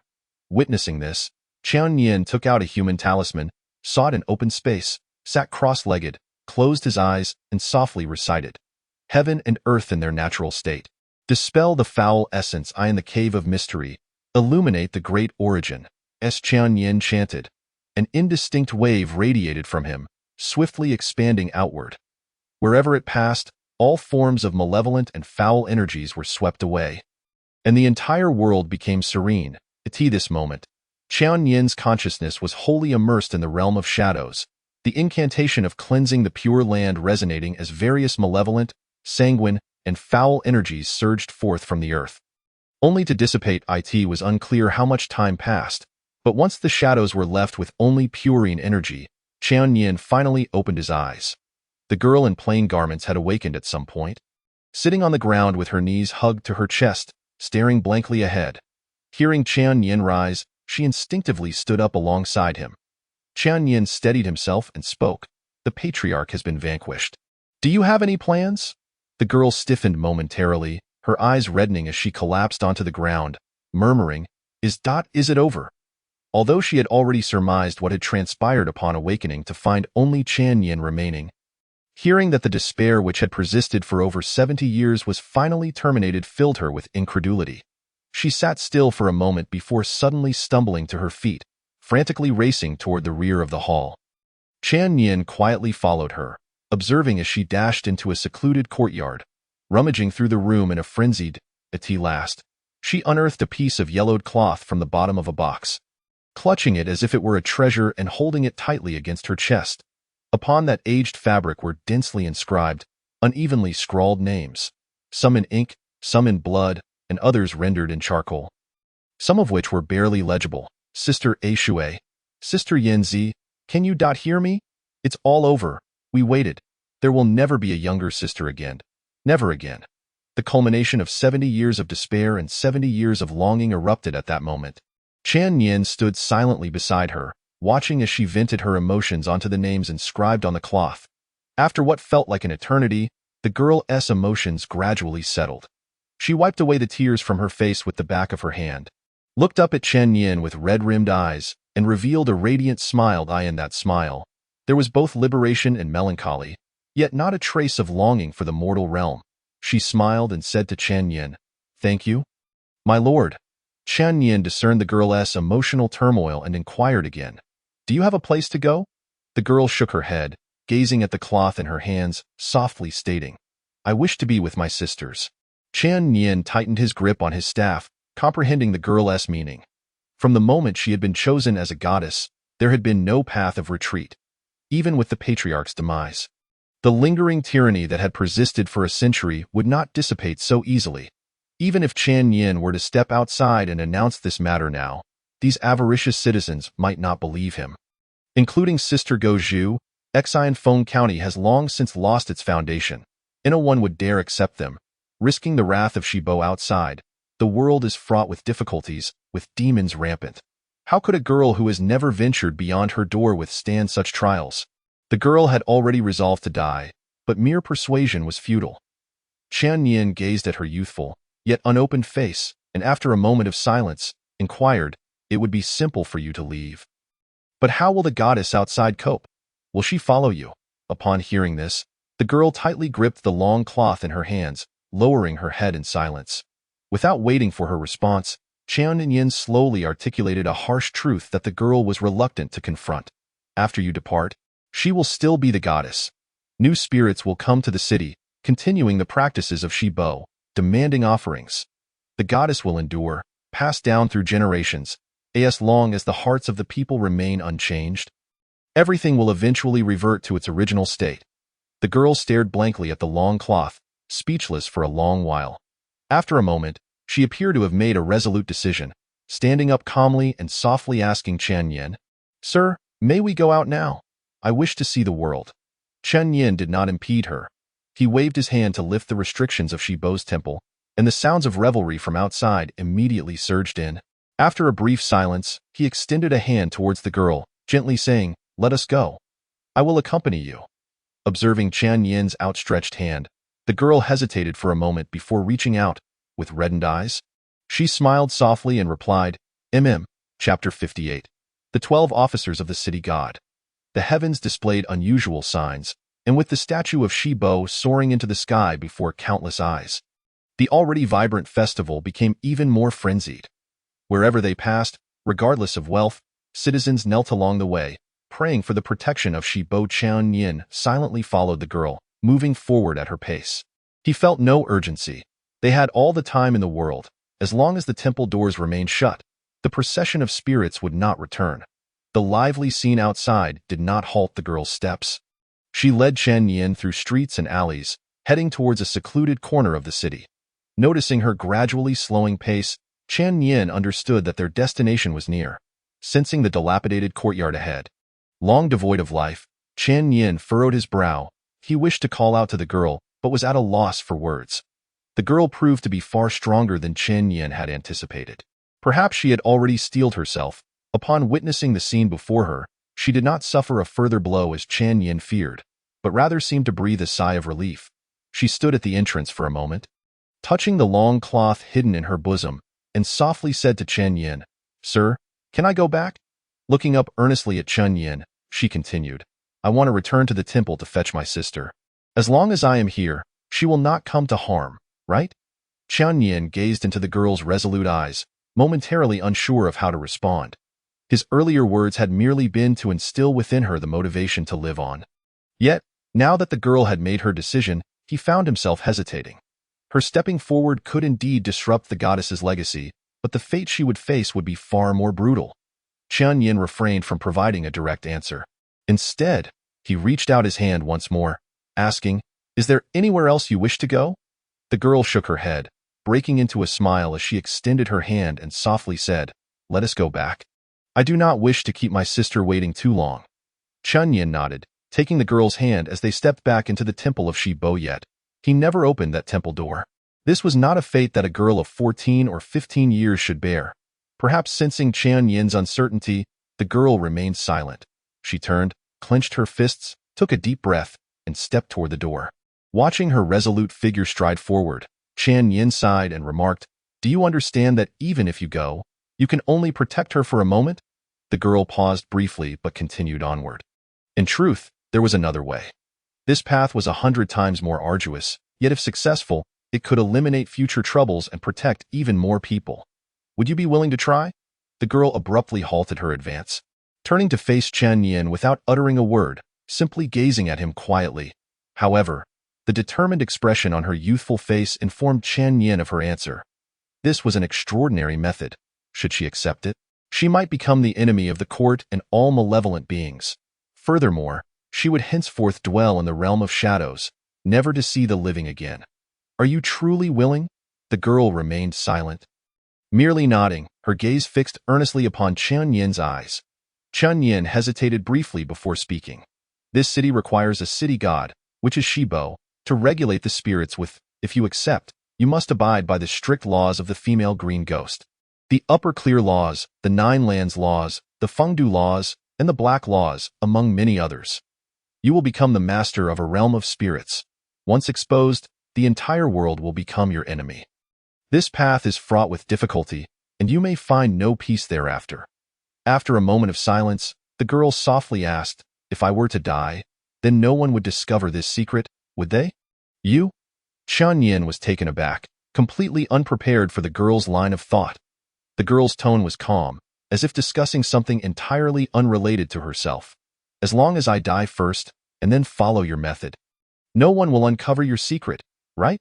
Qian Yin gazed into the girl's eyes, which were as tranquil as a pool of autumn water, revealing no hint of other emotions. After a prolonged silence, he sighed. "Since you possess such resolve, it seems my concerns are indeed unfounded. Today, I shall lend you my assistance." With a gentle stomp of his foot, a square earthen platform rose from the ground. Offering tables, incense altars, incense burners, candle holders, vases, and incense tubes flew out from various corners of the temple, landing atop the platform in the blink of an eye. The framework of a sacrificial altar took shape. Qian Yin reached for the gourd and the 3 pure bells from his peach staff. Placing them upon the offering table as makeshift ritual implements, he rolled up his sleeves, took brush and ink, cinnabar and yellow paper, and after a moment's contemplation, began to write swiftly. Disciple Qian Yin of the Northern Polar Exorcism Court. On the 17th day of the 8th month in the 14th year of the Great Wei Yuanhe, humbly presents this document. Disciple, in accordance with the decree of the Purple Microstar, bears the seal of the Northern Emperor. Engaged in the affairs of exorcising spirits. Today, there is a city god in Exine County who has lost his virtue, consorting with spirits, colluding with them, demanding blood offerings, and endangering lives. According to the law, I must report this to the Yuan Ing Tai Huang Court and present it to the Emperor at the Purple Micro Pavilion, urging Dongyu to issue a relocation order. However, this realm lacks complete regulations, and heavenly authority cannot reach here. Thus I must act accordingly and summon the generals of the Fengdu Exorcism Court to relocate the divine seal. With great trepidation in this realm, thousands of spirits soar daily, freely slaughtering the people. The spirits recorded in the sacrificial texts also demand blood offerings. With no prohibitions, I believe that without regulations in the temple, there can be no foundation for offerings. Therefore, I must enforce the just laws of Fengdu, ensuring that good is rewarded and evil punished, and that yin and yang are divided. There is a girl in the county. Even if she becomes the city god's blood offering, she retains a benevolent heart, passing on the flame of compassion through over 70 generations, unwavering in her resolve. Today, I present this to At this point. Qian Yin paused and turned to ask, "Do you have a name?" The girl, fixated on Qian Yin's actions, replied, "Xuan Xiao. You can call me Xiao Xiao. Today, I present to the Xue family on Xiao, who is of pure nature and possesses a heart for benevolence and the well-being of the people, in a realm plagued by malevolent spirits. Where ghosts run rampant, it is urgent to act according to the situation. I wish to recommend her as the city god of Exine Feng County, establishing the 12 officers to restrain the spirits within. I humbly hope for your compassionate approval, Your Majesty. The letters of recommendation, petitions, and other documents piled up, causing Qian Yin's wrist to ache. Looking at his calligraphy, which was not much better than that of an elementary school student, Qian Yin felt a flush of embarrassment. These were petitions and requests, unlike the previous documents that were read and burned, seeking blessings through incense. 2 petitions were needed. One to submit to the celestial officials at the Purple Micro Pavilion and another to the provincial governor of the Purple Micro Institute. The final petition was to go directly to the Purple Micro Star, presented before the Emperor of the Northern Polar Great Huang in the Heavenly Court. Moreover, the letters of recommendation had to pass through the hands of that elder. This was not merely embarrassing. It was embarrassment that reached the heavens. Let it be. Qian Yin steeled himself and affixed the seal of the Northern Polar Exorcism Court. Chapter 59. The Goddess of Compassionate Relief and Beneficence. The 7 luminaries and 8 extremes govern the 4 directions. By the specific decree of the Purple Micro, the official must arrive swiftly. Where is the celestial messenger Jiao Gongnu? With a peachwood sword in hand, Qian Yin stepped forward, invoking the heavenly symbols, which resonated and soared into the void. The transmission of written words and the delivery of orders were typically duties of Wang Anlu and the 2 officials, but the Purple Micro Pavilion was not a place where the spirits of Fengdu could freely tread. Note 1. The petitions must be accompanied by a letter of recommendation, requesting the celestial messenger Jiao Gongnu to transmit them, and must be held by the 4-eyed old man. Only then could they proceed. Tianpeng, progenitor of all gods. There exists great divine power, 4-eyed old man urgent, as per the decree of the heavenly emperor. The incantation Qian Yin recited only deepened his unease. Upon finishing, he simply closed his eyes. Until a soft chuckle reached his ear, he finally opened his eyes, his face flushed with embarrassment. I beg your pardon, Divine Lord and Envoy Jiao. Qian Yin bowed respectfully to the kindly elder leaning on a cane before him, his toes awkwardly digging into the ground. The elder, smiling gently, glanced at the memorial and the decree in his hands, then looked at Qian Yin's crimson face and laughed heartily. Do not be so shy. Simply go down and practice. We are but manifestations of divine will, unable to linger for long. Let us hasten to the matter at hand. Upon hearing the elder's words, Qian Yin felt his embarrassment lessen slightly. He straightened his expression and replied, Disciple wishes to recommend this woman as the local city god. I hope Divine Lord and Envoy Jiao will escort the memorial to the Ziwei Garden. I apologize for the trouble, Divine Lord, and I ask that the envoy relay the memorial and decree to the Ziwei Pavilion, presenting it before the Emperor. Given the significance of the imperial memorial, he understood that he should not elaborate on its contents. However, due to the peculiar circumstances of this realm, he required the elder's approval. Upon hearing Qian Yin's words, the elder turned to glance at the quiet young woman standing beside him, furrowing his brow as he admonished, to allow a living person to hold the city god position. What audacity! No wonder the marshal claims you are brazen. Do not think that the Exorcism Institute is devoid of oversight simply because you cannot easily enter this realm. The last time you violated the black laws and forged an official order, it was the Emperor and the Marshal who chose not to blame you. But that does not mean the Exorcism Institute will let it slide. Faced with the elder's reprimand, Qian Yin dared not retort. He merely lowered his head, hands at his sides, and spoke softly. In urgent matters, one must act with discretion. I hope Divine Lord will convey this. The elder struck his cane against the ground with a sharp rap, snorting coldly. Since the Emperor has granted you the 9 Springs command, recommending the city god is your right. I will duly send the decree to the Ziwei Pavilion. However, if this woman should violate the laws in the future, what will you do? Qian Yin's expression grew serious as he clasped his hands toward the north and stated, Disciple shall personally ensure she is dealt with according to the black laws. And then I will seek penance from the exorcism instead. This is a matter of childbirth, intricately linked to the household, which is why Master Zhang dared to scold them a few times. After his reprimand, Master Zhang immediately consoled them, saying, The unrest is merely the folly of a few impetuous youths who do not understand the gravity of their actions. Here, we have over 100 souls. Even if something were to happen, they would not dare to act recklessly. Furthermore, isn't there a sorcerer passing by as well? As he spoke, he glanced around to ensure no one was paying attention, then lowered his voice. If things do not improve, gather a few trustworthy individuals and offer some gifts to those on the way. The items near the official road typically do not demand much. Upon hearing this, Daquan instantly understood the master's intentions and replied solemnly, "Understood, third master. I shall take care of it at once." After Daquan departed, Master Zhang followed the caravan towards the rear, needing to reassure the workers. The caravan, consisting of over 100 people, stretched out for more than a mile, and darkness was fast approaching with the heavy rain. If the convoy suddenly halted without informing those behind about the situation ahead, unforeseen troubles could easily arise. Indeed, Master Zhang's decision proved to be wise. Upon reaching the end of the caravan, he found a commotion among the crowd. Had it not been for the young sorcerer urging calm, they would have rushed forward long ago. When they saw Master Zhang arriving through the rain, they finally quieted down. Even though Master Zhang was striving to prevent chaos, by the time the caravan arrived at the village, night had fully descended. The village flickered with sporadic lights, indicating that others had already arrived ahead of them. Master Zhang paid no mind to this. It was far too common for such situations to occur while traveling. This was the official road, rarely plagued by bandits or malevolent spirits, and with such a large caravan, they would not be easily intimidated even if they encountered trouble. After briefing Daquan, Master Zhang, accompanied by several guards, took the lead towards the village. With such a sizable caravan, making an advance announcement would help avoid misunderstandings. This village was not small. However, years of neglect had led to the collapse of many buildings and walls. The flickering light came from the main hall of a prominent household within the village.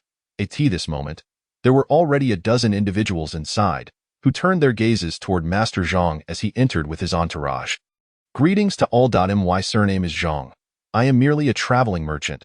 We encountered an unexpected downpour on our journey and have stopped here to take shelter. If we cause any disturbances, I ask for your understanding." While he spoke these courteous words, he discreetly observed the people in the hall.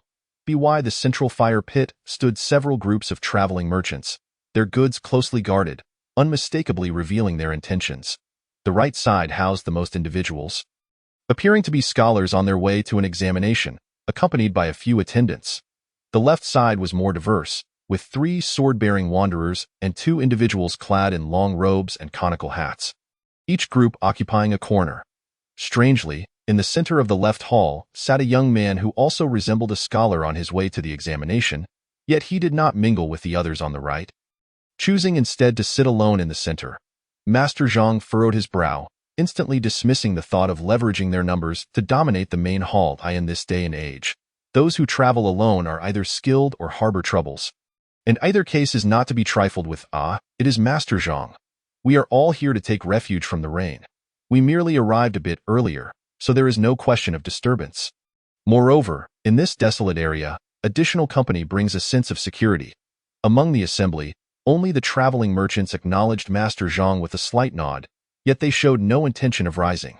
Stealing a glance at the young man on the left, Master Zhang replied to the merchants, "Thank you, esteemed merchants. With so many mules and horses in our caravan and several fellow travelers, we create quite a stir. I have come to greet you all to prevent any possible misunderstandings." He assured them, "Rest assured, we will seek accommodations in other buildings and will not intrude upon your gathering." Turning to his guards, he quietly instructed, "You two form a pair and check the nearby buildings for a few rooms that do not leak." He himself, accompanied by 2 others, braved the rain towards the caravan.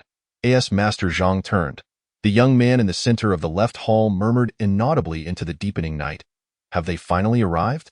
I have awaited your presence for so long." Chapter 61. 1,000 miles in pursuit. Master Zhang, you must believe me. There is something amiss here. Spending the night will lead to dire consequences. The sorcerer, observing the rapidly spinning needle of his compass, earnestly implored Master Zhang. "Daquan, have the animals been settled?" Master Zhang seemingly ignored the sorcerer's warning and inquired of Daquan. "They are settled, but some of the travelers are restless and wish to claim a few rooms." Daquan replied, casting furtive glances at the anxious sorcerer. Upon hearing Daquan's words, Master Zhang frowned and glanced at the brightly lit main hall, saying, "Tend to our own people. We cannot control the rest." Let them be. As Mr. Jia has said, there are issues here. Everyone, stay cautious. Even for a simple need, handle it within the buildings. After arranging matters with Daquan, Master Zhang turned, a troubled expression on his face, and addressed the sorcerer. Mr. Jia, as you can see, it is not that I distrust you. It is simply unavoidable. With such heavy rain, our workers have made it here through sheer determination, and if I were to tell them to continue onward now, it would cause an immediate uproar. As he spoke, he produced a jade pendant from his sleeve and pressed it into the sorcerer's hand, whispering, I hope Mr. Jia will not publicize this matter. Otherwise, if the caravan descends into chaos, I cannot predict what kind of trouble may arise. Jixinming stared at the jade pendant in his hand, feeling the awkwardness of the moment as he stood frozen, unsure whether to accept it. His intention had been to warn them of potential harm. Never did he anticipate being silenced by money. Master Zhang, sensing his predicament, held his hand, closing his fingers around the pendant and said, Tonight? I kindly ask Mr. Jia to keep a watchful eye, just for a moment. With that, Master Zhang, accompanied by Daquan, walked away without looking back. Jixinming contemplated their departing figures, and after a moment's thought, he tucked the jade pendant into his pocket, muttering, A jade pendant to make me stand guard? What a loss this is. Yet despite his words, he obediently followed along, checking each room with his compass in hand. Thunder and lightning are the pivots of yin and yang, commanding the essence of all things, possessing incredible power in stormy weather. Not only humans but even demons and spirits dare not wander about unless their cultivation is sufficient. In fact, for demons and spirits, stormy weather poses even greater danger, as they are more susceptible to lightning strikes due to their energy sensitivity. The folktales of spirits seeking refuge in homes during thunderstorms are not mere fabrications. Fully aware of the underlying issues, Jixinming dared not let his guard down, his full attention focused on the compass in his grasp. However, before he and Master Zhang could inspect several rooms, a commotion erupted from the main hall. Damn it, these scoundrels have truly stirred up trouble. The two exchanged glances, and Master Zhang cursed under his breath, pulling Jixinming towards the main hall. Jixinming had voiced his concerns beforehand, and Master Zhang was unwilling to let him stray far from his side. The jade pendant served not only as a fee for guarding the night, but also as a means to ensure Jixinming acted as his protector. Upon their arrival, the main hall was already in disarray. Several wanderers had drawn their swords, while the merchants brandished various weapons to shield their goods. Even a few scholars traveling in pairs had unsheathed their swords. The young man who had previously occupied the central position on the left now approached the door with a wooden staff in hand. The center had been claimed by the merchants, leaving those without a place to stay threatening the two individuals in conical hats in the corner. Qian Nian glanced at the two approaching figures, silently walking toward the rain. If this group sought their own demise, so be it. Retribution for good and evil is the natural cycle of the heavens. Sir, please hold. Seeing Qian Nian exiting the room, Master Zhang's heart raced, and he stepped forward to explain, only to have Qian Nian turn away. Just as Master Zhang intended to chase after him, he heard a cold voice from one of the sword-bearing wanderers. Master Zhang? Is this your intention? Master Zhang paused, turning to explain loudly. This matter is unrelated to the caravan. I merely heard the commotion and came to see what was happening to prevent any misunderstandings. As a businessman, Master Zhang was out to earn money, and he had no desire to be unjustly resented. However, his explanation did not sit well with the merchants who had emerged from the caravan. Their intent to seize a prime location had been thwarted by his words, effectively blocking their path to a suitable place. Master Zhang, you cannot turn a blind eye. In this torrential rain, where else can we find shelter? Exactly. We are all part of the caravan. Master Zhang's expression darkened, and he coldly replied, If you still consider yourselves part of the caravan, return with me now. I will find you a place. Amidst the quarrel, they failed to notice how Jixinming's face had grown increasingly grave. He was here too. As Jixinming's hands explored the compass, the needle swung rhythmically, while his eyes furtively surveyed every individual in the hall. Upon spotting two figures in conical hats nestled in the corner, he recoiled as if struck by lightning, urgently tugging at Zhang Sanyi's sleeve. Perceptive of the disturbance, Zhang Sanyi discreetly glanced at Jixinming, only to find him frantically signaling with his eyes. Initially intent on dispelling misunderstandings among the crowd, Zhang Sanyi's heart sank, his expression shifting abruptly as he turned to address the assembly. Ladies and gentlemen, the caravan bears no intention of causing difficulties for you. If you trust me, you may follow me. If you harbor doubts, I shall refund your travel expenses by tomorrow." With that, Zhang San bowed to the crowd, adding, "The caravan requires some arrangements. I apologize for the disturbance." Without a moment's hesitation, he pivoted and strode toward the accommodations chosen for the caravan, leaving the two factions at the main entrance exchanging bewildered glances. A lengthy pursuit? How intriguing! Die in the shadows, Qian Yin observed the departing duo, a faint smile gracing his lips. Zhang San hastened a few steps, pulling Jixinming away from the throng, and in a hushed tone asked, "Mr. Jie, what is transpiring?" Jixinming retrieved the compass, his demeanor grave as he replied, "Tonight, something may occur. You must instruct the crew to remain vigilant. No matter how heavy the rain tomorrow morning, we must depart." Observing Jixinming's serious expression, Zhang San felt a wave of anxiety wash over him. Although he lacked knowledge of supernatural arts, he understood the importance of respecting practitioners, especially one so freshly descended from the mountains, filled with fervor. "Could you possibly disclose what is amiss?" he inquired. Within the village, Jixinming began, but was abruptly interrupted by a piercing scream from afar. Both men exchanged alarmed glances, instinctively looking up toward the source of the sound. Crack! Boom! A colossal bolt of lightning illuminated the pitch-black night, casting a brilliant glowed eye in the distance. A throng of individuals appeared to be fleeing in disarray, seemingly pursued by some unseen terror. Under the flash of lightning, the terror etched on their faces was unmistakable. Chapter 62. The Novice Sorcerer. "This is bad. There is demonic energy," Jixinming exclaimed, swiftly assessing the approaching crowd. "Zhang, gather everyone together. Do not let them scatter, and keep strangers at bay. I shall investigate, Mr. Jie." Zhang San attempted to intervene, but Jixinming had already darted forward, leaving him standing with his hand raised in hesitation. Zhang San's complexion fluctuated between shades of green and white, feeling a swell of dissatisfaction. Yet he dared not disregard Jixinming's warning and hastened to organize the caravan. As Jixinming sprinted toward the crowd, his own heart raced with urgency, leaving no room to consider Zhang San's feelings. The panicked throng, upon seeing someone charging toward them, cried out in desperation, "Help! There are monsters!" The thunder rumbled ominously, and the sound barely traveled far, yet it startled Jixinming. The village was already in turmoil. Should the inhabitants hear this, chaos would ensue, and should fear take hold, someone would undoubtedly suffer. Jixinming halted, bellowing at the oncoming crowd, "Those who wish to live, be silent. Heaven's law is pure, earth's law is spiritual. The sun and moon unite their essence. All spirits manifest, open." Jixinming formed a sword with his fingers, slicing across his brow, causing an oddly shaped sigil to emerge from his skin. The mark shimmered with a mystical light, resembling an eye opening and closing upon his forehead. Jixinming gazed at the crowd. Demons could ensnare the minds of men, seizing the opportunity to wreak havoc amidst the masses. This was wisdom imparted by his master before descending the mountains. Yet, as he surveyed the throng, he soon spotted a blatant surge of demonic energy rushing toward him, unabashedly revealing itself. "The sorcerer of Yundu Mountain, Jixinming, stands before you. Demons, cease your harm." Jixinming's heart raced, and without pausing to assess the crowd, he struck his chest. Several talismans burst forth from his robes, transforming into brilliant flames that shot toward the approaching demonic energy. As the flames soared, Jixinming pressed several talismans against his body, leaping over the crowd to position himself between the demonic energy and the people.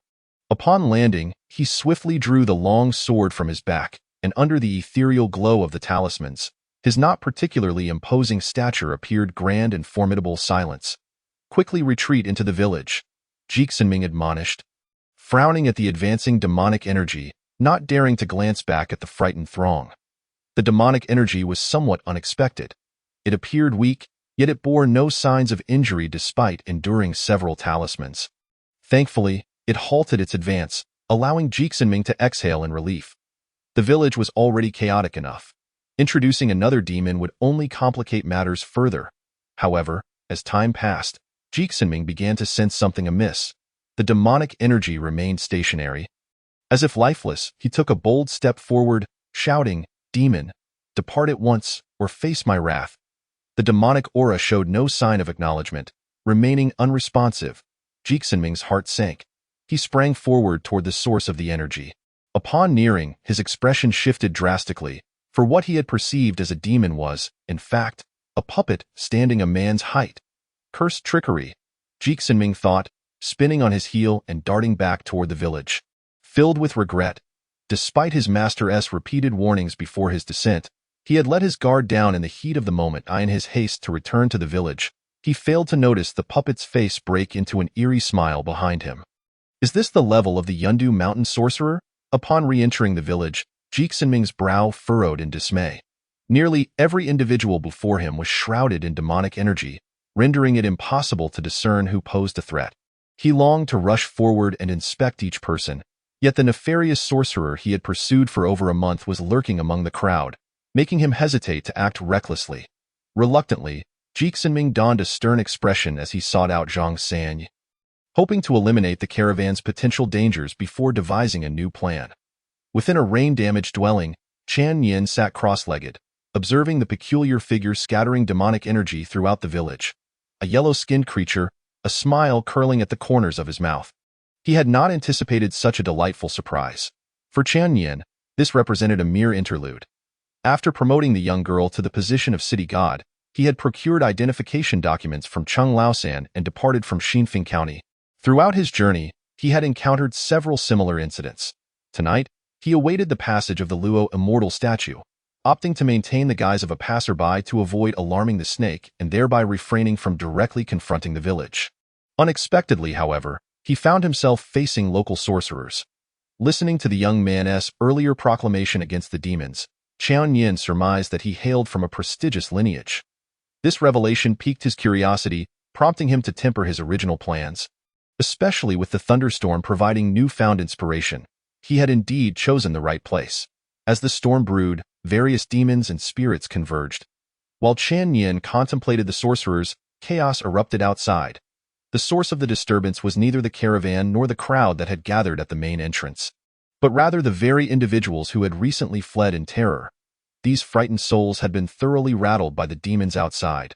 Upon witnessing the flames, they instinctively drew closer as for Jixinming's warnings. They had disregarded them entirely, rushing forward while shouting of monsters. Fear is contagious, particularly on such a stormy night. The individuals left behind by Zhang San and Jixinming found themselves disoriented in the face of the panicked throng rushing toward them. Coupled with the influence of the yellow-skinned creature's demonic energy, the crowd began to surge uncontrollably into the hall, causing a ripple of agitation among those inside. Stop! 3 youths wielding swords had appeared at the entrance. Having taken their positions unbeknownst to anyone, as the crowd surged forward, they stepped forward in unison, determined to block the influx. If demons truly roamed, they did not wish to be trapped inside with this throng. Get out of the way, kid! A towering figure burst forth from the crowd, his hefty blade slicing through the air like a shooting star, aimed directly at the trio guarding the door. I said stop. The 3 youths remained undaunted. The leader raised his sword, executing a series of rapid strikes that intercepted the oncoming attack. The burly man, seeing his strike thwarted, swiftly redirected his blade toward one of the youths. You seek death, the young man retorted sharply, countering with a swift thrust that aimed straight for the man's wrist. The robust figure, caught off guard, felt a sharp pain shoot through his wrist as his weapon clattered to the ground with a metallic clang. Grasping his injured wrist with his left hand, blood began to trickle down his fingers, yet as it hit the ground, it did not mingle with the rain but was absorbed entirely, unnoticed by the surrounding crowd. Important reminder, originally intended to be shared at the chapter's conclusion, I deemed it more appropriate to present it here to avoid disrupting the reading experience. However, upon consideration, I felt it better to include it in the main text to ensure no one overlooks it.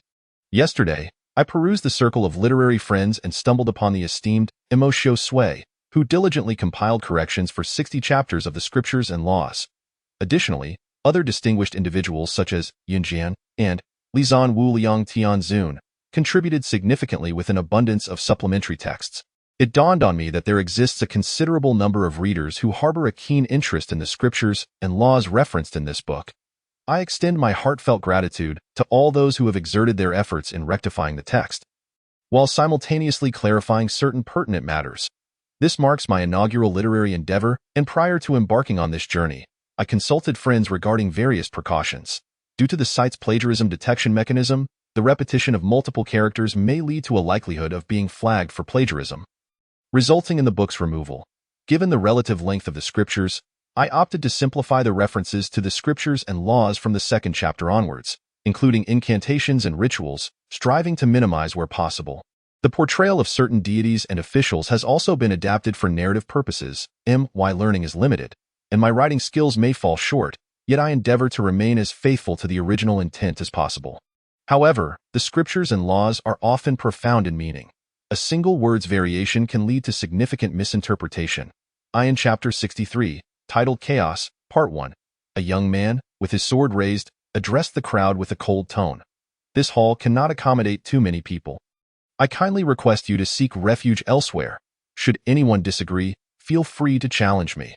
However, bear in mind that swords are blind. Do not blame me for my ruthlessness. The sight of the sword's point, still glistening with remnants of blood, halted the advance of those who initially sought to push through. Realizing that force would not prevail, someone in the crowd quickly changed their tune, pleading, "Hero, I implore you, let us enter. The monster is about to pursue us." Upon witnessing this, the young man furrowed his brow, feeling a twinge of unease. Yet, to prevent further chaos, he let out a cold huff. "Do not speak nonsense. If a monster truly exists, allowing you inside would only result in it blocking the door. None of you would escape." His words left those eager to enter momentarily dumbfounded, in their frantic quest for safety. They had not considered the possibility of being trapped by a monster. The atmosphere grew ominously silent. Just then, a thunderous shout erupted from the direction of the merchant caravan, drawing everyone's attention.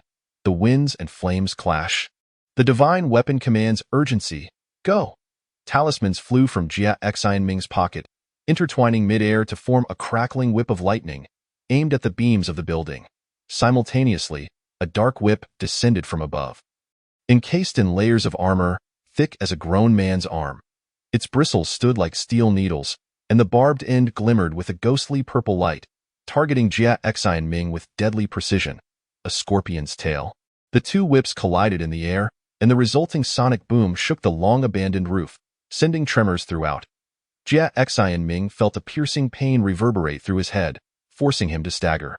"This is not good," he thought, gritting his teeth against the agony, suppressing the urge to shield his head as he swiftly retreated, directing the talisman whip to ensnare the scorpion's tail. The scorpion's tail writhed in the air, akin to a serpent, attempting to escape the electric whip's grasp. However, constrained by its physical form, it lacked the agility of the talisman whip. In mere moments, the whip found its mark and coiled around the tail. Leaving scorch marks in its wake, the scorpion, in pain, leapt from the beam, its pincers glinting ominously as they aimed to sever the whip.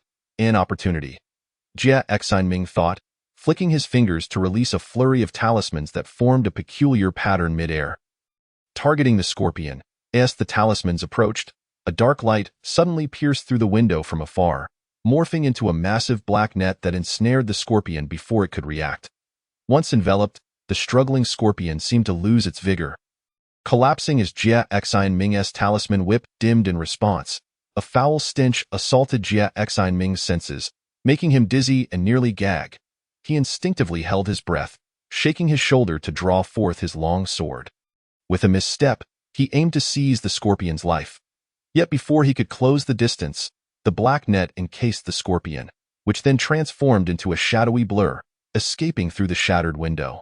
Jia Xianming propelled himself forward, chasing after it, but the shadow vanished into the torrential night in an instant. Sorcery?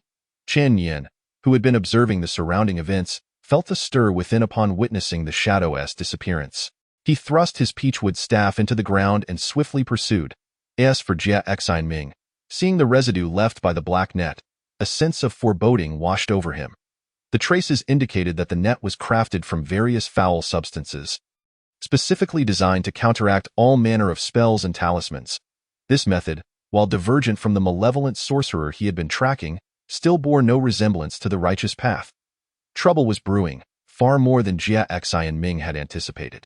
While everyone was preoccupied with the clash between Jia Xianming and the Scorpion, the burly man himself remained oblivious to the fact that blood was rapidly seeping from his injured wrist, cascading to the ground unaffected by the rain, as if drawn by some unseen force, swiftly penetrating the soil. Once underground, the blood dispersed into a mist, quickly traversing until it entered a hidden chamber, where it coalesced once more, dripping into an uncovered coffin.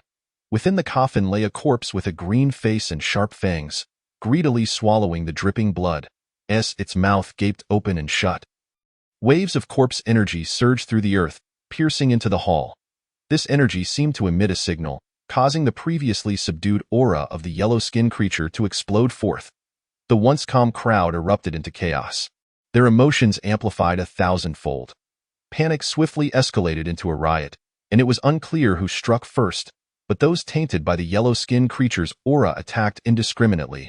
When Jia Xianming rushed over, desperate to intervene, it was too late. The crowd had already descended into mayhem. He charged forward, attempting to part the throng, yet refrained from using excessive force, which only resulted in his own entrapment, rendering him unable to act. Observing Jia Xianming's predicament, two shadowy figures exchanged knowing glances in the darkness, sharing a smirk. Their disdain for compassion rendered them no different from the ordinary.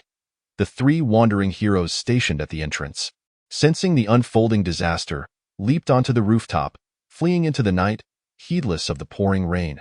With their obstruction removed, the frenzied crowd surged into the hall. Realizing the peril, Jia Xianming struggled to break free from the throng and rushed toward the interior. Yet, before he could reach the doorway, he was met with a chorus of anguished screams from within. Accompanying the cries was a voice, raspy as dry wood scraping against one another, declaring, "I had no intention of involving myself in your trivial matters. Yet it seems you've set your sights on me. Since you seek death, I shall oblige.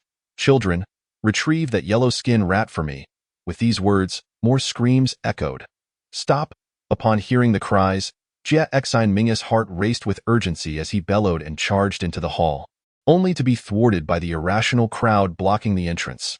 The rasping voice continued, laced with a sinister tone, "Child, you have pursued me for over 1,000 miles. Today, I shall teach you a lesson. Pure-hearted kindness cannot save a soul. Sometimes, one must kill." In Chapter 64, titled Chaos, Part 2, as the interior echoed with successive screams, the combination of the cries and the hoarse voice sent Jia Xianming into disarray. Driven by a desperate need to save, he steeled himself and unleashed a series of powerful strikes, sending those obstructing the door flying. "This is the way, but exert yourself further. Otherwise, you shall suffer." Before Jia Xianming could regain his footing, he felt two gusts of wind approaching from behind. With no means of evasion, he flicked his fingers, sending two talismans flying backward. A tremendous explosion followed as the talismans detonated nearly at his side. The force propelled him forward, finally allowing him to breach the hall. Once stabilized, Jia Xianming turned to see two figures hurled by the explosion, rolling on the ground, motionless. The scene within the hall was one of utter devastation. Bodies lay scattered across the floor, with only a few scholars cowering in the corners, trembling at the sight of two figures in conical hats. "Villains, come forth!" The contrasting scenes before him ignited a fury within Jia Xianming. Anger surged as he formed seals with his hands, three beams of golden light shooting forth like lightning towards the figures and hats. The piercing sound of the air splitting indicated Jia Xianming's true wrath. Although the figures and hats taunted him verbally, they dared not underestimate the threat. As the golden light approached, they swiftly conjured a shield made of bones, which reverberated with a colossal sound upon impact, forcing the golden rays back to a distance of 3 feet, suspended in midair. Only then did the figures realize that these were 3 swords forged from talismans, radiating a golden hue. A single strike failed to yield results. Jia Xianming, with his fingers splayed wide, summoned forth a golden long sword that immediately dispersed into 3 beams of golden light, each hurtling toward the figure clad in a conical hat from different angles.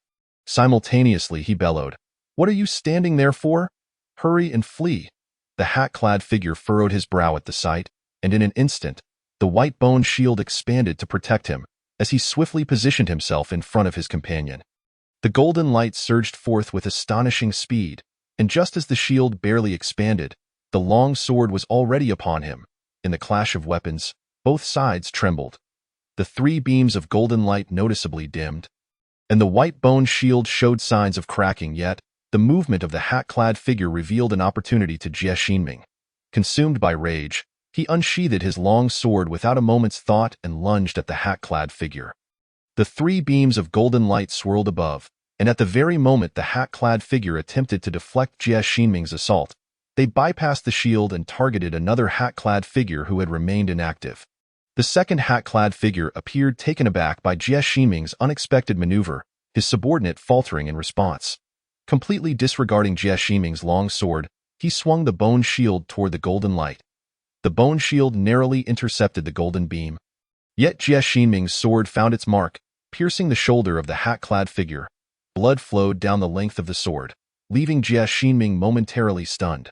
Seizing the opportunity, the hat-clad figure struck Jie Xinming's wrist, causing him to instinctively release his grip on the sword. The hat-clad figure then yanked his companion and shattered through the wall, making their escape. Just as Jie Xinming prepared to pursue, he suddenly felt a tremor beneath his feet. Looking down, he was met with a gruesome sight of corpses strewn across the ground, devoid of any blood. A malevolent aura of death surged rapidly beneath the earth, threatening to break through the surface. Alarmed by this spectral energy, Jie Xinming realized, in his haste to save others, he had overlooked its presence. He had only exchanged a few blows with the hat-clad figures, and the crowd in the hall remained frozen in shock, utterly oblivious to the unfolding chaos. Gritting his teeth, Jie Xinming reached into his robes to retrieve a compass, pricking his finger to swiftly inscribe a talisman upon it, then flipped the compass onto the ground.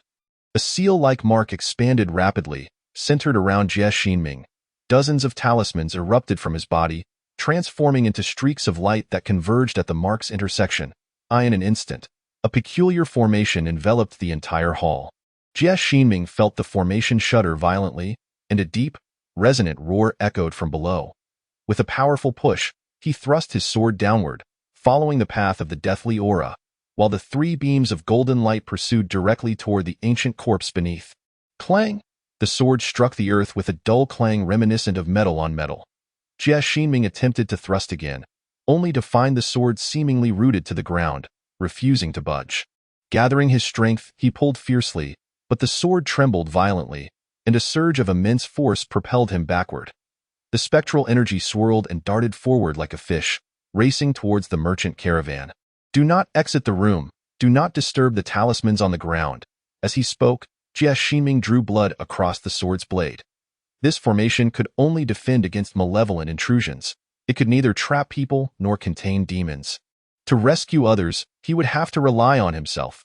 Boundless heavens and earth, the laws of yin and yang at play. 1,000 shadows fly. Go. The long sword transformed into a beam of sword light, hurtling toward the spectral energy, with Jie Xinming following closely behind. Just as the spectral energy was about to reach the merchant caravan, Jie Xinming gestured with his sword. The sword light morphed into a massive blossom of blade, spiraling downwards to envelop the spectral energy. The sword chi fell like rain, seemingly intent on tearing the spectral energy to shreds. A series of clanging sounds resonated, accompanied by a pained howl, as a figure broke free from the confines of the sword light. Its visage, with a green face and sharp fangs, elicited gasps of shock from Zhang Sanyi and Daquan, who had been observing from a distance. This instinctive reaction spurred Jie Xinming's urgency, and he shouted, "Beware the corpse poison." In the next moment, the ancient corpse, having emerged from the ground, unleashed a vile cloud of dark energy towards Zhang Sanyi and the others. Jie Xinming's attempt to intervene was too late.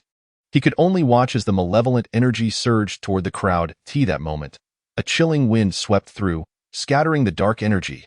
As the energy dissipated, the sinister wind whipped back toward Zhang Sanyi and his companions.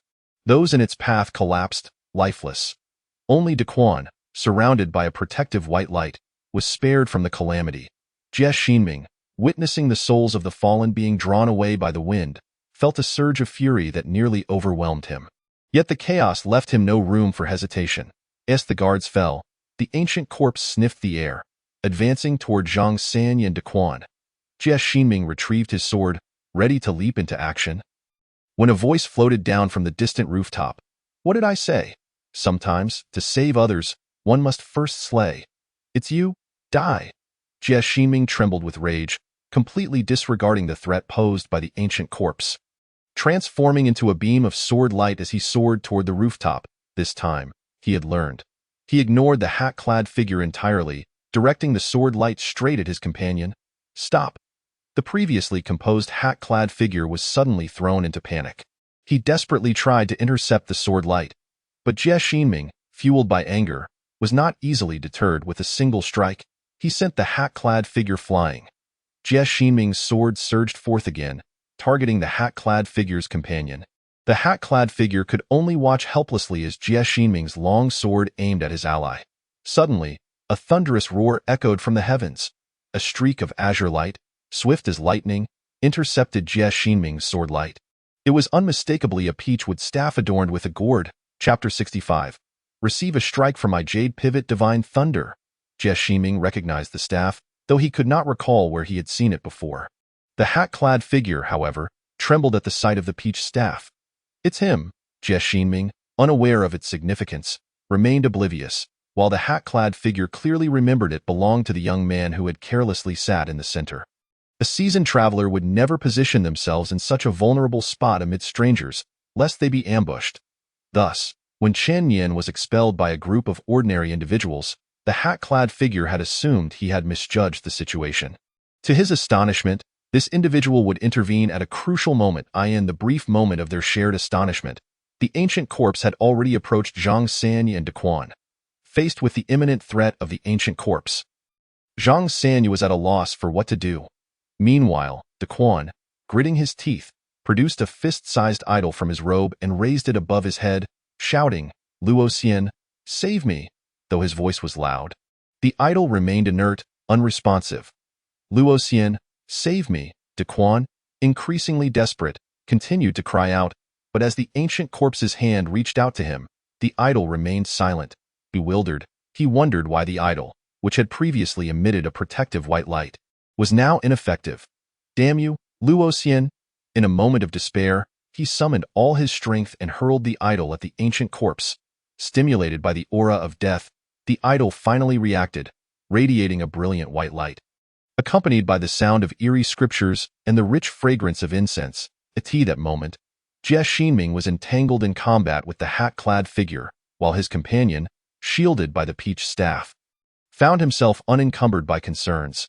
The hat-clad figure was evenly matched, and the sudden emergence of the scripture and incense scent caused both to turn their heads in unison, exclaiming in astonishment, "Cultists!"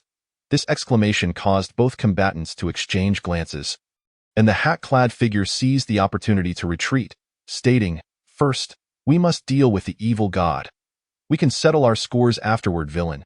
You shall not escape." Jie Xinming, believing the hat-clad figure sought to flee, was infuriated and unwilling to relent. With that, he unleashed a flurry of talismans aimed at the hat-clad figure, pursuing relentlessly. "You fool!" As the hat-clad figure circled around Jie Xinming, he retorted, "If it weren't for my 5 ghosts being entangled by those 2 monsters, I would have shown you what for." Amidst their skirmish, the suspended idol and the ancient corpse were not idle. The ancient corpse, seemingly provoked by the incense emanating from the idol, let out a thunderous roar. Extending its formidable claws toward the idol shimmered in midair, shooting upward, emitting a blinding white light that pinned the ancient corpse to the ground, while the eerie scriptures resonated loudly. The merchant caravan's assistants, who had been hidden within the building, appeared as if possessed, emerging from the house, chanting the scriptures as they approached the idol. Nearly 100 voices harmonized in recitation, even affecting Jie Xinming and the hat-clad figure. Leaving them in a daze as the chanting intensified, an elderly figure, bathed in radiant white light and wielding a staff, slowly emerged from the idol. This moment, Jie Xinming and the hat-clad figure had lost their focus on battle, retreating to stabilize their minds using secret techniques. However, as the chanting grew increasingly frantic, their consciousness began to blur. Just then, a deafening thunderclap jolted them awake. Ding-ling-a-ling, a melodious chime rang from the heavens. The sound was faint, yet discernible amidst the cacophony of thunder. As the bell chimed, Those entranced by the sinister scriptures regained their senses, exchanging bewildered glances. The hat-clad figure suddenly spat out a mouthful of blood, his expression one of horror. "My 5 ghosts," the Luoxian, radiating white light, howled in anguish as if subjected to unspeakable torment, turning to retreat into the idolity. That moment, a clear voice resonated from the sky. "I have waited so long. Now that you have emerged, do not retreat." With the words echoing, the sound of bells quickened, and the sky blazed with lightning, transforming the pitch-black night into blinding brightness, the essence of heaven and earth. Divine thunder without boundaries, it pierces through the inner and outer realms, illuminating the 8 directions. Luoxian, receive my strike of the jade pivot divine thunder. As the crowd looked up, they beheld the heavens above, where the sky was filled with thunder, seemingly dragged down by some unseen force, plummeting from great heights. That magnificent celestial might bore down like the weight of Mount Tai, cascading upon them. In their astonishment, the onlookers held their breath, even forgetting to flee. The furious lightning wove a net across the sky, with a singular point resembling a heavy object descending directly towards the statue of Luoxian. In that moment, the decree of heaven seemed to grasp the hands of men, transforming into a myriad of thunderbolts that thundered down. As the thunder struck the ground, a profound silence enveloped the air. Even the torrential rain ceased to pour. The crowd felt no sound of thunder. The furious lightning had already engulfed the celestial statue in the sky. The myriad of thunderbolts hung suspended in the air, appearing almost tangible, presenting themselves before the people without the slightest overflow. Only then did they realize that the source of the resplendent celestial might was a small golden bell. The bell hovered in the air, and a figure approached, stepping across the thunder's illumination. Meanwhile, 1,000 miles away, the recently rejuvenated Luoxian was sharing a drink with a companion in a mountain cave. Ever since that day when the black wind shattered the boundary of his realm, he had carried a knot of unease in his heart, fearing that the one who breached his sanctuary might trace his aura to find him. Thus, he had been visiting friends and relatives, never daring to remain in one place for too long. Today, he was at a friend's abode, rekindling their bond. Just as they were reveling in their merriment, Luoxian suddenly felt a voice resonate in his mind. "Luoxian, receive my strike of the jade pivot divine thunder." He sprang to his feet, overturning the table, for that voice was one he could never forget. His friend was momentarily stunned, then rose in anger. "I graciously invited you for drinks. What is the meaning of this?" Luoxian paid no heed to his words. Fear etched across his face as he managed to utter 2 words. "Run quickly," before his friend could comprehend the situation. He witnessed Luoxian's eyes suddenly brighten. 2 strange patterns flickered with electric light, projecting forth from him in an instant. The entire cave transformed into a sea of thunder. Amidst the thunderous roar, a voice faintly echoed, "Luoxian, save me." As the thunder erupted within the cave, the radiance from the Sanqing bell gradually dimmed. Only then did the crowd discern the appearance of the newcomer. "I is it you?" Zhang San, Xie Xinming, and the hat-wearing man exclaimed in unison. Although Zhang San had long anticipated that Chen Yin was no ordinary being, the scene that had just unfolded was utterly shocking, far surpassing his imagination. He had never heard of any celestial being possessing such capabilities, not even in tales. Recalling the earlier scene where the merchant caravan had driven the figure away, Zhang San's legs buckled, and he fainted on the spot. Xie Xinming and the hat-wearing man turned as pale as death. While the ordinary onlookers remained oblivious to the significance of the spectacle, they were all too aware, especially Xie Xinming, who, despite considering himself a top-tier sorcerer, had never heard of such means. This very person had just passed by him, and he hadn't even spared a glance. Chapter 66. On the practical application of the 5 Thunder True texts, Chen Yin reached out to grasp the dimming Sanqing bell, sensing the lingering essence of thunder within, and smiled faintly. He could not wield the true jade pivot divine thunder. This act was merely to harness the thunderstorm, drawing the lightning down from the heavens, by employing the preset true text of the upper clear jade pivot 5 thunder within the Sanqing bell. He absorbed the true essence of the 9 heavens thunder. Then, utilizing Luoxian's aura and the heart seal method of the round light technique, he projected it into Luoxian's eyes. Chen Yin was confident that once this grand spectacle concluded, even if Luoxian did not perish, he would tremble thrice upon hearing his voice henceforth. The Taoist arts are not so easily wielded. Ever since he utilized the exorcising demons and absorbing evil's incantation on the peach branch, he had come to understand the truth of the master leads one to the door, but the journey is one SOWN, be it the peach staff or the peachwood sword refined from the myriad demons of the city, as well as the upper clear jade pivot 5 Thunder True text just received from the Exorcism Institute. If he merely followed the script, he would forever tread the paths of others. Though the path of thought may progress slowly, as long as his mind was unrestrained, his methods would only multiply. Qian Yin summoned back the peach staff and casually tossed the gourd into the air, finally free to concern himself with the people around him. Sensing Qian Yin's gaze, both Xie Xinming and the hat-wearing man instinctively lowered their heads, not daring to meet his eyes.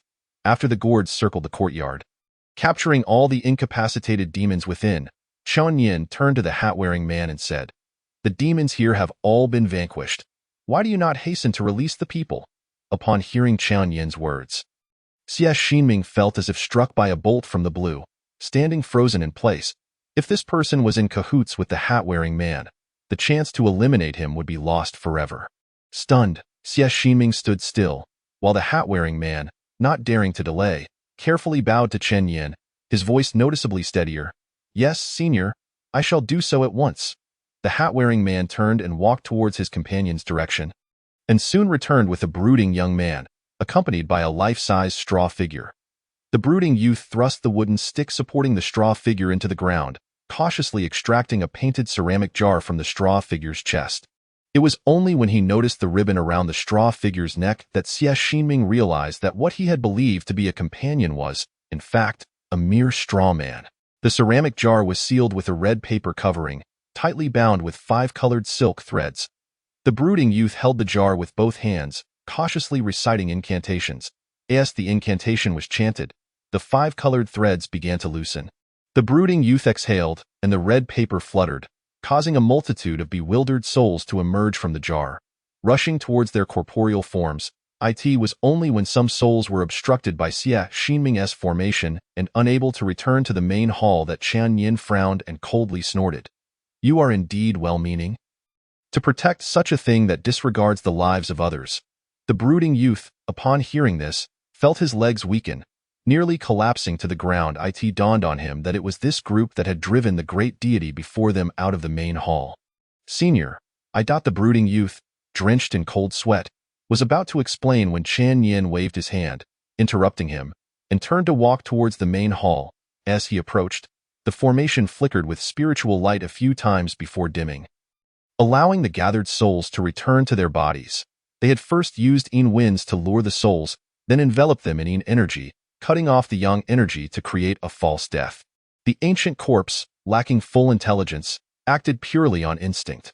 Without the guidance of Yang energy, as long as blood did not leak, these individuals could preserve themselves for the most part. As Qian Yin walked, he spoke, and with each word, Xie Xinming's complexion grew paler. "In the rush, you managed to devise such a method. You are quite impressive. Considering your eagerness to save lives, I shall not hold you accountable for the soul-luring matter." Upon hearing this, the brooding youth breathed a sigh of relief, but the next moment, Qian Yin's words plunged him into an icy abyss. "However, you can no longer keep those 5 ghosts." Qian Yin casually summoned the straw man, extracting a fragment of a weathered bone from within. The fragment, the origin of which was unknown, was severely weathered, appearing as if it would shatter at any moment. Qian Yin traced the faint engravings on it while silently deducing its contents, and spoke. "Raising and training fierce soldiers is not an easy task. To act upon a mere fragment, you truly do not know the peril you face. Had it not been for my passing through this path today, within 3 months, you would surely have become food for the 5 ghosts. The fierce soldiers devouring their masters is the most malevolent of times. Do you truly believe that this world allows you to casually impart such fearsome techniques?" The brooding youth seemed to recall something, staring at Qian Yin in disbelief, unable to restrain himself from exclaiming, "How do you know this? It's impossible." Qian Yin glanced at him, choosing to ignore his words, and turned to Xie Xinming. "You speak. What enmity do you hold against him that you would pursue him across thousands of miles?" Having already fallen into a state of self-doubt, Xie Xinming, upon hearing Qian Yin's question, suddenly awakened. He glared at the brooding youth, gritting his teeth. Senior, do not be deceived by him. This villain, in offering blood sacrifices to the 5 ghosts, first murdered an entire family of 7 in Zhaolin County, and then continued on his path, killing countless lives. Before Xie Xinming could finish, he was interrupted by the brooding youth. The brooding youth's eyes widened in fury, glaring at Xie Xinming.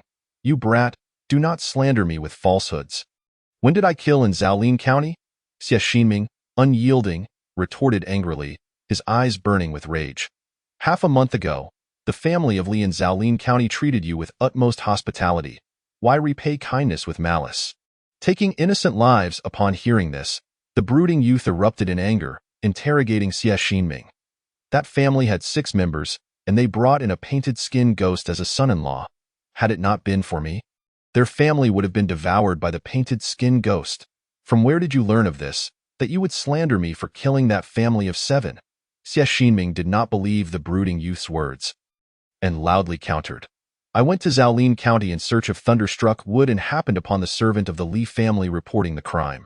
The scene of the murder bore only the ghostly aura of your 5 ghosts. Do you dare to argue further?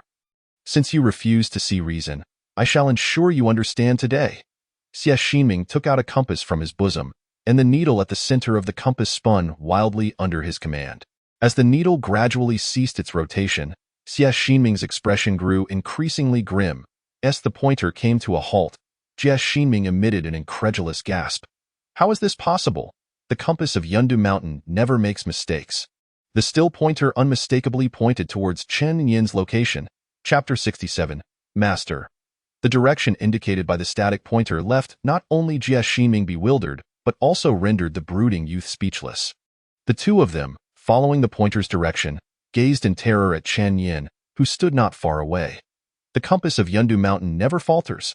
Chen Yin glanced at the two, noting their expressions of fear, and smiled gently. What do you two plan to do with this murderous evil?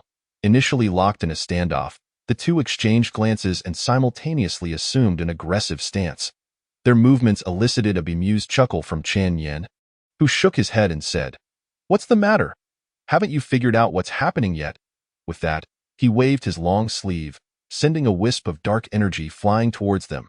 As Xie Xinming and the brooding youth saw the dark energy approach, they both took a step back, hastily conjuring talismans and bone shields to intercept it. However, the dark energy abruptly halted before them, transforming into a dark mass that fell to the ground. Instantly, a foul stench assaulted their senses. Chen Yin, finding amusement in the sight of the two recoiling from the odor, felt his spirits lift. Earlier, while chasing the sorcerer, he too had been overwhelmed by the noxious fumes. Once the two regained their composure and noticed Chen Yin had ceased his actions, they turned their attention towards the dark mass. Upon seeing the dark web and the enormous scorpion, Xie Xinming felt fragmented thoughts coalesce in his mind. He glanced at the still bewildered brooding youth, and the hostility in his eyes diminished significantly. Raising the compass, he observed that the pointer had shifted, now directly indicating the dark web. A sense of relief washed over Xie Xinming as he exhaled deeply and respectfully bowed to Chen Yin. Thank you, Senior, for saving my life. It was my rashness, and I ask you to impose any punishment you deem fit. The brooding youth stepped back a few paces, staring in disbelief at Xie Xinming's sudden change in demeanor. This little display of submission made Chen Yin acutely aware of the phrase "the observer is often lost." Seeing this, Xie Xinming fell silent for a moment before tossing the compass to the brooding youth, stating, You take a look. This scorpion was snatched from me by someone earlier, and I failed to catch up. The brooding youth dared not catch it. He waited until the compass hit the ground before cautiously picking it up while observing the two. Upon seeing the pointer, he first furrowed his brow, then his expression shifted dramatically. The inexplicable fortune, Xie Xinming's relentless pursuit, Chen Yin's words, combined with the dark web before him, all coalesced into a terrifying hypothesis in his mind, causing him to stagger back a few steps, nearly collapsing. The brooding youth struggled to regain his composure, his face devoid of color as he asked Chen Yin, Is this not true? Chen Yin, gazing at his helpless expression, sighed. The others have already perished by my hand. The brooding youth's pale lips quivered, and he spat out a mouthful of blood, collapsing into the mud, murmuring, It's all a lie. all a lie. Suddenly, he sprang to his feet, staggering away into the distance, exclaiming, "Ha ha ha, it's all a lie. All a lie." Jie Xinming, concerned, watched the figure gradually fade into the night, inquiring, "Senior, what has happened to him?"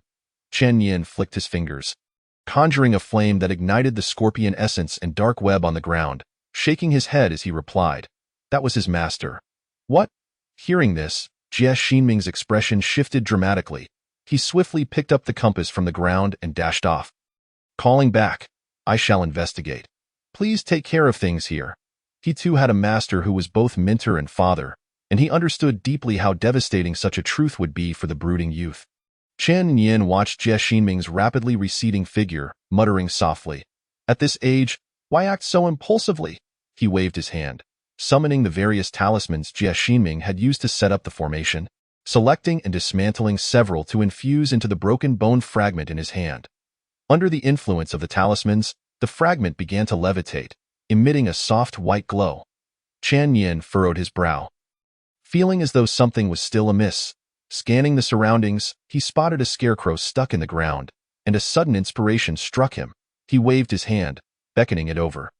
The straw swiftly intertwined in Chen Yin's hands, and before long, a fearsome, malevolent mask took shape.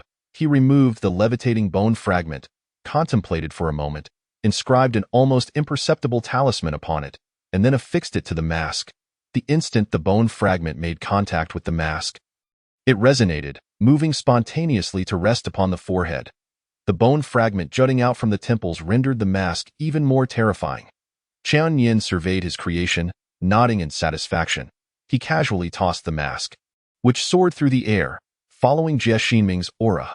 "Take this to that LED eye." In a flash of luminescence, Chen Yin strode towards the slumbering Zhang Sanyi and Daquan. "Rise, if you continue to feign sleep, you may never awaken." The two men on the ground sprang up at his command. They turned and knelt, silent, their heads bowing repeatedly. Chen Yin narrowed his eyes, coldly remarking, "You are quite adaptable. Now tell me, where did this idol come from?" Zhang Sanyi trembled all over, prostrating himself on the ground, not daring to utter a sound, wishing to dismember Daquan on the spot. He considered himself a straightforward businessman, well off at home, and had always avoided those who preached. Little did he expect to be robbed by his own servants despite his constant vigilance. Beside him, Daquan shook uncontrollably, the earlier scene still vividly imprinted in his mind. The blow had clearly been aimed at Luoxian. Now, confronted by Chen Yin's inquiry, Daquan dared not conceal the truth. However, his overwhelming fear left him stammering. "It was Lord Luoxian. No.it was the lady of Lord Luoxian." "Yes, it was given by Lady Luoxian." Hearing Daquan's incoherent babble, Chen Yin's brow furrowed, and he pointed his peachwood staff towards him, attempting to steady his frayed nerves. However, Daquan, seeing the staff approach, mistook it for an impending strike from Chen Yin, and was paralyzed with fear, remaining utterly still. Chen Yin was speechless. It was the first time he realized he could appear so intimidating. He glanced at the others, who had just regained their corporeal forms, contemplated for a moment, and retrieved the Sanqing bell from his robes. With a gentle shake of his wrist, a clear and melodious chime resonated across the expanse. Taishang Taixing, responding without pause, the sonorous tones, accentuated by the bell's resonance, felt even more cleansing. As the sound ceased, the individuals, now clear-headed, felt their troubles dissolve and bowed respectfully to the standing Chen Yin. Chapter 68. Anomalous Occurrences. The reverence shown by the crowd did not stir Chen Yin in the slightest. He remained expressionless as he turned to Daquan and inquired, "Can we speak calmly now?" Daquan, who had just managed to calm his emotions, immediately knelt down again, pleading, "Please spare me, Divine Lord. I accompanied Sanyi to Xishan County to transport grain, and a sorcerer sold this to me. The sorcerer claimed that I would encounter bloodshed on my return journey and needed an idol to avert disaster. In a moment of folly, I made the purchase. I truly had no idea it was an evil deity. Otherwise, even with 10 times my courage, I would not have dared touch it. Please spare me, Divine Lord, please." The more Daquan spoke, the more agitated he became, repeatedly bowing his head to the ground. Meanwhile, Zhang Sanyi, infuriated, lunged at Daquan, unleashing a flurry of punches and kicks, exclaiming, You are trying to kill me. You mean to kill me? The Zhang family has treated you well. How could you turn out like this? Daquan curled up on the ground, shielding his head with his arms, not daring to evade. Chen Yin observed Zhang San's performance with a cold gaze, remaining silent as countless thoughts raced through his mind. How is it possible for a sorcerer to be involved in this? Is he a disciple of Luo Xian? Or, seeing Zhang San's blows grow increasingly severe, Chen Yin finally spoke softly. That's enough. Though Zhang San harbored resentment, his actions were more for show. Upon hearing Chen Yin's words, he quickly ceased his assault, secretly scrutinizing Chen Yin's expression, gritting his teeth as he said, "If it weren't for the Divine Lord's inquiry, I would have surely killed this wretch today." Chen Yin shot Zhang San a glance, ignoring him, and turned to Daquan. "Now recount the encounter with that sorcerer in detail." Daquan, still on the ground, disregarding his pain, gasped for breath as he recounted. "That day, when Sanya went to inspect the grain, he sent me to prepare feed for the mules. Suddenly, a sorcerer leaped out and stopped me. Insisting on reading my fortune, I initially wanted to ignore him, but the sorcerer spoke of many personal matters that even Sanya was unaware of, and in a moment of foolishness, I believed him and acquired this idol. I truly had no idea it was an evil deity." Chen Yin furrowed his brow slightly upon hearing the news. Sensing something amiss, he pressed further, inquiring, what was the appearance of the sorcerer, and what was his demeanor towards the idol? Did he provide any further explanations? Daquan, trembling with apprehension, recounted the events with the candor of a bamboo tube spilling beans. The sorcerer appeared to be in his 50s, sporting a long beard and possessing an extraordinary bearing. Otherwise, I would not have been deceived by him. He did not offer any further details, merely instructing me not to disclose matters concerning the idol to others, lest it lose its efficacy. As for his attitude towards the idol. Daquan paused, a look of chagrin crossing his face as he added, "How could I have overlooked this?" Upon reflection, although the sorcerer extolled the idol's virtues, his words seemed to treat it as an ordinary object. Lacking any semblance of respect, when he departed, he did not even cast a lingering glance. Upon hearing this, Chen Yin felt a stirring in his heart, arriving at a conclusion. This was a meticulously orchestrated scheme specifically targeting Zhang Sanyi. Even if they had not encountered the torrential rain and the overnight stay at a desolate inn, the merchant caravan would undoubtedly face other malevolent forces on their journey home. What perplexed Chen Yin was that Zhang Sanyi was merely a merchant. Even with considerable wealth, it seemed implausible that Luo Xian would conspire against him. Moreover, the identity of the sorcerer appeared to be neither a follower of Luo Xian nor a disciple, but rather someone entirely different. Contemplating this, Chen Yin turned to Zhang Sanyi and queried, "Have you recently offended anyone?" Zhang Sanyi was momentarily taken aback, but then a realization seemed to dawn upon him. He cautiously asked Chen Yin, "Are you suggesting that this is aimed at me?" Chen Yin did not provide a direct answer but pressed on, "Have you thought of something?" Upon hearing this, Zhang Sanyi was thrown into a state of confusion. Although Chen Yin had not explicitly confirmed his suspicion, his demeanor conveyed everything. Yet, after much contemplation, Zhang Sanyi was unable to discern any rationale. With a troubled expression, he replied, "The Zhang family has always been merely merchants, known for their amicable dealings, and I have been occupied with transporting grain recently, so I genuinely do not know." The mention of grain immediately heightened Chen Yin's alertness, prompting him to interrupt Zhang Sanyi. "Wait, what exactly are you transporting this time?" Up until now, Chen Yin's focus had been primarily on Luo Xian and the various malevolent entities, hardly considering what the merchant caravan was carrying. However, now prompted by Zhang Sanyi's words, he quickly formed a hypothesis: grain, over 1,000 shi. Zhang Sanyi, perplexed, nonetheless answered truthfully, "First firewood, then grain." What precisely was Luo Xian scheming? Was it rebellion? Upon hearing Zhang Sanyi's response, Chen Yin, who had maintained a stoic expression, suddenly darkened his countenance, startling Zhang Sanyi. Firewood and grain.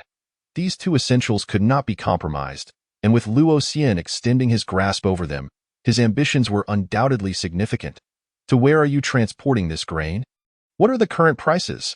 Zhang Sanyi was baffled as to why the lofty deity suddenly took an interest in grain prices, but driven by the instinct of a grain merchant. He replied without hesitation, "Recently, grain prices have surged dramatically in several surrounding prefectures. Superior long-grain rice is priced at 1,800 coins per shi, rough rice at 1,400 coins, while wheat is even pricier at 3,800 coins per shi. An increase of over 30% compared to usual. Strangely enough, for the past 2 years, the weather in Dingzhou has been favorable, resulting in bountiful harvests, yet grain prices continue to rise. Consequently, many affluent households have begun stockpiling grain. In previous years, such anomalies would have prompted government investigations, yet this year, there has been no movement, leading many to speculate that perhaps the court intends to initiate land reclamation. Land reclamation? Chen Yin raised an eyebrow.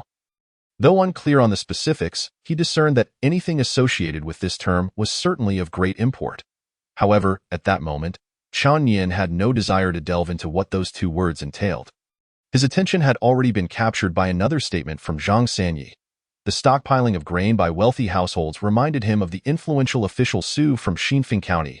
The grain hoarded by Su exceeded 5,000 shi, orchestrated by a mouse demon whose powers were still in their infancy. If such affluent households were similarly implicated, combined with Luo Xian's targeting of grain merchants, it was clear that this situation was far more complex than Zhang Sanye's mention of land reclamation suggested. This was an organized, premeditated manipulation of grain prices, spanning several surrounding prefectures. Even a mere mouse demon could become entangled in this scheme, indicating that the underlying plot was far beyond Luo Xian's control.